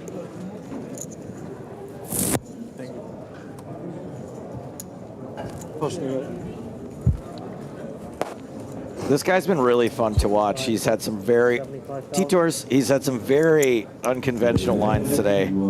Yeah. Oh, Sam, you missed it earlier. He just went way out of line in one hand. It was great. 2 regs had raised with kings and jacks, and he just went rogue from the small blind with the 10-6 off for the fold 4 bet. Wow. So it makes this river pretty exciting. Check dark. Let's do it. Come on. Oozing with charm. Let's see it. Oh, beautiful. And well, yeah, and he surrenders. Boom, boom. No one folds a house. There we go. Zebo Rania. That's going to be the last hand of the level. Gonna run you out of the room. Secondary table. Still a hand in progress up on the stage. Yes, and all in actually. Yeah, those get broken. Juan Lee all in for around 10 big blinds with Queen. Are we staying here? You're going to that table. Okay, can I leave my jacket there? They gave it away. Yeah, to pick it up when you come I was going to surprise you with Rania. But don't be late, yeah? And John. Sure. John Wang at Oh man, they're making us on the main sweat. table. Song's made the call, by the way. We are all in for Lee's tournament life. He needs a king or a queen. And I think I've got to root for a king or a queen here. Song doesn't need these 10 big blinds. Lee desperately does. Brick turn. A queen of hearts on the river would allow Lee to survive. Not much gone his way so far. Looking for royalty. Not good enough. Game, man. And Steven Song picks up another 10 big blinds. Ron Lee out of here. Sure. 40. Do I keep my stuff on, or do I take it off? We don't need to hear you eat dinner. It's okay. You can eat it. Do I give it to? There he is. One of the favorites for this title. What an exciting feature table that was. Yeah, excellent. Absolute treat. They're not going far. We're just going to do a little flippy floppy. Rotation. That's right. We're going to rotate the feature tables, move 2 to 1, 1 to 2. Steven Song, even at this new blind level of 10,000, 25,000 when we get back, Steven Song got 176 big blinds. That average stack still pretty deep right now. And it's Keisuke Nagami who's the shortest stack at the table now with just 10 bigs. We have a lot of fun at EPTs. Before you guys go to dinner, check out the Team Pro activities. This is a daytime party to celebrate PokerStars 20th EPT. Lots of fun, drinks, meeting new people. There was also food, and then we had like these team activities. The human chess competition was so fun. Every time we made a capture, the opponent got cracked. It was pretty wild. Then we played a game of real chess. I actually had to work really hard. She is like a real pro, and she saw things I've never seen before. Unfortunately, I lost, so not a big surprise. You really kind of felt that poker, chess, love of games, sunshine, party time. It was a lot of fun. It's that vibe and community that is one of the reasons we love poker and we love the EPT.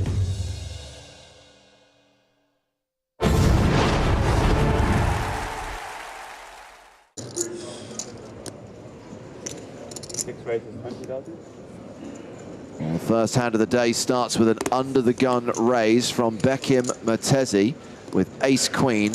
And this is the short stack, Martinson, with Jack-10 of diamonds. Yeah, feeling a bit cheated here. This would have been just such a great little, shove for 4.8 big blinds. See if you can, maybe get it through, but probably get called and win a fair bit of the time. But once you face this under-the-gun open, know that you have no fold equity, but you know what? Instead of just sort of blinding through, I really don't mind it. Obviously, you're going to be slightly behind the under-the-gun range, but this is a kind of hand that can have live cards and do a lot of damage. Good luck, Colin. How much? Good luck, all in player. Well, too much. What a interesting question from 5-3 offsuit. Well, Lin Jianwei's got a hell of a lot of chips, but yeah, 5-3, not a playable hand. Mertesi, however, makes the call, so we are going to have an all-in on the very first hand of the day. Martinson behind, but live cards.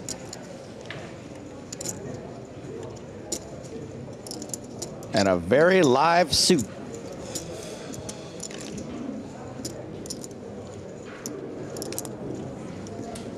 I want percentages. There we go. Yeah.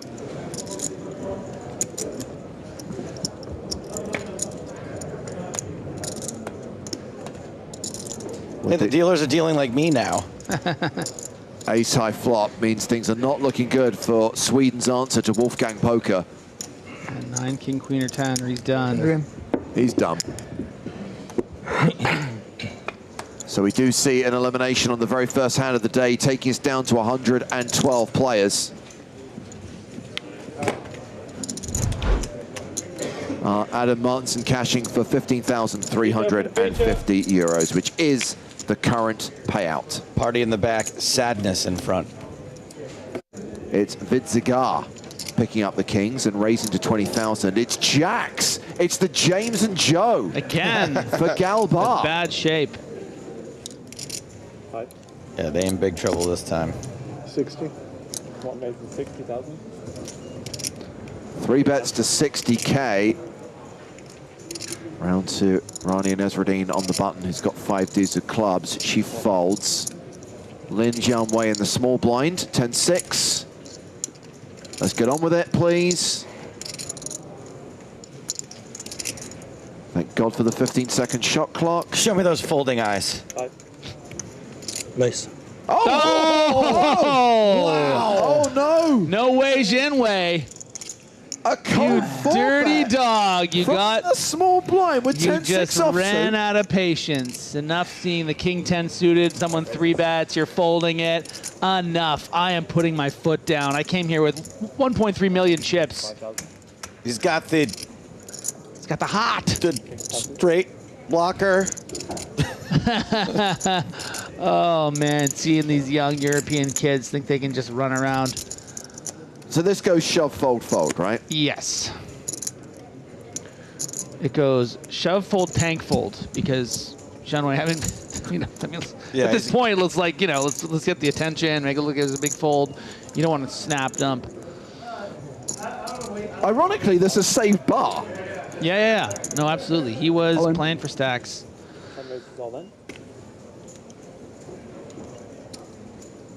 Whoops. No, look, in a way, a Jianwei. How much? No, come on. Yeah. He's got to ask. I guess he has to make it look good, right? Yeah. I can't talk over this. What if he calls? Let's just make sure he folds. I mean, look, he's put out 185. It's 200,000 more to call. If he thinks the guy's got ace king, there's no way he's calling. It's a call. I mean, if he calls, I'm walking out. I'm going to hold you to that for once. I want you to take at least 10 minutes. I'll take over. I'll pretend to be you. 390. People keep saying they're going to walk out, and then they never do. No. If this guy calls it off with 10-6 here, I'm walking out. How long are you going to gone for a while? I need at least 10 minutes to really show how outraged you are. Almost 4. You're too committed to your job sometimes. James, if he calls with this, take the rest of the level off. and if he calls with this and doesn't go broke, you have to leave the booth, go down, shake his hand, and then you can't come back in until it happens on stream. I'm not going anywhere near the set. You never want to have any fun. Oh Whoa, my God, he's putting the putting them time all banks out in. there. Let's go. This is the EPT. Yeah, this is a 5K main event with a 1.5 million euro top prize, and this guy's deciding whether to call an all-in with 10-6 offsuit. Cigar is just thinking, please call with your pocket jacks, man. Please call with your 10s. Even call with your ace queen at this point. Let's go. Like, I'm ready to double up. Oh, come on. Coward. That was ludicrous. Luda. Ace queen. Yeah, definitely. Ace queen. Yep. Sure. He should tell him. He just go 10-6 off. 10-6 off. No, what would be great is if the guy went 10-5. We'll find out. And you can see the sort of I had a hand too. the blood has left his face, Yeah, but man, does he still have a lot of chips? You know, the average is 580,000. He has 915. It's a bad start to the level, but you really got to have some composure here and realize you are in an incredibly fortunate situation. If you're asking, it means you care. You can I am going to go on a limb here and say that hand is making the TV show. Yeah, might just do. Do you live there now? Oof. Tough times. Tough times. Note to self, remember to threaten to walk out. I'm living there, so tough times. So we're halfway through the level. Still 45 minutes on the clock before the first break of the day. 102 players remaining. I think Hezbollah has stopped. Chances are we will end this level in double digits. Pause, I hope. Yeah. How many players are we going to end the day with? We're not trying to hit a specific target. We're just playing 5 full levels. Very good chance we get down to maybe the last 5 tables, maybe the last 40. I was going to say 50. Can't believe I got pipped on total field size. I'm still mad about that. It was a very Stapleton-esque loss. Oh my God, just bad beat on the river. Muradov opening with 7s under the gun. Go on, 3-bet-8-5, why don't you? Nope.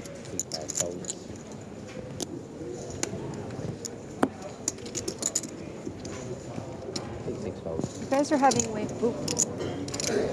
Round 2. Zach Manidis in the big blind with Y'all are having ace fun 8. at your table. Our table's like so.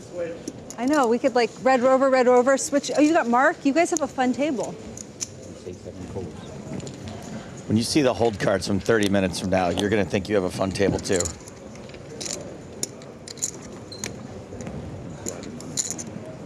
Still, the 7 rolls off. Case 7. Always coming.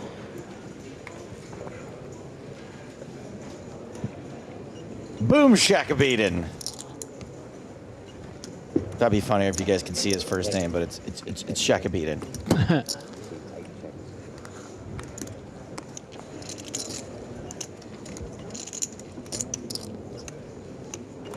Check on the flop, a 4 on the turn.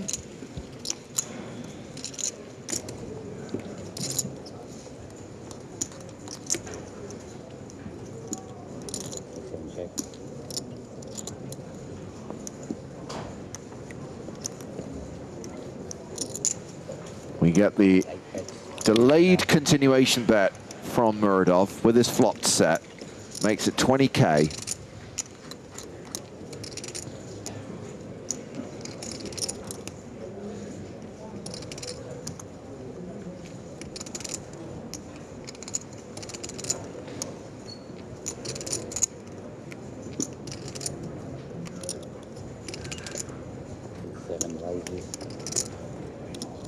And we get a check raise here from ace high.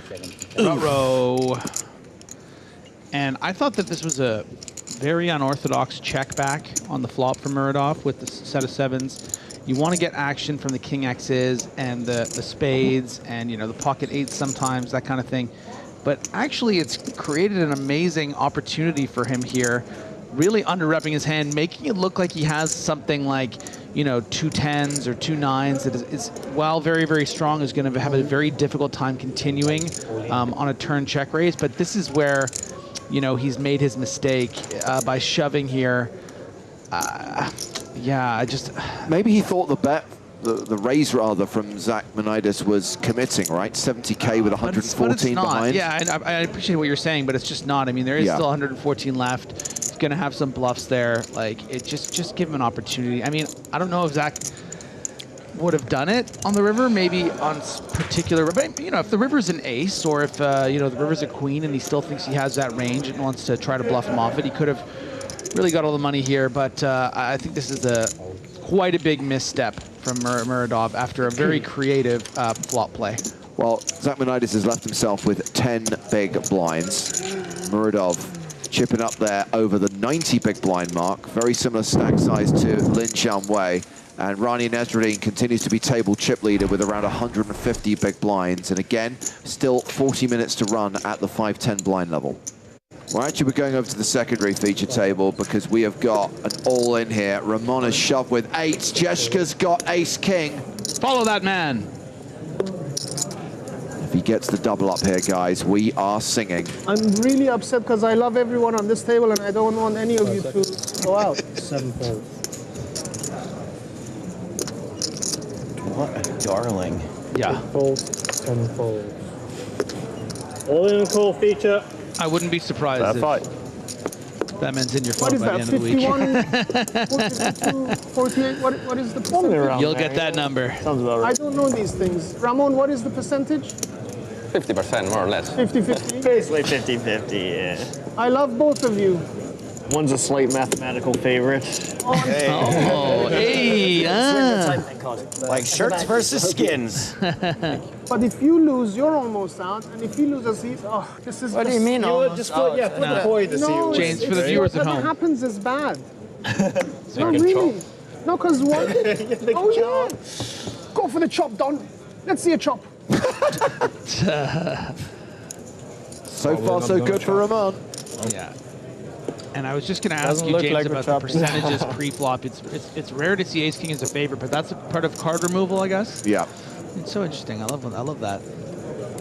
You're a PokerStars professional? Yeah. So, You're a PokerStars despite professional. having the pair, Coleus was actually behind by 4% here, and now has to dodge not just the Ace King, but a Jack. Yeah, 10 outs for Jessica, 10 cards for Ramon to fade. Come on. Hope I remember the song. We're not going to be singing because Ramon Coleus has been eliminated. We can no longer It's really follow nice Ramon. meeting you. Unfollowed. I love the Spanish. And you are Nick Walsh, if the you're epitome watching. of a true gentleman. He does ever lose. Thank Oh, you can see his eyes now. He's a lovely man. Cashes for 15.5K. I feel like that's almost Nick's catchphrase at this point. But I thought This guy never loses. And I don't know about you guys, but we might be seeing an all-in here from the Jables. Mr. Barr is 3-betting to 84K,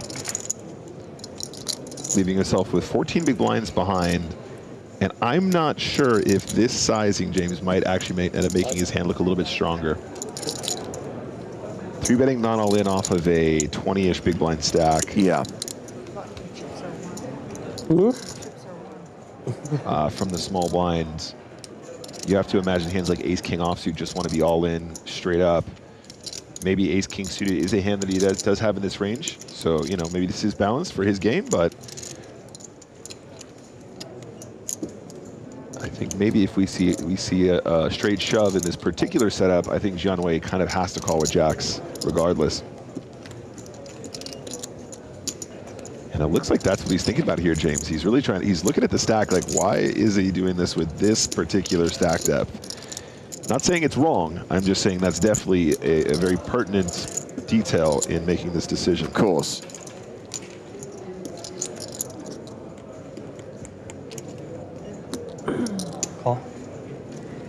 Interesting.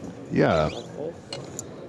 So after he calls, SPR is going to be way less than 1. At the risk of sounding like a dick, when you see someone with chips and stacks of 10, do you automatically make an assumption about their poker abilities? As somebody that does that frequently myself, I hope not.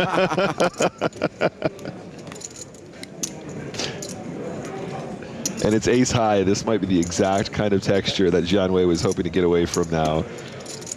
Barr does check on the ace 9-8 flop. That's 55,000. And he's going to take a little stab here. 55K into 192K. I mean, I feel for Barr here. That ace is a horrible card. Always an ace on the desk when you have kings. That's right.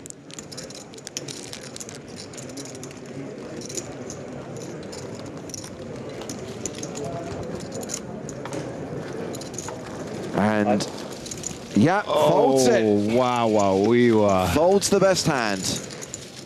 Oh, the agony. Lin Jianwei chips up to over $1 million, has 90 big blinds.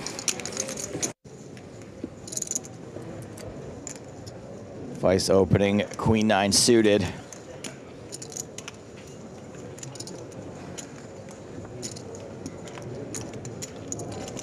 Mertezi wondering what to do with his ace king. He's going to go all in. Looks like a lot, 300,000. Just 25 bigs though. Totally reasonable. Call, please. Kind of. Give me a fist bump.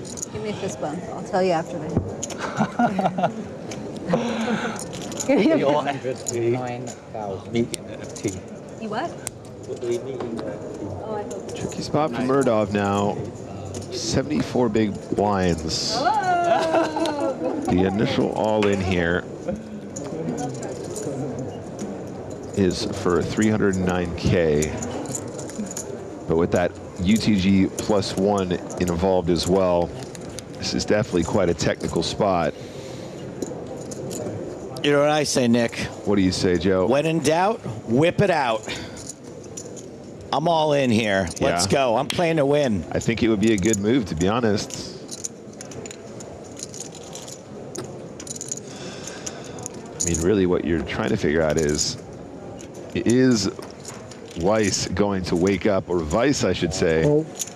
Call. Is Weiss going to wake up with a big hand here? I think probably we just see the fold from the Queen 9 now. The cold call is strong, and it's a very classic race here, Joe. It's not the most classicist. It is a race.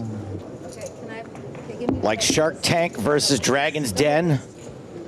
One of these two things has a slight mathematical advantage.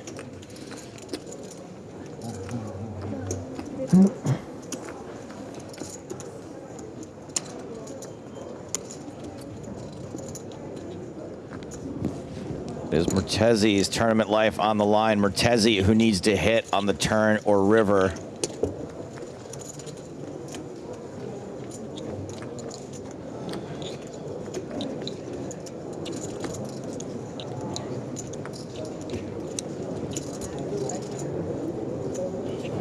No luck on the turn. Yeah. Seems fine. Mertezi needs some help, and he needs it on 5th Street. Last chance. Sayonara.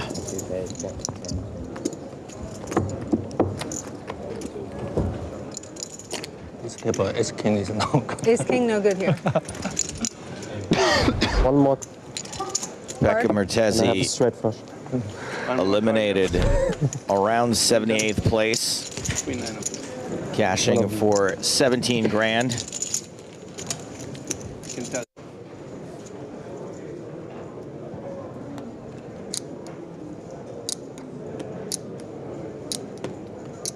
Looks like Rania's gonna open this pot.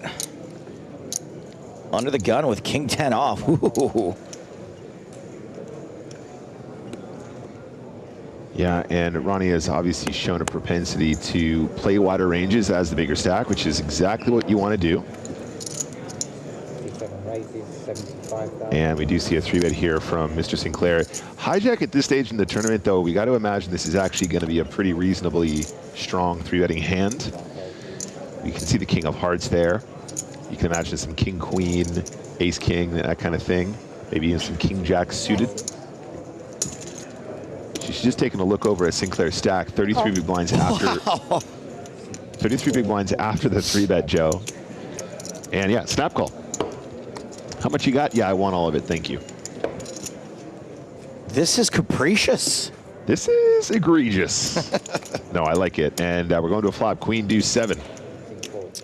I say I find this ruling to be capricious and arbitrary. Queen 7 deuce. I object. Sinclair with the biggest of kings. 7 bets, 45,000. You can't give up now after you snap called the 3-bet. Nah, I think you can. I was being sarcastic. I know, but the 45K into 180 is quite small, so we might actually see a float regardless. That don't look like a float to me. That is a raise to 100,000. When in doubt, click it back. Your Honor, sidebar. I hold myself in contempt. Sinclair doesn't fall for it. I don't know, did Rania recognize it when he came over? Did they speak? Did they have an interaction? This is not a player I would try this against, I guess is what I'm trying to say. I mean, you know, she's in the mix. She's in there battling. This is cool. Sinclair glances at his chips just then. I think he probably does want to find a bet here at this point. 307K behind and 380 in the middle right here, right now. So what's the line? Mr. Sinclair does check back in position, going to the river. Another 7. Board has run out pretty well for Ace-King to make a hero call. Rania is going to bluff this river for 150,000, not even half pot.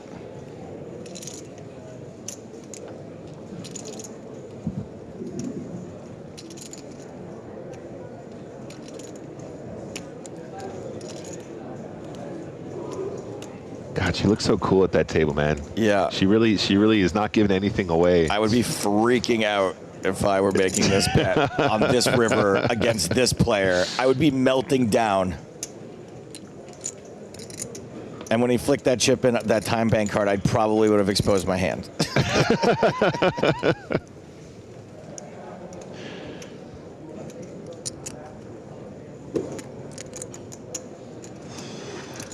I get so nervous when I'm bluffing that I just want to confess. I want to go, just call me. I think that means that you're an honest person, Joe. You're somebody that doesn't like secrets between friends. I really don't. And so, you know, it is natural to wanna be honest.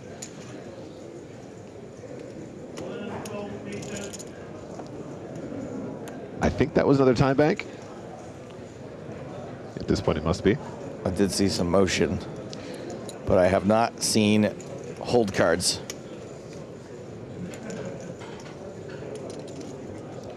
I mean, good for her for the sizing, giving him some pause.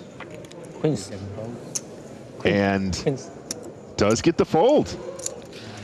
Rania, you son of a gun. I love it. She's just out there. I'm loving it. The King 10 pre-flop, the defend pre-flop was definitely wider. And she called his hand. And she called his hand. Look, Rania, you sly dog. Look, guys, look. The defend pre-flop was definitely on the wider side, but she had a plan.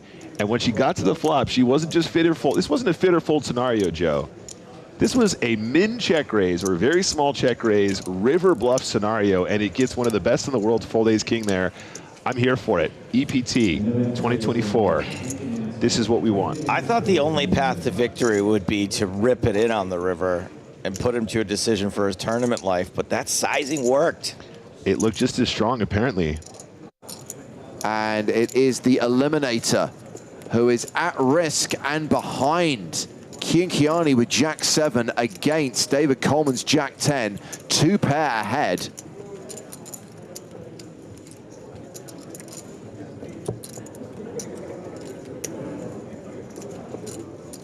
And it is not quite all over. He is drawing to a chop and drawing thin.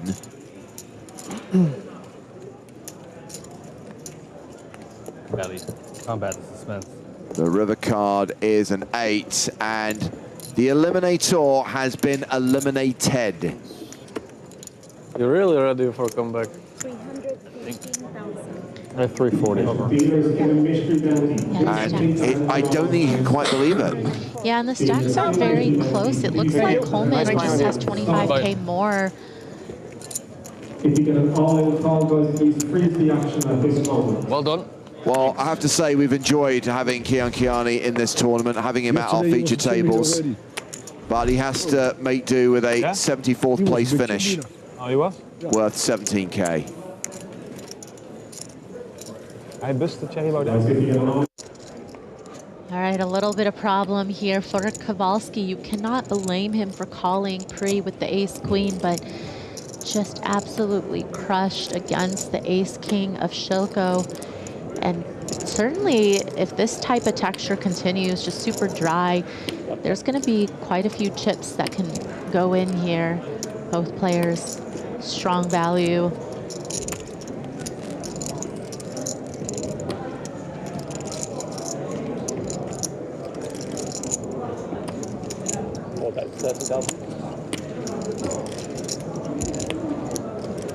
And Shilko being pretty sneaky here with that check on the ace-high flop as the pre-flop raiser. You know, a lot of times you will get Kowalski just to go third pot here with anything, but he actually has a good hand. And I think if Shilko knew that Kowalski had as strong of a hand as he does, you know, he wouldn't have felt the need to maybe take this line. Very much just trying to trap Kowalski.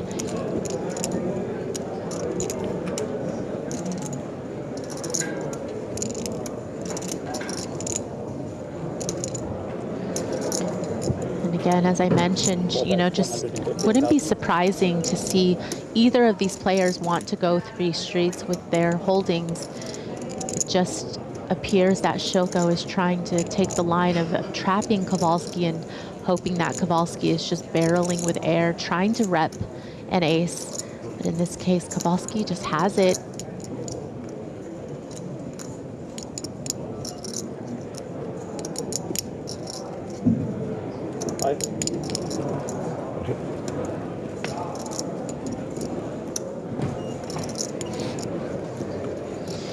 Shilko 380K back, facing 115K bet, just roughly a third of his stack. So you wonder if he's just going to want to put the rest in.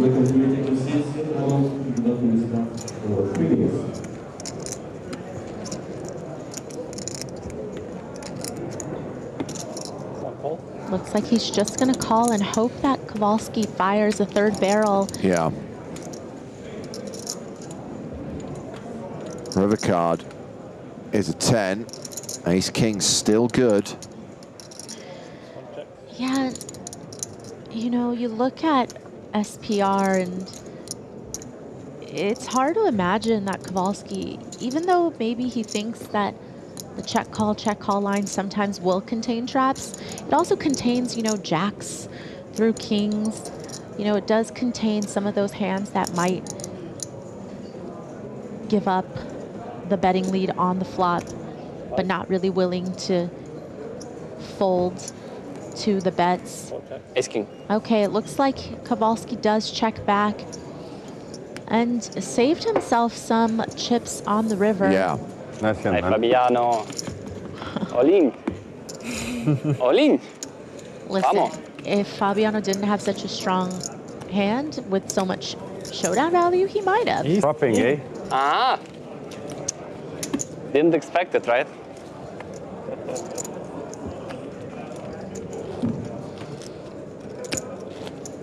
It's so good to be the only Brazilian in it. Yes, yes, yes. Oh, that's a good one. Shilko now playing over 40 big blinds. Orchide, kicking things off under the gun with Queen 10 suited. Song just flatting in the next position with jacks, afraid of that under the gun range a little bit. And maybe someone waking up with a bigger hand behind, like Sindra Hansen. And you know, jacks play so well when you get into these spots where somebody feels like it's a tempting squeeze, seeing the raise and the call. And so, you know, Song doesn't even really hate this some of the time, seeing a 3-bet come out of the small blind, especially against, you know, this 37 big blind stack, right? I don't see Song folding jacks. You know, he'd probably be willing to just get it in here pre-flop against that stack size. You know, if Hansen ever has 3-bet folds, it's just a nice pickup.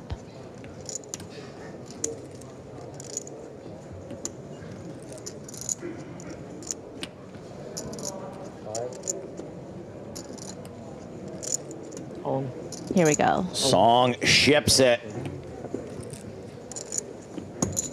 Hansen sticks it. Hansen is the effective stack, but a big favorite.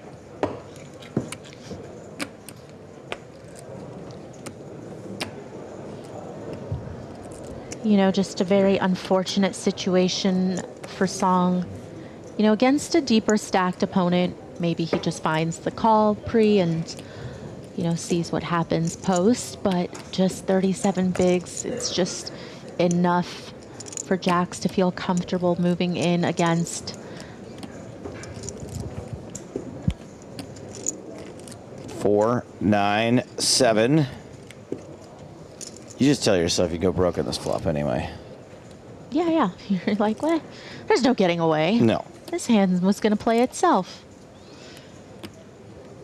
Deuce of spades on the turn. 1 out for Song. 1 card to hit it.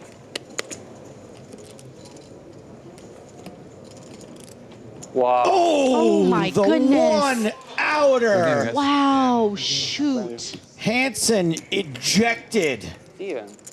Gross. Everyone's good. If you're gonna sell some action for higher tournaments, I'm first in the queue, okay? Hansen is now handless. Grody. That's sick. Even more brutal. Dispatched in disgusting fashion. Run out. But Poor fella. Oh yeah, hello. It's like sure he had ace king. We are now Syndra. How much he had? Like 600? Or Like That's close gross. to 7. Almost 8. Feel for the Was it guy almost this deep. almost 8. Yeah, man. Ow. Dang. Yeah. Kowalski gonna try to make it 2 in a row.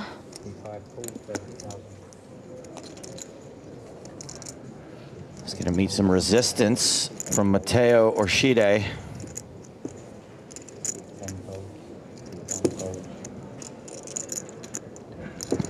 Just calls. No other takers. All right, take it easy, Fabiano. We'll be here soon enough. 875.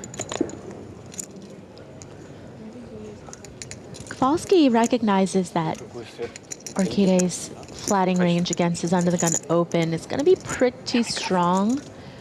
You know, some of the hands are going to contain some overpairs to this board. Some sets are possible. Kowalski does have some equity there, looking at 2 overcards to the board with the gut shot and goes check, check on the flop. Who do you think is whispering to who? I don't know. Heck of a turn card for Kowalski. Backdoor flush draw now for him, along with that straight draw. And now I think it's getting a little bit more clearer exactly what types of hands Orchide has, because, you know, you would imagine a hand like 9s or 10s are just going to go ahead and bet the flop. Sets are very likely to just go ahead and bet the flop as well. So it does feel like some of these Ace-X holdings, perhaps some suited Broadways, and some hands where, you know, Kowalski would be really happy to just pick up the pot right here. You know, he's not going to be beating some of these hands, like the ace highs, like the better suited Broadway combos.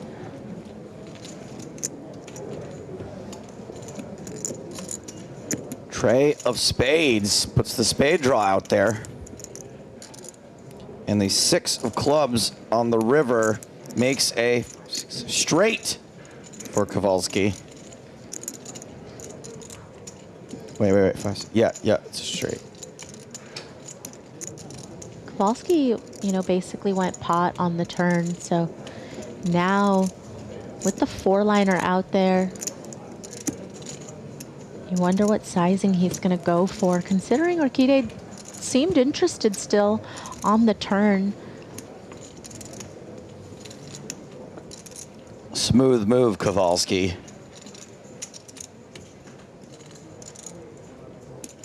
Time banking.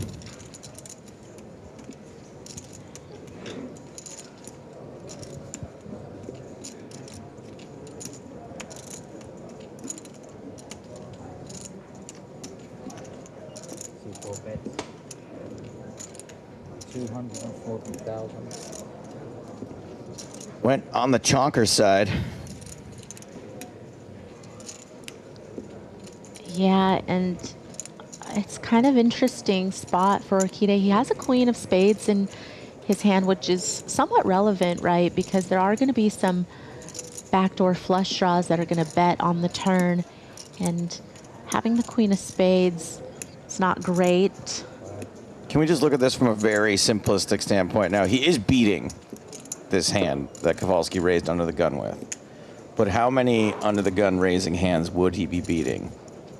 I mean, not very many. I think what he's mostly confused about is the check on the flop, right? Which is why if you're Kowalski, you need to be balanced with your checks. Sometimes your checks will contain some hands like this. Sometimes you check with big hands like overpairs with the intention to check raise.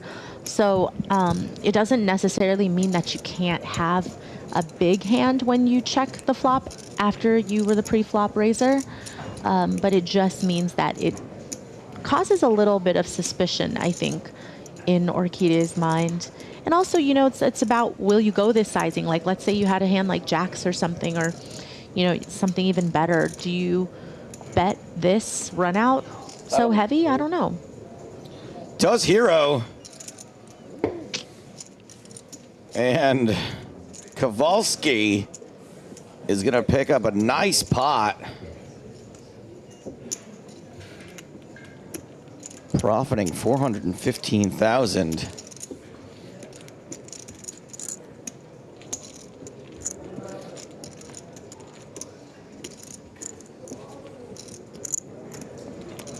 Orquídea is down to 11 big blinds after that hero call.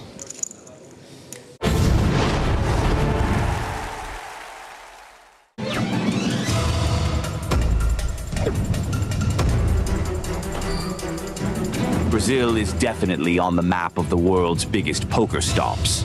From November 15th to 29th, the biggest poker series ever held in Brazil's history. Brazilian Series of Poker Millions 2024 in São Paulo, Brazil. $12 million in guaranteed prizes.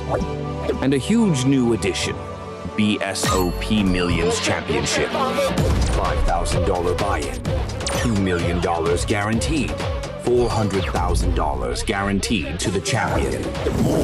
Main event with an $800 buy-in and $2 million guaranteed. Super high roller with a $20,000 buy-in. And the most expensive tournament ever held in Brazil, the Legends, where the poker elite will meet with an impressive buy-in of $50,000. The land of football is now the land of poker. Be part of this milestone in Brazilian poker history. BSOP Millions, November 15th to 29th, São Paulo, Brazil. More info at bsop.com.br.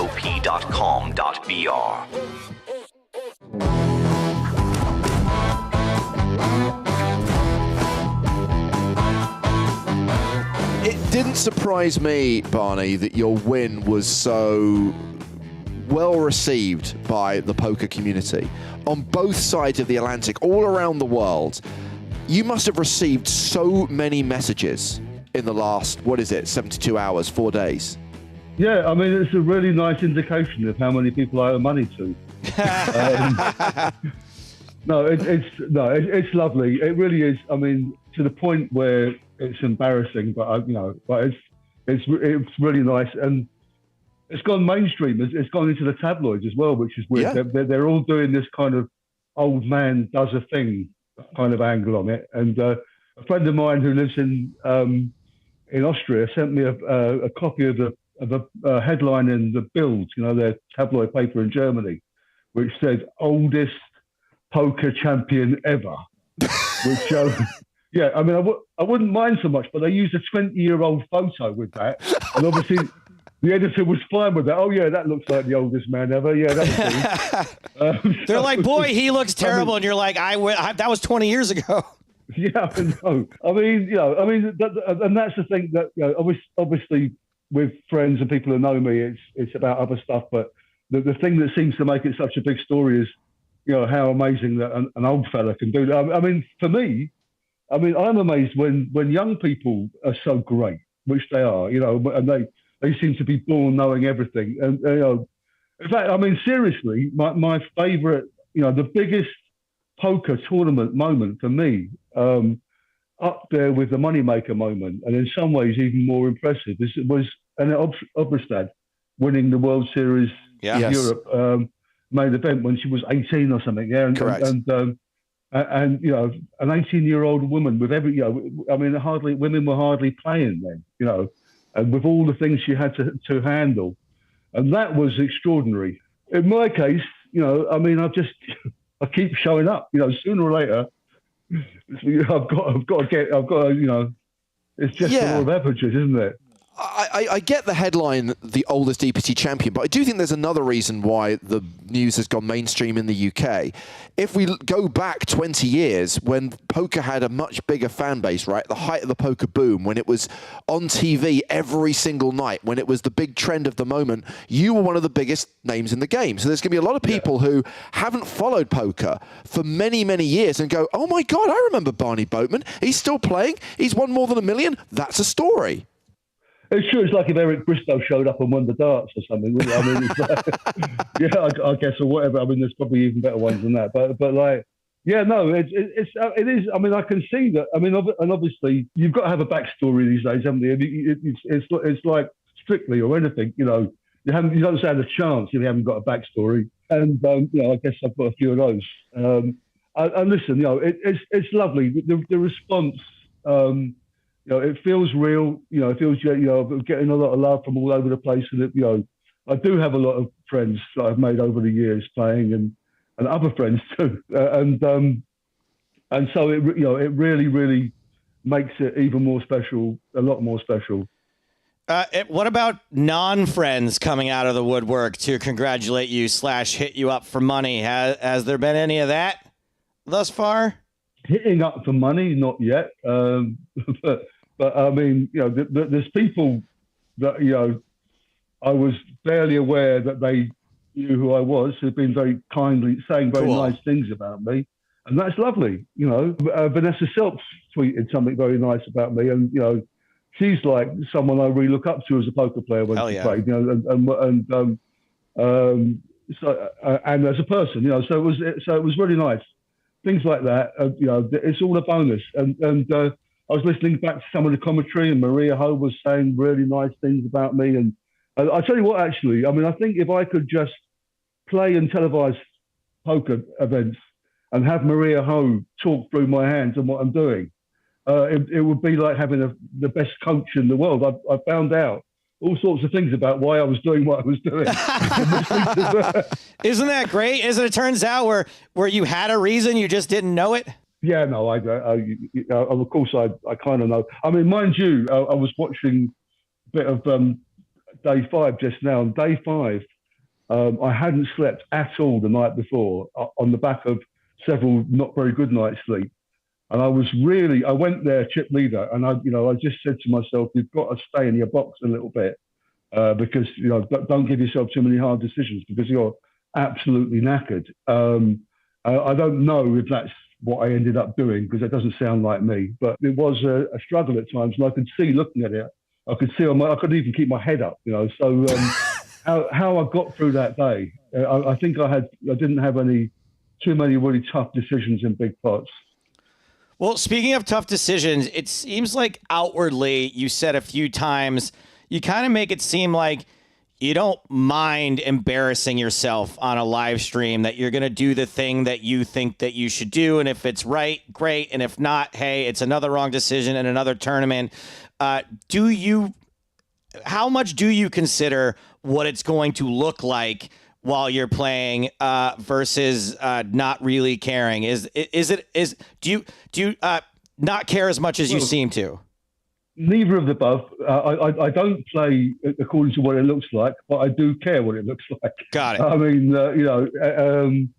obviously, we're all human. We don't want people to think we're stupid and whatever. But when I'm making decisions, and particularly in big pots, I'm making. I mean, I'll tell you what. There was a hand in the last really major final that I was in, like $1 million first prize plus track final, which was a year before last, the World Series of Europe main event. And I got in a hand with Sean Deeb. And like up until that point, I just hadn't had cards, and I've been re-raising with nothing and chipping up the way that I tend to do.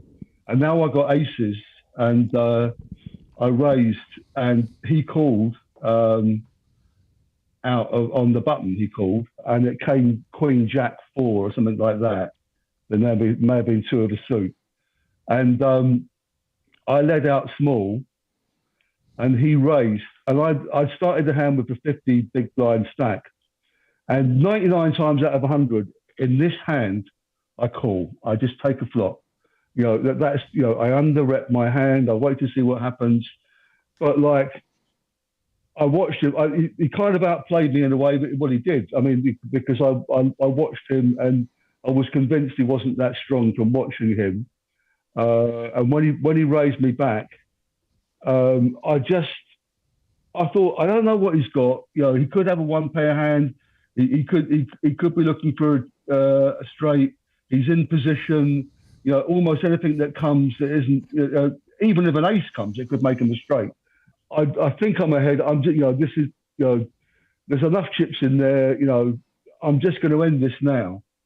And I moved all in, and he snapped me off with Queen Jack, the top 2. And I've been playing that hand over in my head for a year and a half. You know, thinking that's never how you play that hand. Why did you do it? You know, why? You know, and it's not so much what do other people think; it's what do I think of myself for doing it. And it's only really with having won this that I can kind of relax about that one, because you don't get that many chances in those kind of tournaments.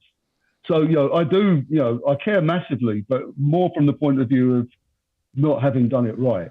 Were there any situations in this tournament where you deviated from what your brain was telling you to do, or did you completely listen to yourself and play your game this time around? I can't think of an occasion where I was conflicted in that kind of way. I mean, obviously the big hand that was, you know, the major one against that guy Eric on the end of day 4, where he tried to bluff me and I finished off calling him down with top pair. That gave me something to think about. Mm-hmm.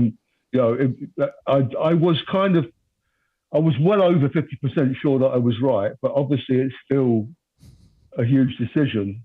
Not an easy call. It wasn't an easy call. Probably couldn't have made it against quite a few other players. But yeah, it was definitely, it was never not a call. You know, I knew I was making the call, but I stopped for a few, you know, for 10, 15 seconds just to think, what are the implications of being wrong here? You know, and that the implications were clear. I was out. Sure. I mean, I kind of felt that the fact that it was such a big spot. He went on about how could you call when it's the tournament life, when it's at the end, nearly the end of the day.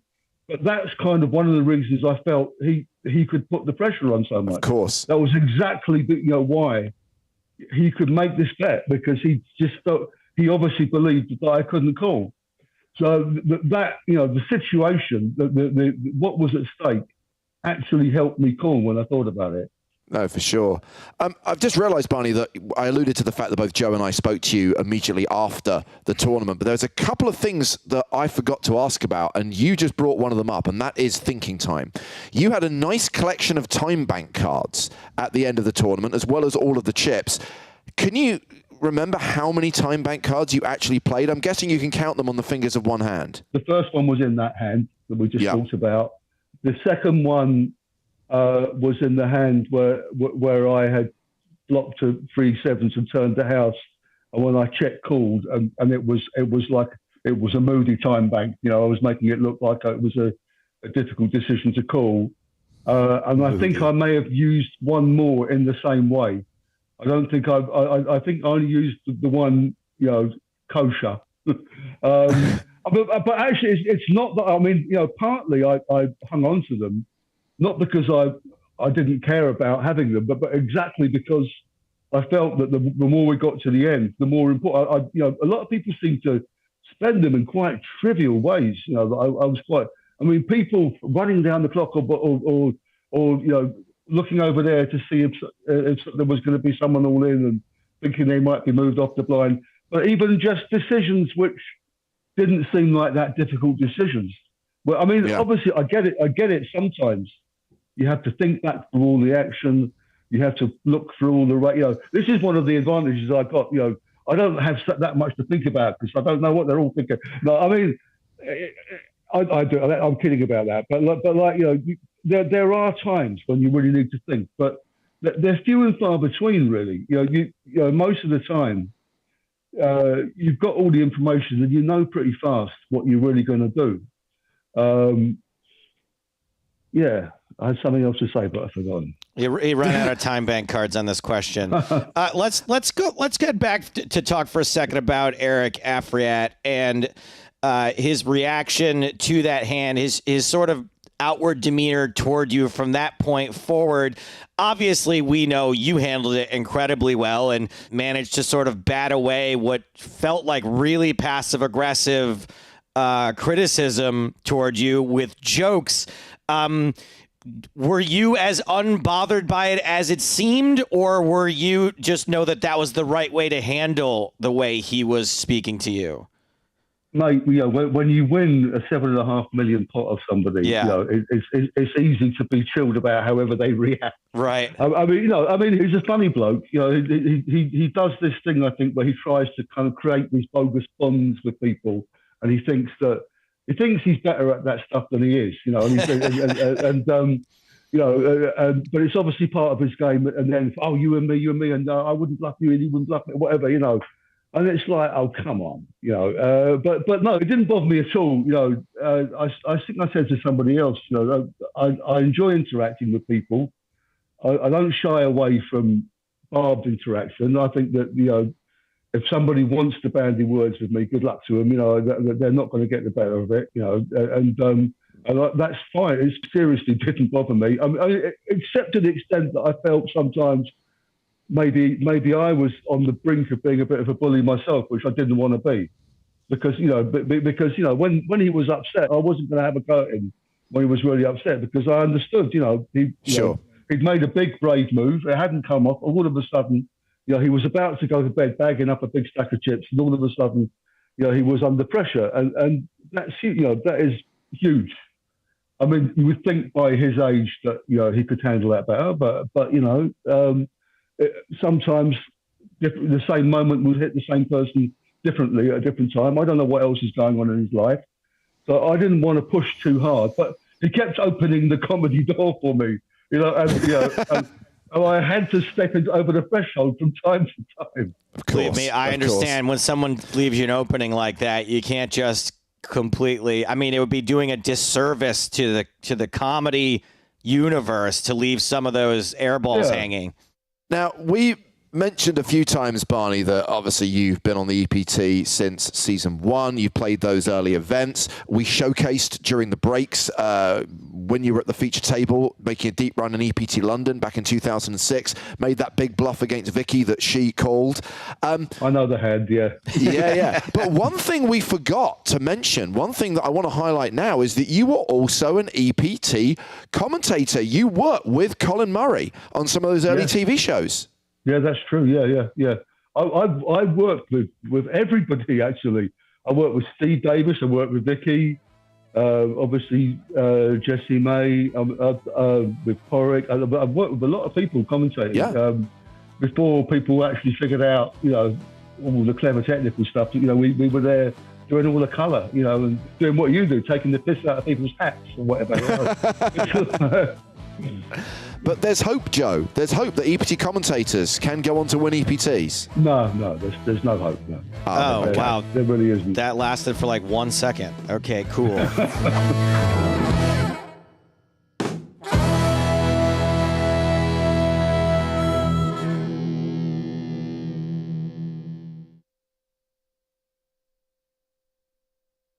We return to our feature table. Actions on Andre Akari. He folds, as does Isabel Baltazar. We have a new player at the feature table. It's the tournament chip leader, Mario Adinolfi. And he's raising in early position to 3,800 with King-Queen off suit. 10-8 suited for Nacho Barbero. Looks like he wants to play it. And he will play it. He makes the call. Villa-Valbeck folds. Pocket nines for Tobias Reinkemeyer. Tobias will definitely want to see a flop with that pair. Not sure he'll want to re-raise with it, though. Makes the call from the cutoff. Gradinaru folds the button. Masters with 4-3 will give up the small blind. And Garcia, also with King-Queen, calls from the big blind. Things are not looking so hot for King-Queen anymore. The flop, 10-Jack-7. Holy straight draws, Batman. Up and down draws for Garcia and Adinolfi. Gut shots for Reinkemeyer and Barbero. Barbero has the lead right now with a pair of 10s. Nacho's got far and away the best hand with the best equity four-handed. It's a perfect spot to try to get some money in. Adinolfi's checked to him and he bets 6,700. Reinkemeyer gives up the 9s. Wisely folds the second best hand. Might be tough for these two to fold, nor should they, since not only are they open-ended, but they've each got 2 overcards as well. Garcia makes the call. And Adinolfi, who's drawing to a chop, also makes the call. Nacho's way out in front, but making his straight would be very bad for him. The turn is the 8 of hearts. 2-pair now for Barbero.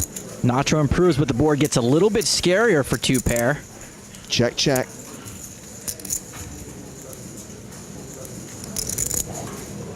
Barbero is going to bet again. Question is how much? 15,900. Wants to protect those 2-pair on a very wet board. Garcia's had enough.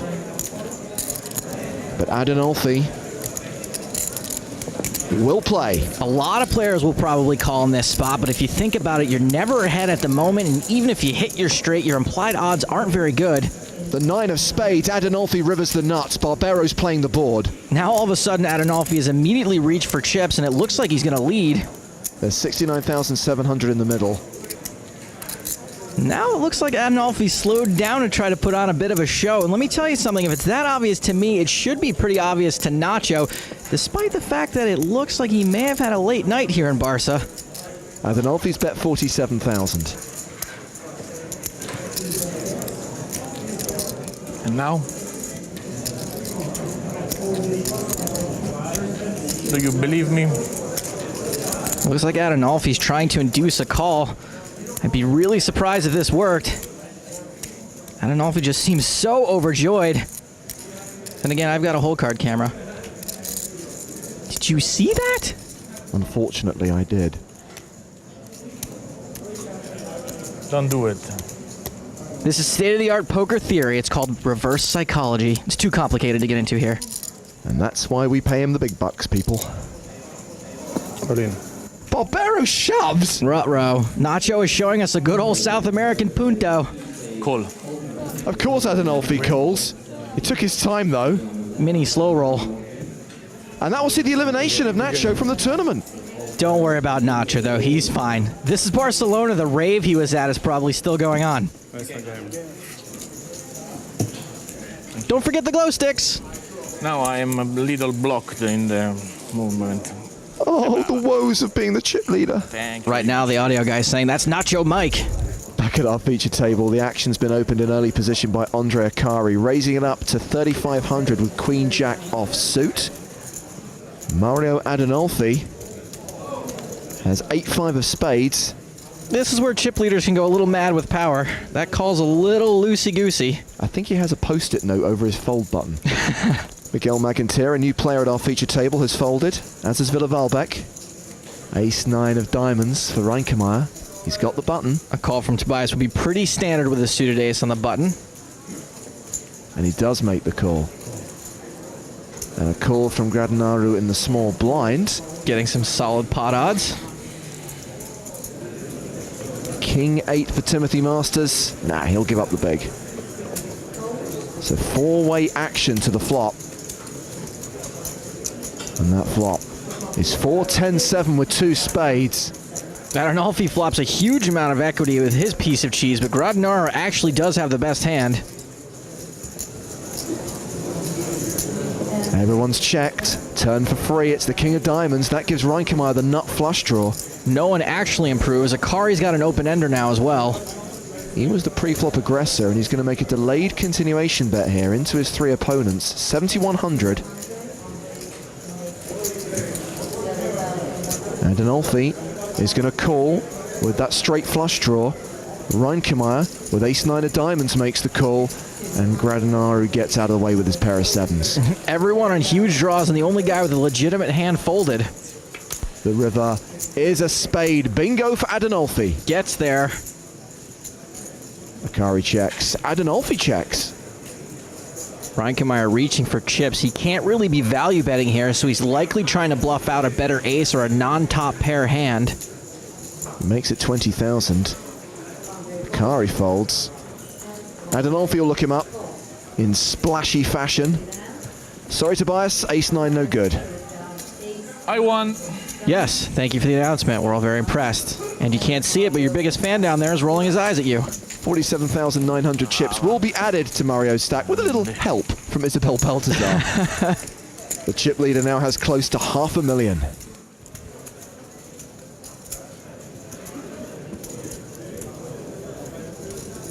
Andre Akari has raised an early position with ace-4 of spades.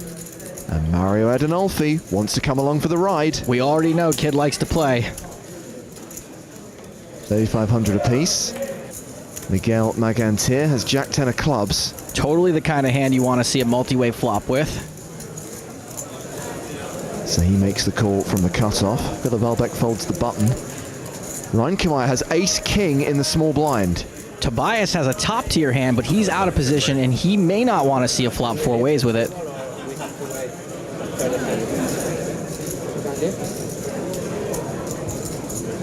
Here comes a 3-bet. A total of 15,300, which gets the big blind to fold.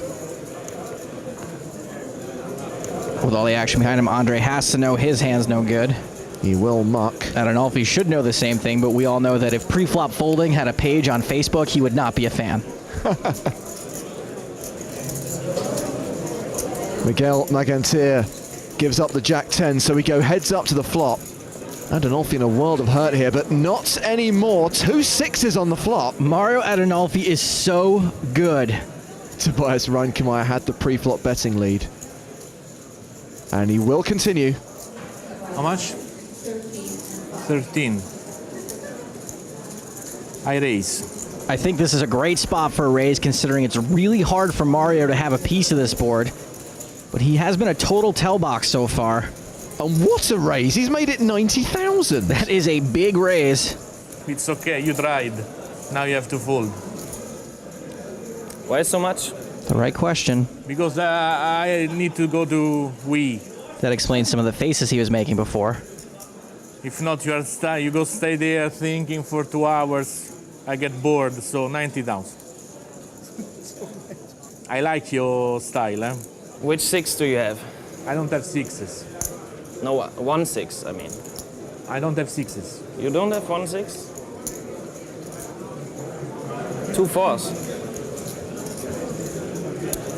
I have a pretty good hand. Nah. I don't want to fold. 2 8s, 2 9s. What do you do? If I've learned anything, it's that this guy gets real chatty when he's got it. If I fold, you're going to show me like 7-2 suited or something. I know that. I don't show the end. It's okay for you? That's okay for me. That you see on the TV when it happens. Just fold and don't ruin your tournament. Remember the Argentinian. He had your stack. 1 hand. Is Nacho Barbero dead? Ah, come on, my Wii is safe. Nice read, Tobias. I have to show. I have to 1, show. okay? He shows the ace. You can see on TV. Since he arrived at the feature table, Mario's played more than half the hands he's been dealt. That's double the table average. Forget VPIP. This guy needs a VPIPP.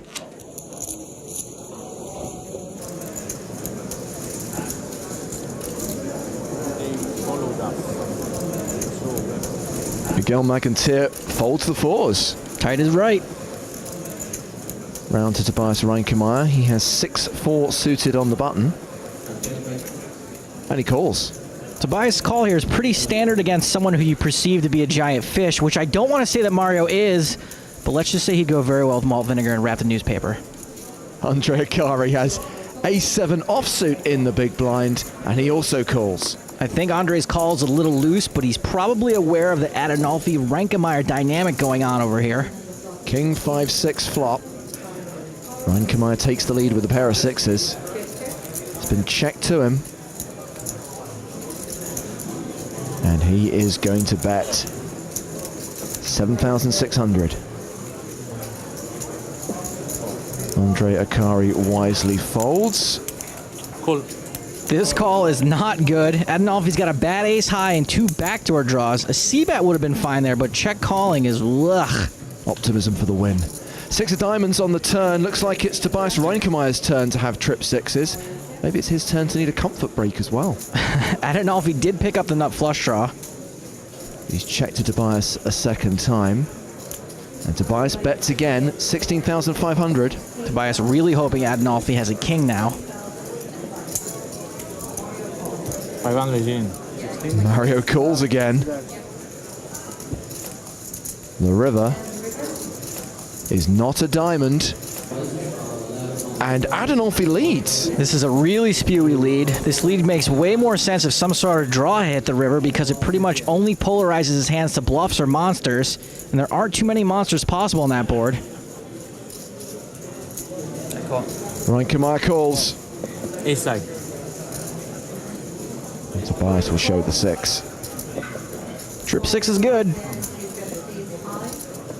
I wasn't thinking about folding. You know that. What were you thinking about? If I should raise or call. Good move by Tobias to just call. Raise is pretty pointless there as you're typically only getting action when you're beat. We're 68 away from the money as the blinds go up to 1,200, 2,400 with a 300 ante. Adinolfi's got ace-4 offsuit. That's a monster for him. Another early position raise with a weak ace. Mario Andretti over here needs to take his foot off the gas. Here's one of 2 new players at the feature table. He made the final table of EPT Berlin last season. Vadim Kurcevic with aces in the hijack position. Kurcevic is in a good spot to get Cursa rich unless Adinolfi somehow learned how to fold in the last 90 seconds. Eugene Kachalov is the other new player at our feature table. He's not going to get involved. Guillermo Garcia folds from the small blind. And the big blind, Andre Akari will also pass. So Adinolfi facing a 3-bet of 15,500. He'll call the additional 9.5. 2 words. Terra bad. The flop has a 4 on it, and that means we can expect fireworks. Most players don't get carried away with bottom pair, but most players aren't Mario Adinolfi. Kurcevic would be right to try to bet the pants off this flop to try to get 3 streets of value against the calling station. How much? 21,000. A quick call from Mario. Now, of course, Mario also went deep at EPT Berlin last season. There's the possibility that there's history between these 2 players. There's the possibility that Vadim knows exactly who he's up against. Well, in Mario's defense, once he made it to the flop, he probably should have called on the flop. Question is, if Kurcevic fires again on the turn, should he call the turn? I guess it depends how much the bet is for. We're about to find out. Kurcevic playing a stack of 187,000. He'll bet 32k. This bet is for less than half the pot. Some folks would probably bet a little bit more in this spot. Adinolfi makes the call. And we go to the river with the Italian needing to see a 4. But it's a 3. Kurcevic with a lock on the hand. Mario checks a 3rd time. Yes, a few straights came in, but there's not too much for Kurcevic to be afraid of here. I think if he bets big, he could get the hero call from the Maniac chip leader. 143,000 in the middle. Kurcevic sticks in a river bet of 62,400. Again, this bet is fairly small. I think if Mario calls 60K here, he'd probably also call 80K. Since Mario's calls seem to be more mood-based than math-based, Kurcevic could have probably bet more. Then again, Kurcevic probably really wants to get called here. Suppose Mario could always get away from it. You think he's found the fold button? Doesn't look like it. He is counting out the chips for the call. And he slides them forward, he makes the call, and he sees that Vadim Kurcevic extracted 3 streets of value with aces. I think Kurcevic could have ended up with a little bit more in this hand, but hey, he got paid on flop, turn, and river, taking a big chunk out of the former chip leader. Ouch, former, too soon.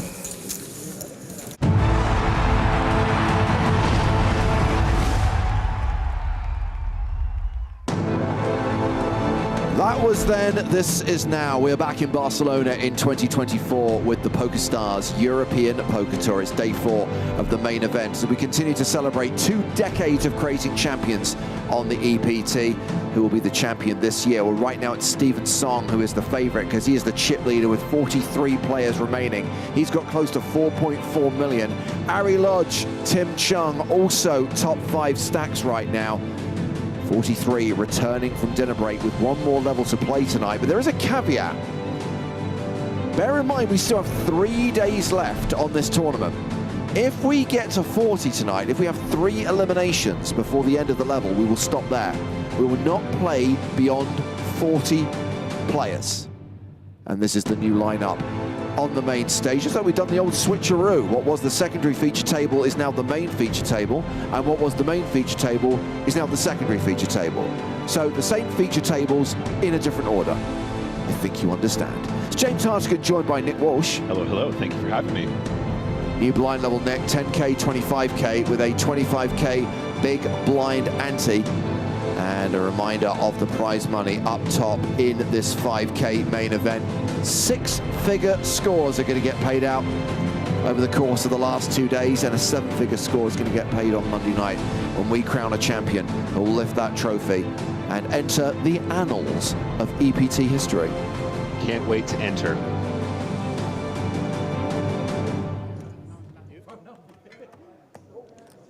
So it looks like we're about to get the action restarted after the dinner break.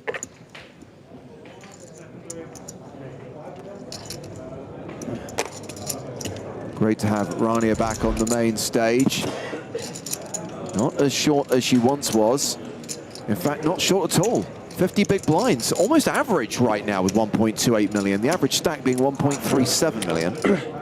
I'm loving it. Somebody took Very my pleased chips. to see she's chipping up once again. They're on the bottom of your front stack. Oh. Thanks. You're welcome. And Jian Wei, third in chips at the table, close to 100 bigs. Yep. I thought that maybe there's like some reverse Showing cover his up or own something. unique style out there. Is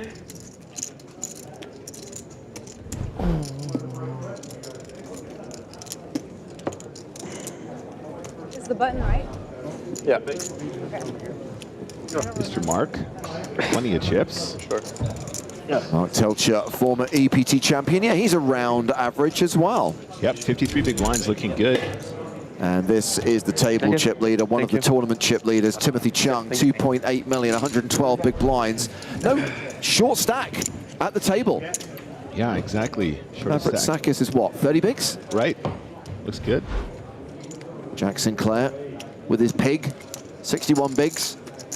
This guy's a super crusher. Keep your eyes on him.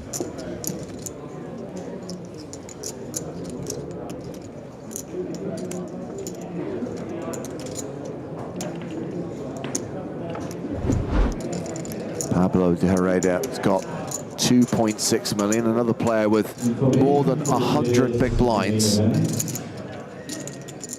Today we play until we reach 40 players. So 3 more players, and we stop the game, or we Play down to 40. Yeah, players just being told now, we will stop at 40 or we'll play to the end of the level if we don't lose 3 people. Oh, that's smart. I don't know. I just thought we'd play the full hour and a half. Right, you came from like 100,000 to 1.3 back? 210,000. Pretty good, huh? Almost 1.4, yeah. Well, here we go. This is the point where we Impressive. normally say cards are in the air, but now we have to say cards are on the felt. Thank you. That's right. We don't pitch no more, Nicholas. I actually ran into a couple of my dealer friends outside as I was entering today, and I was discussing that with them. And I sort of said, how do you guys really feel about that? And some of the more senior dealers sort of said, huh? And some of the more inexperienced dealers sort of said, pfft, as if to say the new dealers who have been pitching really don't like to switch back, but the guys who have done it in the past really don't mind it, and they feel like it's very natural. So there seems to be some friction with you know, the dealers that prefer to pitch, but I prefer it this way too. Smooth and controlled, that's what we're looking for, James. What you want and what you get are two very different things. Well, I was sympathizing though, because I used to slide.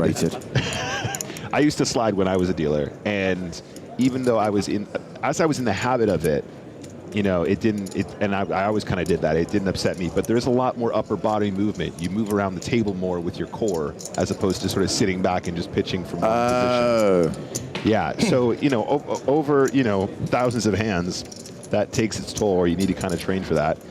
But I'm sure everyone will adopt it before time.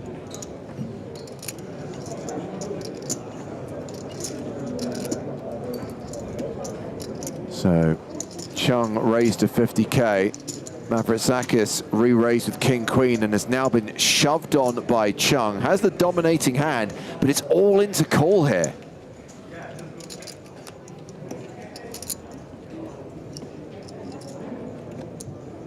Yep, this is very well timed. And we'll pick up that pot. Plenty of dead money in there too.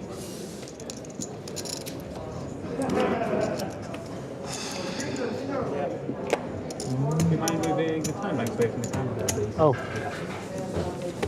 We have the small cameras on the table for of course.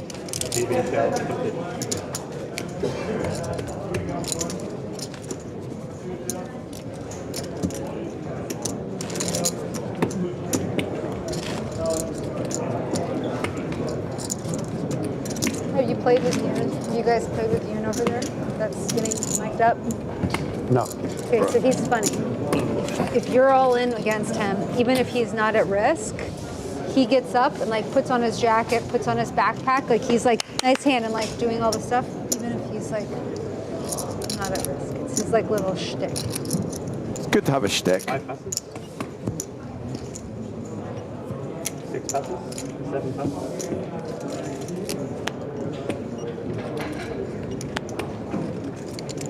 Man, this is a good look. He's like a paisley Santa Claus, James. 8 raises 55,000. It's like Santa Claus with a paisley beard. 10 passes. It's a very interesting take. 1 passes. 3 passes. All right, Rania. Oh, hello. Pocket nines in the big blind.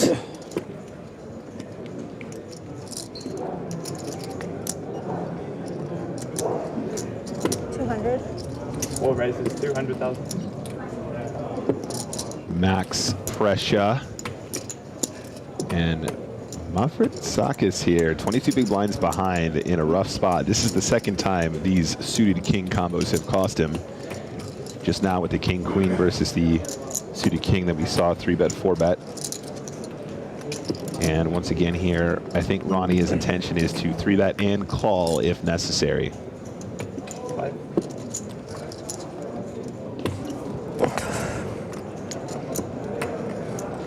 Because pocket nines is getting up there.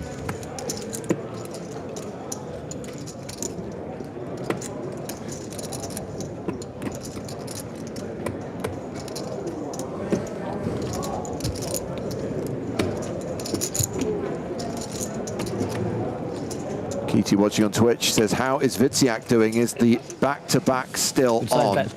It is. He is still alive on day 4. I think came back from dinner 15th in chips. Hand I had after the first break last time. You weren't at the table, so you won't know till the stream catches up, but it's the same hand. I will see it. Don't worry. You see that King 7 was behind. Shocking, I know. Oh, no. Sorry, Charlie, the couch to 5K guy is not still in. Oh, that's a shame. And no sweat flow. Baranski. Our qualifier gone. No good. As are all our gold pass winners gone. Still some great stories. I mean, someone was observing earlier on that Jack Sinclair is one of those players who feels due. Came very close in London in 2022 as runner-up to Ian Hamilton in that European Poker Tour main event. Mark Telcher, a former champ, a former runner-up. But yeah, the Witziak story is so good. Even if he makes the final table 2 years in a row, it would be such a phenomenal achievement. James, you beat me to it. I was going to say, just making the final table 2 years in a row is so unbelievably difficult to do. It should be celebrated just as much as, you know, cashing or whatever. It's really, really incredible. And just goes to show what a fantastic signing that was for Stars. So Chung opens, gets flattered by both the small blind and the big blind. Rania Nasruddin with ace-9. Then Jianwei with 4s, and we have a queen 7-6 flop. Pocket 4s still ahead.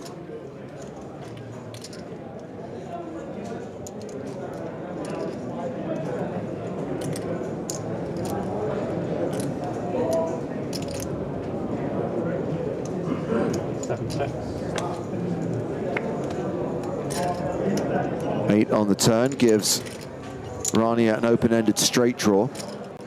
Gut shot for Chung. Oh, that's 60,000. Let's go Rania. 60K into 175, about 1/3 pot. Jianwei not going to be loving this. There's still a player to act behind as well, James. But if there's one thing that Jianwei has done well throughout today's session, it's unusual lines. And does find a raise. I absolutely love this. Obviously, he's blocking combos like 4-5 very heavily. Maybe that's something that's playing in his mind.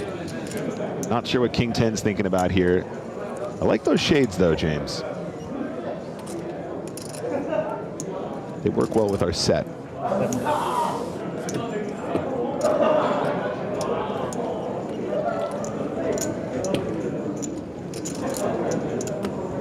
Call. Rania calls the raise. How much is it? 180 total.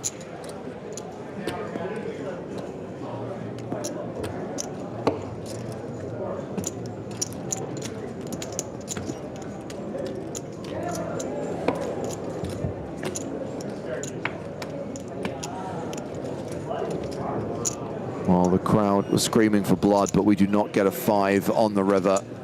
Instead, a deuce. 4s are good. Can Rania bluff this? Can she get 4s to fold?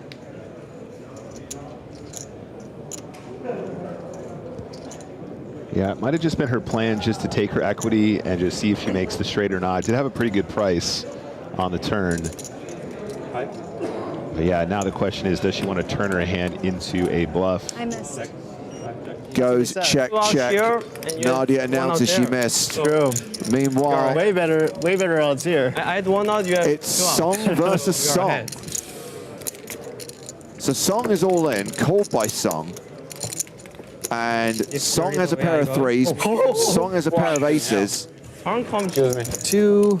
And that is going to see Song eliminated by Song. Still unlucky. Nothing. If I made a discipline board on the turn, maybe more now. Well, no, you probably won less. Oh, 95. I might still shove. Yeah, should have made the discipline. No, but then she doesn't deal the card on the river. Okay, true. Everything changes, the shuffle. I mean 35K. So actually no elimination there. It was Yuku Song who had the aces versus Steven Song's ace 3. So both songs survive. One of them's got 450k. That's Yunku. One of them's got 4.1 million. That's But when Steven. I get one more double, maybe I cannot. I'm not a proper thrower anymore, right? Yeah, then. Serious? Yeah, well, it depends. Okay, okay. But whenever I think about it, I get your permission. Yeah. Here, you were definitely allowed to slow roll. Okay, okay. One race is 50,000.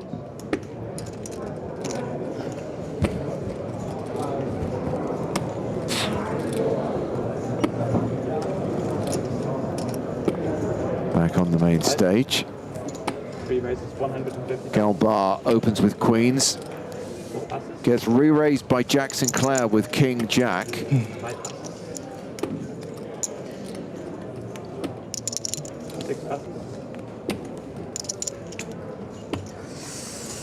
Galbar's only got about 32 big blinds behind James. I think at the stack depth we can still 4-bet non-all-in.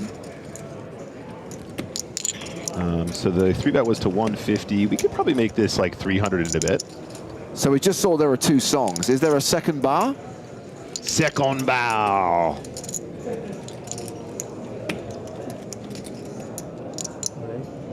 One race is all done. Decides just to ship it. Quick fold from Mr. Sinclair. If there's one thing that Jack Sinclair knows, it's poker, and he's not afraid to just get on with the next hand. And I think that's good, because if you want to make these moves, you can't let it slow you down. Yeah. Can't get hung up on making the right move at the wrong time and all that nonsense. Just play your game. Next hand, please. Let's play some cards. Yeah, 2 songs is great at the same table as well, right next to each other. What a coincidence. Kind of feel that we need to add initials to the graphics. Yeah, perhaps. No, not perhaps. We need to add initials to the graphics. Yeah, maybe.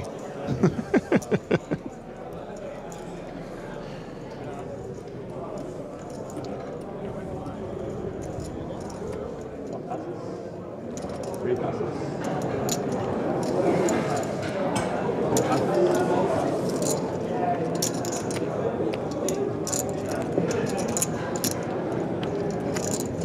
Five races, 50,000.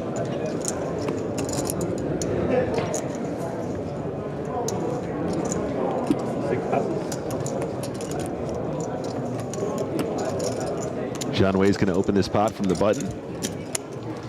Our second in chips here at the feature table. And a call from the big blind, all cool so far. Going to a flop, 6 deuce, Jack of hearts. And that is a middle pair for Jianwei. Jianwei does have a good kicker with this second pair, and it is quite a wet texture. I quite like just continuing here, guys. The effective stack here is going to be Jianwei, but they're so deep, that doesn't really matter. I think we just go for the normal 1/3 here quite often. 35,000. Yeah, 35K is good as well. A little bit on the smaller side, but that's not a problem. Might be small enough to actually keep some ace combos in here. Ace-4 does have some backdoor straight opportunities as well. So it does come along for one more. Not going to want to see an ace on this turn. That could get expensive for Chung.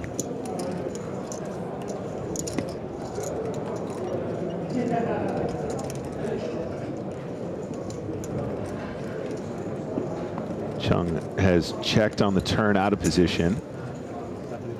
Jianwei is going to put in a second barrel.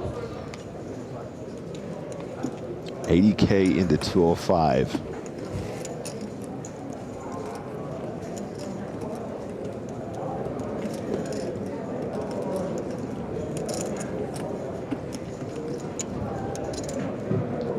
And does get the job done.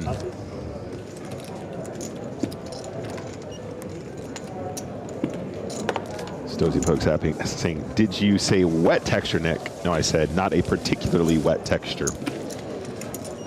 Very dry, in fact.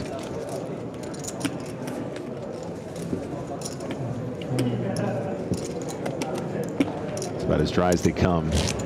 Rainbow disconnected. Acrid. Arid. Arid flop. Parched. Stozy Poke says, are you doing a Brian Rast and giving out misinformation to the public? I do frequently do that, but not on purpose. Stozy Pokes, thank you for keeping me honest. 10 passes. Players remaining make the machine empty where we start playing in 2 minutes. One pass, 3 pass.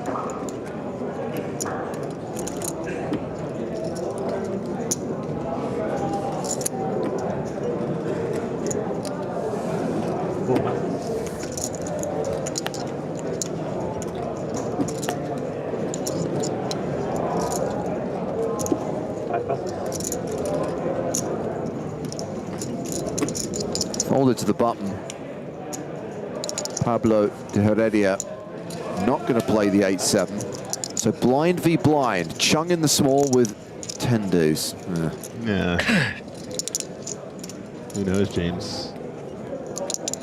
Perhaps he's still going to turn this into a raise. Yeah. Why not? Let's do it. Raisey daisy. It is important to notice how the stacks are here, though, guys. Mavrotakis, obviously, our shortest player at the feature. I think we're all in with ace-9, though. Yeah, there it is. Pretty straightforward stuff. I don't mind this at all. You're one of the bigger stacks. You have the bottom of your range. Let's do some bluffing here, blind v blind. Story checks out, runs into it, and makes the correct shove. Oh.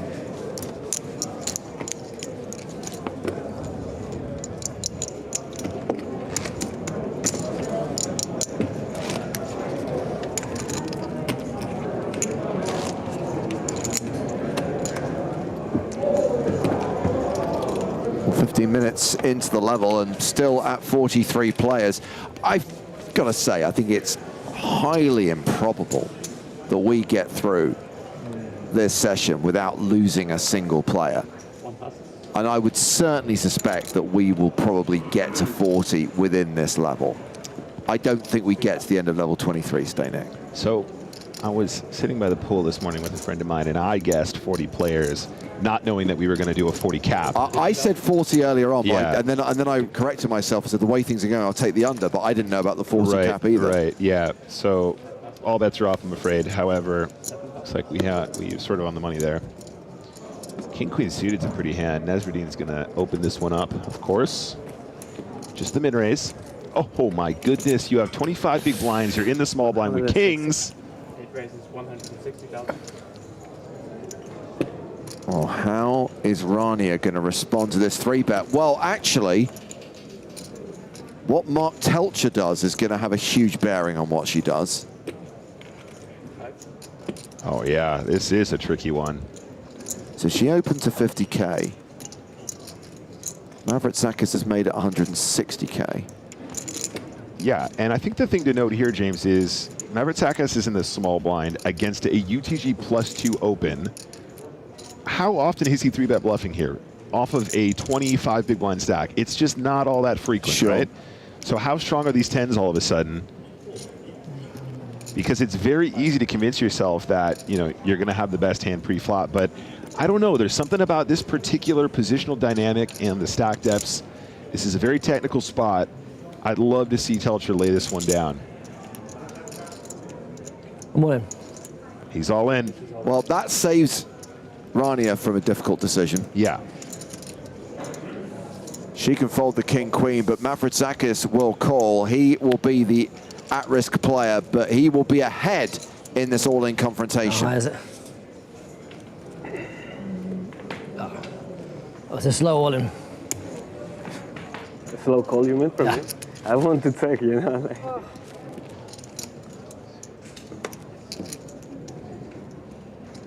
It's 10. King, queen of hearts. Yeah, rough spot for Mark Telcher, though. Totally understandable that he would decide to run with his hand. Just such a weird lineup there. The action really not helping him out. But we're going to a flop.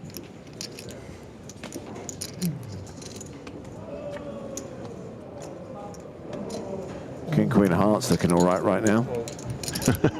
As things stand in this confrontation, Mavrotakis is near enough a 9-1 favorite. Mark Telcher looking for a 10 on the turn or river.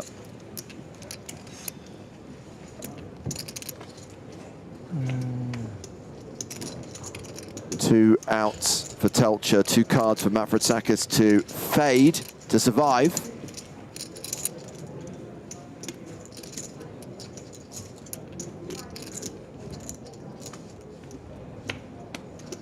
It's a 4. King's hold. That's a double up for Mavrotsakis, and it sees Mark Teltra drop down to 675K, now playing fewer than 30 big blinds. Yeah, and like I said, it's a really, really tough one for Mark Telcher. Certainly not suggesting that, 635,000. you know, he's made a mistake here. I think 10s are just so strong at this stage in the tournament. Definitely going to have the best hand there often enough. But I wonder if perhaps there might have been a little bit of a hint in the way that the players were stacked there pre-flop. And yeah, in any case, you know, it just feels like a cold deck regardless, doesn't it? No, no shade on Mark there. And that will see Mark Telcher down to 26 big blinds. I say down to 26 bigs in this tournament at this stage is more than enough to play with, James.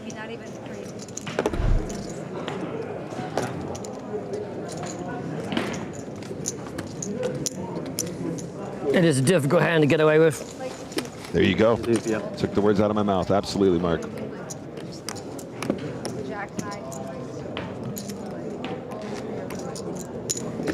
Just over an hour max left on day 4 of the EPT Barcelona main event. We are due to play to the end of level 23, but if we lose 3 players within this level, we will stop for the night. We're not going to play beyond 40. That means coming back tomorrow with 5 tables. Remember, this tournament will play until Sunday, so tomorrow we'll play down to the last 16, the last 2 tables. Saturday we'll play down to 6, and then we'll play down to a champion on the 7th and final day of the tournament. That is Sunday. Ace King for Lin Jianwei raises to 50,000. Yep, and Jianwei so far has shown a propensity to play a wide range of hands. Will that table image benefit Jianwei in this situation? Now he's got some premiums.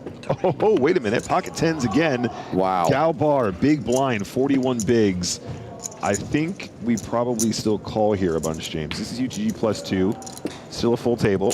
Okay, he has elected to just call. I dig it. And it's a fair fight, 50-50 pre.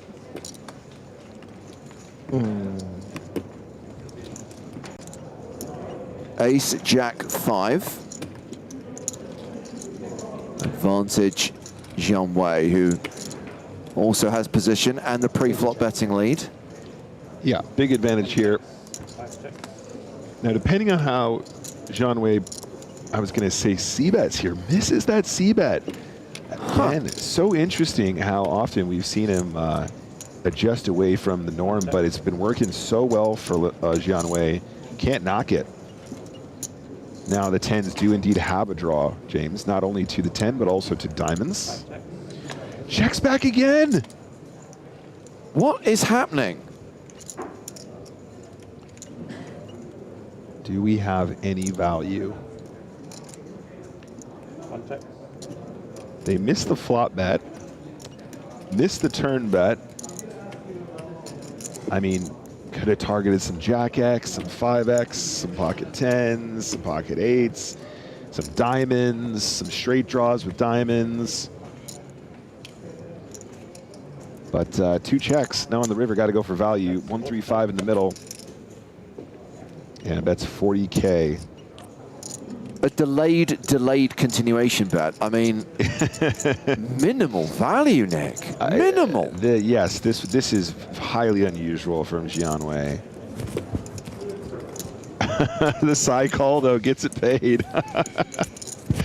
Oh, man.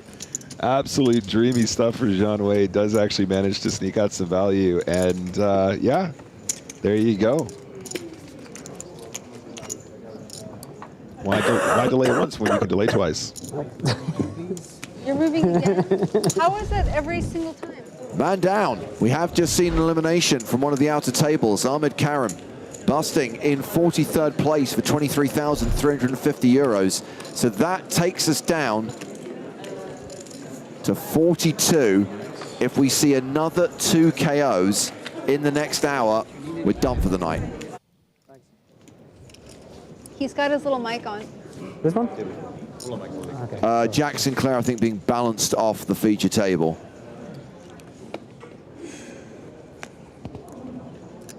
Five passes. 6 passes. Rania not only crushing, but also managing the stage to a certain degree. We got a phone here. He's still mic'd up. He's got a watch on. I like it. Everything you have is jade. You noticed that about Mr. Jian Wei's items as well. So Chung's raise flattered by Nasruddin in the big blind with 10-9, and there is a 6 and a 9 on the flop. Rania 4-1 favorite here. So Rania with 39 big blinds behind is the shallower of the two stacks, but at this stage, James, I would go so far as to say that 40 big blinds is relatively deep. So she has checked to Tim Chung, who continues into a pot of 135,000. He bets 105,000. She quickly calls, taking us to the turn. Yep, and why not? That turn card is the 4 of spades. Rania Nasruddin now near enough a 9-1 favorite. Yep, and Chung does have showdown here. Probably doesn't want to go barreling off and do a king or a 9. Might elect just to check the turn, or I imagine you're kind of turning your 6 into a bluff. I suppose there is still the opportunity to get value from hearts and from straight draws, though, so it's not completely ridiculous to have another shot here. Fires a second barrel, 300,000. Rania going nowhere, makes the call. Very quick call there on the turn. Well, this pot's getting a little bit big. 945,000. Deuce on the river. Brick City. Okay, she checks a third time. Is Chung going to fire a third barrel here? He has got a little bit of showdown value, but maybe he thinks a 6 is no good. I think it would be highly unusual to not try and show down a 6 here when you are beating a lot of those combo draws that I was just describing, the hearts, the straight draws, or indeed just one of them. But he's going to go for it.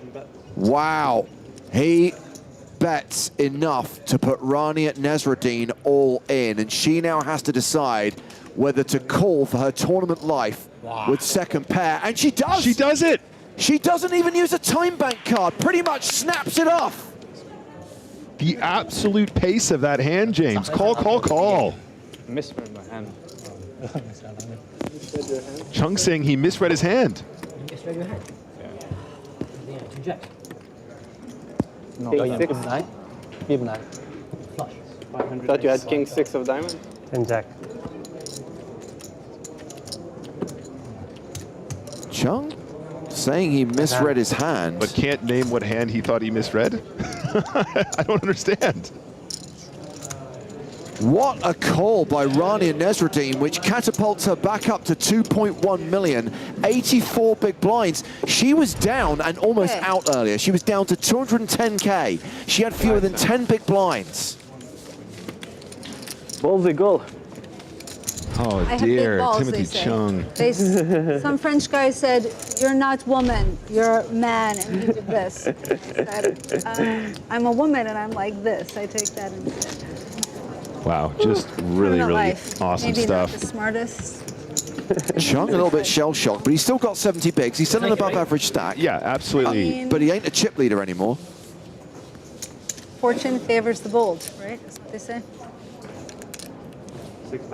And so Chung there obviously saying, James, he misread his hand. I don't know if that's true or not, but regardless of that, let's say that was a bluff. I still think it's a good one. I still think that many players would have found a fold with second pair in that spot. I'll give him the benefit of the doubt. Yeah.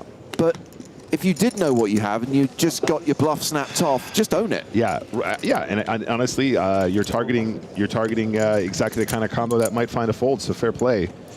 But yeah, obviously a big exchange there. And anyway, Rania now 84 big blinds. Oh my gosh. Yeah, big stack once again as we see a raise and take your hand for Chung.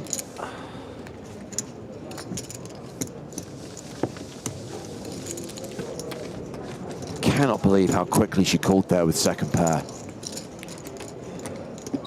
The call was right. Not a time bank in sight. The call was right.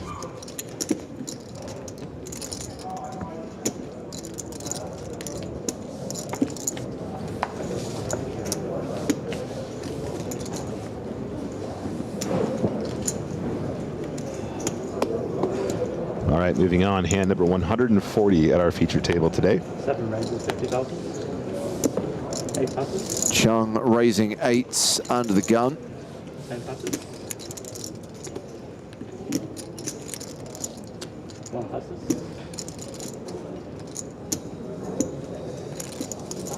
Round to the blinds. Sorry, Jim's going to say, Ronnie, just taking a breath there. That was a huge moment for her tournament life, so I feel that. Very loud shuffler, my friend. He's shuffling his coins. We're going over to the secondary feature table, where Shilko's got a royal flush. What? He's bet the river against 2 opponents, 2 folds. You have to show it. You have to show it. You have to show You have to show the it. royal flush. Royal flush. Join on the flop. That's sick. He will call you an all-in, trust me. If you push on the river, he will call you, but it's so nice. I lost the minimum. Well, why did you check the turn? Because you asked me. We have the nuts. I joined on Man, the flop. clubs are hot. Penalty. Clubs are crunchy, that's what they are. You're trapping us, I But think. I turned my 5, so. Time button.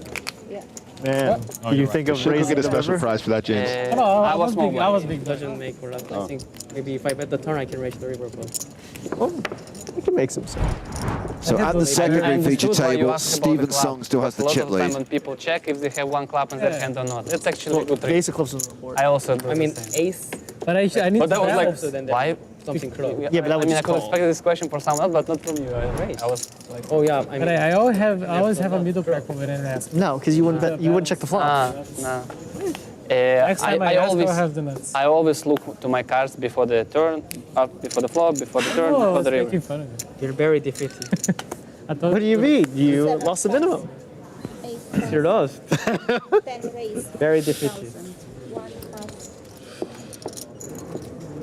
Even that backdoor flush draw. Bruh. Can you do? Parent. It's like very nice. Paul the Cleaner says, how does Shilko look younger now than when he won the PSPC? I mean, to be fair, as what, 18 months ago? It's not that long ago. Yeah.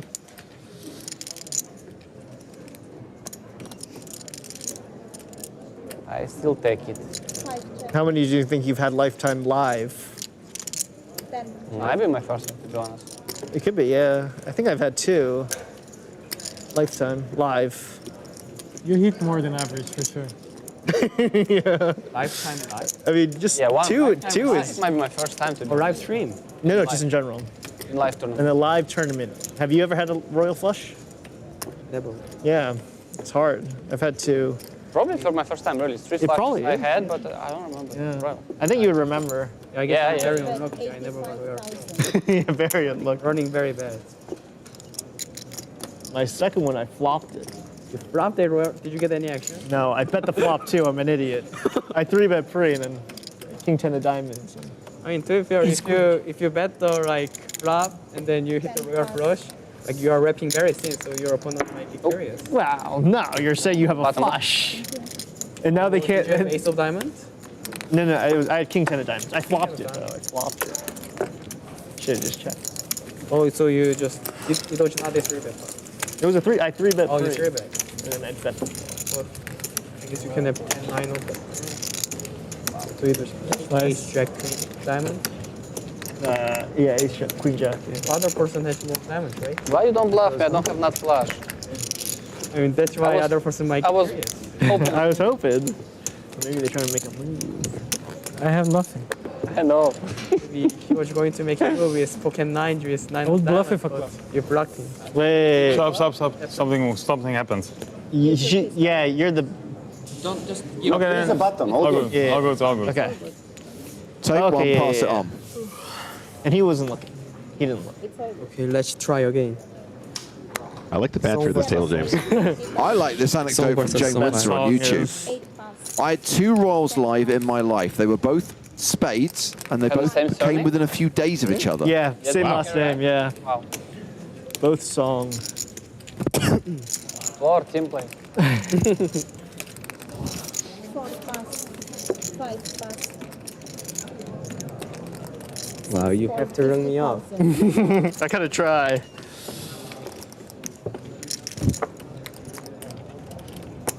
Tale of two songs. 6, check. The saga continues. 30,000.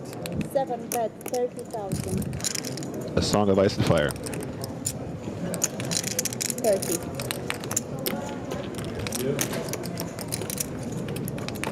Okay, well, it's Yunku's song with the ace queen, his bet 30,000. Steven's song with king queen of diamonds.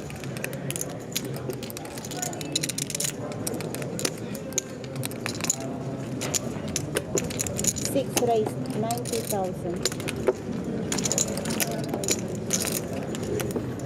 Just fold. Let's end this hand because everyone's confused. No one knows who is who. Good fold. Professional. Professional fold. I think bad fold. I was surprised to see him give up like that, to be honest, but that will do it. And that will be the end of that. The queen you would call? No, with queen I fold, but yeah, maybe without queen I fold. What do you mean, guys, by professional fold? No. Good fold, good fold. Well, what it means this term? It's just a good fold. Did I see it on the screen? It's just a thing for us too. Okay. it's not I like learned it from Ren. Oh, from Ben Lin. Yes, right. Ah, he learned it from Ren. Ah, okay. Good coach. Professional. Actually, yeah, that does sound Professional stack. Yeah. Have you had dinner with him? Another elimination. Yes. And that means we're down to 41 players. One more KO. And day 4 is in the books. And 40 survivors will bag and tag and come back for day 5. So you finish 42nd for 23,350. You just need to go up the stairs to the PSI booth. Thank you very much. And we are back to our main feature table.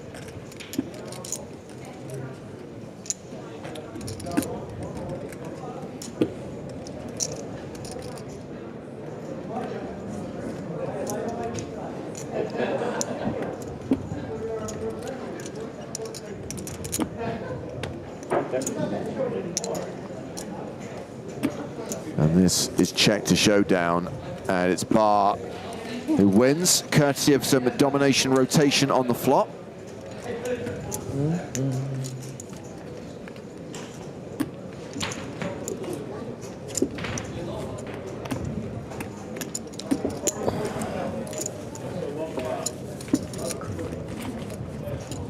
We just need one soul to bust, and then we get to go home for the night.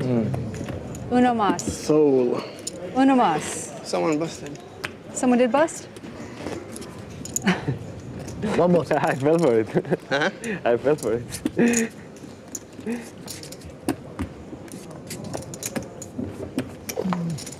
Dealer, where are you from? From the UK. UK. Okay.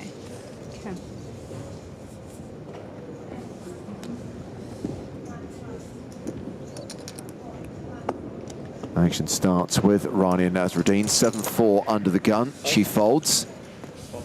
Lin Jianwei. Queen 3. No. Pablo de Heredia folds. Tim's getting up. He's not at risk, according to what Tim Chung with the snowmans raises to 50,000. No. He's putting his jacket on. Putting his jacket on. No, look. Aces from Mark Telcher. That doesn't mean he lost. He does it just, it's part of his shtick. Telcher here, 26 big blinds, James. I do think we 3-bet not all in here. He's so fun to play with. Thinking like He's so 150, 160 is probably around the size we use. Let's see how Mr. Mark feels.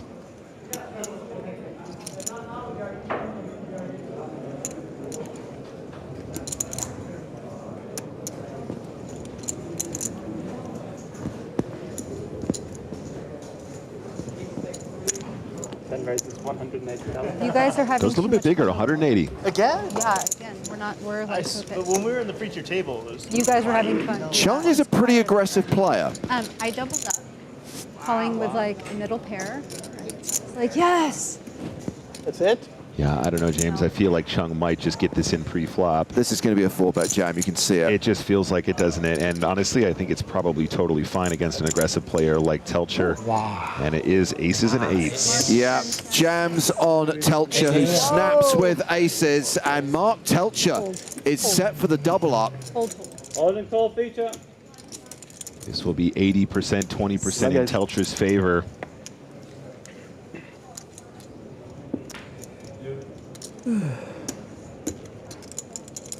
see a super sexy flop, like ace, ace, eight, ace, eight, eight, ace, ace, eight, ace, ace, eight. Rania wants it sexy. It's all eight. Oh, there's an 8. Wow. A set for Chung. And Telcher now drawing to 2 outs. We go home.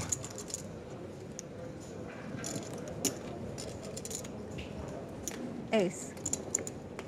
Quad 8. Okay, thank you very much. I enjoyed myself. On the turn. Mark Telcher, a former EPT champion, eliminated in 41st place.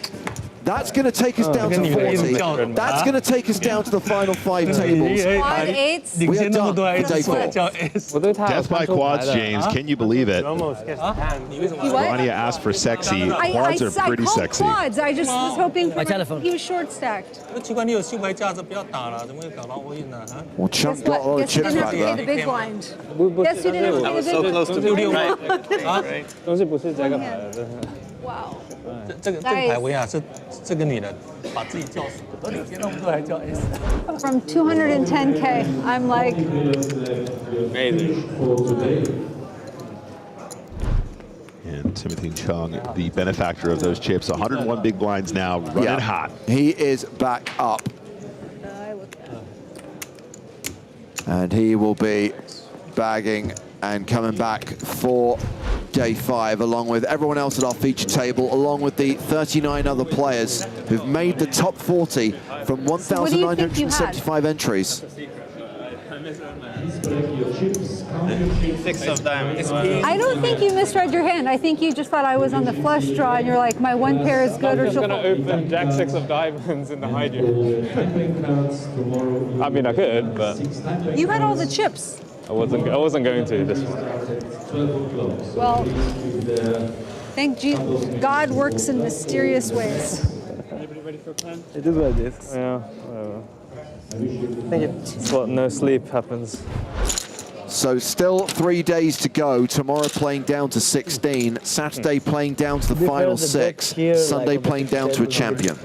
Yeah. It's a bit difficult to get Yeah, and there are the bags, but I usually guys. double check as well, so it's really Must be a like, great feeling bagging for another day of cards tomorrow.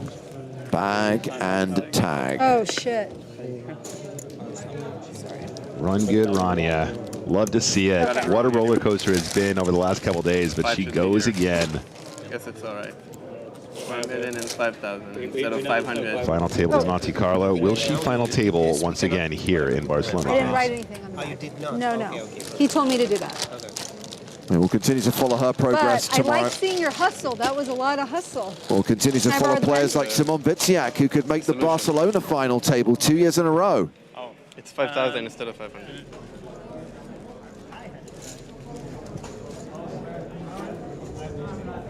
Congratulations to all the players who've bagged and tagged on day 4 of the EPT 20 main event. So we've still got 48 minutes to play on level 23. Not sure how many levels it's going to take tomorrow to get down to 2 tables, but we'll stream every single minute of the action. Great to see Rania spin it up after being on fumes earlier this afternoon. An interesting recovery for Tim Chung after getting lucky against Mark Telcher. So these are the biggest stacks coming back tomorrow. It is Stephen Song with the chip lead, followed by David Coleman. So 2 Americans on top, then Ari Lodge in 3rd place. Rania back inside the top 10, along with Timothy Chung and Jack Kyriakis. So a reminder that there is a lot happening here in Barcelona, and you will get a full summary of what happened on day 4 of the main event on the PokerStars blog, as well as other updates and stories from the tour. We'll be streaming the action from 12:30 Central European Summertime. Day 5 of the EPT main event will be here tomorrow. But for now, from Nick Walsh, Griffin Benger, Sam Grafton, Maria Ho, Joe Stapleton, and me, James Hartigan, it is good night from Barcelona. We'll see you tomorrow.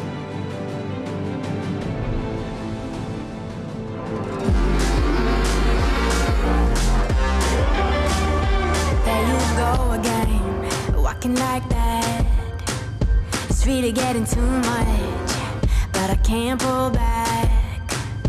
Though I try to resist, I can't fight.